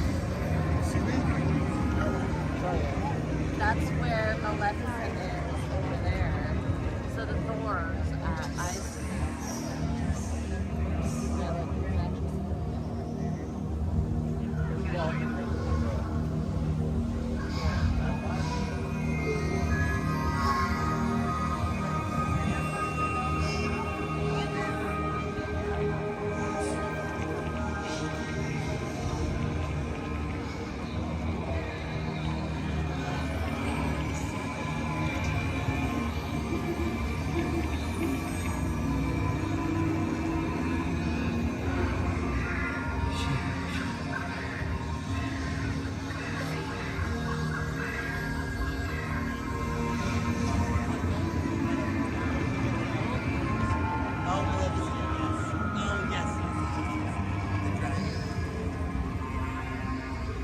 Oh, that's neat.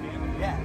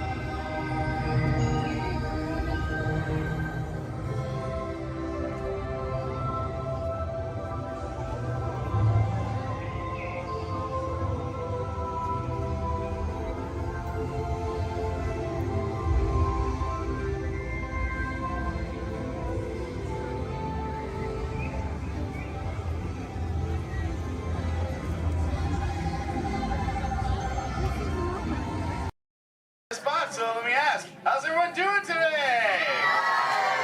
Sweet. Welcome everyone to the Aquatorium and welcome to Turtle Talk. My name's John. I'll be your host. You're all here to have a conversation with the coolest sea turtle in the entire ocean. Do you know his name? That's right, it's Crush. Let me show you how it's going to work. Right here is our window to the Pacific. It allows us to see all of the undersea life that's swum by. Up there in the corner is our hydrophone that allows us to communicate with all the undersea life. So it's going to be very conversational, meaning Crush will talk to you. You'll be able to talk to Crush. He's got questions for you. And hopefully you all have some questions for him. You can ask him anything you want. You can ask him what he likes to eat, what he does in his free time, what's the meaning of life, anything like that. He'll be happy to try to answer.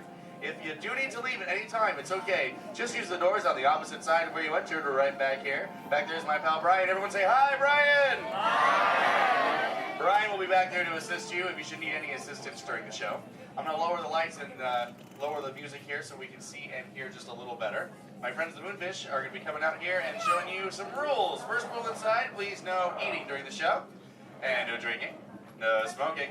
And the last one, take all the pictures and video you like, just please no flash photography or video lighting. Round of applause for the Moonfish!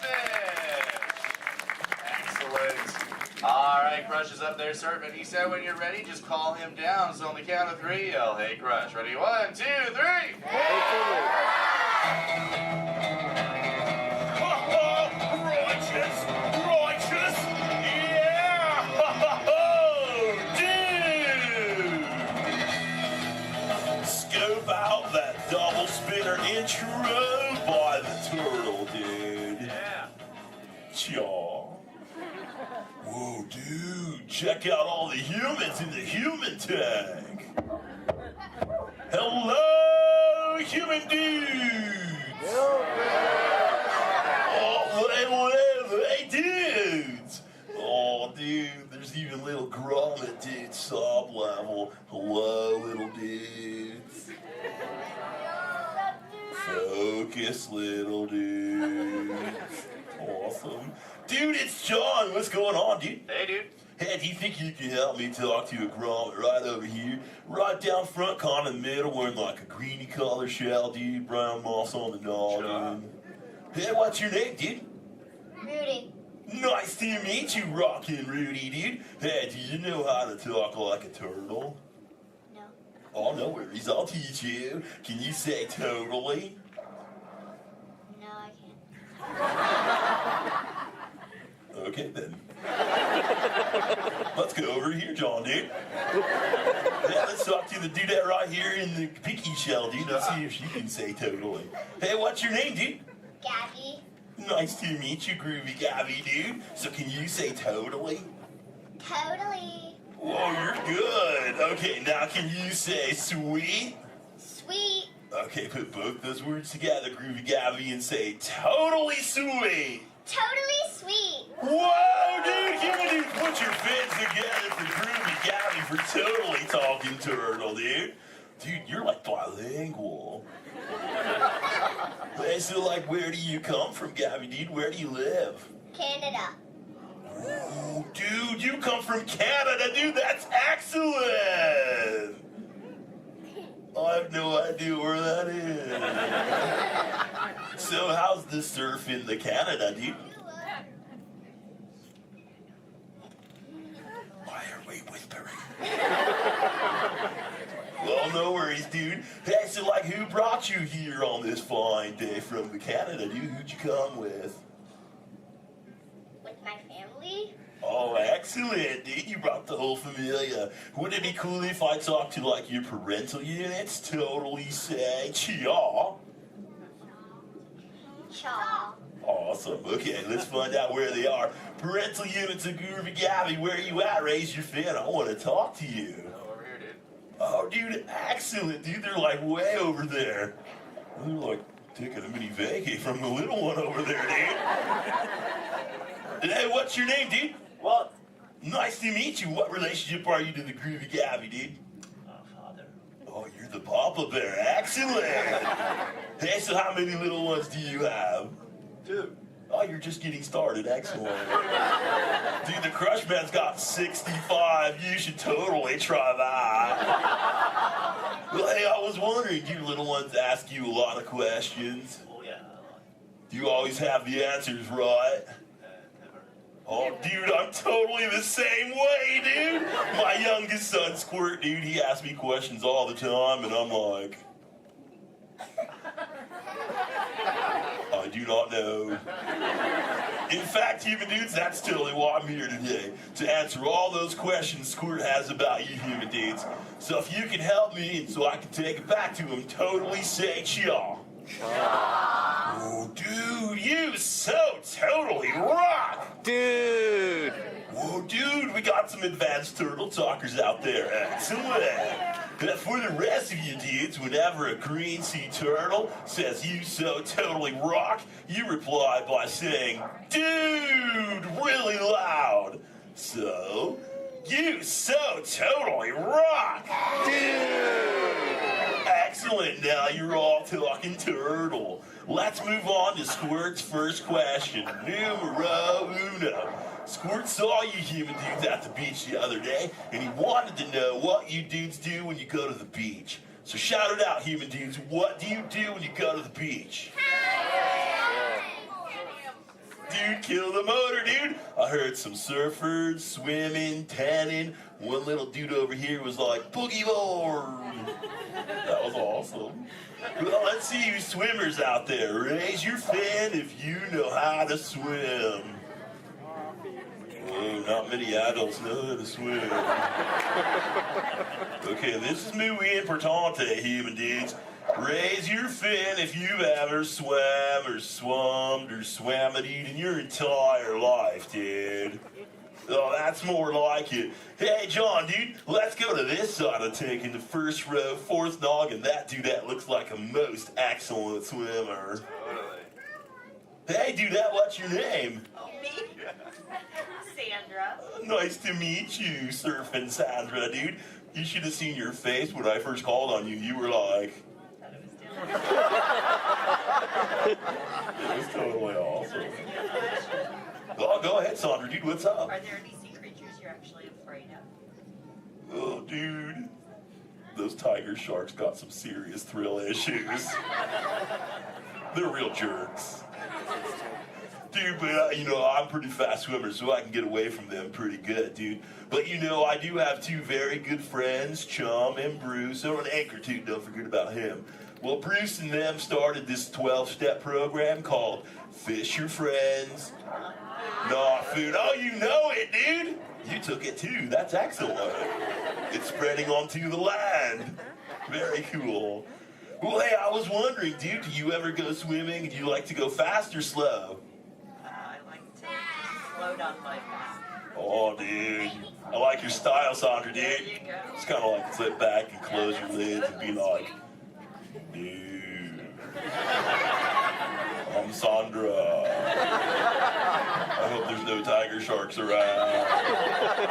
Dude, that's excellent. But I am a green sea turtle, and because of those tiger sharks and my love for the thrill of speed, I totally love to go fast. Hey, you dudes, you want to see how fast I can swim? Totally say y'all.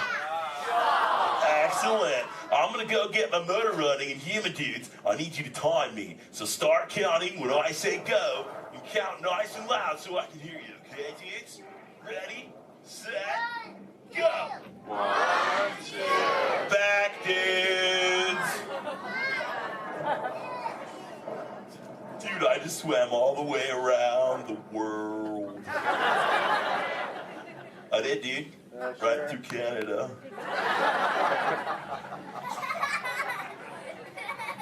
Dude, I can't even keep a straight face. I'm totally pulling your fin, dudes.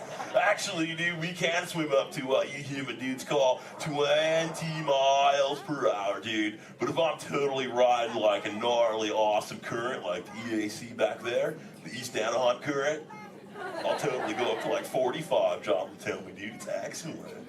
Oh, dude, but where are my manners, human dudes? I'm totally doing all the talking. So if you have a question for me, dudes, totally raise your fin nice and high, human dudes. And keep your fin high so I can totally see it. Excellent, dude. All right, hey, John, dude, let's go to this side of the tank. Right in the top part of the lily pad looks like a little dude with a stripy colored, multicolored shell, dude. Totally, dude. Excellent. Hey, dude, what's your name? Robert. Nice to meet you, Rockin' Robert, dude. So what's your question? Do you have a favorite toy? A toy? Dude, what's a toy? I don't know. Something you play with? Oh, dude. Yeah, dude, when I first got into the ocean from the beach, dude, I totally loved to play with this sea star, dude. It was excellent. We used to, like, totally have fun together. Do you have a favorite toy, dude? Yeah. What is it, dude? A stuffed animal?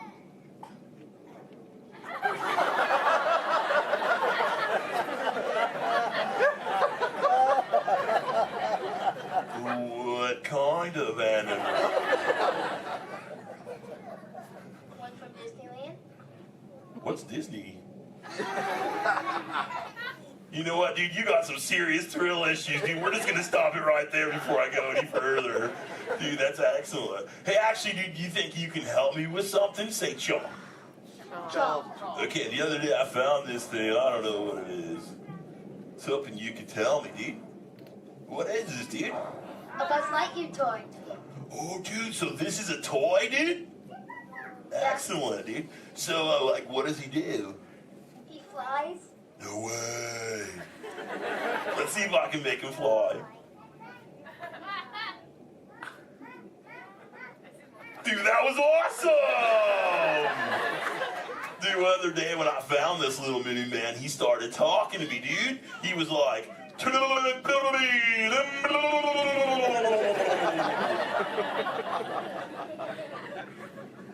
what that means, and he doesn't say it anymore.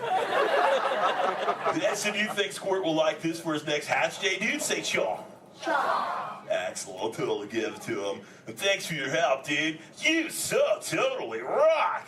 Dude. Does anyone else have a question for the Crush Man? Raise your fin, dude. Oh, dude, let's just go right to the other side, right down front. Looks like a little dudette in a white shell right here, dude. Totally. What's your name, dude? Mallory. Nice to meet you, Mallory, dude. So what would you like to know? Well, if I could breathe underwater, would you let me ride on your back?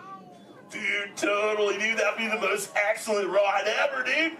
I've always wanted to know what it's like to ride on my shell. If I'm always riding in my shell. Dude, I bet so too. Well, if you ever learn the superpower of breathing under the water, dude, totally find me in the Pacific Ocean. I'll be waiting. I'll try. Excellent, dude. You're awesome.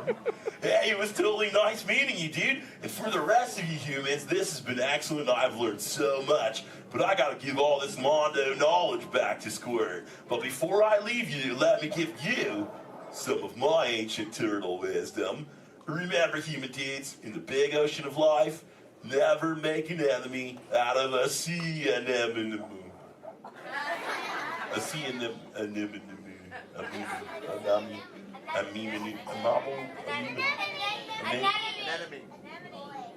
Stay in schools, dude! And remember, you so totally rocked! Give it up for the Crush Man!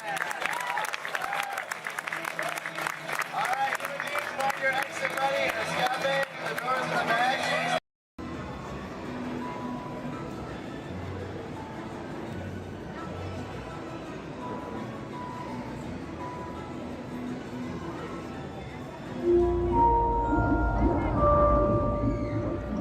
Hello, Aqua Adventurers.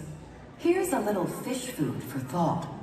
Sea turtles often confuse trash, like plastic bags, for food. But you can make a positive impact by recycling and limiting the use of single-use plastics.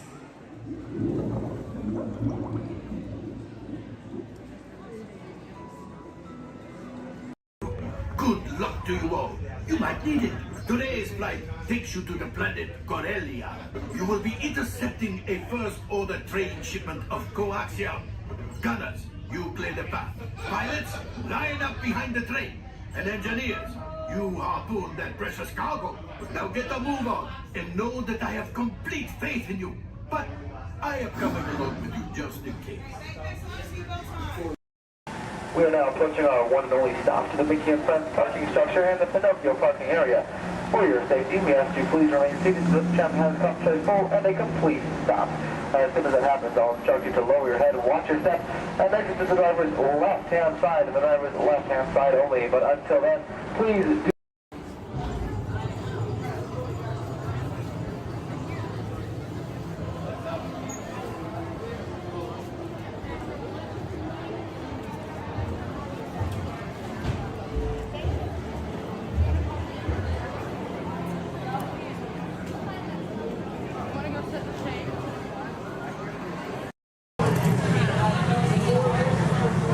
Hello. If you are new to the area, the Monstropolis Chamber of Commerce would like to welcome you.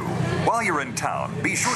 We interrupt this program for a special report. A child is on the loose in Monstropolis. A human child! If witnesses are to be believed, there has been a child security breach for the first time in monster history. We can neither confirm nor deny the presence of a human child here tonight. I tried to run from it, but it picked me up with its mind powers and shook me like a dog. It's true! I saw the whole thing! Happy birthday, Schmoopsy Poo! Oh, goodly bear!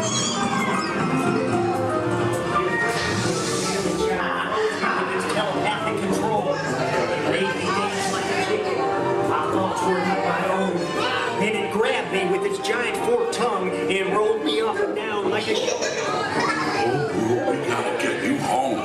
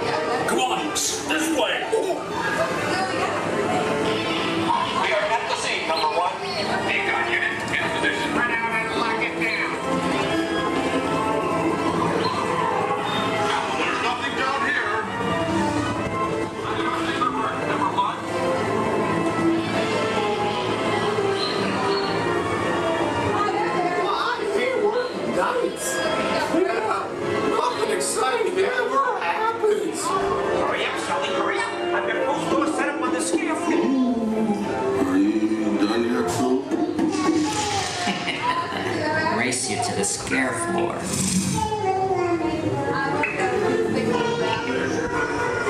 Almost there.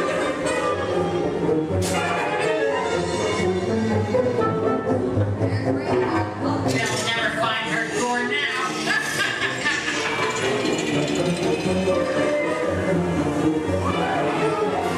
Oh, there's your door. We're almost there, kiddo.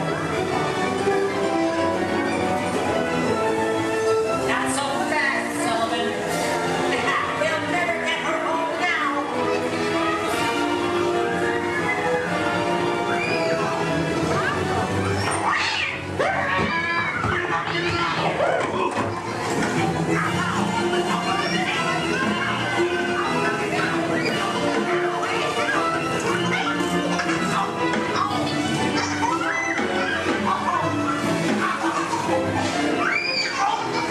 It's been the most terrifying day of my life.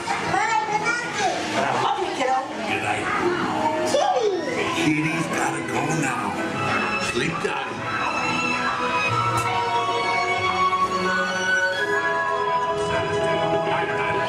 Get ready, folks. We have to decontaminate you. Sorry, Eddie. We have to do this for your own good.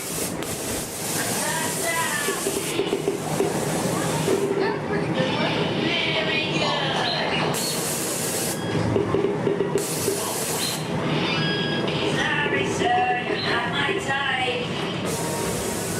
Yeah. We can either confirm Sir, stop making good eyes at me. I'm not that kind of girl. progress and reported to the scene where we immediately Stop staring at me. we spread out and locked it down. Hey, you left the lens cap on. That's getting... Your stunned silence is very reassuring. Duh. Ta-ta. We recently learned that your Terran visionary, Walt Disney, had a similar goal in mind with his early concepts for the experimental prototype Community of Tomorrow.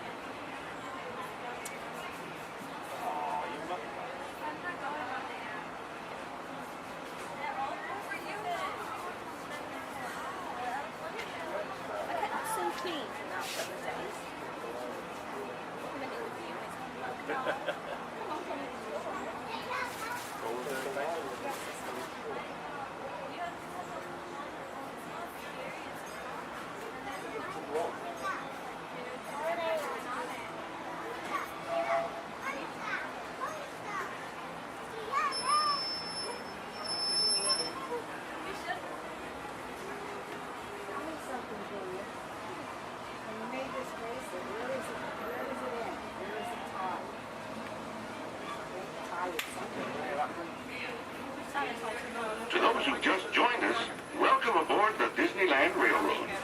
To ensure a safe ride, remember to stay seated with your hands, arms, feet, and legs inside the train. And please, watch your kids. Para su seguridad, permanezca sentado y mantenga las manos, brazos, pies y piernas dentro del tren.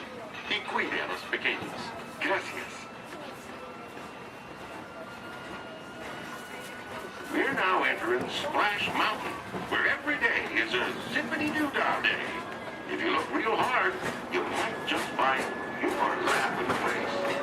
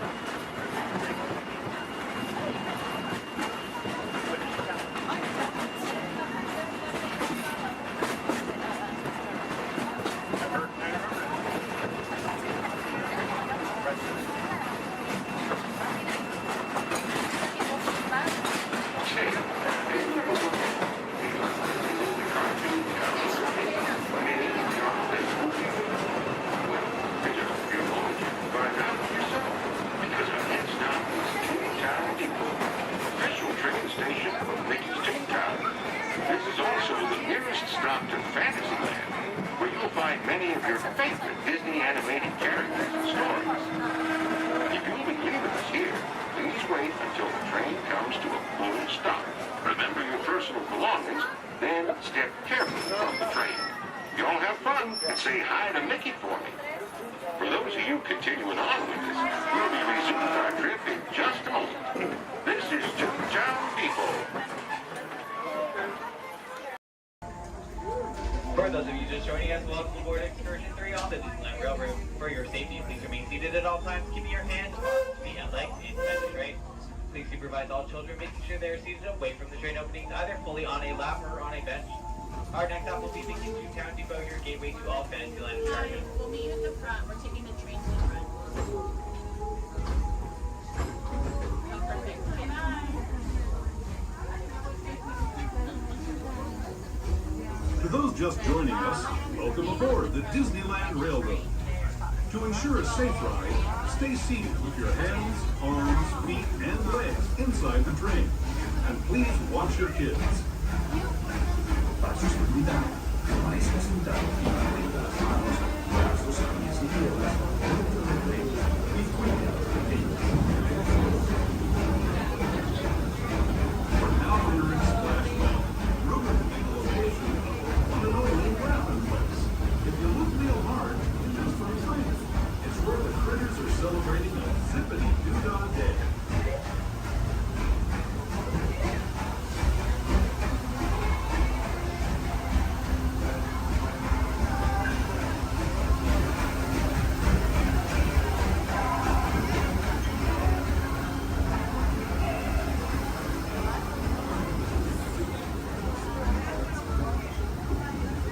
Speaking of critters, this place we're passing over is home to a whole bunch of them. Here in Critter Country, you can join Winnie the Pooh, Tigger, Brer Rabbit, and Brer Bear on their fun-filled adventure.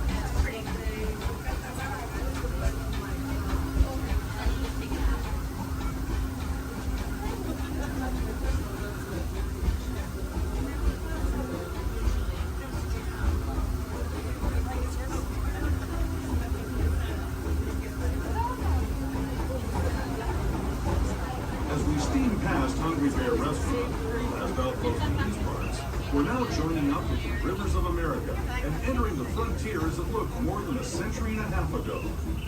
This is my favorite part of the journey. Around every bend, there's natural beauty as far as the eye can see.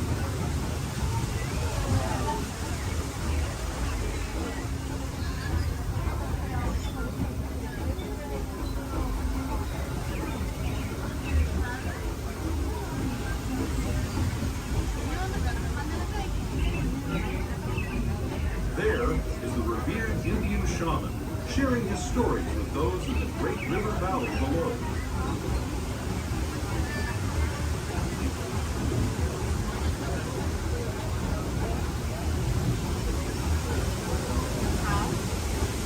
People like me have been riding these rails since the 1800s, traveling through nature's wonderland in a matter of days, rather than the months it used to take by mule or stagecoach.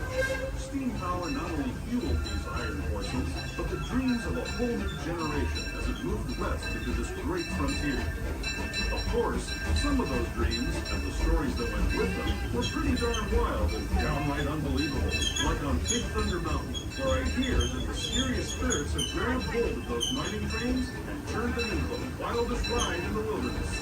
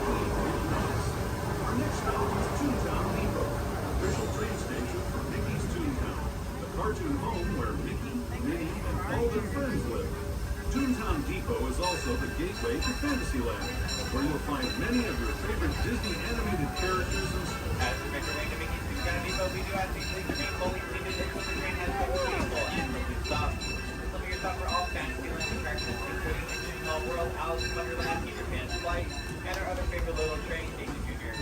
Once again, please remain fully seated until we have complete full and complete stop. Home Depot, Mickey's Toontown.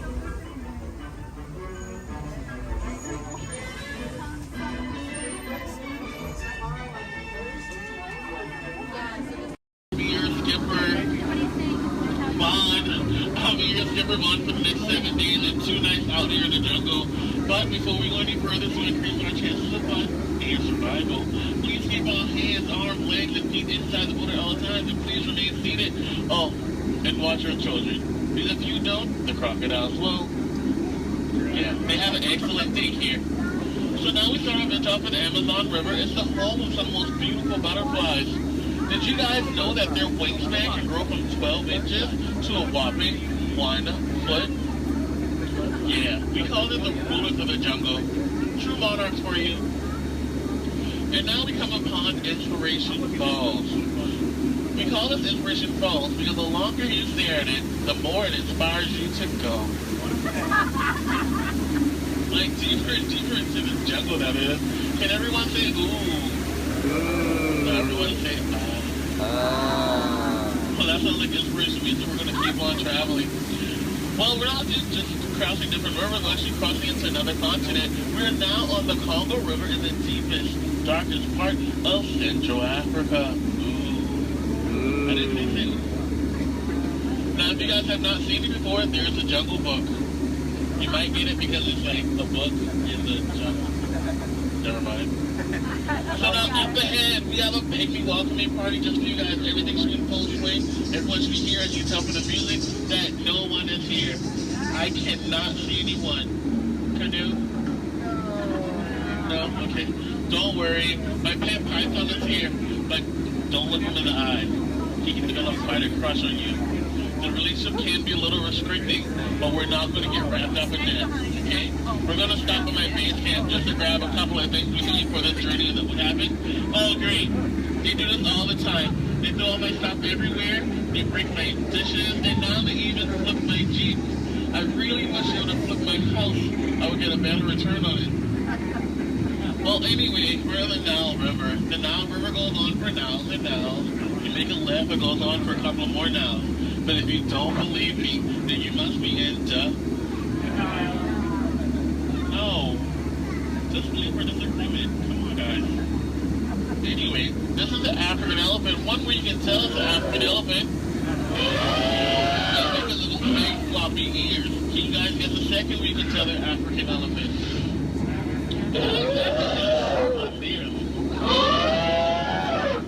Well, anyway, now those African elephants actually trod down the path here on the African belt for all these beautiful animals to come play together on the Nile River. Yeah, there's some zebras, some wildebeest, some tall cheetahs. But look, the Namibian family of lions are playing so nicely with that zebra that he is dead. Tiger.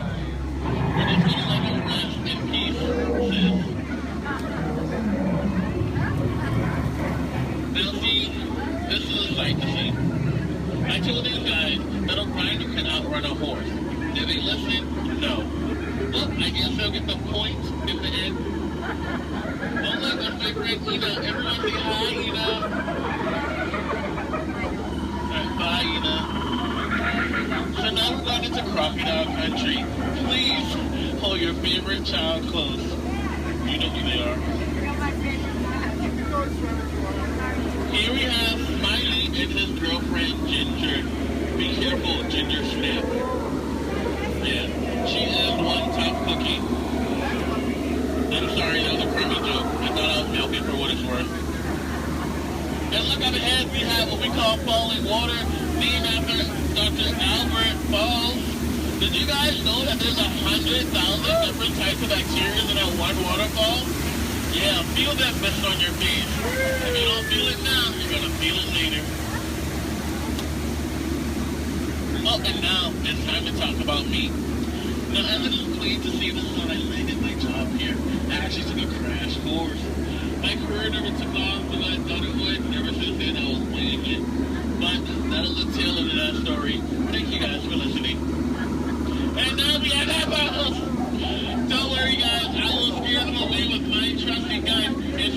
discouragement.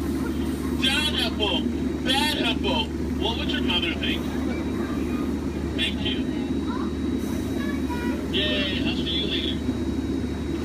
So now we are headed to Headhunter's territory. This is a terrible place to be headed. Yeah. Now up ahead, this is my last group. They're a bunch of boneheads. The guy in the front, that is art, and that's a sculpture. Now these guys are dancing in a circle only for one reason. They forgot how to square dance. And they're attacking. Everyone, get down! Use your children as shield. I mean, shield your children. Shield your children. They're the future. Yeah, ricochet, ricochet. Ricochet. If you guys get hit with a spear, please take it out and throw it back. We cannot take any souvenirs with us. And now this is awkward. We're going behind a waterfall. Please, nobody move, okay? I don't want to get my hair wet.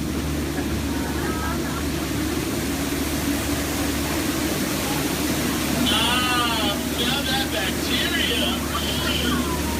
That is actually the backside of water, also known as O2H. So now we're on the heart of Cambodia, on the Mekong River. Apparently, there was an earthquake, because now this temple looks a little... They do have their trunks on. And a lot of you guys may think that's water coming out of their nose. Well, it's not.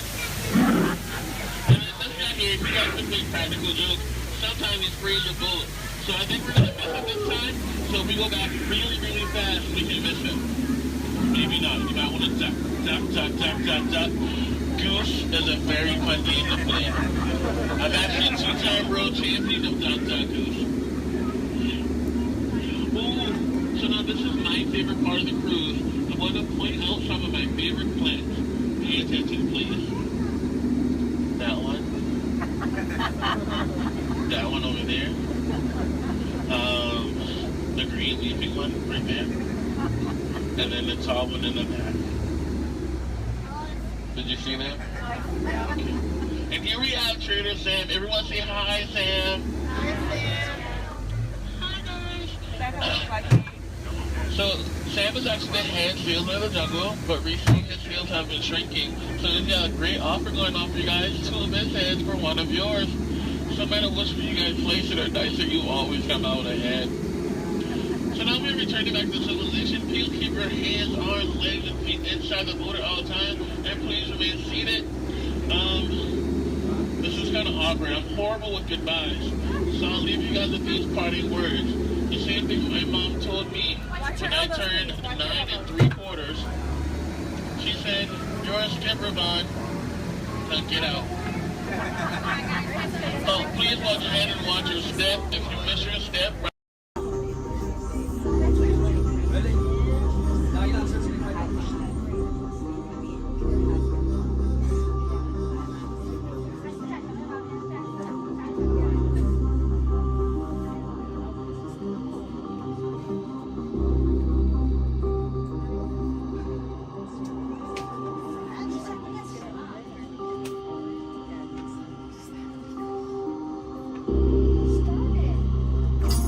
Users, prepare to be digitized into the world of Tron.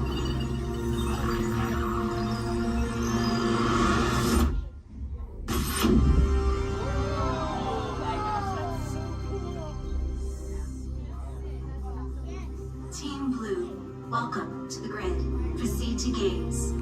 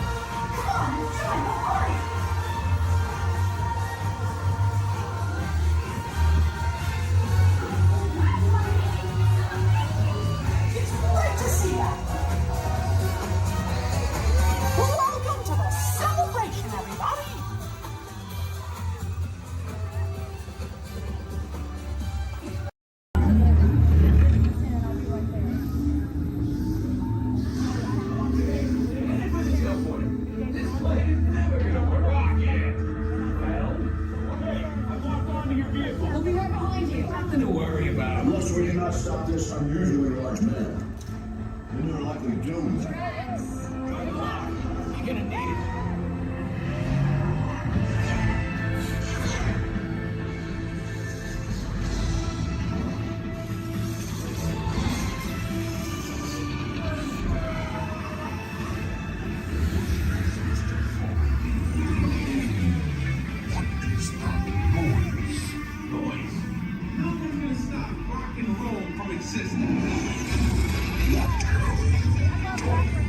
What have we done? I think we're jumping back. All the way. Oh, Christ. This guy is the big thing. Let's see here. We gotta get that generator. It's the only way back. We got the generator.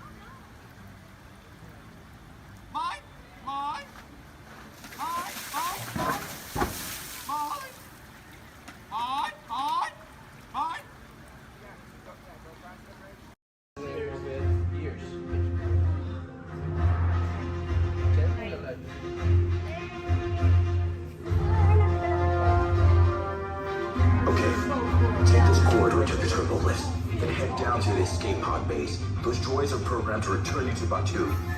Hurry and don't get caught. Lieutenant Beck will guide you. Recruits, for your safety, stay seated with seatbelts securely fastened. Keep hands, arms, feet, and legs inside the transport and supervise your children. Tell them it's a prisoner transfer. Did it work? Good. Now get a move on. There's a clear path to the turbo lifts at the end of the hallway. Turn right.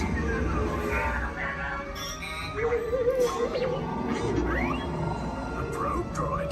You're lucky it didn't spot you. Take those turbo lifts and stay out of trouble. You're not authorized. Wait, those are the prisoners. Your operation is touching block 3. Cover is blown. Find an alternate route. Who picked these two droids anyway?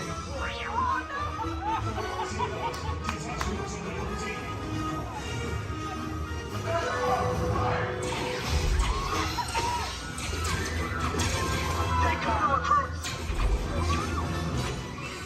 If anyone's back in the blaster, now's a good time.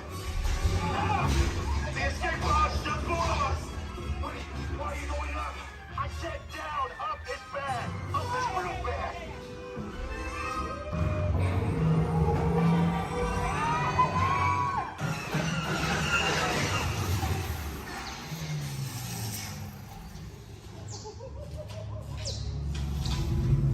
The resistance will attempt to rescue the prisoners. They have neither the resources nor the courage to engage us. You underestimate their conviction. Raise the shields! Shields? I see no evidence. Now! Down the alarm! All personnel to their stations! Sir, the prisoners have escaped. How brave, but ultimately hopeless. There's nowhere to run.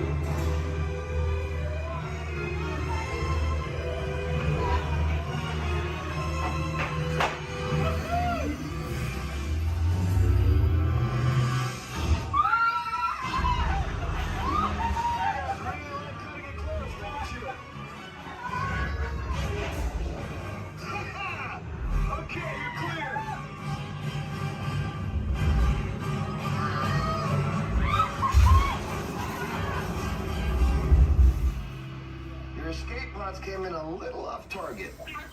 Ground crews will meet you outside the wreck. All right, nice job, recruits. Not what you signed on for, but hey, you're resistance now. I think you have that authority. Right, Beck? Where's the lieutenant? I need eyes on Beck.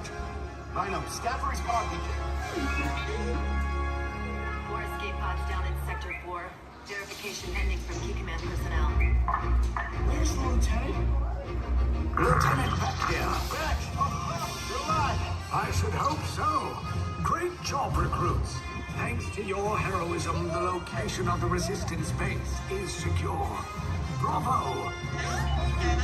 Yes, R5, you too.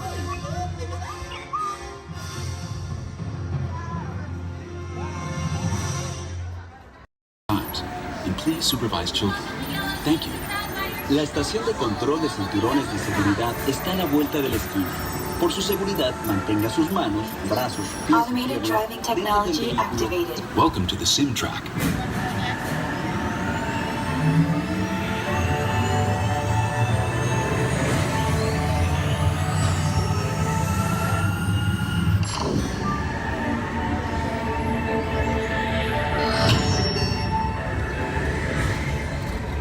We'll begin with the capability test to see how your vehicle designs perform under challenging weather and surface conditions. Monitoring road surface. Connecting to OnStar. SIM car performance data acquired.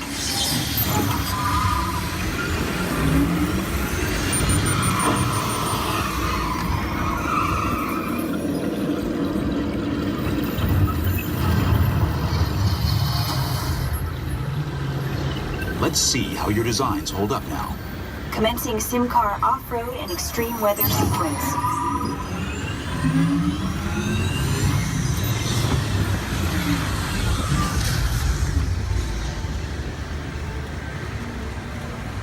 Capability test results displayed and verified. Now let's see how your vehicles compare when it comes to their efficiency. Scanning SIM car for optimal eco-efficiency.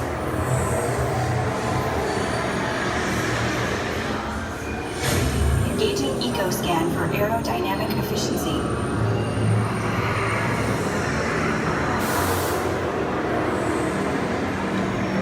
Drive systems analysis. Hyperspectral imaging in progress. Calculating total enviro impact.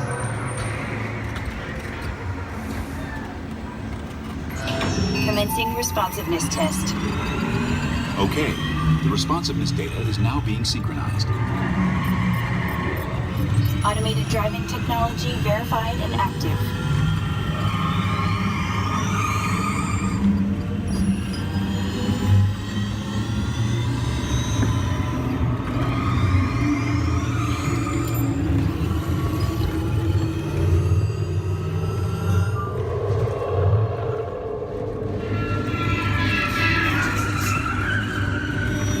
Automated crash avoidance technology disengaged.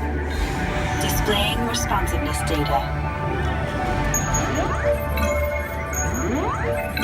Here comes the final test. Energizing for power test.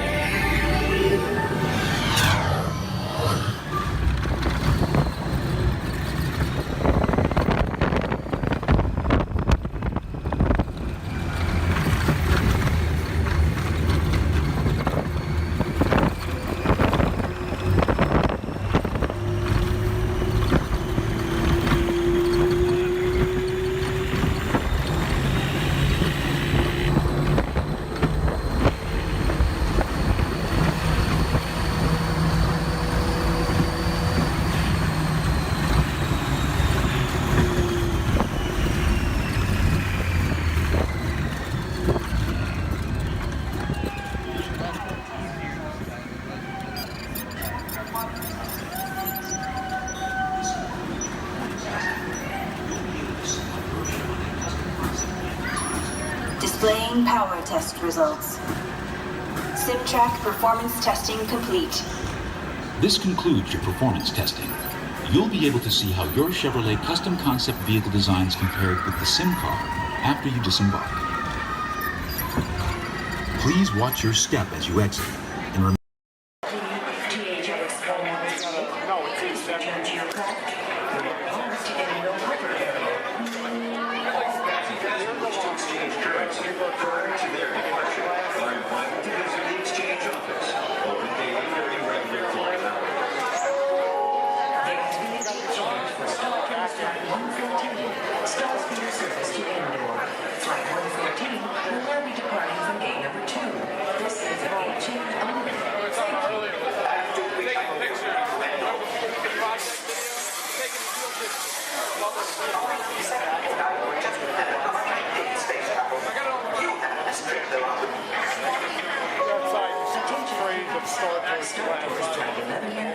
Non-stop service to Endor is now ready for boarding at gate number 1. All passengers, please proceed to the boarding area immediately.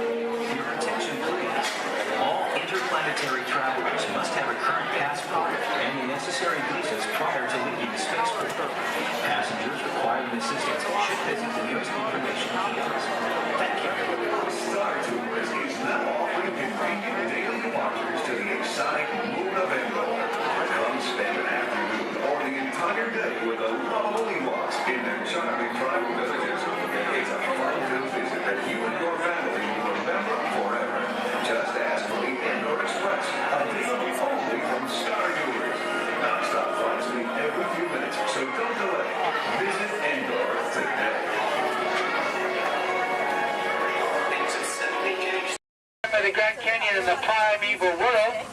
In the tunnel, you'll notice there is a window pane. If you use a flash on your camera, it's going to bounce back in your face. You will not get a picture. You will annoy your neighbors. And you'll make the dinosaurs, and especially our front conductor, very angry. Please, no flash cameras in the tunnel. I only get a little angry. I don't. I keep my eyes closed.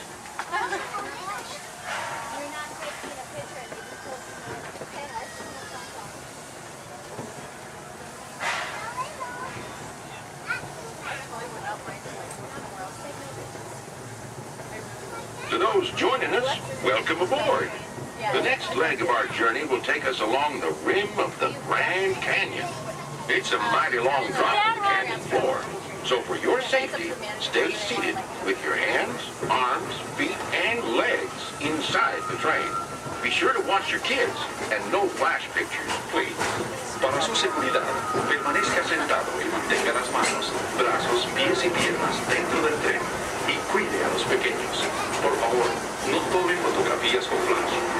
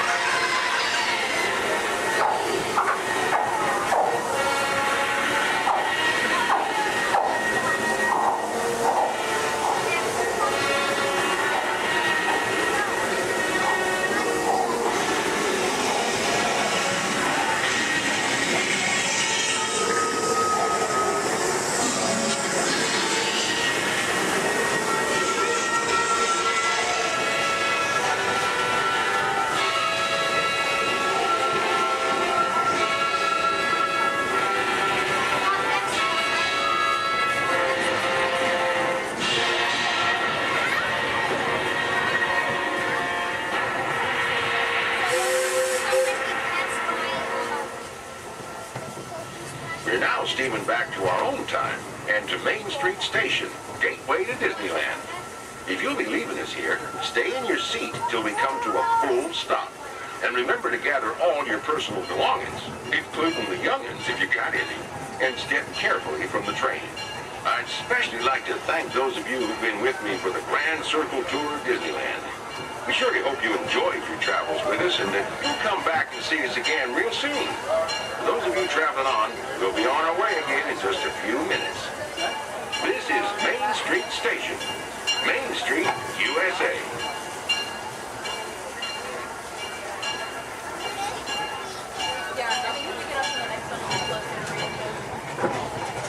It's amazing that you can drive the train and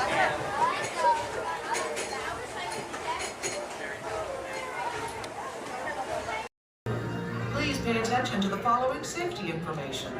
When the automatic doors have opened, please proceed directly across the ramp into the cabin.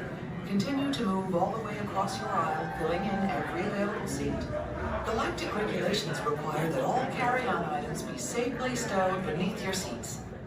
To fasten your restraint, use the yellow strap to pull the belt out from the right side of the seat and snap the belt into the buckle on your left. For your safety, remain seated throughout your flight with your restraints securely fastened, and please watch your children. Para su seguridad, permanezcan sentados, con el cinturón de seguridad ajustado, y cuiden a los pequeñitos.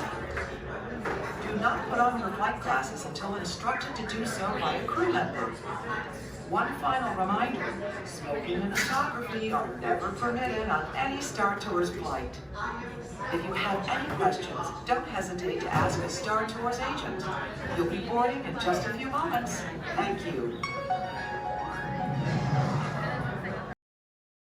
Star Tours announces the arrival of the Indoor Express.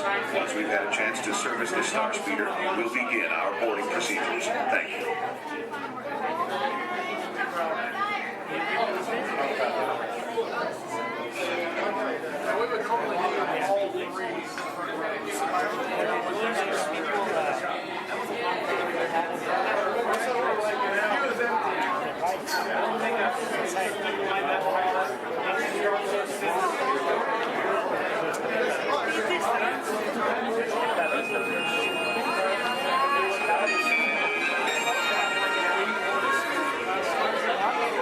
May I have your attention, please?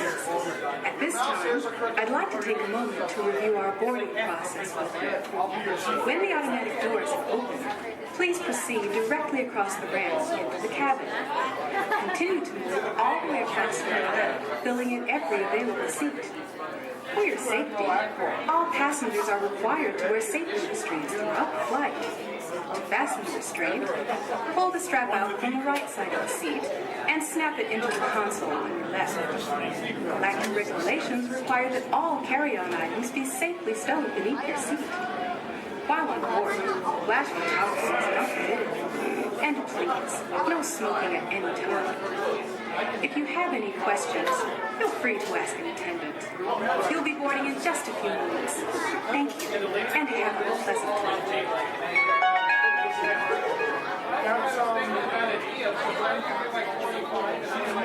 Welcome, space travelers, to the Indoor Express. My name is Eric, and I'll be assisting you this afternoon.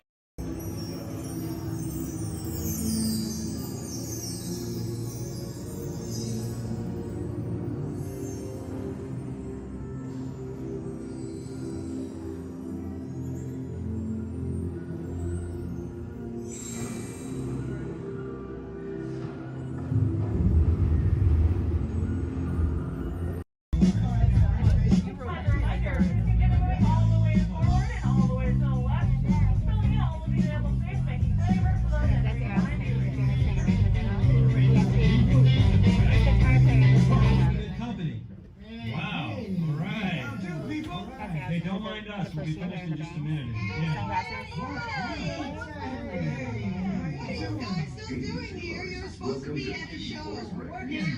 I love the manager.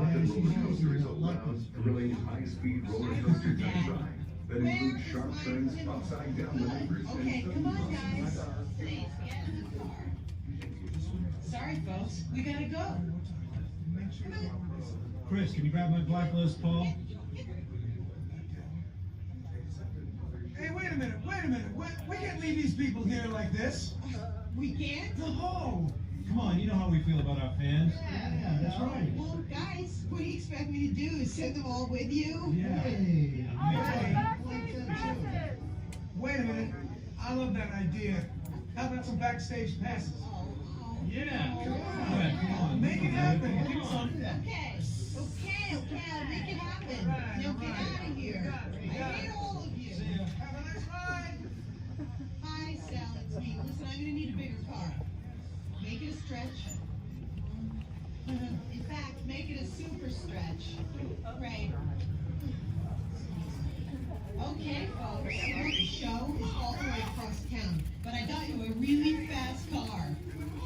Okay, wait, it's out in the alley. Congratulations on those backstage passes. Now please, walk this way out of the alley, keeping up with that party in front of you. As a reminder, masks must fully cover your nose and mouth and be worn as you exit the building after our kickoff.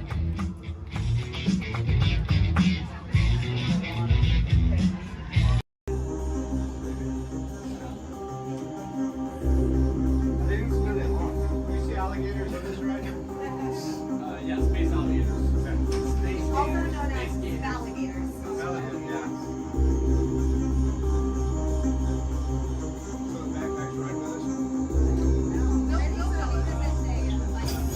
Users, prepare to be digitized into the world of Tron.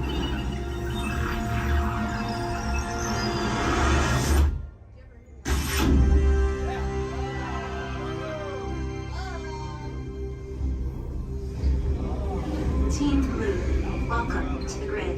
Proceed to gates.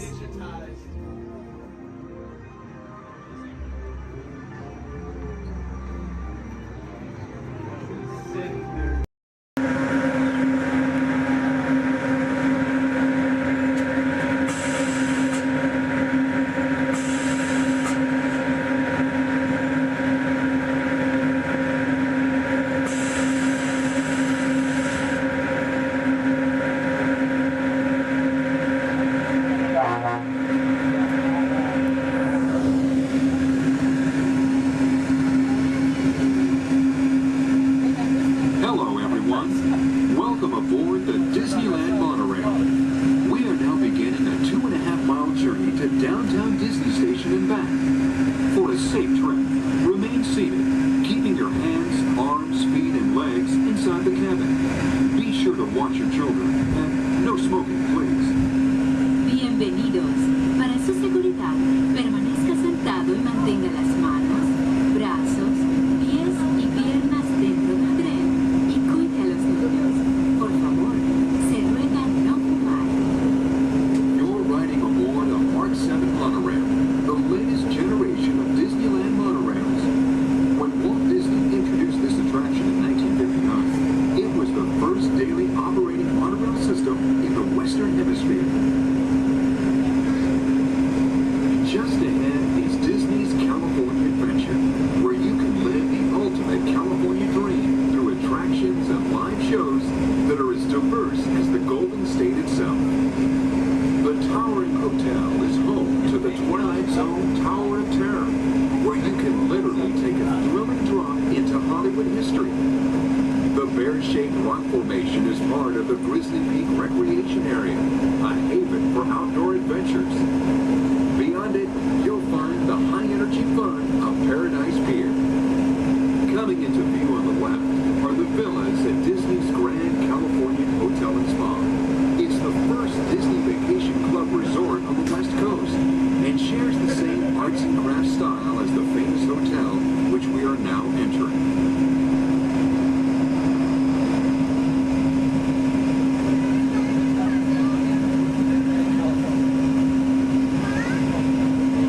Now arriving at Downtown Disney Station, gateway to the Downtown Disney District and the Disneyland Resort Hotels.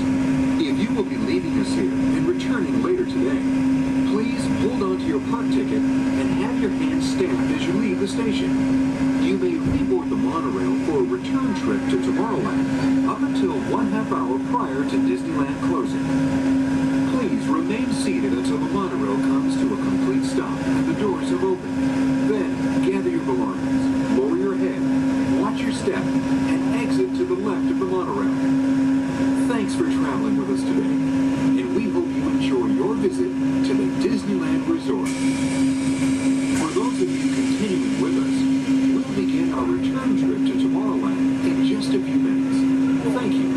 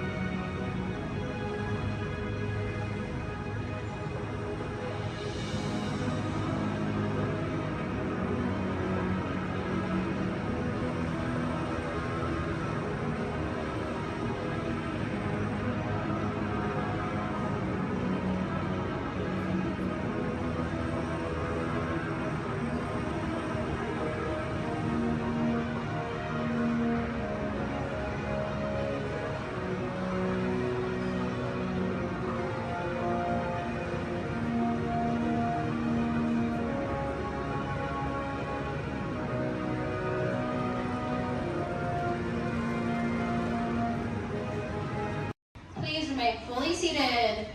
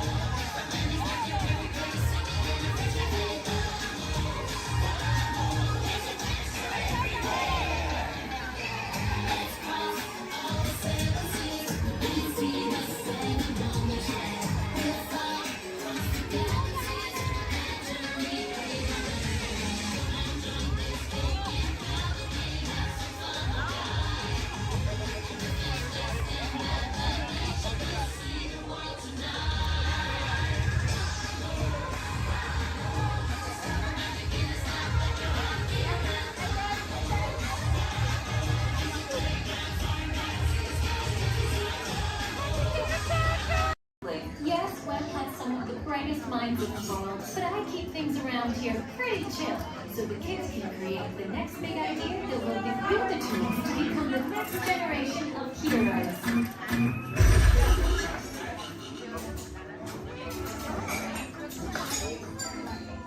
We hope you have a great time on your visit to the Worldwide Engineering Brigade Open House.